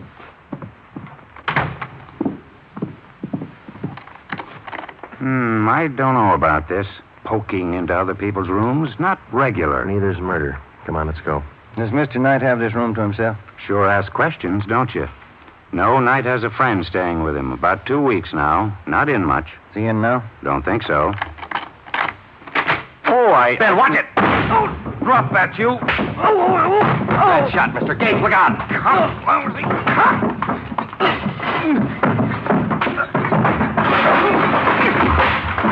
Come on, get up!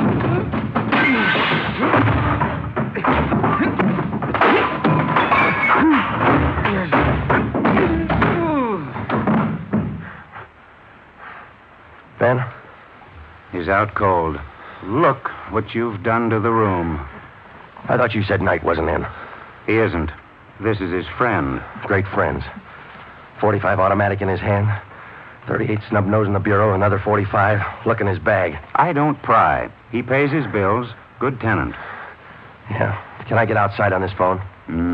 Yes. All outside calls are 10 cents. Yeah. Here. Have to keep the books straight. Sure you do. Who's going to pay for the damage? Ask Mr. Knight's friend here. Well, say... Why worry? He pays his bills. Good tenant. I called Ed Backstrand, and he sent out a special detail to stake out the hotel and bring in Raymond Knight if and when he returned. Ben and I drove to the Georgia Street Receiving Hospital, where Doc Stanley patched up the cut on Ben's scalp and treated Raymond Knight's friend for simple cuts and bruises. From papers found in his wallet and in the hotel room, he was identified as Frank Gannon, 9896 Wasatch Street, Kansas City, Missouri. When we got to headquarters, we had Gannon taken to the interrogation room where we questioned him briefly. He told us that he was a self-employed watch salesman and that he was in the city on a business trip. He admitted friendship with Knight, but not with Vickers. We booked him at the county jail for assault with intent to commit murder. The 3 guns found in the hotel room were turned over to the crime lab. We reported back to the office. Joe, my head's pounding like mad. That Gannon's a mean. Yeah, it's a nasty crack. I got some aspirin in my desk. Might help. Here are. Hi, boys. Rough day? I don't get much rougher, Eddie. Message for you on the desk. Now I'm gonna eat. Starving. Right, Tracy. What is it, Joe? Jones got a make on those prints he lifted off the car. Let's see. Yeah, something else in there on James Vickers. Wanted 10-14-43, desertion, U.S. Army. That could account for those stolen Army guns. Yeah. What about the make on those prints Lee found? Let's take a look. Vance Taylor's. Good solid record. 4 burglaries, 2 armed robberies, 2 assaults. Wait a minute. Here's the mama sheet. Born so-and-so, age 36, height. Alias John Fields, Harold Grant, Tom Bissell, Hey. Yeah, alias Raymond Knight. The other man who rode in the car with James Vickers the morning he shot down Traffic Officer Bemis finally had been identified. Vance Taylor, alias Raymond Knight. Well, that still didn't explain the unprovoked murder. It didn't explain the 4 guns found in the car or the 3 guns found in the hotel room. An assortment of arms like that could mean something big, but we didn't know what. Gannon's sudden willingness to shoot it out in the hotel room meant something, too, but we didn't know what. We had Gannon brought back to the interrogation room. Hi, Gannon. Have a seat. Everything all right? I'll bet you're worried. No, we're not worried, Gannon. You ought to be. Don't make me laugh. You're tied in with Raymond Knight. That's enough for us. You send me up for it. We're going to try. Big talk. How long did you know Vickers? I didn't. Funny. His prints are all over one of those guns we found in your room. I'm not worrying. Then you better start, Gannon. Vickers and Knight killed a man. If you run with him, your hands are dirty, too. I room with Knight, that's all. Knight didn't come back to the hotel. Where is he? We're not that close. You share your guns and your friends. That's close enough for us. I don't know Vickers. You mean you didn't know him? I said I don't know him. We got Vickers, Gannon. He's dead. Good story. Okay. Come on, Gannon. Let's go down to the morgue.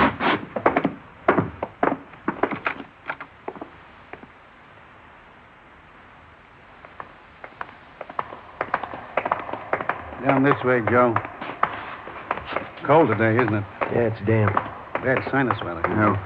What is all this? Never seen a corpse before? No, I'm not in this. Take me back. I don't want to look. You can close your eye. Take me back. I don't want to look. Here we are, fellas. Slam 45. This way, Gannon. I get sick. I don't want to look. Throw back the sheet, Fred. Take a good look, Gannon. No, he's Knight's friend. I'm not in it. Who is in it? I don't know. Take me out. I'm sick. All right, Fred. Thanks. Okay, boys.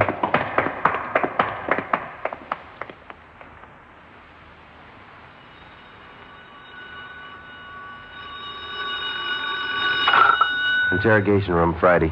Joe, on stakeout at the Silver Dollar Hotel. No sign of Raymond Knight. Keep you posted. Okay, Dave. Thanks. How long does this go on? I can call a lawyer, you know. And you better call one right away, Gannon. They just picked up Knight at the hotel. He's incriminated you. You're a liar. Sure. Like we were about Vickers. We'll prove it to you, Gannon. The officers are on their way in now. They're going to put Knight in the next room. You can listen to him. Look, I came here to sell watches. I ain't in this. Gannon, you and Vickers and Knight were planning a job, a big one. We know that. If you want to wait till you get on the witness stand to tell your story, it's all right with us.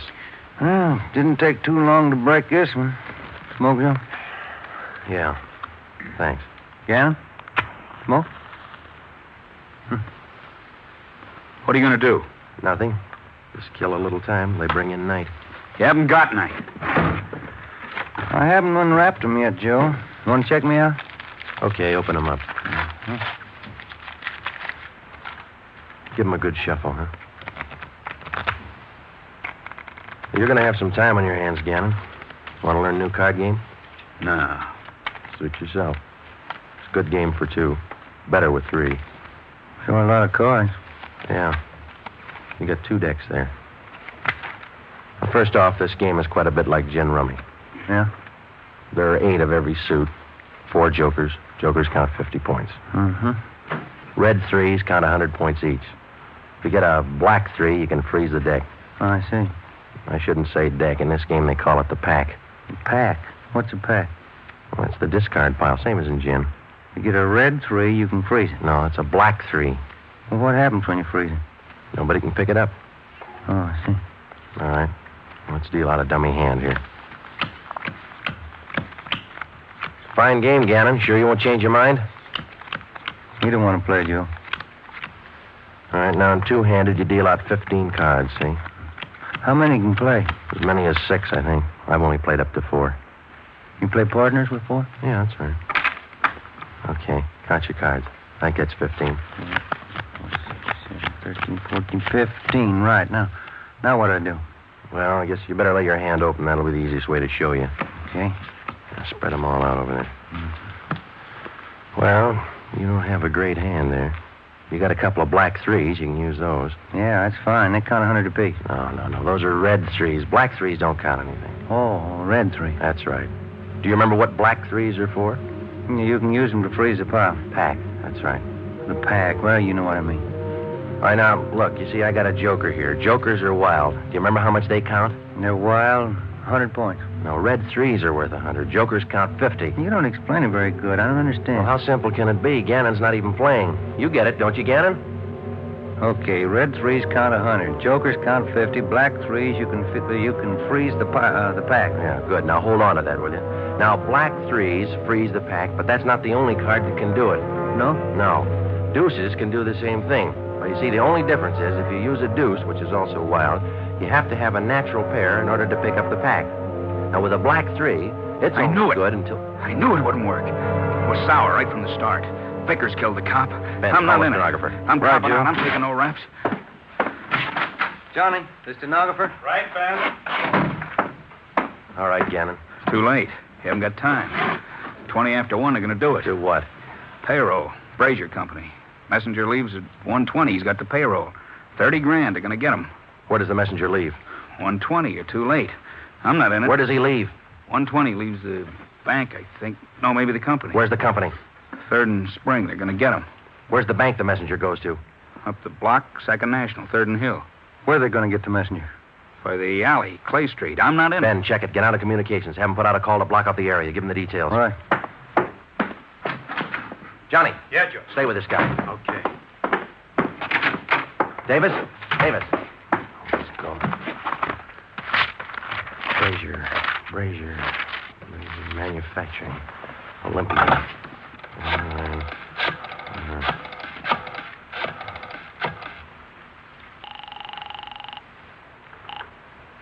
Good afternoon, Brazier Manufacturing Company. Give me your payroll division. This is a police department emergency. What's that, sir? Your payroll division. It's an emergency. One moment, sir.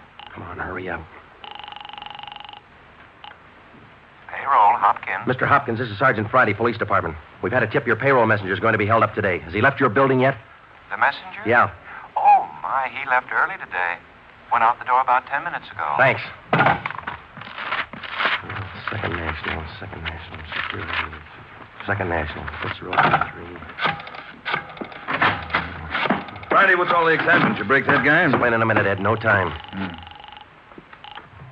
Good afternoon, 2nd National. Give me the manager on duty, please. Emergency. One moment, please. One moment. Come on. I'm sorry, sir. The line is busy. Would you care to wait? Give me the chief teller. Thank you. Chief Teller, Waters. This is Sergeant Friday, Police Department. Emergency call. Has the payroll messenger from the Brazier Company left the bank yet? Well, I wouldn't know, Sergeant. Just a moment. I'll have your call switched. Yeah. Operator.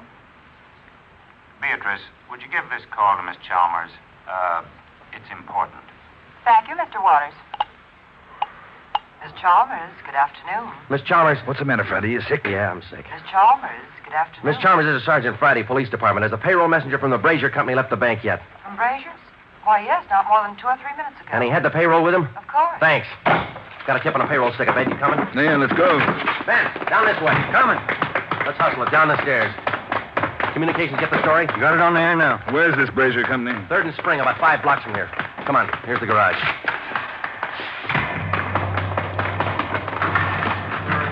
All right, come on, hit it. Let's make time. Get the radio on. Just warming up.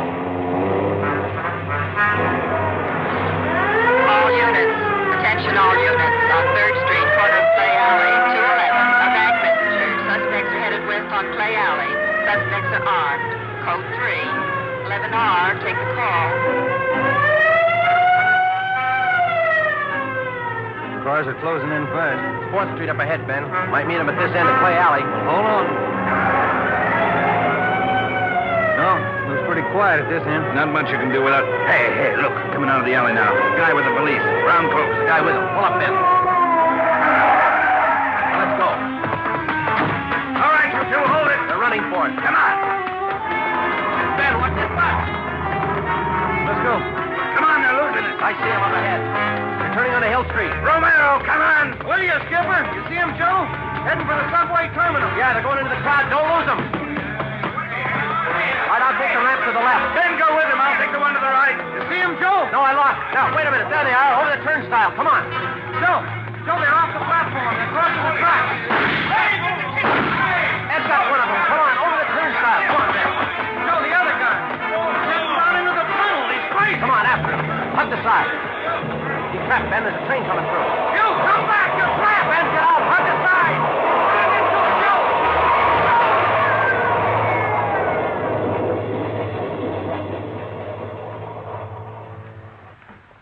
You all right, Joe? Yeah. You? Mm-hmm.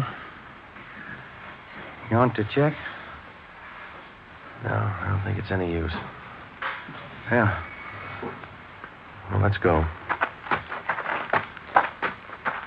Wonder why he tried so hard, Joe. I don't know, Ben. Some people are like that. You can blow the whistle all you want. They never know when to stop.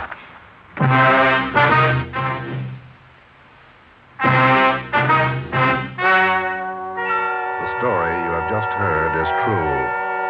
Only the names were changed to protect the innocent.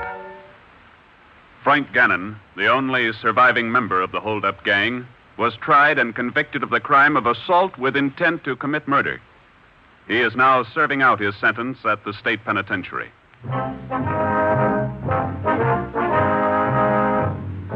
You have just heard the 16th in a new series of authentic cases from official files. Technical advice for Dragnet comes from the office of Acting Chief of Police W.A. Wharton, Los Angeles Police Department. Tonight's program is dedicated to Private Richard H. Taylor of the Washington, D.C. Police Department, who on the evening of December 13th, 1946, gave his life so that yours might be more secure.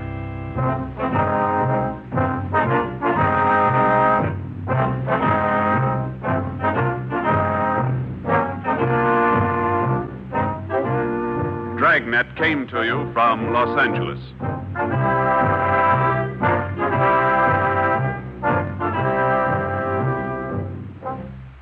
Phil Harris likes a great deal about the South.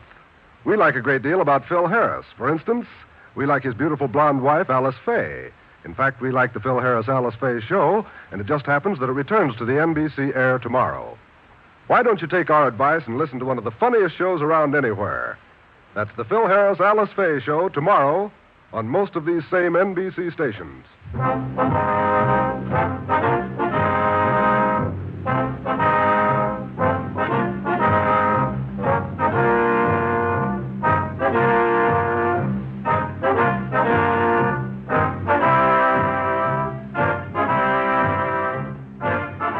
Tune for the Stars on NBC.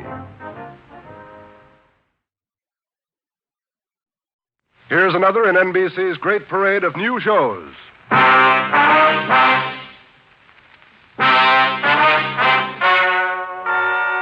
and gentlemen, the story you are about to hear is true. Only the names have been changed to protect the innocent. NBC brings you Dragnet.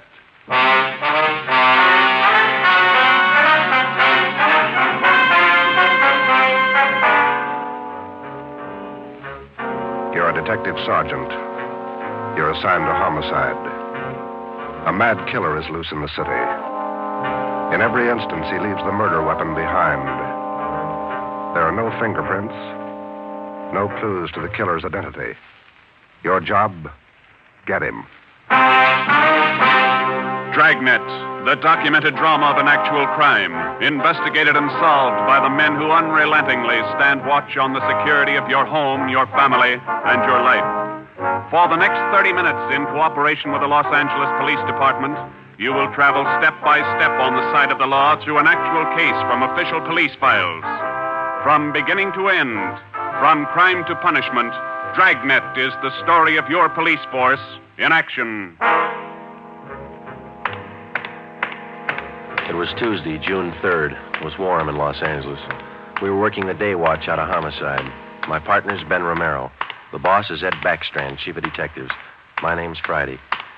I was off duty reporting back in on an emergency call. It was 3:57 a.m. when I got to the basement of the city hall. The carpool. Let's go, Friday.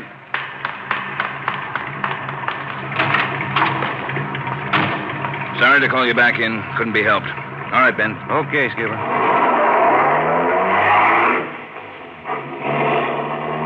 What's up, Ed? Double murder. When? I don't know.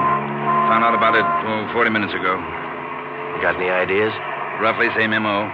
Was that 6413 Norwich, Skipper? No, 6430. What do you mean, the same M.O.? The same guy. Brickbat killer. How many does this make? Counting tonight, 4. We got anything at all? Smudged fingerprint we can't even classify. Sounds like a smart operator. We gotta get him. If we have to shake down the city from one end to the other. Big job, Skipper. Big killer.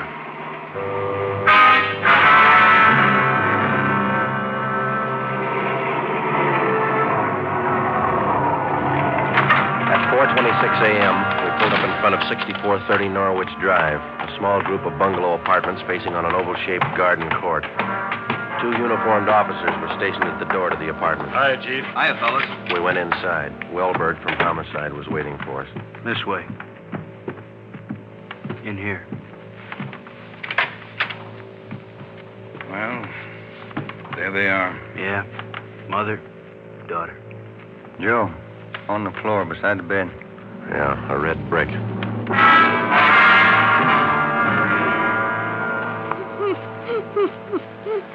Miss Hafters, we know how you must feel about all this, but would you please try to answer a few more questions for us?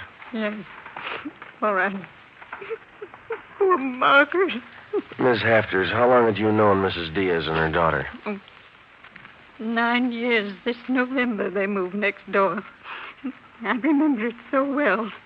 We got along right from the start. And as far as you know, the only close friends the mother and daughter had live right here in the apartment court? Yes. Margaret was a pretty girl, but she was no chaser, no boyfriends. Very close to her mother. The 2 of them very close.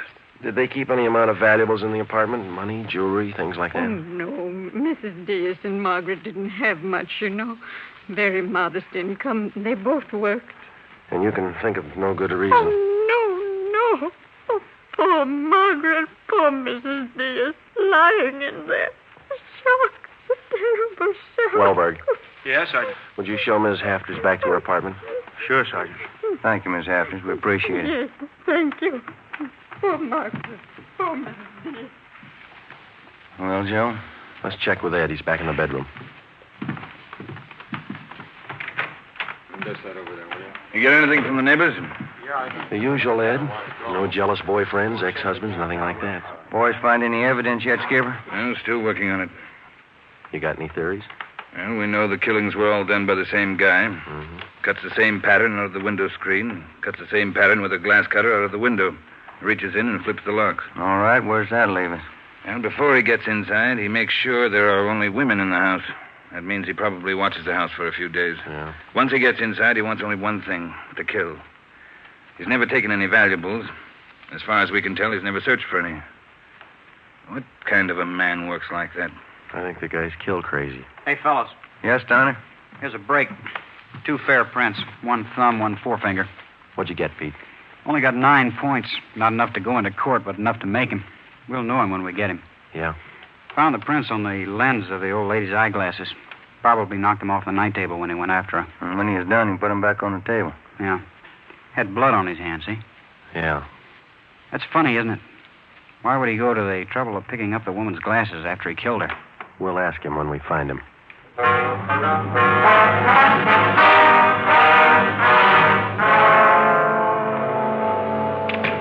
Hi, Ben. Joe.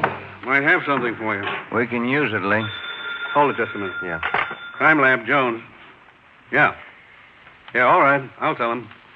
Right, Ed. Backstrand. If you're through checking the victim's clothes by 8 o'clock, you can knock off for sleep until noon. What if we're not through? Take it up with the chaplain. Here's what I wanted to show you over here. A couple of casts.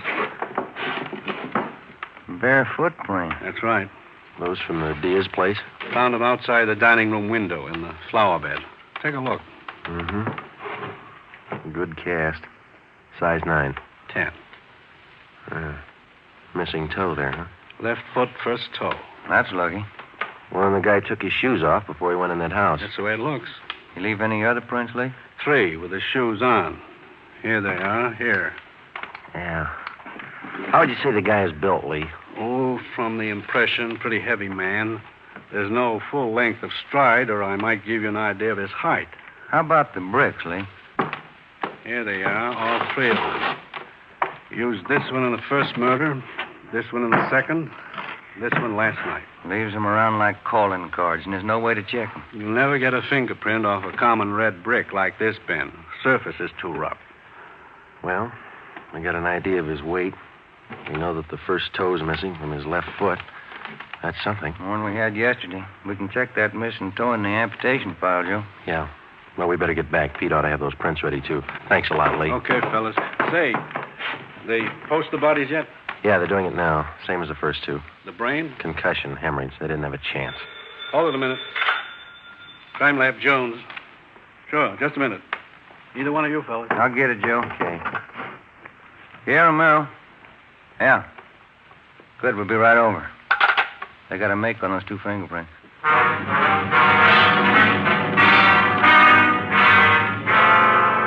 Okay, Joe. Single print file. Made him on the index finger. Let me see, Pete. Take a look, Ben. Yeah. Doesn't look like a killer, does he, Joe? Kind of nice looking. That's right, Pete. They said the same thing about John Dillinger. The name at the top of the make sheet read Carlos Richard Monterey, male, Caucasian, age 19, height 5 feet 11 inches, weight 165 pounds, dark brown hair, dark brown eyes. Last known address, 1663 Naples Street, Los Angeles. Previous arrests, 1, auto theft, February 8th, 1936. That was all. Ben and I had been expecting more. The information on the mama sheet for Monterey was 13 years old. So was the picture. So was the description. So was the address. In 13 years, a man can change in 1,000 ways. So can his habits, his appearance, his address. In 13 years, everything can change except 2 things. A man's fingerprints and a physical deformity.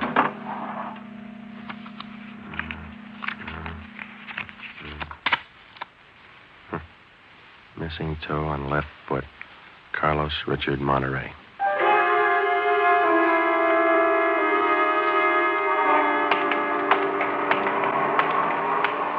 Here it is, Joe. 1663 Naples. Yeah, come on.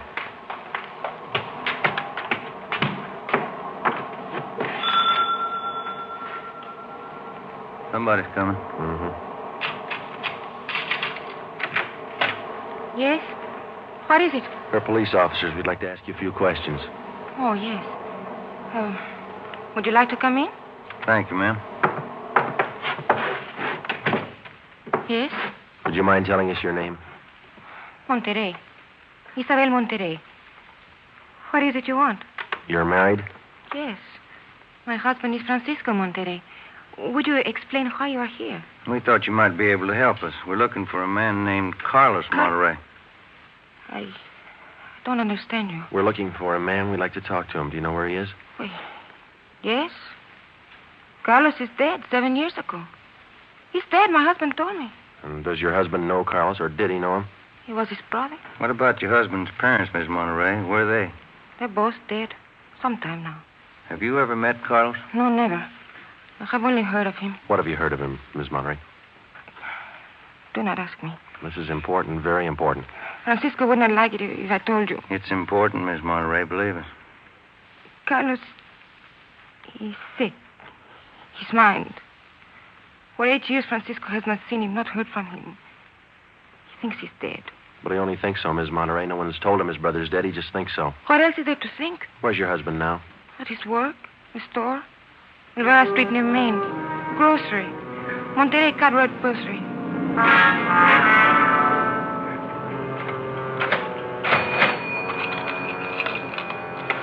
Here's your change. Thank you, Mrs. Myers.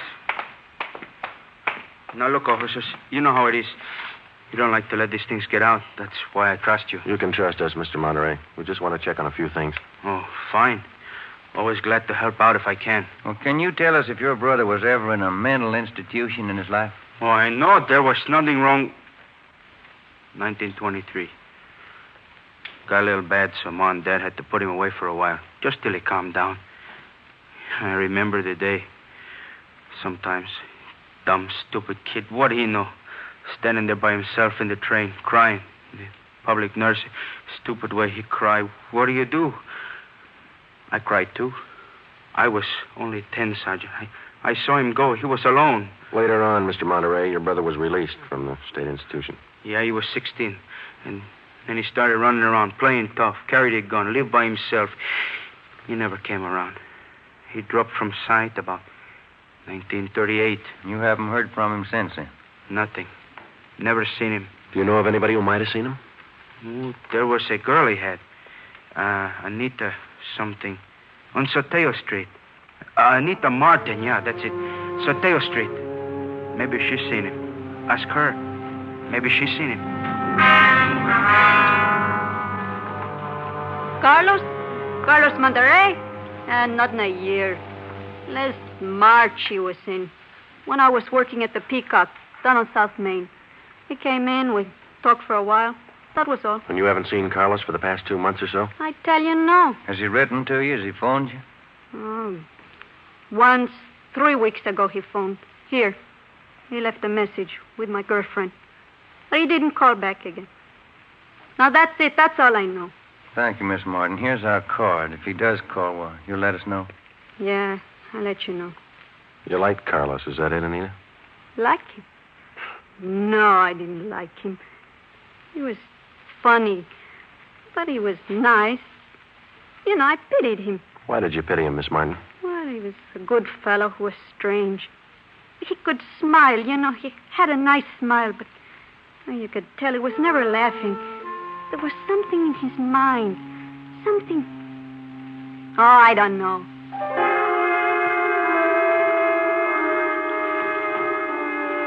At least a year, closer to 2, I haven't seen Carlos. No letters, not a card, nothing. He was in the East the last time I heard. When was that? A year ago, January. I was in here. He sent me a calendar. Sometimes he could get along fine, very well. Other times, terrible. He couldn't keep him down. How'd he manage to stay out of jail that way, Vicente? I don't know. Sometimes he should have been in jail 5 times over. And you say you don't know of anybody who might have a recent picture of Carlos, a snapshot? No. No one I can think of. Okay, Vincenti, here's our card. If you do think of somebody, let us know, will you? It'll help. Sure, glad to. If I hear of anybody. What kind of a day is it outside? Hot? Hot.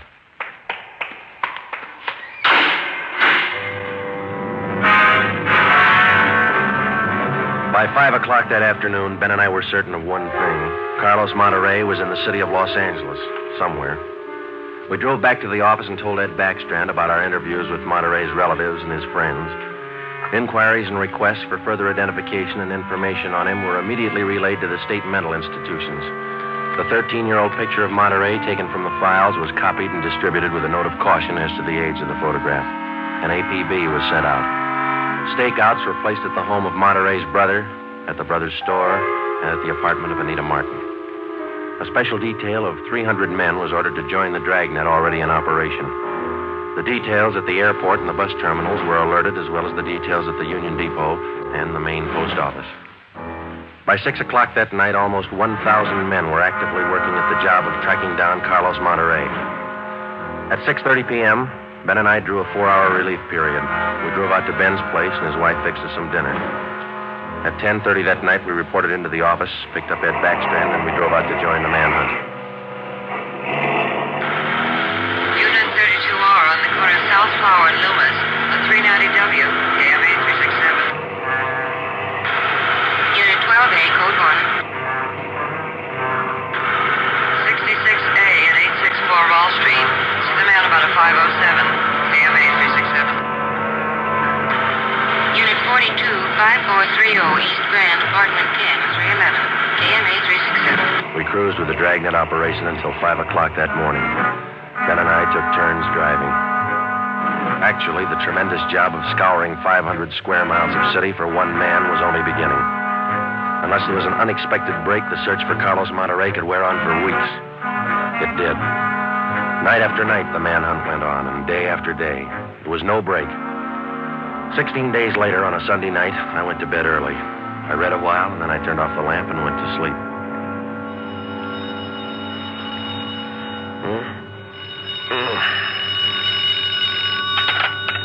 Hello? Friday talking. Sorry, Joe. Get in here as fast as you can. What's the matter? That girl Monterey knew, the one you talked to, Yeah? she left her apartment, went to her girlfriend's. Yeah? She's dead.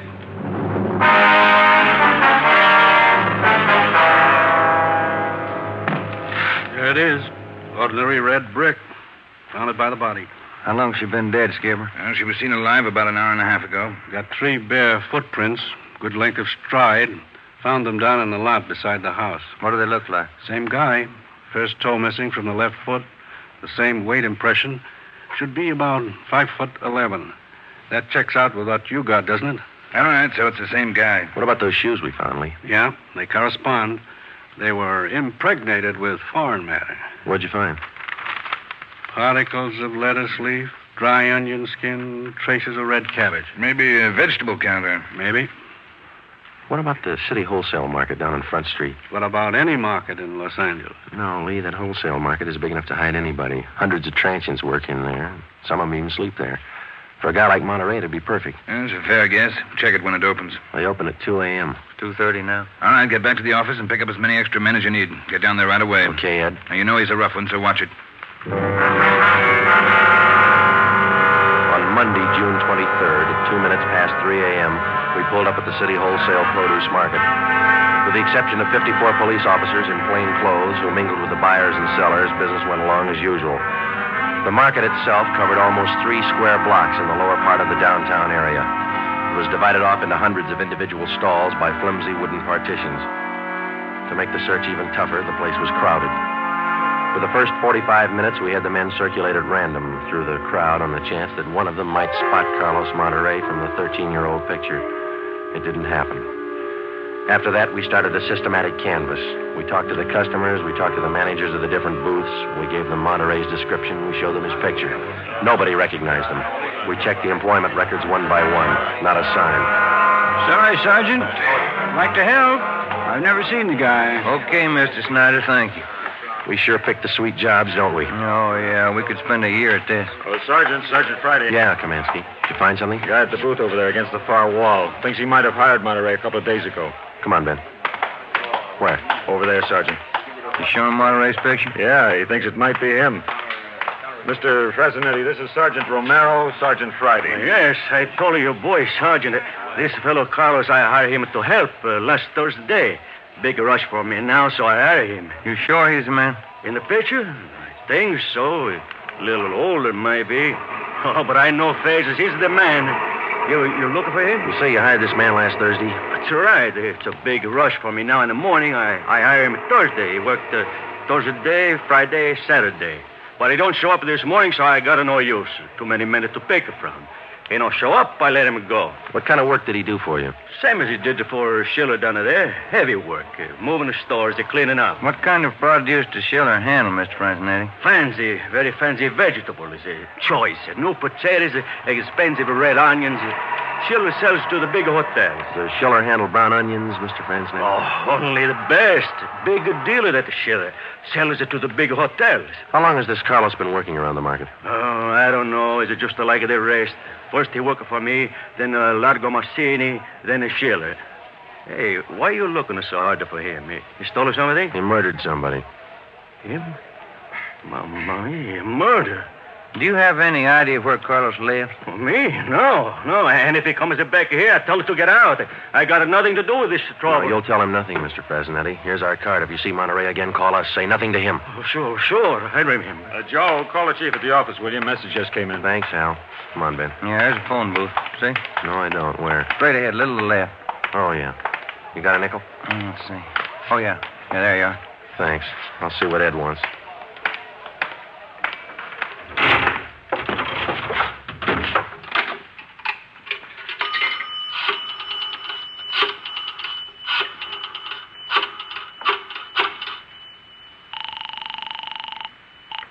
City Hall. 2511. 2511. Chief, of Detectives Office, Helen. Hi, Mike. Ed there? Ed, take it on extension 2, will you? Backstrand talking. Friday, Ed. Move fast on this one, Joe. What's up? Main post office. Carlos Monterey picked up a letter there less than 5 minutes ago.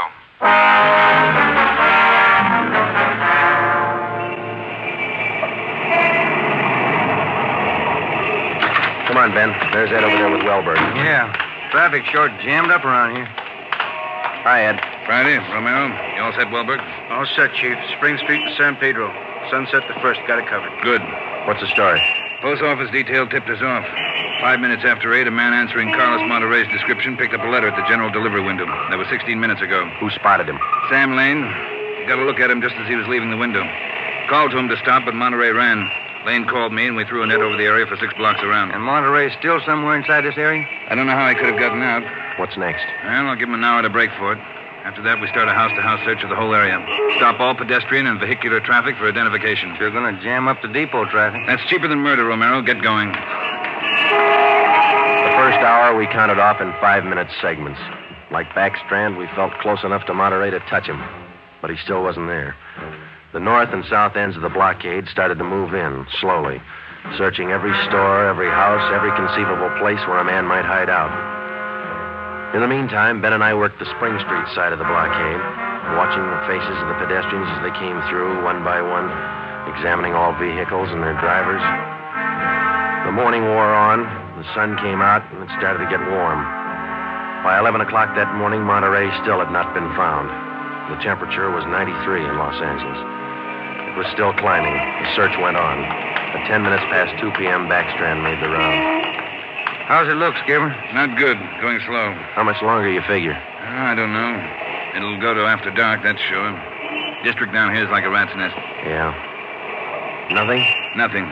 But he's someplace inside this blockade. He's got to be. Any chance of getting relief for the men in our squad? Some of them been working straight through since yesterday. I'll see. Check with me around 5 this afternoon. Thank you, Skipper. Keep a sharp lookout. One slip. That's all it takes. The search went on. At 3 o'clock that afternoon, the temperature was 95. We sweltered and we waited. At 3:45, Backstrand sent a squad of men into the Union Depot to search it from top to bottom. There was one false alarm when one of the men thought he saw Monterey slipping out a side door into a taxi. He turned out to be a train conductor. At 25 minutes past 4, Backstrand passed along the order to our detail to start moving in, house by house. It was a tedious job, and it went slow. The men were tired. At 5:30, the relief squad showed up. Ben and I stayed on. After another 2 hours of house-to-house searching, the trap was narrowed down to a 3-square-block area, a single block wide and 3 blocks long. It started to get dark. Backstrand ordered out batteries of floodlights. By 8 p.m., the cordon closed in around the last 2 square blocks. Lines are all set, Skipper. Ready to move. Good. What do you think? Well, we'll know pretty soon, one way or the other. Frank, keep that traffic moving. All right, you two, get going. See you later, Skipper. Joe, let's take a look in here. Okay. Sure is an old building. Yeah. Where'd Kamansky go? I don't know. He's here a minute ago. Oh, wait. There's his flashlight. It's down the end of the corridor there. He's signaling. Yeah, come on. Kamansky? Yeah. Down below, Sergeant, in the basement. Come on. Monterey? He's been there, I think. Here, this way. Where? Over here. Now, watch your step. The light's bad. Here he is. Says he's the janitor. Oh, my head. It's been slugged. All right, come on. How'd it happen? Can you tell us? Yeah, a big man hit me. I came down to empty the baskets. He hit me and ran. Ran over to the new building. The new building? Is that the one next door? Yeah, just a few minutes ago. Nobody's come out of this building for the past half hour. Every door in the place is guarded. No, not the doors. He went through the tunnel. I saw him. Over there's the tunnel. I'll take a look, Joe. Yeah, the tunnel connects the 2 basements. Same company, old building, new building. The tunnel connects the basements. Joe, come on. Yeah. Kamansky, get out to Backstrand. Tell him what's happened. Right, Sergeant. And call an ambulance. Right. All right, Ben. Through the tunnel. Watch where you're going. The light's bad. Yeah, it is. That a door up ahead there? Yeah, I think so. Yeah. Let's go. Good. There's a stairway. Come on.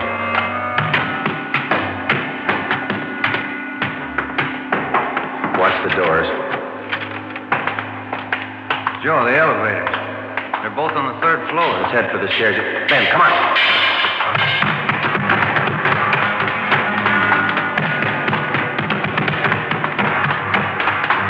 One more floor. Yeah, right. Come on, hurry. Yeah. Look, top of the stairs. There he goes. All right, hold it, you. Duck's in the elevator, Joe. He's going down. Well, we'll never make it on the stairs. Joe, look. This other elevator. The control lever's bent. Let's try it anyway. Yeah.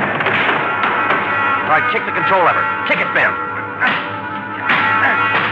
Very good. All right, Ben, knock the lever back. Come on, quick. Yep. What's the matter? Joe, it's jammed. We're going fast. All right, let's kick it. Here. There, that does it. Can you reach the door control? Wait just a minute. I'll see. Yeah. Okay. Well, he's still in the building. Both elevators are here now. Yeah. Down the hall, Ben. The office on the left, I think. Yeah. Okay, here we are. All right, keep clear of the door. All right, Monterey, put on that gun and come on out. I'll kill you! I'll kill all of you! All of you! Okay, Joe, let's take it. Watch it, Ben. He's throwing everything he can get his hands on. I'll kill you! Come on! Come on! I'll kill you! Get away! Come on, you! All right, Monterey. Come on, you. Hurry up! Hurry with you! Okay, Ben, take him. Yep.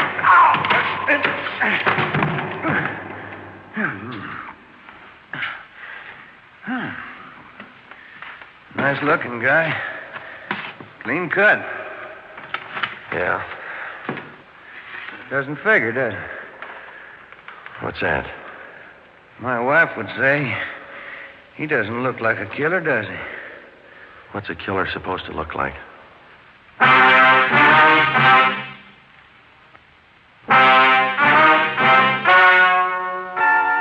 story you have just heard is true.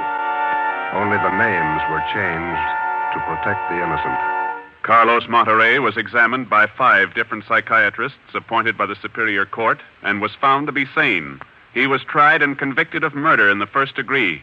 He was executed in the lethal gas chamber at the state penitentiary.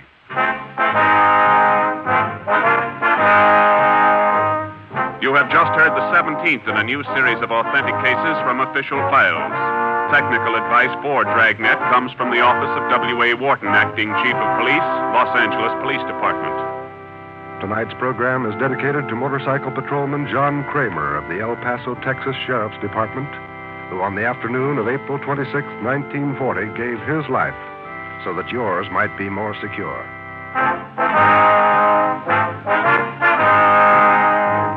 Dragnet came to you from Los Angeles. Your tune for the stars on NBC.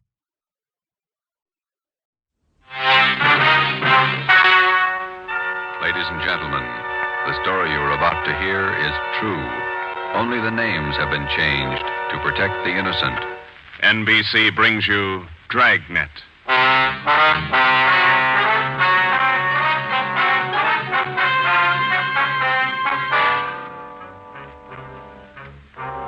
You're a detective sergeant. You're assigned to burglary detail. A gang of hijackers has started to work in your city. Truckloads of valuable merchandise have vanished. The thieves are clever, seem to have a foolproof system. Your job, find them. Dragnet, the documented drama of an actual crime, investigated and solved by the men who unrelentingly stand watch on the security of your home, your family, and your life. For the next 30 minutes, in cooperation with the Los Angeles Police Department, you will travel step by step on the side of the law through an actual case from official police files. From beginning to end, from crime to punishment, Dragnet is the story of your police force in action. It was Thursday, March 6th. It was windy in Los Angeles. We were working the night watch out of burglary detail. My partner's Ben Romero. The boss is Ed Backstrand, chief of detectives. My name's Friday. I was on the way back from the record bureau, and it was 5:35 a.m. when I got to room 2A. Interrogation room. Read this to him, Ben. Yeah. 2,600 dozen nylon stockings, 45 bolts of silk, 58 cases imported perfume. Where are you dumping this stuff, Laval? That's what we want to know. I told you the truth. I have nothing to do with it. I don't know anything about it. What was this stolen waybill doing in the cab of your truck? How many times do I have to tell you? I don't know. Your fingerprints are all over it. You must have carried it there. I didn't carry it there. Somebody's out to frame me. How many in the hijack gang, Lavelle? I'm not in a hijack game. I told you I don't know. When are you going to let me go? Who's the head of the gang? I don't know any head of the gang. I want to get out of here. You're covering for somebody. I'm not covering for anybody. You take the rap for all this, you're going to have a beard down to your knees by the time you get out. I'm not taking any rap. Then let's have it. I'm tired. $42,000 worth. You know who took it. You know where it is. They could have disappeared anywhere on their way from the east to the 1,000 place. Nothing was missing from those shipments when they came in on the train. Everything was there when they were unloaded at the warehouse. Then I don't know. I don't know. Every dollar's worth was accounted for when it was loaded on the truck. Well, where is it now? I'm tired. We've been here all night. Let me read it for you again. 2,600 dozen nylon stockings, 45 bolts of silk, 58 cases imported perfume. And you're trying to tell us somebody hijacked all that from the trucks without you knowing it? The trucks were loaded at the warehouse. We went out to eat. We came back, got in the trucks, delivered the stuff, and that's all I know. And while you were out eating, the receipts for the load disappeared, too. Is that right, Lavelle? I don't know where the waybills are. The shipping clerk, that's his job. We talked to him. He says one of you could have taken the waybill. Well, then he's lying. I didn't take him. Then what was this waybill doing in the cab of your truck? I told you, I don't know. Somebody's trying to frame me. Why? I don't know. Somebody, I don't know why. Then you better come up with an answer, mister. Look, I'm tired. We've been here since 6 o'clock last night. We're all tired. Who are you covering for? What are you trying to build? Any of that coffee left, Ben? It's cold. That's all right. You want some, Lavelle? No.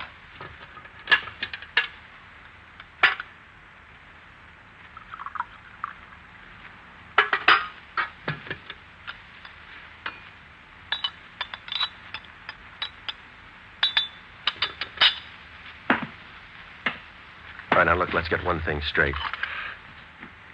We've been here all night. We can be here all day, tomorrow, the day after that, and the day after that.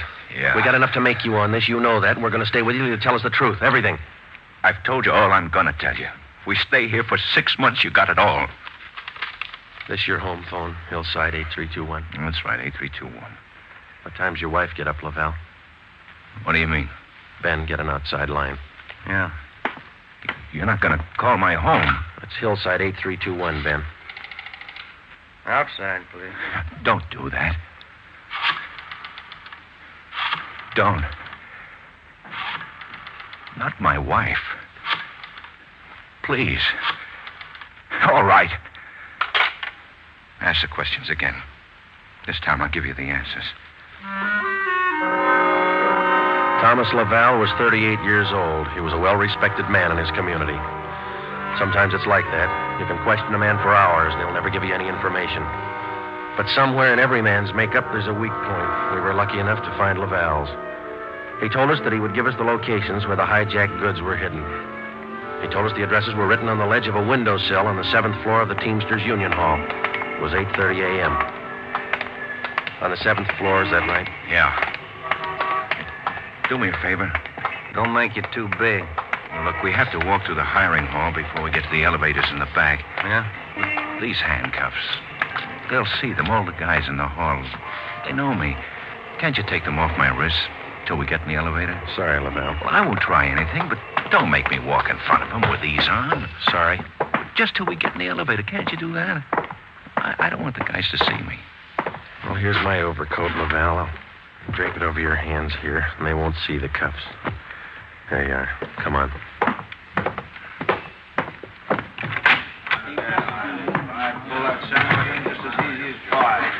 Hi, Tom. How are you? Hi. What's new, Tom? Not much. Oh, that was easy. Let's take the elevator. Yeah.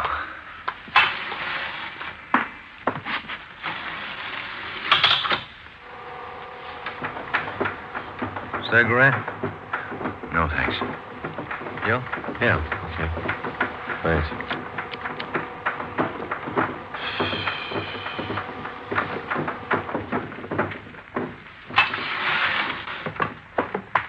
It's down this way. Let me show you. To the left. A window up ahead there. This one. I don't see anything on the windowsill. It's on the outside. Open the window and let me check. Yeah. Let me see here. Ben, grab him. He's trying to jump. Hey, get back here. Get back. Let go, do you hear? Let me go! Get him, Joe. Can't hold him. He's pulling me out. Hold on, Ben. Grab me. Joe! He's slipping. Try, Joe. Hold on. He's kicking loose. I can't hold him. Hold him, Joe. Ben!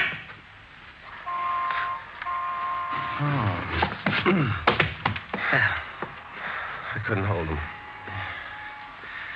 You almost went with him. Let's get downstairs. What happened? Call an ambulance. There's been an accident. Thomas Laval was 38 years old. He was a well-respected man in his community. He died with the same reputation. We had a prisoner who'd met his death while in our custody. In cases like this, we had to have witnesses. By the time we got to the street, the usual accident crowd had gathered. Anybody here see the accident? What you want, witnesses? Yeah. Did you see it? Yeah, we saw it. Let's get their names, Ben. My name's Pete Garfield. This is Jack Morris. We'll be your witnesses. You'll probably be subpoenaed for the inquest tomorrow morning. Sure, we'll be there. We saw you push the guy out the window. We saw you kill him. The next morning at 10 a.m. in the basement of the Hall of Justice, Harold J. Lane, Deputy Coroner, City and County of Los Angeles, read the report of the findings of the autopsy on the body of the deceased, Thomas Laval. As is customary at a coroner's inquest, the identification witness was called to testify first. Elizabeth Laval, please. Raise your right hand. Do you solemnly swear that the testimony you're about to give to be the truth, the whole truth, and nothing but the truth, so help you God? Yes. Be seated. State your name. Elizabeth Laval, What is your address? 1216 East Camarillo Drive. What is your occupation? I'm a housewife. What is your relation to the deceased? His wife. Have you viewed the body of the deceased in this office? Yes. Who was the deceased? Husband. Thomas Laval. Is there anything further you wish to add? Thank you. Step down, please. Joseph Friday. Raise your right hand. Do you solemnly swear that the testimony you're about to give to be the truth, the whole truth, and nothing but the truth, so help you God? I do. Be seated.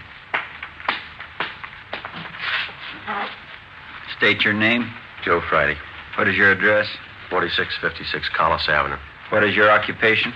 I'm a police officer in and for the city of Los Angeles. Are you the investigating and arresting officer on this case? I am. Will you state briefly the facts relating to the death of the deceased? On the morning following the arrest by us of the deceased on suspicion of grand theft merchandise, he expressed a desire to assist us in the apprehension of suspects involved in these thefts and the recovery of property taken in them. Did he assist you?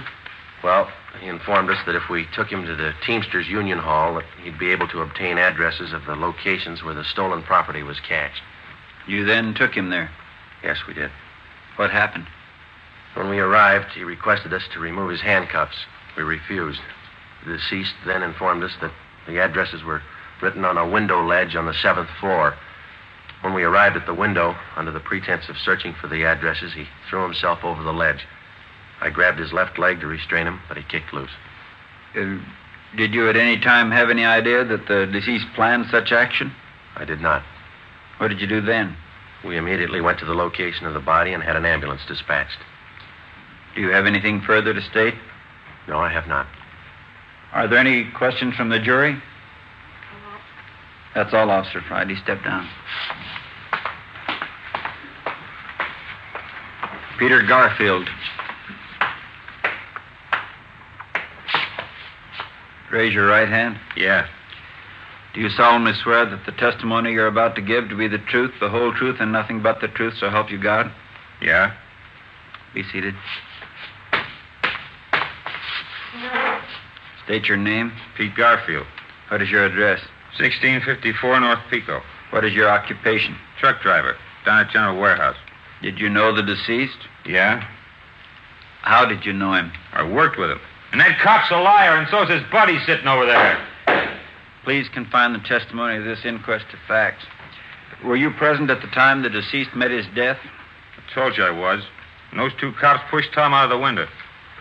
Where were you at the time the deceased was pushed or jumped from the window? Jack and I just left the Union Hall. We were going out the front door when it happened. What attracted your attention? I heard him scream. When I looked up, Tom was falling.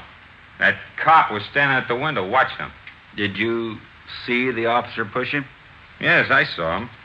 Did I understand you to say you were on the street outside the building at the time? Yeah. And you saw the officers push the deceased from the window on the 7th floor from your vantage point? Yeah. Isn't it true that that's a physical impossibility? What is? That you could have seen what you testified to from where you were standing. I know they pushed him. You know or you saw? I know, that's all. Tom wouldn't jump out of a window. Then it's true you didn't see the officers push the deceased out of the window? No, I didn't see him. Is there anything further you'd like to add? They must have pushed him. Any question from the jury? That's all, Garfield. Step down. Dorothy River. Raise your right hand. Yes.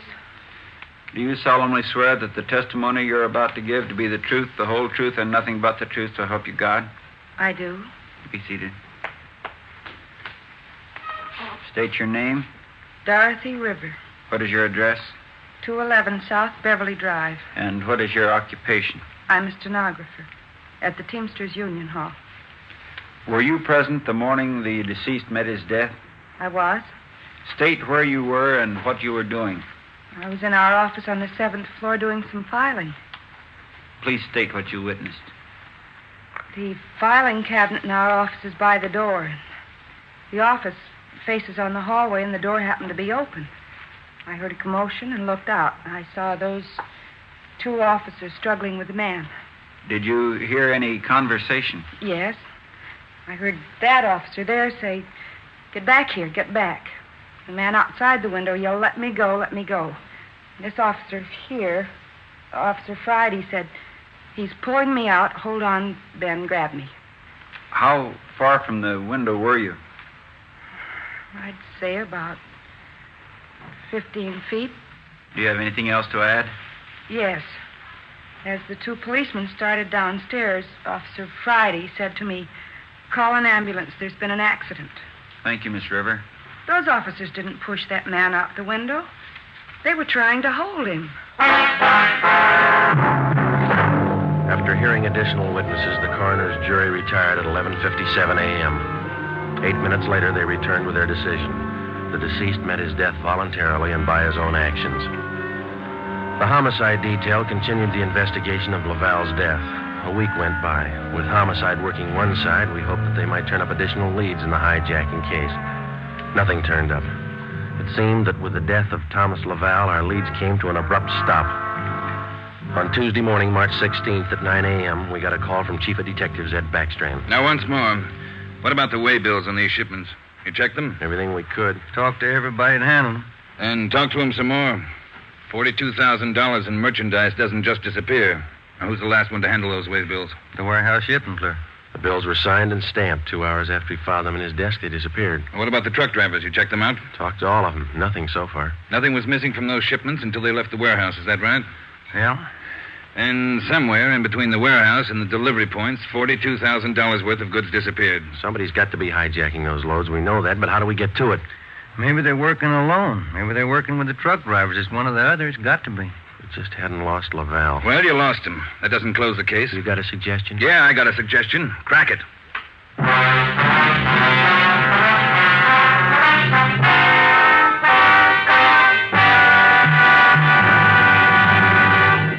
You are listening to Dragnet, authentic stories from official police files. And now, an important announcement. Ladies and gentlemen, we are pleased to announce that starting next Thursday, October 6th, Dragnet will be brought to you by Fatima Cigarettes. We'd like to take this opportunity to thank you, the listener, for your excellent response to our efforts in bringing you these weekly authentic presentations of actual cases from official files. Your letters are the only indications we have that Dragnet is a source of your listening pleasure. We'd like to hear from all of you. Starting next Thursday, October 6th, over most of these same NBC stations, Dragnet will be heard weekly at 10:30 p.m. Eastern Standard Time, immediately following the Supper Club. Check your newspaper for local release time.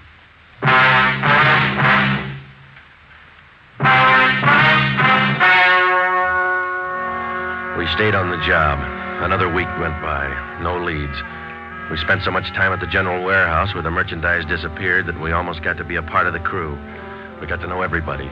We made frequent visits to the Teamsters Union Hall, but got us nothing. On Wednesday, March 26th, we reported in for work at 8 a.m. Friday, Romero. Yes, Skipper?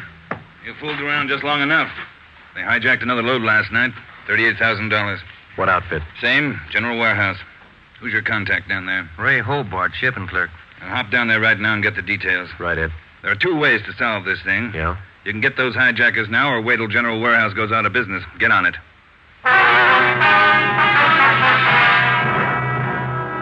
Hobart, who was the shipping clerk on duty last night? I was, working for Siggy, Siegelmeister. He's out with a cold. And you saw the stuff was loaded on the trucks and you checked the waybill. Yeah, as usual. Everything as usual. Checked the trucks out at 2 a.m., went back to the office, filed the waybills. You work a pretty heavy schedule, Hobart. You started at 2 a.m. and you're still on duty? It took the last 4 hours of Siggy's shift, at 2 a.m. to 6 a.m. He had a cold. I was back here at 10 this morning to start my own shift. When did you find out the waybills were missing on that shipment last night? Just before I went off. Maybe 5:30, 5:45. Well, how about the truck drivers who handled that load, Hobart? You got them? Let's see. I got it right here. Okay. Here you go, Sergeant. Jack Morris and Pete Garfield. Jack Morris and Pete Garfield were brought in for questioning. We double-checked with Homicide and found that their reports on Morris and Garfield tallied with ours. No previous records. Both men had been tailed for a reasonable length of time since their testimony at the Laval inquest. Their actions failed to implicate them. 4 days after the second hijacking, we got a tip from one of our informants down in the warehouse district. He told us that a man in a gray suit had been hanging around the coffee shop next to the Teamsters Union Hall. He was peddling nylon stockings, cheap. There had been other reports like this, which we had followed up, but none of them had paid off. Usually such leads didn't pay off, but we couldn't be sure. They had to be checked. At a few minutes before 5 that afternoon, we found the nylon salesman in the gray suit in the back booth of the coffee shop adjoining the Union Hall. Look, Meg. Take a look. As fine as you can't do better. 51 gauge nylon. Look good, huh? Sure do, don't they, Joe? Yeah, they do. We've been looking for you, Mac. Some of the guys in the Union Hall said that you'd be around. Sure, I saw lots of these around the hall. Truck drivers, just like you, buying them like crazy. Good deal. Sure looks like it, Mac. How many pair can we have? Many as you want. 4 bits a pair, you name it. You got a couple of dozen for us? Couple of dozen? No, not on me, but I can get them. Many as you want. Well, we're kind of in a hurry. Can you get them for us fast? Couple of dozen. Better make it 3 dozen, huh, Joe? Yeah, if you want. 3 dozen. Can you get them now? Couple of hours I can get them. Same quality. Want to meet me here? Oh, I don't know. We wanted them for tonight. My wife's birthday, you know. Well, maybe an hour and a half. How's that? 3 dozen, meet you here. Oh, look, Mac, maybe we're both heading the same direction. Can't we go with you and pick up the nylon? Save time for all of us. No, I don't think so. No. Can't you wait? Hour and a half? How's that? Ever find a better buy? I'm sorry, Mac. I wish we had the time. Well, where do you have to go to pick up these nylons? Oh, way out. Sunset Boulevard near Fairfax. Can't you wait? I'll make it fast. Well, can't we pay you and then go out and pick them up ourselves? Huh? No. Don't work that way. No. Can't you wait here? I'll make it fast. Well, we ought to be home now, Joe. Yeah, I'm sorry, mister. We'll have to skip it. Yeah, maybe we can pick up something on the way home, Ben. Candy or something. Wife likes candy. Now, look, fellas, I don't want to see you lose out on this deal. I'll meet you halfway. How you mean? Look, together we'll go out to Sunset and Fairfax, huh? Near the place. You wait there at the hamburger stand, and in 5 minutes I'll bring you the stuff, okay? Oh, I don't know. We're late already, but... All right, it's a deal. I'll call the wife and tell her we're going to be a little later. 3 dozen, is that right? 3 dozen of the best. You can't do better. Right. I'll be back in just a minute.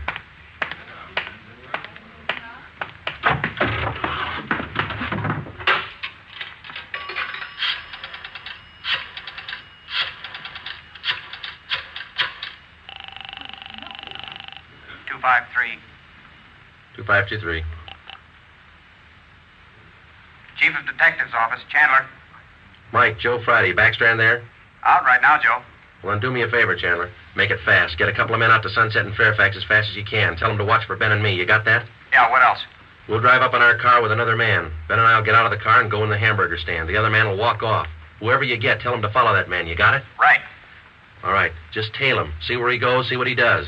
Okay, Joe, right away. All set, Joe? She got dinner ready? Yeah, just about. We better hustle. Sure. Best deal in the world. Let's go. At 5 minutes to 6, we pulled up at the corner of Sunset Boulevard and Fairfax. It was almost dark. Ben and I got out of the car and started over for the hamburger stand on the corner. We caught a glimpse of Barcy and Kaplan in one of our detective cars parked in a gas station on the opposite corner. They had their eyes on our man. When the traffic signals changed, the man crossed the street and headed down Fairfax. Barcy and Kaplan waited a minute, and then they took off after him. He turned at the next corner and disappeared from sight. Ben and I ordered a cup of coffee, and we sat down to wait. At 6:30, we were still waiting. At 5 minutes to 7, I went across the street to the drugstore and called the office. Barcy and Kaplan hadn't been heard from. Their car, 105K, was not acknowledging calls. I had my call switched from communications to Backstrand's office. Well, they lost him Friday. I don't know how they lost him, but they lost him. Well, who's out there now? Sullivan and Whitney took a detail out there. They're combing the neighborhood right now. Well, how did it happen? A man just doesn't disappear into thin air. That's what I keep telling you about that stuff that's been hijacked. The search for the nylon salesman went on all that night and most of the next day. From his description, we ran a make on him. No previous record. He had disappeared completely. We were right back where we'd started from. The only thing we could do was to start backtracking, re-questioning the people at General Warehouse, the truck drivers, the shipping clerks. We kept a close check on Garfield and Morris, and we went back to the only possible lead still remaining, Mrs. Laval. She could tell us nothing more than we already knew. When we left her, we started on the neighbors for the second time around. For the rest of the day, we canvassed the immediate neighborhood. We got as many opinions of the Lavals as they had neighbors. At 3:30 that afternoon, we visited with Miss Gertrude Langster, a 50-year-old maiden lady who lived almost directly across the street from the Laval house. She'd been out of town the first time we covered the neighborhood. The old saying goes, Sergeant, there's no fool like an old fool. Oh, say, if I told you the chances I had when I was a girl. Yeah, but we just... not truck drivers like that. Laval man, God rest his soul. But fine, wealthy men, bankers, lawyers.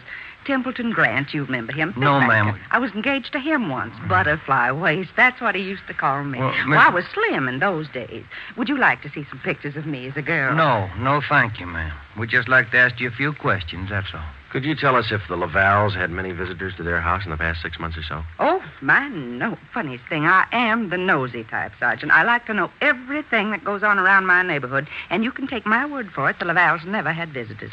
You know, Sergeant Friday, you remind me of a young man I used to be engaged to just a few years ago. Yes, Miss Langston. Now, would you tell us, please, did you have any reason to think that there was something a little out of the ordinary about the Laval? Oh, little out of the ordinary, he says, but my dear man, yes. Here he was, a truck driver, and there she was with a home furnished like the Astors. Why, I even used to see him cart some of the things home in that car, his beautiful things, rugs and glassware, bolts of fabric. Oh, gorgeous. And he'd bring these things home after work. Is that it, Miss Langston? Anytime. Day or night, weekends, anytime. Mm-hmm. After 4, Joe, we better call office. Yeah. Now, are you sure of all that you've told us, Miss Langster? Sure. Oh, my dear man, of course I'm sure. I watched him week after week. Well, thank you. Won't you stay for a cup of tea? I'll have Josephine fix it. Josephine? No, thank you, ma'am. Well, then, perhaps a glass of sherry? Thank you, no. But there is something. Yes? I wonder if we could use your phone, please. Oh, yes. In the hall, next to the umbrella stand. Thank you, ma'am.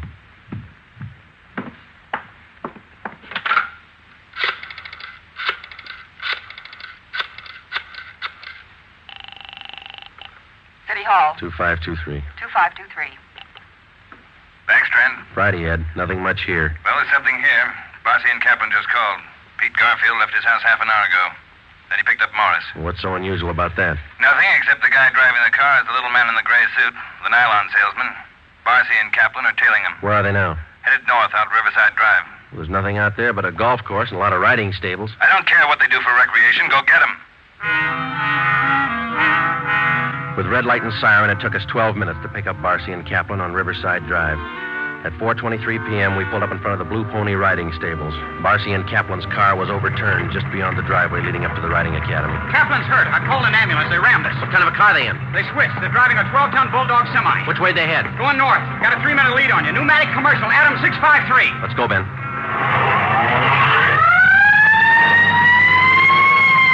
Can you see him, Joe? No, not yet. Watch that crossing. Up ahead, Joe. That's a semi. Can you read it? Wait a minute. Adam 653. That's them. Took a right on Lancashire. Don't lose them. They're pushing that semi too hard. Look at that trailer sway. They'll have to stay on Lancashire. They're going too fast to turn now. Traffic's closing in up ahead of them. They better not turn. That's what they're doing. Look at that trailer whip. They're going over. Into that storefront.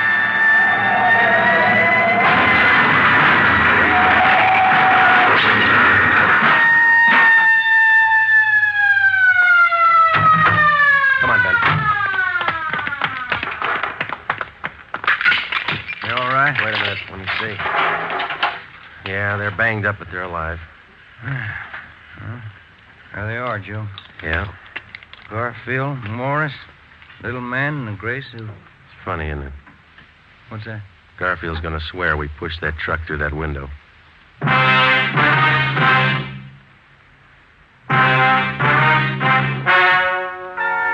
The story you have just heard is true.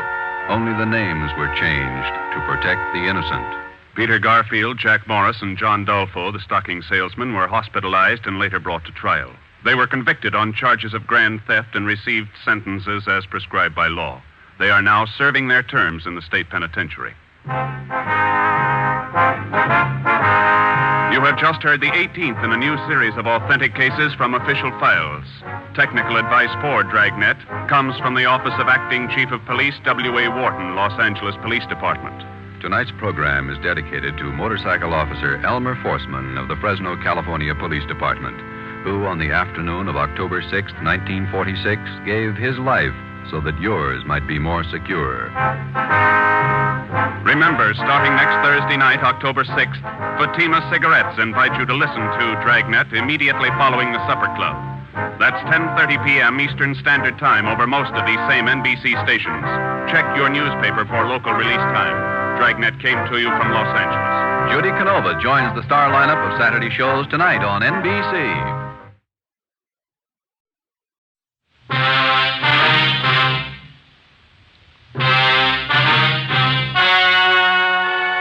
Ladies and gentlemen, the story you are about to hear is true.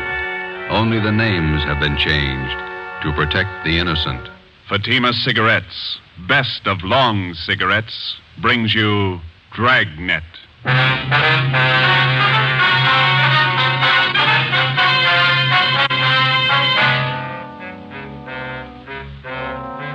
You're a detective sergeant. You're assigned to homicide detail.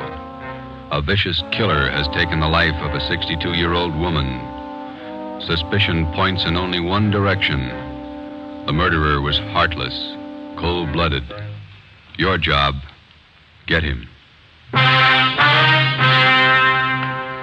If you want a long cigarette, smoke the best of long cigarettes. Smoke Fatima. It's the long cigarette that contains an essential ingredient of all the very popular cigarettes, Turkish tobacco. That's why you see the Turkish symbols on the attractive golden yellow Fatima package. That's why Fatima has a much different, much better flavor and aroma than any other long cigarette. That's why Fatima doubles and redoubles its smokers. Yes, if you want a long cigarette, smoke the best of long cigarettes. Smoke Fatima. Dragnet, the documented drama of an actual crime. For the next 30 minutes, in cooperation with the Los Angeles Police Department, you will travel step by step on the side of the law through an actual case from official police files. From beginning to end, from crime to punishment, Dragnet is the story of your police force in action. It was Saturday, November 5th. It was foggy in Los Angeles. We were working the day watch out of Homicide. My partner's Ben Romero. The boss is Ed Backstrand, chief of detectives. My name's Friday. It was 3:35 p.m. when I got to room 42. Homicide.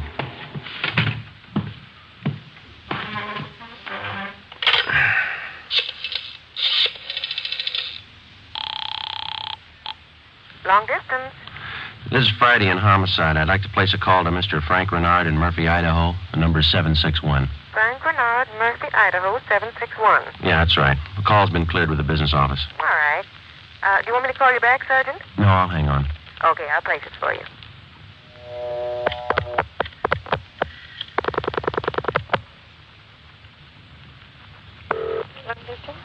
Long distance, Mr. Frank Renard, Murphy, Idaho. Murphy, 761. Thank you. New Haven, Connecticut. Your number, please. Charge the call to Madison, 7961. Thank you. The time and charges when the call's completed, operator. Rate operator. You ready to put a man out? Yes, Murphy, Idaho, routing and person rate.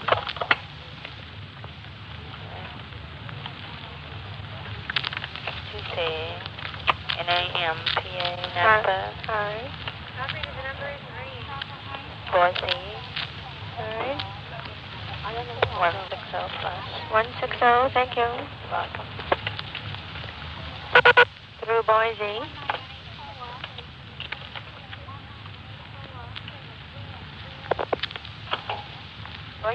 I'm calling Napa.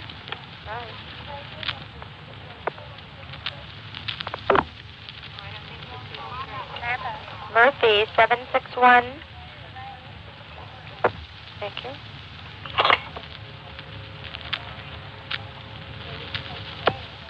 Keep ringing, 761. They're ringing the number, Sergeant. Okay, thanks.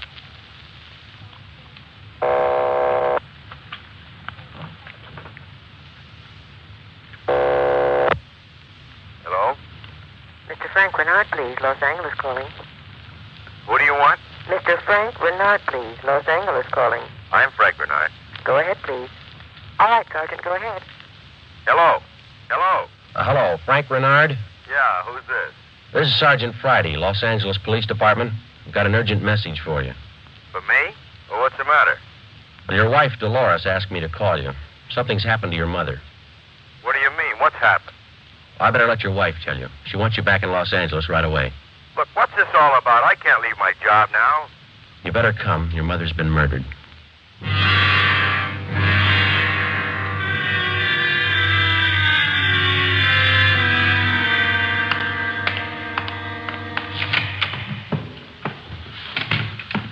Talk to the skipper, Joe. He's on his way in. That's good. Did you call my husband? Did you? He's flying down from Idaho tonight. Be here in the morning. You tell him about me? The trouble I'm in? I told him his mother was murdered. That's all I told him, Mrs. Renard. What am I going to say to Frank? He always sided in with his mother. He'll never believe me. What can I tell him? Jury can give you more trouble than your husband can. What you going to tell them? Are you stupid or something? How many times do I have to say it? I didn't kill her. I didn't kill her. It's a small room, Miss Renard. We can hear you. Sit down, please. I won't sit down. You're not pinning this on me because I didn't do it. Anybody could have killed the old hag, but I didn't. Will you sit down, please? I don't have to take this. I'm no tramp. Keeping me in here, asking me questions. I told you all I know. Look, you're in a bad spot. I hope you realize that. I didn't kill her. Miss Renard, how long have you and your mother-in-law been living together in the house on Chavez Road? Since Frank took the job up in Idaho. About 6 months. He said it'd be better for me while he was away living with her. Your neighbors told us you didn't get along very well with your mother-in-law. That's right, I didn't. She hated me, I hated her. You used to fight with her, is that right? You hit her? Only a couple of times. She called me dirty names. I hit her. She pulled me by the hair. I hated her like everything. I didn't kill her. Once more, Ms. Renard, would you mind telling us how you spent your time since early this morning, where you went, what you did, everything? I told you already everything. Will you tell us again, please? I got up about 9:15. I had a cup of coffee and then I got dressed. The old lady was on the back porch doing the washing. What did your mother-in-law do for a living? I told you. She took in washing. After I got dressed, I left the house. About 10 minutes after 9, I went downtown to the dentist. He filled a tooth for me. This one here, you can ask him. What time did you leave the dentist's office? About 10:15. Maybe 20 after. You can ask him. What'd you do after that? I walked around window shopping. Did you buy anything? Talk to anybody? I told you no. What time did you get home? 12:30. I went in the bedroom. The old lady was on the floor. Blood all over. I felt her heart It wasn't beating. Is that when you got the blood on your dress? Yeah. Now, that's all I'm going to say. 3 times I told you the same story already. And you still can't account for your time between 10:20 this morning and the time you found the body and called the police at 12:30. I told you I left the dentist. I went window shopping, then I walked home. And during that time, you didn't talk to anyone and no one saw you? Lots of people saw me. People on the street downtown. I'm no tramp. I don't talk to everybody. None of your neighbors saw you come home, Miss Renard? Of course they didn't see me. I cut across the back lot up from San Jose Avenue. I came in the back way. The lady who lives next door to you. She says she was in the backyard about noontime. She stayed there till after 1 o'clock. She didn't see you come in the back way. Then she's a liar. She's a dirty liar. You and your husband took out an insurance policy on your mother-in-law last year. Is that right, Miss Renard? Sure it is. What of it? $5,000? Yeah, so what? You know a man by the name of George Martino? No. You better tell the truth, Miss Renard. All right, so I do. He's a friend of mine. You've been running around with him since your husband's been away. None of your business. I do what I want. Your mother-in-law found out about Martino. That's what you fought about most of the time. Oh, she was crazy. He's a friend of mine, that's all. Are you telling the truth, Miss Renard? Martino's a boyfriend of mine. I told you, that's all. Your mother-in-law found out you were running around with him. She warned you if you didn't shake Martino, she'd write your husband. You said you'd kill her if she did. That's a lie. That's what your mother-in-law told one of the neighbor ladies. And I said it just to scare her. One night I was drinking. We had a fight. She was yapping at me all night. I said it just to scare her. But she wrote the letter anyway. And that's what she said. But I didn't kill her. You had the time, the motive, and the opportunity. It wasn't me. I didn't kill her. Interrogation room Friday. This is Brennan, Joe. Yeah, Bill. Where are you? Santa Monica. Picked up George Martino.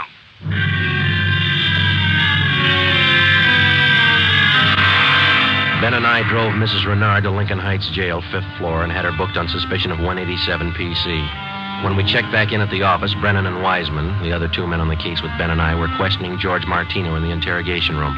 Ben and I stood by. Martino admitted only 2 things. He had been running around with Mrs. Renard since her husband left town, and he had heard Mrs. Renard express a desire to do away with her mother-in-law.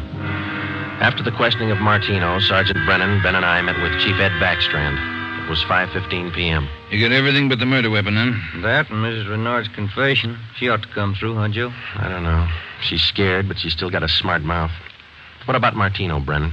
You think he had a hand in it? I don't think so. We spent most of the afternoon talking to him. He hasn't got the guts. We took his statement. And does he have an alibi? Solid. What was the cause of death? Strangulation, multiple fractures of the skull.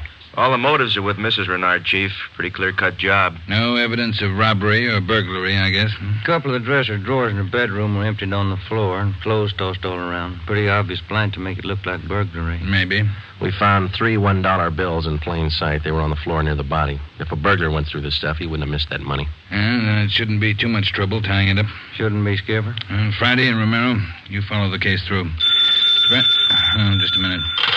Hello, Backstrand. Yeah? What? All right, I'll send him over. Lee Jones. Just finished checking the evidence at the crime lab. Yeah? He thinks Mrs. Renard's innocent.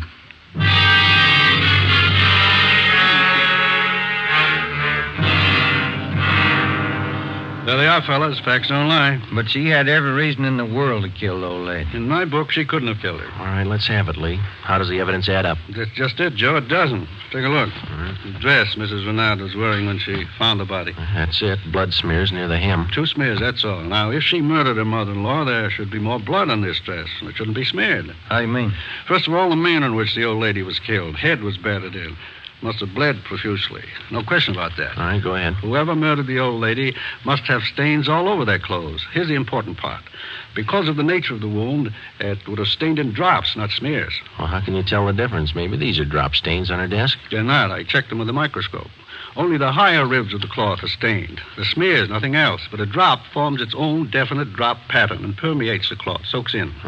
No signs of that on her dress. Not a one. Now, here's the silk scarf the old lady was strangled with. Yeah? Here's what I found in the knot tied in the scarf. A blonde hair, wavy. Old lady had dark hair. So does Miss Renard. So does her boyfriend. That's what I mean. This blonde hair is one of 2 things that didn't belong at that murder scene. What else you got? This here. What is it, Lee? Small piece of plastic. From a gun butt, I'd say. See here? Crisscross surface, then a little smooth area here. Yeah. The killer could have hit the old lady with the butt of a gun. And a piece of the stock could have chipped off like this, huh? Miss Renard doesn't own a gun. Neither did her mother-in-law. Well, where does that leave us? I don't know, Joe. There's the stuff. You can't disregard it. Maybe you can explain it. Yeah. How? Well, first prove this dress isn't the one Mrs. Renard was wearing this morning. Then find the dress she did wear. And we know she wore this when the dentist identified it, and so did two of the neighbors. That's what I mean. The dress is too clean. Doesn't belong. Yeah. And this blonde hair, this piece of gun butt, they don't belong either. Well, then you think she's innocent. You're looking at the evidence. What do you think? 6 p.m. Saturday, November 5th. Ben and I went back to the office and met with Brennan, Wiseman, and Ed Backstrand. The open and shut case against Mrs. Renard was up in the air, but we still weren't sure that she was innocent of the murder of her mother-in-law. Ben and I drove to the Lincoln Heights jail and interviewed the suspect again. She agreed to submit to a lie detector test. We drove back to the office, contacted Sergeant Berger, the department's polygraph man, and set up a special test for the following day. The next morning, we met with Berger and formulated a list of key questions, and then we picked up Mrs. Renard and brought her to the third floor of the Old City Jail building, the polygraph room. At 10:33 a.m., the test got underway. As usual, Sergeant Berger conducted the interview alone. Backstrand, Ben, and I waited outside. Well, how about Mrs. Renard's husband? Get in town yet? He's due in around noon, Skipper. Got a smoke? Yeah. Here you are, Ed.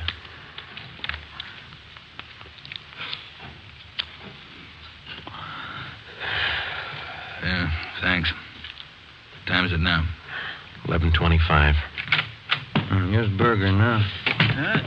That's it, Ed. What'd you get? I can study the chart a little more. The results are pretty well defined, though. How's it look? No reaction to the key questions. What's your opinion? I don't think she did it.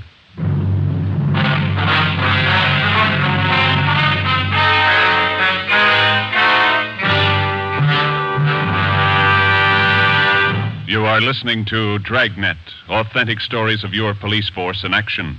And in leading magazines this week, you'll see this authentic story. Headline: Fatima's sensational growth sets a record for long cigarettes. Then you'll read the actual reasons smokers give for changing to Fatima. Fatima is different. It's mild and has a wonderful flavor.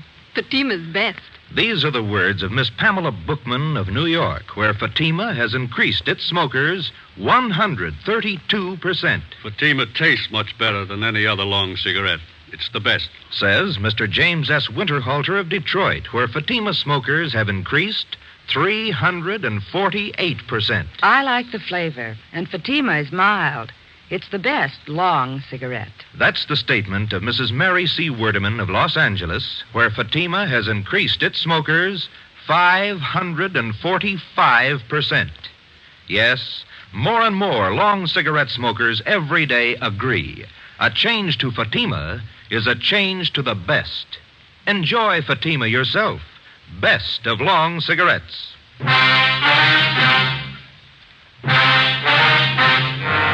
8 a.m., Monday, November 7th. Mrs. Renard was released from custody. We questioned her husband, Frank Renard, briefly. He could tell us nothing more than we already knew. Brennan and Wiseman were called back on the case, and together the four of us started over again from the beginning. We had a dead body, 2 pieces of physical evidence to work with, no idea how to fit them together, and no suspects. We went back to the Chavez Road neighborhood where the murdered woman lived and started pushing doorbells. We canvassed the neighborhood for 3 days, and we uncovered one slim lead. He was selling magazines, officer. Went door to door, right up the street here. Young fellow. Could you describe the man for us, please? Nothing to talk about. Pasty face, pimply complexion, blonde hair. 5:30 p.m. Wednesday, November the 9th. Ben and I met with Brennan and Wiseman in Ed Backstrand's office to compare notes. Together, we had more than a dozen reports of the magazine salesman's presence in the neighborhood just prior to the murder of Mrs. Renard's mother-in-law.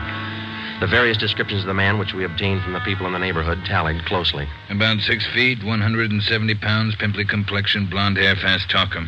About 25 years old. As far as we know, Skipper, he was the only stranger in the neighborhood last Saturday morning. Only one that people remember, anyway. How close did you trace him to the Renard house? You got your list there, Brennan? Yeah.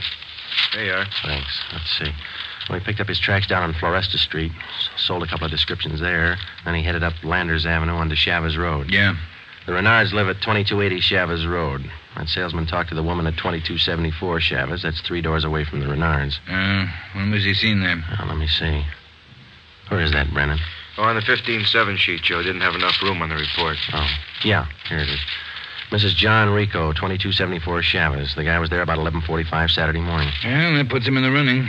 First time he ever showed in that neighborhood? First time, Skipper. Fresh kid, not a very good salesman. Here's the name of the company he's working for, the Harrison News Distributors. You check with them? Well, they're closed for the night. We'll call them the first thing tomorrow. Good. Here's something else for you.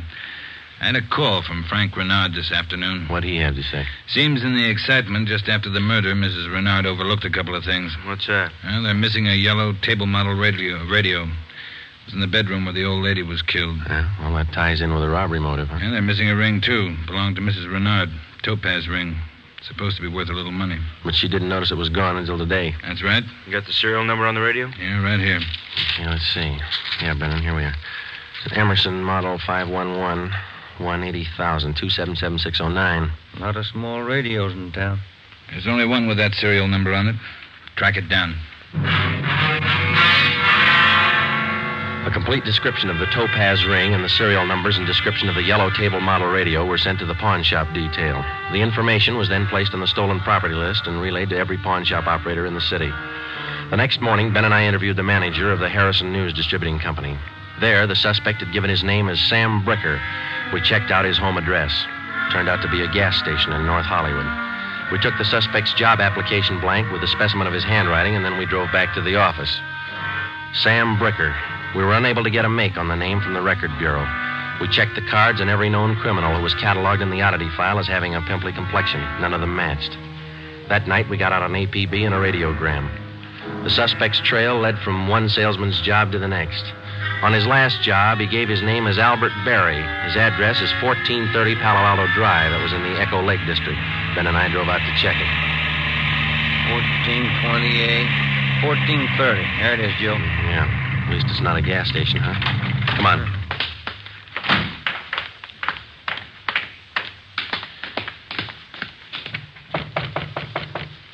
Tiresome, huh?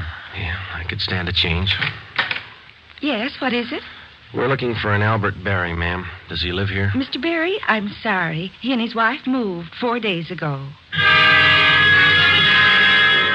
We identified ourselves as police officers and had the landlady, a Mrs. Catherine Hoffman, show us the apartment which Berry and his wife had occupied. It was still vacant. In one of the closets in the apartment, we found a cheap overnight bag. The lock on it was broken and one of the seams had ripped. I forgot about that old bag, and Mr. Berry told me I could throw it away. Take a look. I'm in. Yeah. How long has Berry been married? Do you know, Mrs. Hoffman? No, I don't. But the way they acted, lovey-dovey all the time, I don't think they've been together long. Hey, Joe. Look, some kind of an identification tag. Yeah, let me see. Get it up here. It's a tool disc, it looks like, doesn't it? Jameson Larrabee, Pittsburgh, Pennsylvania. You're not after Mr. Berry, are you, officer? Yes, ma'am, we are.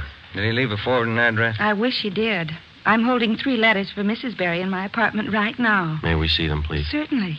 Would you step this way, please? My apartment's just across the hall. Yes, ma'am. Would you like a bottle of beer or something? No, ma'am, thanks. Let's see. I thought I put... Yes, here they are. 3 of them, Sergeant. From her folks, I think. Mrs. Berry's from Fresno. Oh, that's good. You want to copy down this return address, Ben? Yeah, go ahead. Okay. That's C.K. Ulrich, U-L-R-I-C-K. 525 North Lamona, Fresno. Yeah, I got it.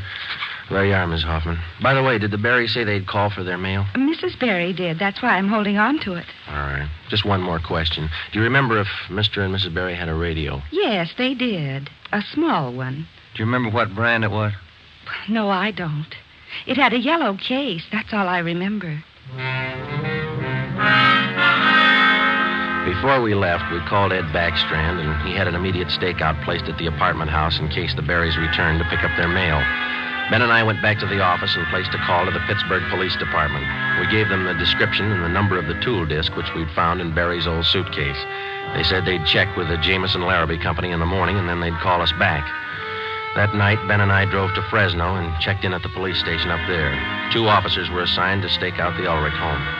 We interviewed Mr. Ulrich, who identified himself as Albert Berry's father-in-law. He told us his daughter had married the murder suspect 8 months before, and he gave us pictures of Barry taken at the wedding. Ulrich told us that he'd catch a Santa Fe train out of Fresno the next morning. He wanted to be in Los Angeles to take his daughter home when Barry was apprehended. It was almost 2 a.m. when Ben and I left Fresno and started back for Los Angeles. We checked in at the office at 10 minutes past 8 the next morning. At 8:35, the call came through from the Pittsburgh Police Department. What did they say, Joe? It was a tool disc, all right. Jameson Larrabee Company, issued 18 months ago to one of their workers. They give a name? Albert Barry. 11 a.m. Monday, December the 5th. 1 month to the day since the 62-year-old woman had been beaten to death. The pictures of Barry and his wife, which had been taken at their wedding, were printed up in wholesale lots and distributed to all points. Mr. Ulrich, Barry's father-in-law, arrived in town and got himself a hotel room. We waited. There was no report from the stakeout at the apartment house. We checked back in at the office at 5 minutes to 1. I'll get it. Homicide, Friday. This is Mr. Ulrich, Sergeant. I just got a call from my wife in Fresno. I thought you'd want to know. What's that? The wife got a letter from Norma. They're living in South Pasadena, an apartment. You got the address there? Yes, sir. That's what the wife called about. It's 134 Norway Terrace. When was the letter mailed, do you know? Wife said it was postmarked December 3rd, day before yesterday. Get your coat on, Ulrich. We'll be right over. Ben and I picked up Mr. Ulrich at his hotel and drove to the South Pasadena address. Barry and his wife had the apartment on the top floor. Neither of them were at home. The landlord let us in with a pass key. In the bedroom, we found a small yellow radio. We checked the serial numbers. They matched. It was the same radio stolen from the Renard house. In the bedroom closet, we found 2 suitcases. We checked through them. Nothing in this one, Joe. Here we are. Look at these. What are they, Sergeant? Pair of plastic gun butts. Let's see, Joe. One of them's been chipped, see? Sergeant, somebody coming up the stairs. All right, let's get in the living room. Be quiet.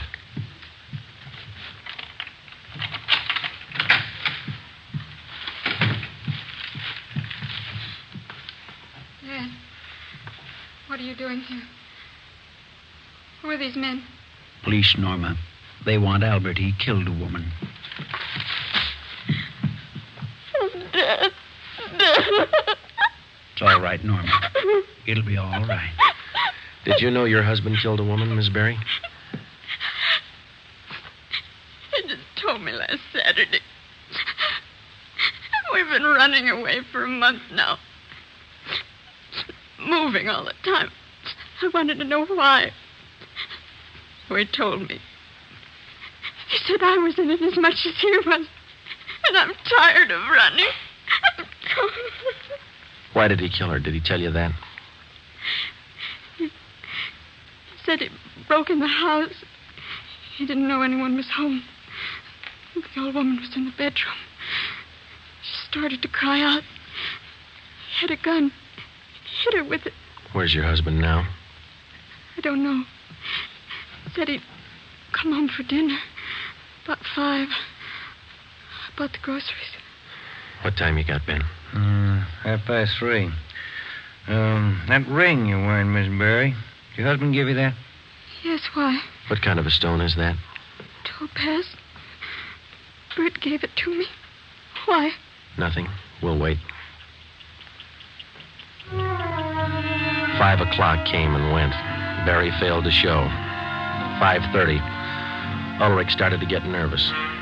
6 o'clock. 6:30. No sign of Barry. I went to the window and kept an eye on the street below. At 6:45, a light green Nash sedan pulled to a stop in front of the apartment house. A man got out and went into the main floor entrance. Bert. I'll let him in. All right. How long have you had the new car? A couple of days. Bert got it for credit. What do you want me to do now? Does he have a key to the apartment here? He lost it. Okay, when he rings, let him in. Just act natural. Ben? Yeah. You cover me. I'll get the cuffs on him. Right.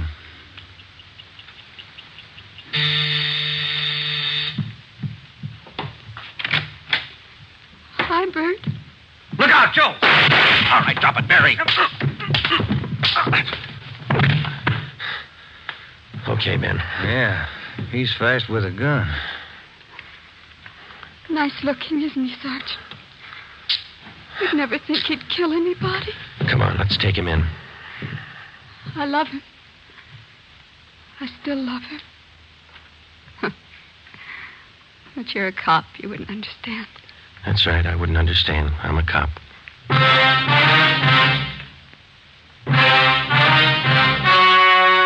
The story you have just heard was true. Only the names were changed to protect the innocent. On February 16th, 1947, trial was held in Superior Court, Department 82, City and County of Los Angeles, State of California. In a moment, the results of that trial. Earlier tonight, you heard the reports of amazing increases in Fatima smokers from New York to Los Angeles. Yes, all over the country, Fatima is doubling and redoubling its sales. And here's reason one. Fatima is the long cigarette that contains an essential ingredient of all the very popular cigarettes, Turkish tobacco. Reason two. Fatima has a much different, much better flavor and aroma than any other long cigarette. Reason three. To millions of smokers, the name Fatima has always stood for the best in cigarette quality. Smoke Fatima, the best of all long cigarettes.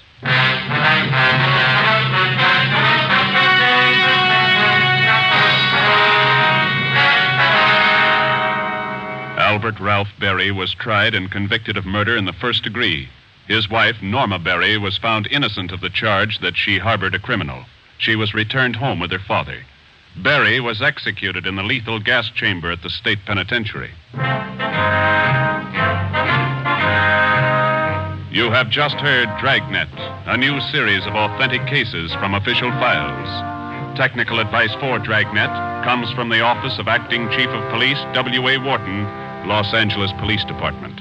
Tonight's program is dedicated to Private Hubert W. Estes of the District of Columbia Metropolitan Police Department, who, on the night of May 16th, 1947, gave his life so that yours might be more secure.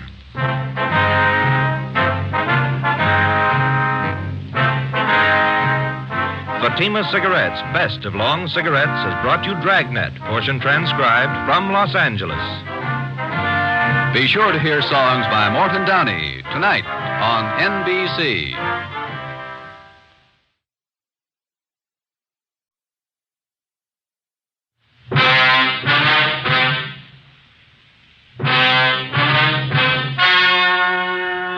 Ladies and gentlemen, the story you're about to hear is true.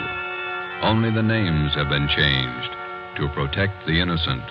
Fatima Cigarettes, best of long cigarettes, brings you Dragnet.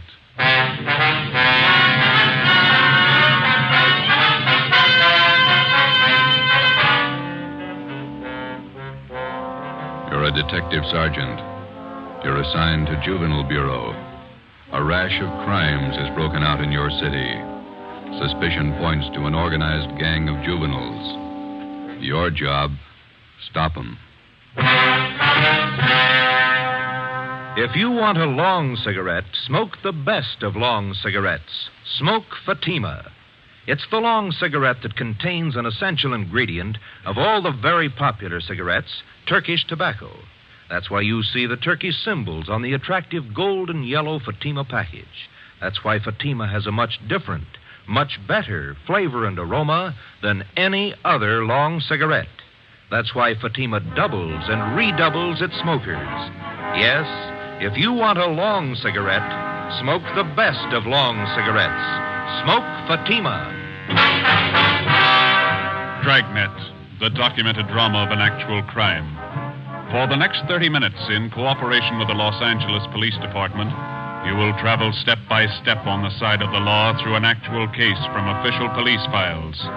From beginning to end, from crime to punishment, Dragnet is the story of your police force in action. It was Sunday, March 27th. It was windy in Los Angeles. We were working the night watch out of Georgia Street Juvenile Bureau. My partner's Ben Romero. The boss is Ed Backstrand, chief of detectives. My name's Friday. I was on the way up from the Juvenile Bureau, and it was 11:25 p.m. when I got to the receiving hospital, room 5, the treatment room. Everything happens on Sunday nights, huh, Joe? Yeah. How's the kid making out, Doc? One arm is cut up badly. Nothing fatal, though. How'd it happen? That's what I'd like to find out. Can I talk to him? If you want, don't press him, though. He's had a bad shock. All right.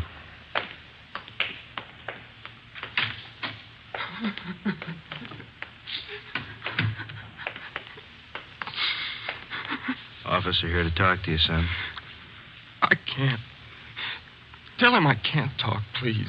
Just a few routine questions, son. You're going to have to answer them sooner or later. Please, can't you see what's happened already? I can't tell you anything. Jack Monroe, is that your real name? Yeah. How old are you? I'll be 16 next July. Where do you live? I can't tell you. You know that. Now, let me alone, will you? Let me alone. You've been running around with that gang of kids on Spring Street, haven't you? The big timers, isn't that what they call themselves? I don't know anything about it. Believe me, I can't talk. You tipped us off about the burglary they were going to pull tonight. Is that where they knifed you? Look, will you believe me? I can't tell you anything. Not anything, please. He's still shaky, Joe. All right, Doc. Well, Jack, we'll talk about it later when you feel better. You see what they've done to me already? They said next time they'd kill me.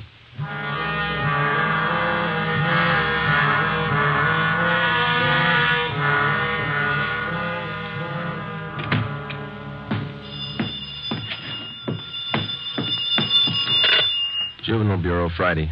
Yeah. Yeah, okay, Fred. Goodbye. How'd you make out, Joe? Not very good, Ben. Captain Bowling come in yet? You checked in while you were gone. Wants to see us. Okay. The kid tell you who knifed him? No, I scared him good. He wouldn't tell me a thing. You get a line on the boy's parents, Friday? I got a hold of his father. He's on his way in. How's the boy? Bad knife wounds. Nothing fatal. You know the boy? Not till this afternoon, Captain. He tipped us off about a burglary a gang of young kids were supposed to pull tonight. Did it go through? No, but 2 hours ago, this Monroe kid was found in a vacant lot down on Olympic, cut up pretty bad. The gang must have pegged him. How long is it going to take you to break that up? Well, we're just starting to get a line on him, Bob. Must be nearly 100 in that gang. And every one of them working hard. Take a look at the pin map over here. This spot here, look at it. All the jobs pulled during the last month, huh? The last 5 weeks, up to date. Red tabs for burglary, must be more than 100. The robberies, green pens, count them, at least 50. There's 5 more orange ones I added for the weekend, auto thefts. You bet those kids are working hard. We got a lead on them. That's more than we had last week. You have to push it harder. Here's the big reason. This line of pins, brown and black. Purse snatchings. Purse snatching and rape, 26 of them in the past 5 weeks. They're pretty well concentrated in one area here. That's right. Now, what's the lead you're working on? Right there on the pin map, Captain. Huh? Well, these 2 blocks here, Bob, where Franco Alley intersects Spring Street. Well, what about it? Well, it's the only clear area for a dozen blocks around. There's not a colored pin on it, you see? Yeah. Now, all the rest of the pins, the robberies, burglaries, attacks, they all seem to branch out from this same spot right here in definite patterns. Franco Alley and Spring Street. You figure that's the focal point for the gang? Well, it's got all the marks. For instance? Well, we've been checking that neighborhood for a week. We got it narrowed down to one place. Right on the corner of Franco and Spring. What is it? It's a soda fountain. It's pretty typical. Only it stays open all night, and it gets a pretty good play from kids. It's a regular hangout, Captain. Pretty tough youngsters. None of them over 18. Who runs the place? Guy named Eddie Ramsey, small-time con man. Had a run-in with him when we worked bunco detail. I remember the name. Smart mouth. Tried to give us trouble when we talked to some kids in there last night. He's got a place set up for him in the back of the store, kind of a club room. It sounds like a good lead. What are you doing about it? Well, just a minute. Captain Bowling. Yeah? Who? Yeah, we'll be right down. The Monroe kid, his father's downstairs, cursing every one of us. What's his problem? Can't understand how his boy got into trouble. Come on, Ben, let's tell him.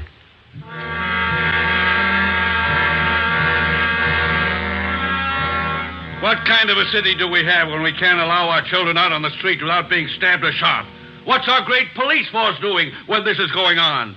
I'd like an answer if you got one. I demand an answer. We got an answer for you, Mr. Monroe. Will you sit down? My boy's lying in there in that hospital bed, cut to pieces. What did you do to prevent it? Tell me. You tell us, Mr. Monroe. What'd you do to prevent it? I'm no cop. That's your job. I pay my taxes and I help pay your salary. We look out for your kids, but we don't raise them. That's What are you talking about? Just a minute, Mr. Monroe. Answer me this. How old is your son, Jack? He's 16, I think. Why? You know what he does with his spare time? Where he spends his nights? Of course I do. He's at home. Some nights he goes to the library. Then you don't know much about your son, Mr. Monroe. For the past month, 4 nights out of 5, he's been hanging around with a gang down at a soda fountain on Spring Street. He's down there as late as 2 a.m. He says he goes to the library. How do I know? I'm a busy man. Did you know that your son is mixed up with that gang? He's not mixed up with the gang. A bunch of small-time thieves, but they're growing. They started with purse snatching, breaking in parked cars, burglarizing candy stores. You don't know what you're talking about. Wait a minute, please. And then they took up robbery, stealing cars, beating up girls, women, attacking them. You're crazy. Jack's not that kind. He's part of that gang, and right now we hold all of them responsible. My boy wouldn't do anything like that. He's a member of that gang, he told us. They're the ones that knifed him tonight. That's a lie. Jack's not mixed up with anything like that. You believe anything you want, Mr. Monroe. We're going to protect your boy as much as we can, but don't expect us to raise him for you. Now, you better take a free piece of advice. You keep your advice. Jack's not in this. You can't prove he is. We're not out to prove anything right now. But you catch up with that boy of yours. Keep him off the streets before it's too late. Are you threatening me? No, sir, advising you. Next time we might meet at the morgue.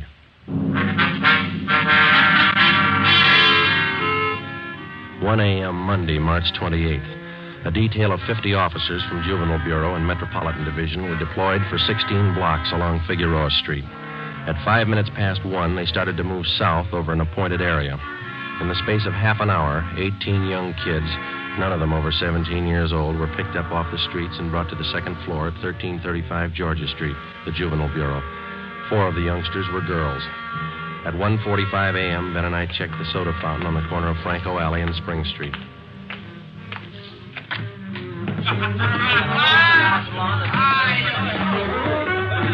Same bunch, Joe. Business as usual. Yeah, come on. Hey, Teddy, the Bulls. They're back again. Same guys. Go back and tell Eddie. Hey, look, why do you guys have to keep tracking us, huh? You'd think we were crooks or something. You were here the last time we checked in, Teddy. You ever go home? Sure, when I'm tired. I ain't tired. What's the matter? That's your money on the table there? Sure, it's my money. You want to borrow a buck? $28. That's a lot of money for a boy your age. You keep pretty late hours, son. You have to go to school in the morning? Maybe. I can sit here, can't I? It's free country. I'm drinking coffee. You gonna make me on that? You've been drinking more than coffee. Where's your driver's license? Oh, every time the same thing. There. March 10th, 1933, 16 years old. They giving you trouble, Ted? Eddie's on his way out. What's your name? Jones. Clyde Jones. Huh, Ted? Sure. He's got money, too. Rich family. You can save the smart talk, boys. Any of your pals in the back room? What's the trouble now, Sergeant? How many times a week do we get a checkup? Go ahead, Eddie. Read them off. We told you the last time, Ramsey. Clean up your place here or we'll ride your back till you do. I told you the last time, Sergeant. There's nothing wrong with my place. It's almost 2 o'clock in the morning. You got a dozen underage kids hanging around here doing nothing. Some of them have been drinking. Schoolboys. Better to have them in here than hanging around outside in the street. I keep an eye on them. You're not the guardian, Ramsey. This time of night, they've got no business in here or on the street alone. That's your opinion, huh? That's the law, Ramsey. Now, either you shut down that back room and keep these kids out of here late at night, or we'll go after your license. You don't scare me, Sergeant. You can't prove a thing. A couple of these kids have juvenile records. They're on probation. We can tag you for contributing. You still don't scare me. Now, why don't you leave the kids alone? That's right, Eddie. Read them off. Ben, get Benson and Bell. Right, Joe. If you won't clean up your place, Ramsey, we'll do it for you. Yeah? What are you going to do? We're pulling these boys in, all of them.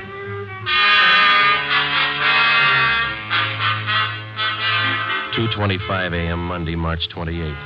The Dragnet operation had netted 30 juveniles, 26 boys, 4 girls. 24 of the children were between the ages of 16 and 17.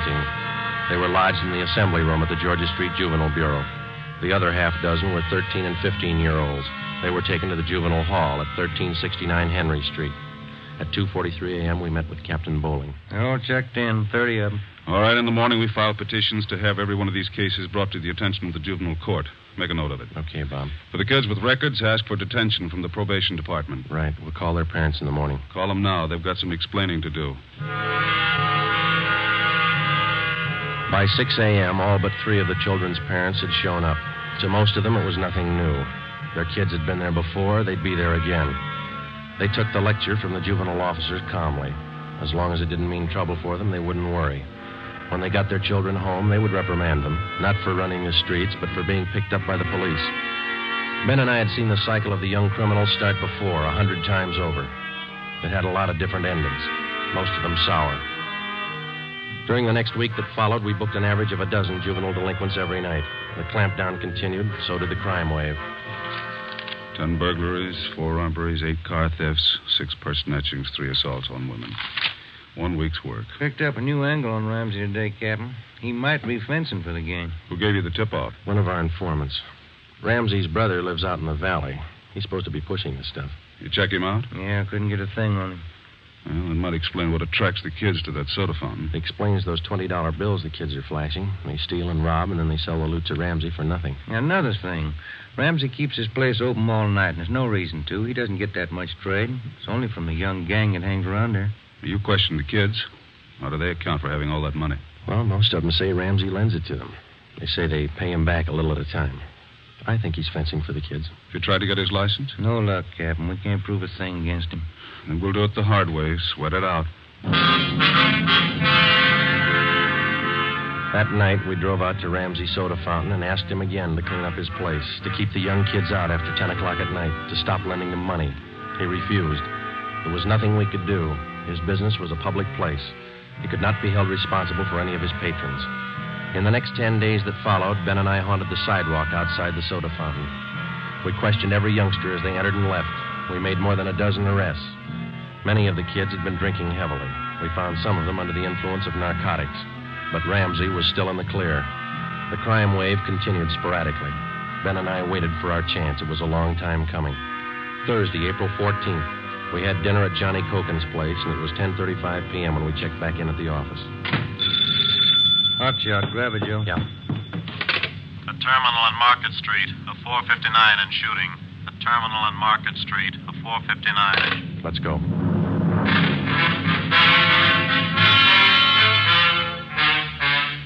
He was approximately 5 feet 4 inches tall, 125 pounds, brown hair, brown eyes, slight build, fair complexion.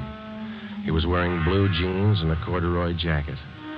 We found him between a row of packing cases at the rear of the warehouse at Terminal and Market Streets. There was a single bullet hole in his forehead just above the left eye.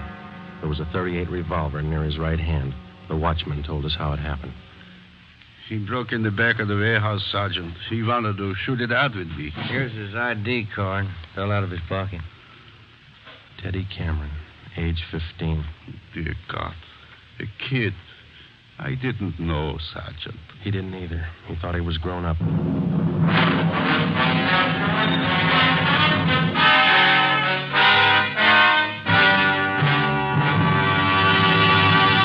You are listening to Dragnet for the solution to an actual case from official police files.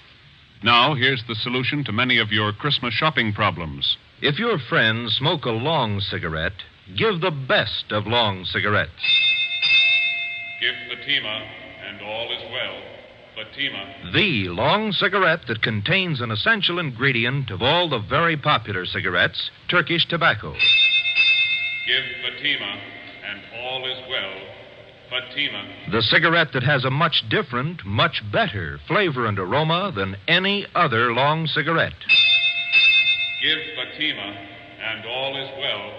Fatima. The cigarette that has doubled and redoubled in popularity. Here are the authentic reports. New York Division.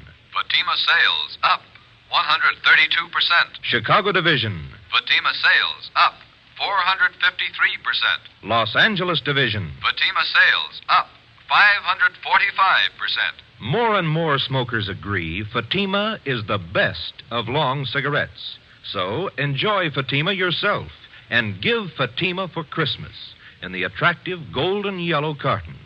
Everyone who smokes Fatima says that this great new long cigarette is the best of all long cigarettes.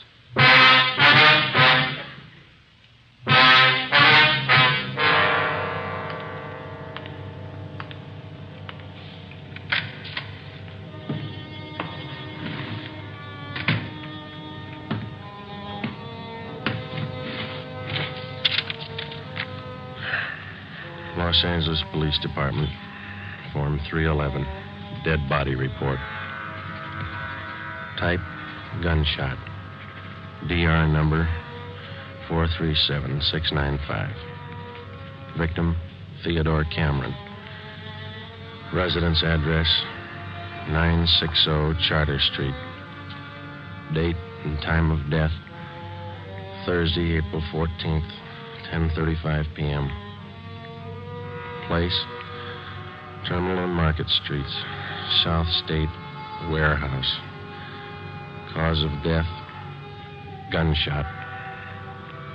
Motive or reason, attempted burglary. Time discovered, 10:40 p.m. Removed to County Morgue. Discovered by Carl Hyba, night watchman. Identified by Barbara Cameron, sister.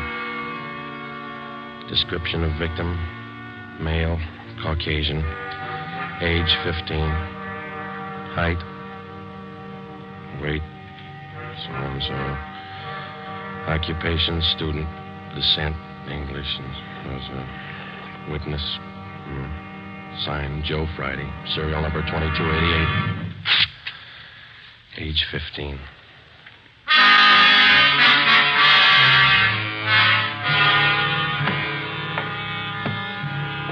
Ready, Joe?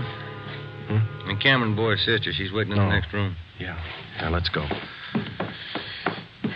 She taking it hard? Yeah. Morning, Miss Cameron. Good morning. We won't keep you long. Just a few routine questions. Yes, all right. Miss Cameron, how many are there in your family? There were 3 of us. Teddy, Mike, and me. Mother and father are dead. I work. Teddy and Mike go to school. Mike does. How old is your brother Mike, Miss Cameron? He's 14. You're the sole support of your 2 brothers? Yes. Do you have any idea who the boys were your brother Ted used to run around with? I don't know them by name. I remember seeing a couple of them once or twice. Mike would know, I think. He and Ted were pretty close, brothers. Do you know if Ted mixed with a gang of kids down on Spring Street? Maybe Mike would know that. Sergeant Teddy wasn't a bad boy. He wasn't a bum. None of us are. I tried to raise the boys like Ma told me. It wasn't easy. We made out. Yes, I understand, Miss Cameron. My salary didn't have too much, but we got by. Yeah. I figured on getting married. I'm 31. It'd be good for the boys, especially Teddy. He's dead, isn't he? Yeah. I couldn't be in 2 places at once. Hold a job and watch the kids. That's why I thought maybe a husband. I'm sorry to press, Miss Cameron. Do you think your brother Mike can tell us about that Spring Street gang? Oh, Mike would know. Where can we find him? Staying at a friend's house. I got the address in my bag. Here. That's 2514. I don't write numbers too well. Thank you, Miss Cameron. You've been very helpful. I'll get somebody to drive you home. Or do I have to go? Would it be all right if I just sit here for a while? That's all right. I'm tired. Real tired. 2514 West Serrano Street. That was the address Barbara Cameron had given us. It was the home of Mr. and Mrs. Jean Brewer, high school friends of the dead boy's sister.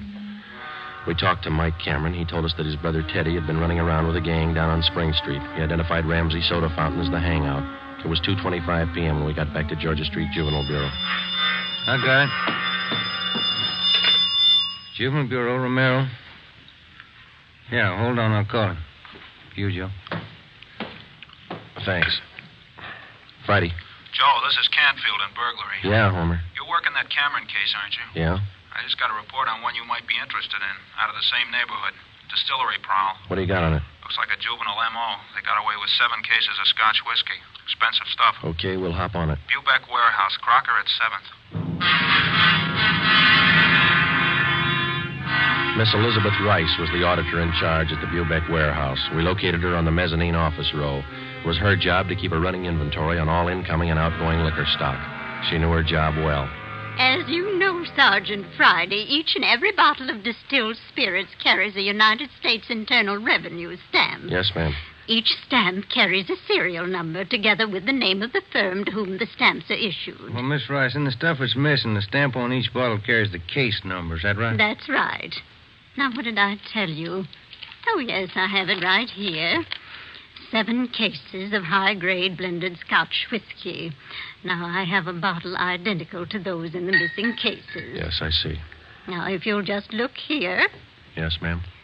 the number on this stamp here, 368-227-9956, followed by the firm name. Could you give us the numbers of the stolen cases? Now, I have them typed out for you right here. 7 cases, 12 bottles to the case, Canada Dry Incorporated, 4 of the red label and 3 of the black label, Johnny Walker. All right. Thank you very much, Miss Rice. And you think that this might be a juvenile case, Sergeant? Yes, ma'am, we do. 7 cases. That's close to $600, isn't it? We've lost a great deal more than that, Sergeant. The insurance company makes up for the liquor loss. Yes, ma'am. Those youngsters, who makes up for them? Ben and I left the Bubeck warehouse with a list of serial numbers of the 7 cases of stolen liquor. We headed back for the Juvenile Bureau. We figured that there was a strong possibility that the Spring Street gang was responsible for the warehouse liquor theft. How were they disposing of the stolen property? That was the key question we had to answer. Ben and I had a hunch and a tip from an informant that the young gang was operating under the guidance of a fence, a man or woman whose job it is to dispose of stolen property. The gang members were close to Ramsey at the soda fountain. Ramsey was the logical suspect. All right. Now, suppose they did steal the liquor. Suppose Ramsey's a fence. What's he done with the stuff? I don't think he's turned it this fast, if he's turned it at all. He wouldn't keep it at the soda fountain, no liquor license. And we've been around too much. He wouldn't keep it in his house. He lives in the rear of the fountain. It's too hot. Only leaves one other location that we know about. His brother's place in the valley. It was 5 minutes to 10 when we turned left off Ventura Boulevard onto Sepulveda. Ramsey's brother had a small farm about a mile and a half off the highway. It was a modest white frame house planted squarely in the center of an acre of ground. An unpaved driveway led off to the left of the house to the garage. Pull up here, huh? Yeah, okay. Yeah, it looks kind of quiet, no lights. Let's go.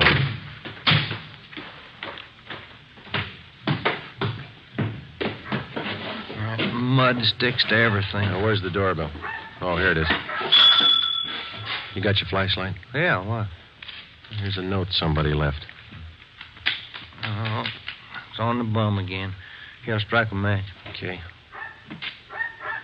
Can you hold it a little closer? Can you read it? Yeah. Harry, wife and I have gone to the drive-in theater. Before you put the truck away, get 3... Can you hold that match closer? Go now. Wait a minute. All right. Yeah.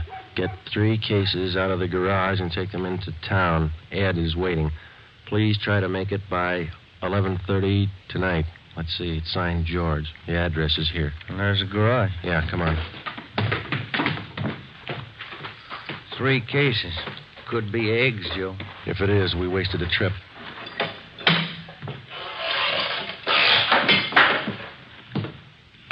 I'm out of matches, Joe. All right, here, use mine. What was that? Checking. Come on. See anything? No. There goes the light. Just a minute. I'll strike another one. You can save your matches. We found it. We found 5 cases of Scotch whiskey on the floor of the garage. We checked the serial numbers against the warehouse list. They matched. We went back to the car and called communications. We had an immediate stakeout placed on George Ramsey's place, and then we headed back for the city. It was 11:20 p.m. when we got to the address we found on the note. Oh, it's about time, Harry. Hello, Ramsey. We can do without the music. What's your problem this time? Hey, you're almost out of Scotch, Ramsey. Serial numbers check out, Joe. Sorry I can't offer you a drink. We're too old to drink here, aren't we, Ramsey? Where's your phone? You want to invite somebody? You can see we're out of booze. You got a phone? In the hall. Ben, call the office. Yeah.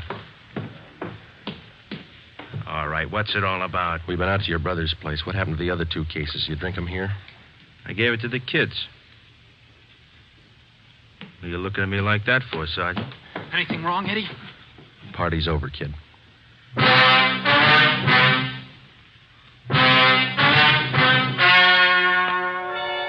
The story you have just heard was true. Only the names were changed to protect the innocent. On June 5th, 1949, trial was held in Superior Court, Department 74, City and County of Los Angeles, State of California. In a moment, the results of that trial. Earlier tonight, you heard the reports of amazing increases in Fatima smokers from New York to Los Angeles. Yes, all over the country, Fatima is doubling and redoubling its sales. And here's reason one. Fatima is the long cigarette that contains an essential ingredient of all the very popular cigarettes, Turkish tobacco. Reason two. Fatima has a much different, much better flavor and aroma than any other long cigarette. Reason three. To millions of smokers, the name Fatima has always stood for the best in cigarette quality. Smoke Fatima, the best of all long cigarettes.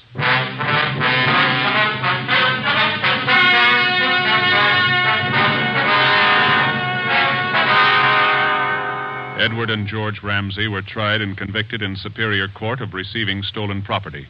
After serving their terms as prescribed by law in the state penitentiary, they will be returned to the county jail where they will serve a one-year term for contributing to the delinquency of minors. You have just heard Dragnet, a new series of authentic cases from official files. Technical advice for Dragnet comes from the Office of Acting Chief of Police, W.A. Wharton, Los Angeles Police Department. Honoring the city of Greenwich, state of Connecticut, and the men who make up the Greenwich Police Department, another of America's great law enforcement agencies.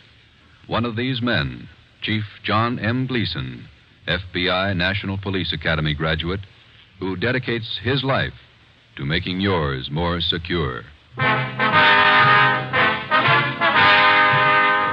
Fatima Cigarettes, the best of long cigarettes, has brought you Dragnet from Los Angeles.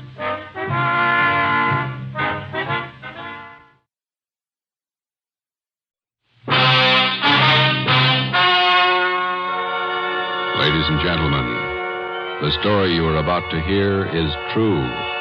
Only the names have been changed to protect the innocent.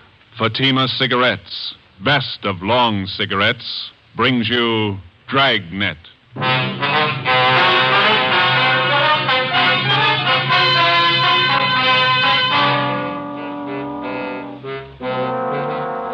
You're a detective sergeant.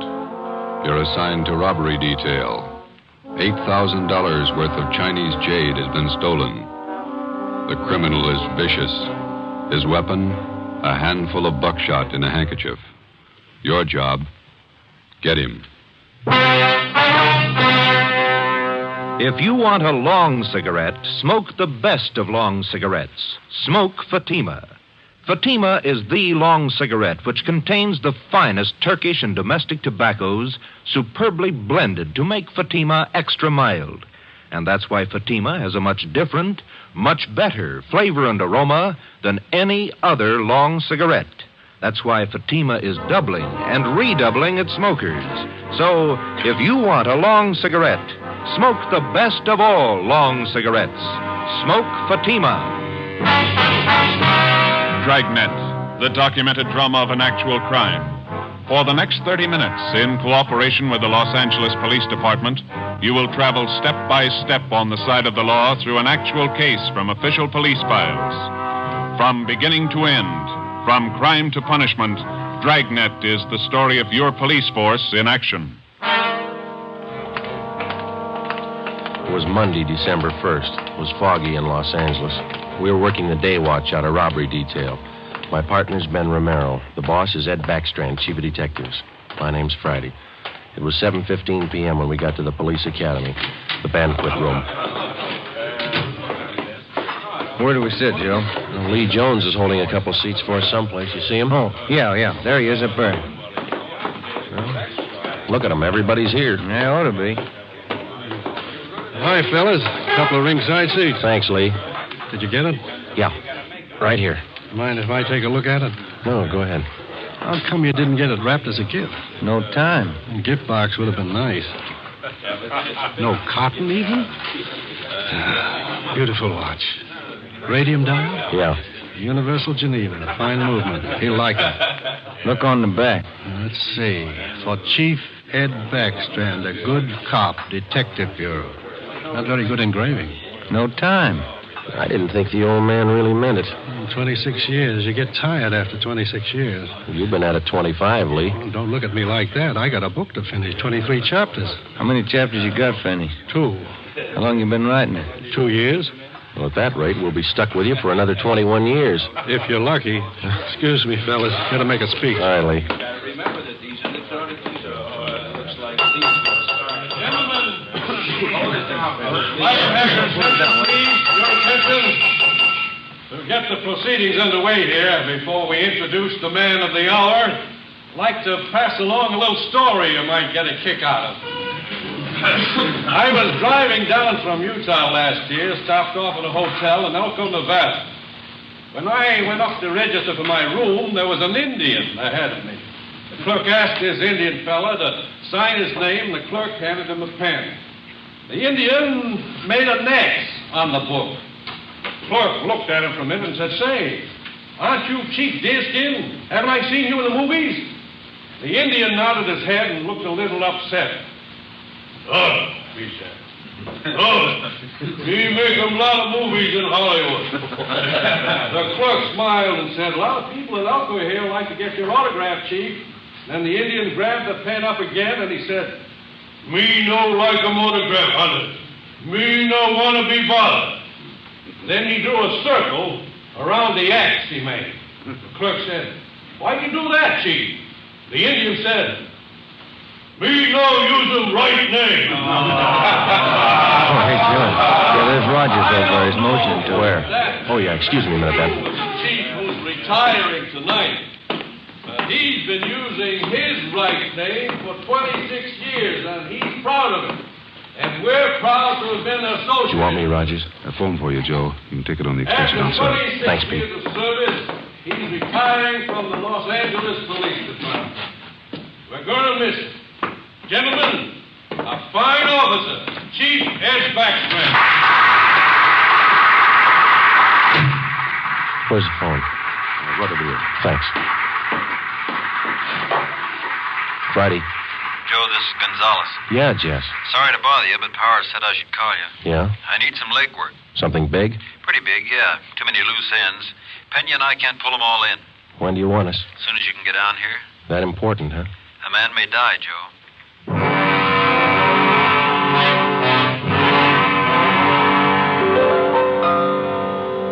Hi, Jess. Got here as soon as we could. Sorry to pull you away. Hello, Romero. Gonzalez, what's up? Come on in here. All right. Here's a report. Not complete yet.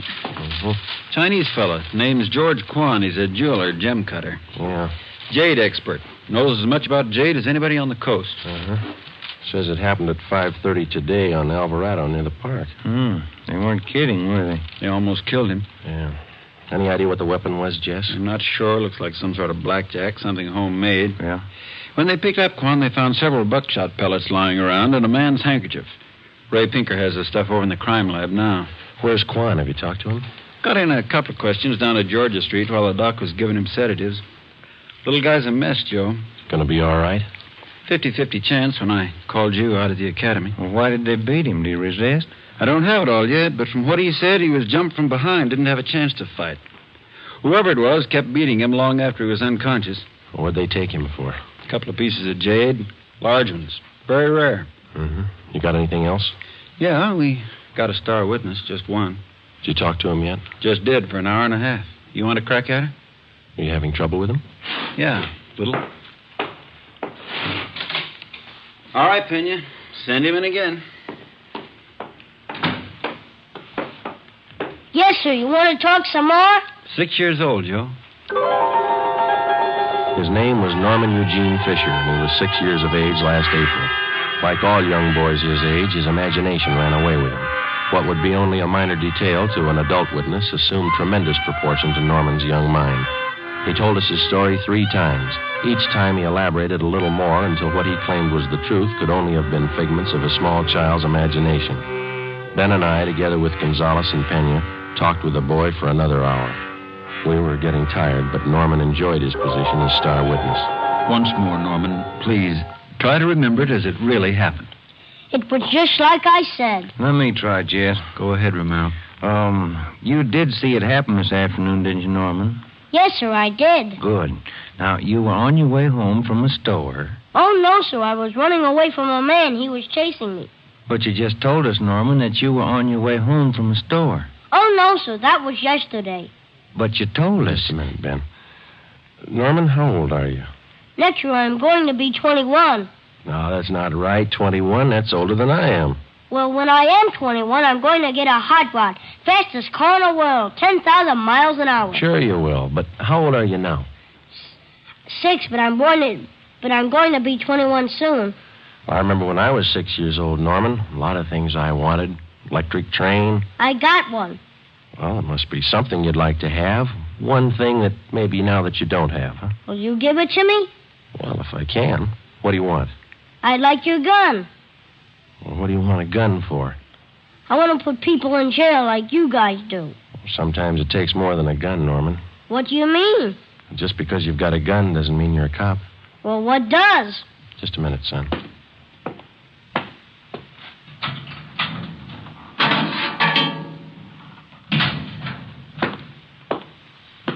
Here you go, Norman.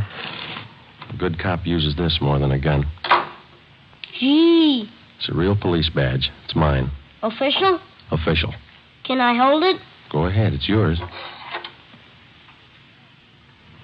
When I wear this, I'm a real detective. Well, that's part of it. The other part is to tell us what you really saw today. Now, how about it, huh? There were 4 men, like I said, and they all had machines. No, wait a minute, Norman. I thought you said you were a detective now. I am. Well, a good detective has to remember exactly what he sees, not something he makes up. It's not very scary that way. No, it's no use, Joe. He can't get his story straight. Oh, yes, I can. I'm a detective now, and I know what happened. All right, Norman, you tell us, huh? I was on my way home from the store. I saw this truck stop down the street. What did the truck look like? I don't know. It was a funny kind of truck. Had a wood back. You mean like a dump truck? Kind of, but it was a small truck. Old kind of car, like he took out the back part and put wood boards like a truck. You mean whoever owned the truck cut the back end out and made it look like a truck, huh? Yeah, that's the way it looked. Anyway, this truck stopped by this Chinese man, and the man got out, and the man started to hit this man. And the man fell on the sidewalk, and the man kept hitting him and hitting him as hard as anything. Well, what was he hitting him with? With his handkerchief? There he goes again. No, I don't know. How about that, Jess? Could tie in. Go on, Norman. Well, that's all I saw. No, I mean after the man hit him, what'd he do? Oh, well, he grabbed a bunch of stuff from this man's pocket, and he went into the truck and he speeded away. Norman, you're a good detective. I want you to think real hard now. Do you know what a license number is? Yeah. Good. Do you think you could remember the numbers on that truck?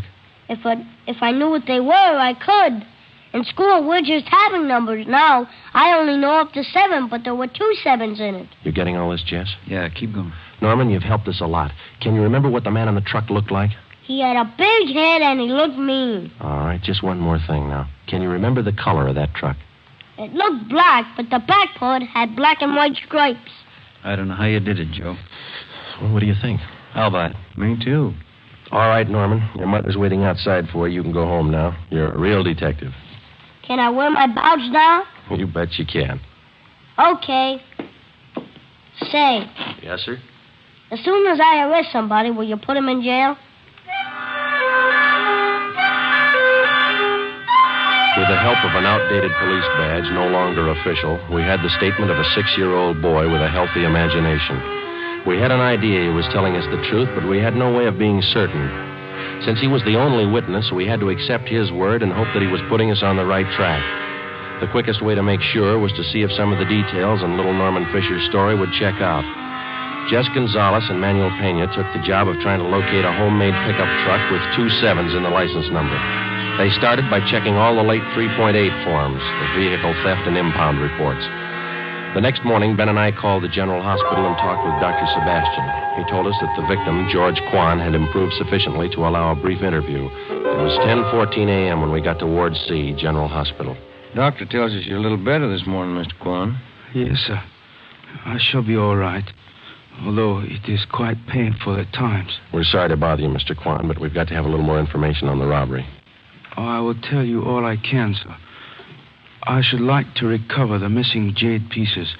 It is a great loss to me. Did you get any kind of a look at the man who hit you? Oh, he attacked me from behind, knocked me to the pavement. I made an attempt to get to my feet, but he struck me again and again, here at the base of my neck. You didn't see him at all, then? No, sir, I did not. Do you have any idea who could have done this? Unfortunately, no. I cannot think of anyone. What was stolen from you? We know it was jade, but can you give us a more detailed description? Well, sir, I lost 2 thumb rings, very rare, collector's items. Thumb rings? How much were they worth, would you say? Well, I paid $8,000 for the 2 rings. I wonder if you could describe them to us. Well, both rings were relics of the time when the Chinese archer drew his hunting bow with a special thumb ring. Any particular identifying marks on them? Oh, they both have linings of fine gold to fit them to the fingers of the new owners. Who were the new owners? I had just purchased them yesterday before I was robbed. I was on my way to San Francisco to show them to prospective buyers. Who did you buy the rings from, Mr. Kwan? Mrs. Inez Curtis, a very reputable dealer. We have done business for many years. I wonder if we could have her business address, huh? She has her office at her home. It is 1957 Harper Annex off Sunset Boulevard in Beverly Hills. How many people knew that you had the jade on you at that particular time yesterday? Oh, let me see. There were only 2 other buyers present beside Mrs. Curtis. I do not recall their names. They were new to me. Mrs. Curtis would know. Mr. Kwan, we know that you're tired. We have just one more question. Certainly. I wonder if I might trouble you to hand me that tumbler of water with the glass straw. Surely. Here you are.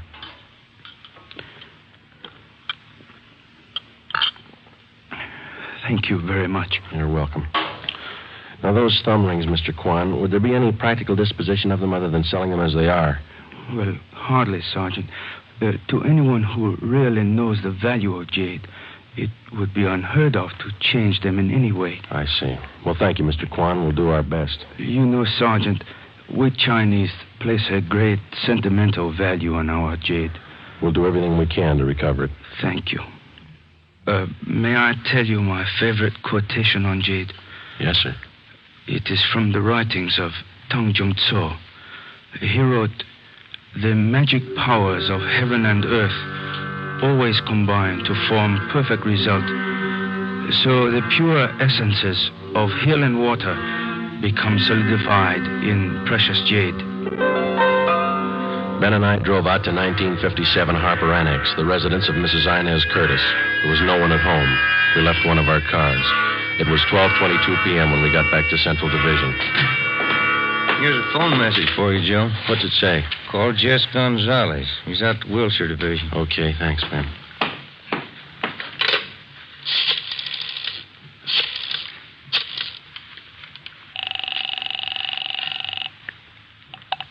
Wilshire Detectives, Dillian. Hi, Harry. Gonzalez around? Just a minute.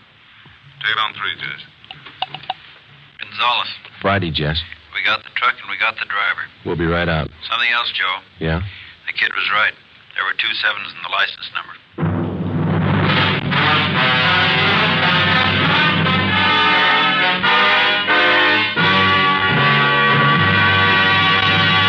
You are listening to Dragnet for the solution to an actual case from official police files.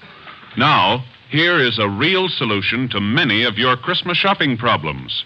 If your friends smoke a long cigarette, give the best of long cigarettes, Fatima. Give Fatima for quality. The name Fatima has always stood for the best in cigarette quality. Give Fatima for flavor. Fatima has a much different, much better flavor and aroma than any other long cigarette. Give Fatima. They're extra mild. Yes, Fatima is the long cigarette which contains the finest Turkish and domestic tobaccos blended to make Fatima extra mild. Yes, extra mild. So give Fatima for Christmas. in the attractive golden yellow carton. It's the long cigarette that has doubled and redoubled its smokers. More and more smokers every day agree Fatima is the best of all long cigarettes.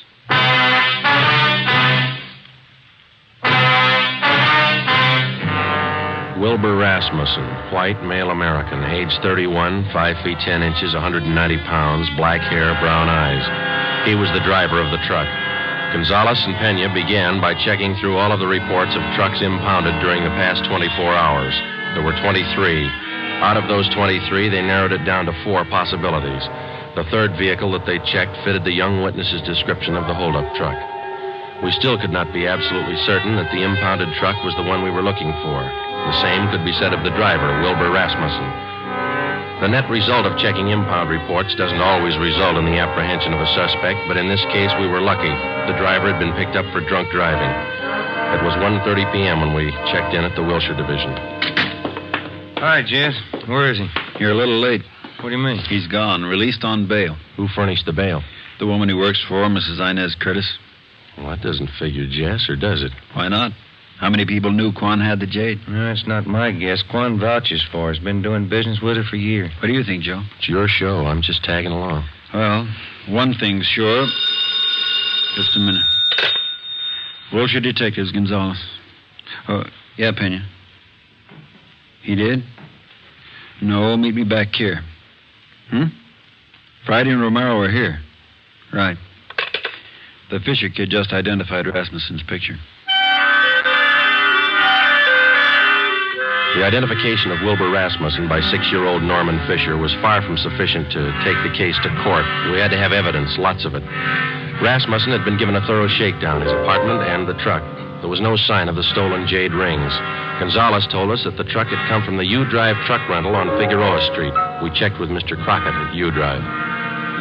Let me have another look at that picture, boys. Yeah, here you are. What'd you say his name was? Rasmussen. Wilbur Rasmussen. You want to know if he rented a truck from Miss Wynn? Yesterday, maybe the day before. No, not this fella. Never seen him. Before we left U-Drive, we checked over the rental contract on the truck in question. The deposit check for the truck was signed by Mrs. Inez Curtis. The truck was checked out at 6 a.m. The rental contract, the actual release form showing to whom the vehicle had been rented, was signed by a Harry Wilson. Rasmussen's name did not appear on any of the usual rental forms. The manager of U-Drive was positive that he had not rented a truck to Rasmussen. We drove out to 1957 Harper Annex. This time we found Mrs. Inez Curtis at home. I'm terribly sorry about Mr. Quan. Does he have everything he needs in the hospital? Yes, ma'am. How long did you say this Harry Wilson had been working for you? 6 or 8 weeks.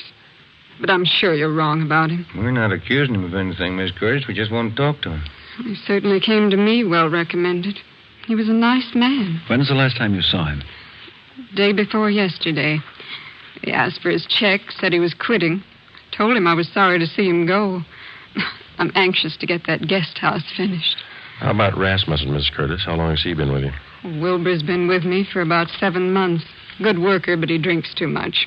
Feel sorry for him. You've rented trucks from the U-Drive company right along? Oh, yes, from Mr. Crockett. We had to have a truck to haul our building supplies. I'm saving an awful lot of money contracting this myself. It's a great saving. Yes, ma'am. The deposit on this last rental, did you give that check to Wilson or to Rasmussen? I sent both of them down to pick it up. Like I say, Wilbur's been drinking rather heavily lately, and I think Harry's the better driver of the two. Do you know which one of those men was driving the truck about 5:30 in the afternoon day before yesterday? Well, how would I know that, Sergeant? All I know is that I sent both of them down. I told Harry to drive. Yeah, I see. Miss Curtis, were either of those men present the day you sold the jade rings to Mr. Quan? No, they have nothing to do with my gym business whatever. Did either of these men know about Mr. Quan's purchase? Well, that's possible. They knew he was here. I'm sure they saw him come in. It's entirely possible that they might have overheard something. When did Mr. Quan leave your house? About 5 o'clock. What time did the two men go after the truck? Oh, they picked that up early in the morning. Mr. Crockett down at U-Drive says that only Harry Wilson checked out the truck. Says he's never seen Rasmussen before. That's entirely possible. Like I say, they might well have made other arrangements. Were there any other people present when Mr. Kwan bought that jade? Yes, there were. 2 other buyers. They were bidding for the thumb rings, too. Mr. Kwan had the high bid, so I sold them to him. I wonder if we could have their names. Certainly, I'll write them down for you. Miss Curtis, do you have any idea where we might locate Harry Wilson? Well, he told me he was going to Mexico, said he had friends down there. Well, thank you, Miss Curtis. You've been very helpful. Are you sure there isn't anything Mr. Kwan needs? Yes, ma'am. 2 jade rings. Mrs. Inez Curtis gave us a detailed description of Harry Wilson. She also gave us the names and addresses of the 2 other buyers who were present when Mr. George Kwan made his purchase. We checked them out and found them to be equally as reputable as Mrs. Curtis. They could tell us nothing of the robbery. We went back to the office and got out an APB and a radiogram on Harry Wilson from the description given us by Mrs. Curtis. Stakeouts were maintained at Wilbur Rasmussen's apartment and at the home of Mrs. Inez Curtis. It was 4:30 p.m. when we got to the 2nd floor of the Old City Jail building, the crime lab. Lee Jones had the evidence laid out for us. Funny thing about the handkerchief, boys. What's that, Lee? The bloodstains. Old ones along with the new ones. How does that figure? We know how the new ones were made when the handkerchief was filled with buckshot and used on Kwan. The old ones, hard to tell. How old would you say they were? The handkerchief has been through the laundry a few times. Stains didn't come out. Laundry marks right here. I don't see them. Man used peerless laundry. Infrared marking system. Let me show you. Infrared lamp, Lee? Yeah. There's your marking. Pen you trace it down. Who's it belong to? Man used the name of Harry Wilson. There was nothing to do now but wait for some word on Harry Wilson. The stakeouts continued. We re-questioned Wilbur Rasmussen, and we talked again with Mrs. Curtis and George Kwan. It was Tuesday, December the 8th. We checked in for work at 8 a.m. Morning, Jess. Hi, Joe. Where's Ben? Communications, getting the mail. Any word on the new chief of detectives? No, nothing. What's your guess? Oh, I think Thad Brown. He's a good man. Maybe. Sloan's a good man, too. When you come in here? Not yet. Why? Maybe you'd like to take a little airplane trip. What do you got? Cheyenne, Wyoming. They picked up Harry Wilson. 2 days later, Thursday, December the 10th, Harry Wilson was returned to the Los Angeles County Jail and booked on suspicion of robbery. We checked with Lieutenant Frank Cunningham in the Record Bureau. From Wilson's fingerprints, he ran a make on him. Harry Wilson was an alias. We found out that he had lengthy records of arrests and jail terms for robbery, burglary, and grand larceny. Mr. Crockett at U Drive identified Wilson's picture.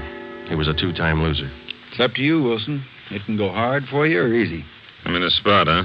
You're in a spot. Lay it out for him, Jess. It's all stacked against you, Wilson. We know you rented the truck. You knew Quan was at Mrs. Curtis' house. Your handkerchief was found at the scene of the crime. You wouldn't believe me if I said I didn't do it? With that kind of evidence, how can we? I didn't. I don't know if I can prove it, but I didn't. If you didn't, we'll help you prove it. First, you gotta believe me. You know why. Yeah? I've had it twice. Once more, and I'm in for life. All right, you got it figured. Now what do you got to say? Rasmussen did it. He knocked Quan over. Where were you? Buying my ticket for Cheyenne. I didn't want any part of it. How do you account for that handkerchief? It was mine, but Rasmussen had it. He cut his finger one day in the job. I loaned it to him. Yeah, that checks. Old bloodstains, new ones. All right, let's pick up Rasmussen. While you're at it, pick up the Curtis dame. She planned it. Wilbur Rasmussen was picked up and brought in. After intense cross-questioning, we confronted him with Harry Wilson's statement. In the face of this testimony, he broke completely. He gave us a full confession implicating Mrs. Inez Curtis. He admitted beating George Quan and taking the jade thumb rings. He said he received $200 from Mrs. Curtis for the job. He requested that he be allowed to turn state's evidence. Mrs. Inez Curtis was brought to the interrogation room. Of course, you gentlemen have proof to substantiate all these accusations. Yes, ma'am, we have. It better be good. I have a fine lawyer. We've got signed and recorded confessions of Wilson and Rasmussen, the 2 men who worked for you. Shall we play the recordings for you? That won't be necessary. Miss Curtis, you got $8,000 for those rings. Wasn't that enough? Not when I could make 16, no. Where are the rings now? I'm not going to get life for this, you know. No. Jade doesn't spoil. It'll still be good when I get out. Yeah, but you'll be too old to appreciate it, Miss Curtis. Okay, Penny.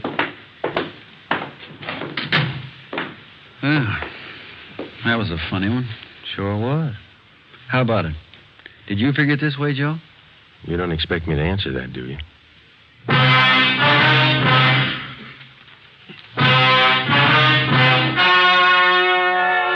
The story you have just heard word was true. Only the names were changed to protect the innocent. On March 2nd, 1949, trial was held in Superior Court, Department 82, City and County of Los Angeles, State of California. In a moment, the results of that trial. Now, here are authentic reports from all over the country that tell the story of Fatima's sensational increase in popularity. New York Division. Fatima sales up 132%. Chicago Division. Fatima sales up 453%. Los Angeles Division. Fatima sales up 545%. Yes, more and more smokers agree Fatima is the best of long cigarettes. So enjoy Fatima yourself and give extra mild Fatimas for Christmas in the attractive golden yellow carton. Everyone who smokes Fatima says that this great new long cigarette is the best of all long cigarettes.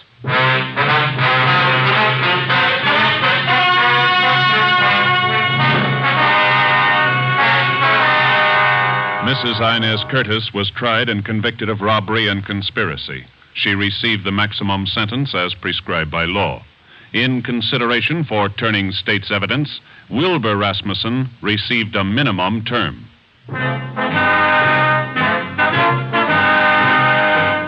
You have just heard Dragnet, a new series of authentic cases from official files.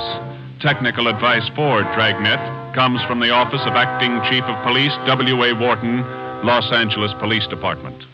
Dragnet honors the city of Knoxville, state of Tennessee, and the men who make up the Knoxville Police Department, another of America's great law enforcement agencies. One of these men, Sergeant Joe H. Roberts, director of the Knoxville City School Safety Patrols, who dedicates his life to making yours more secure. Fatima Cigarettes, the best of long cigarettes, has brought you Dragnet, portion transcribed from Los Angeles.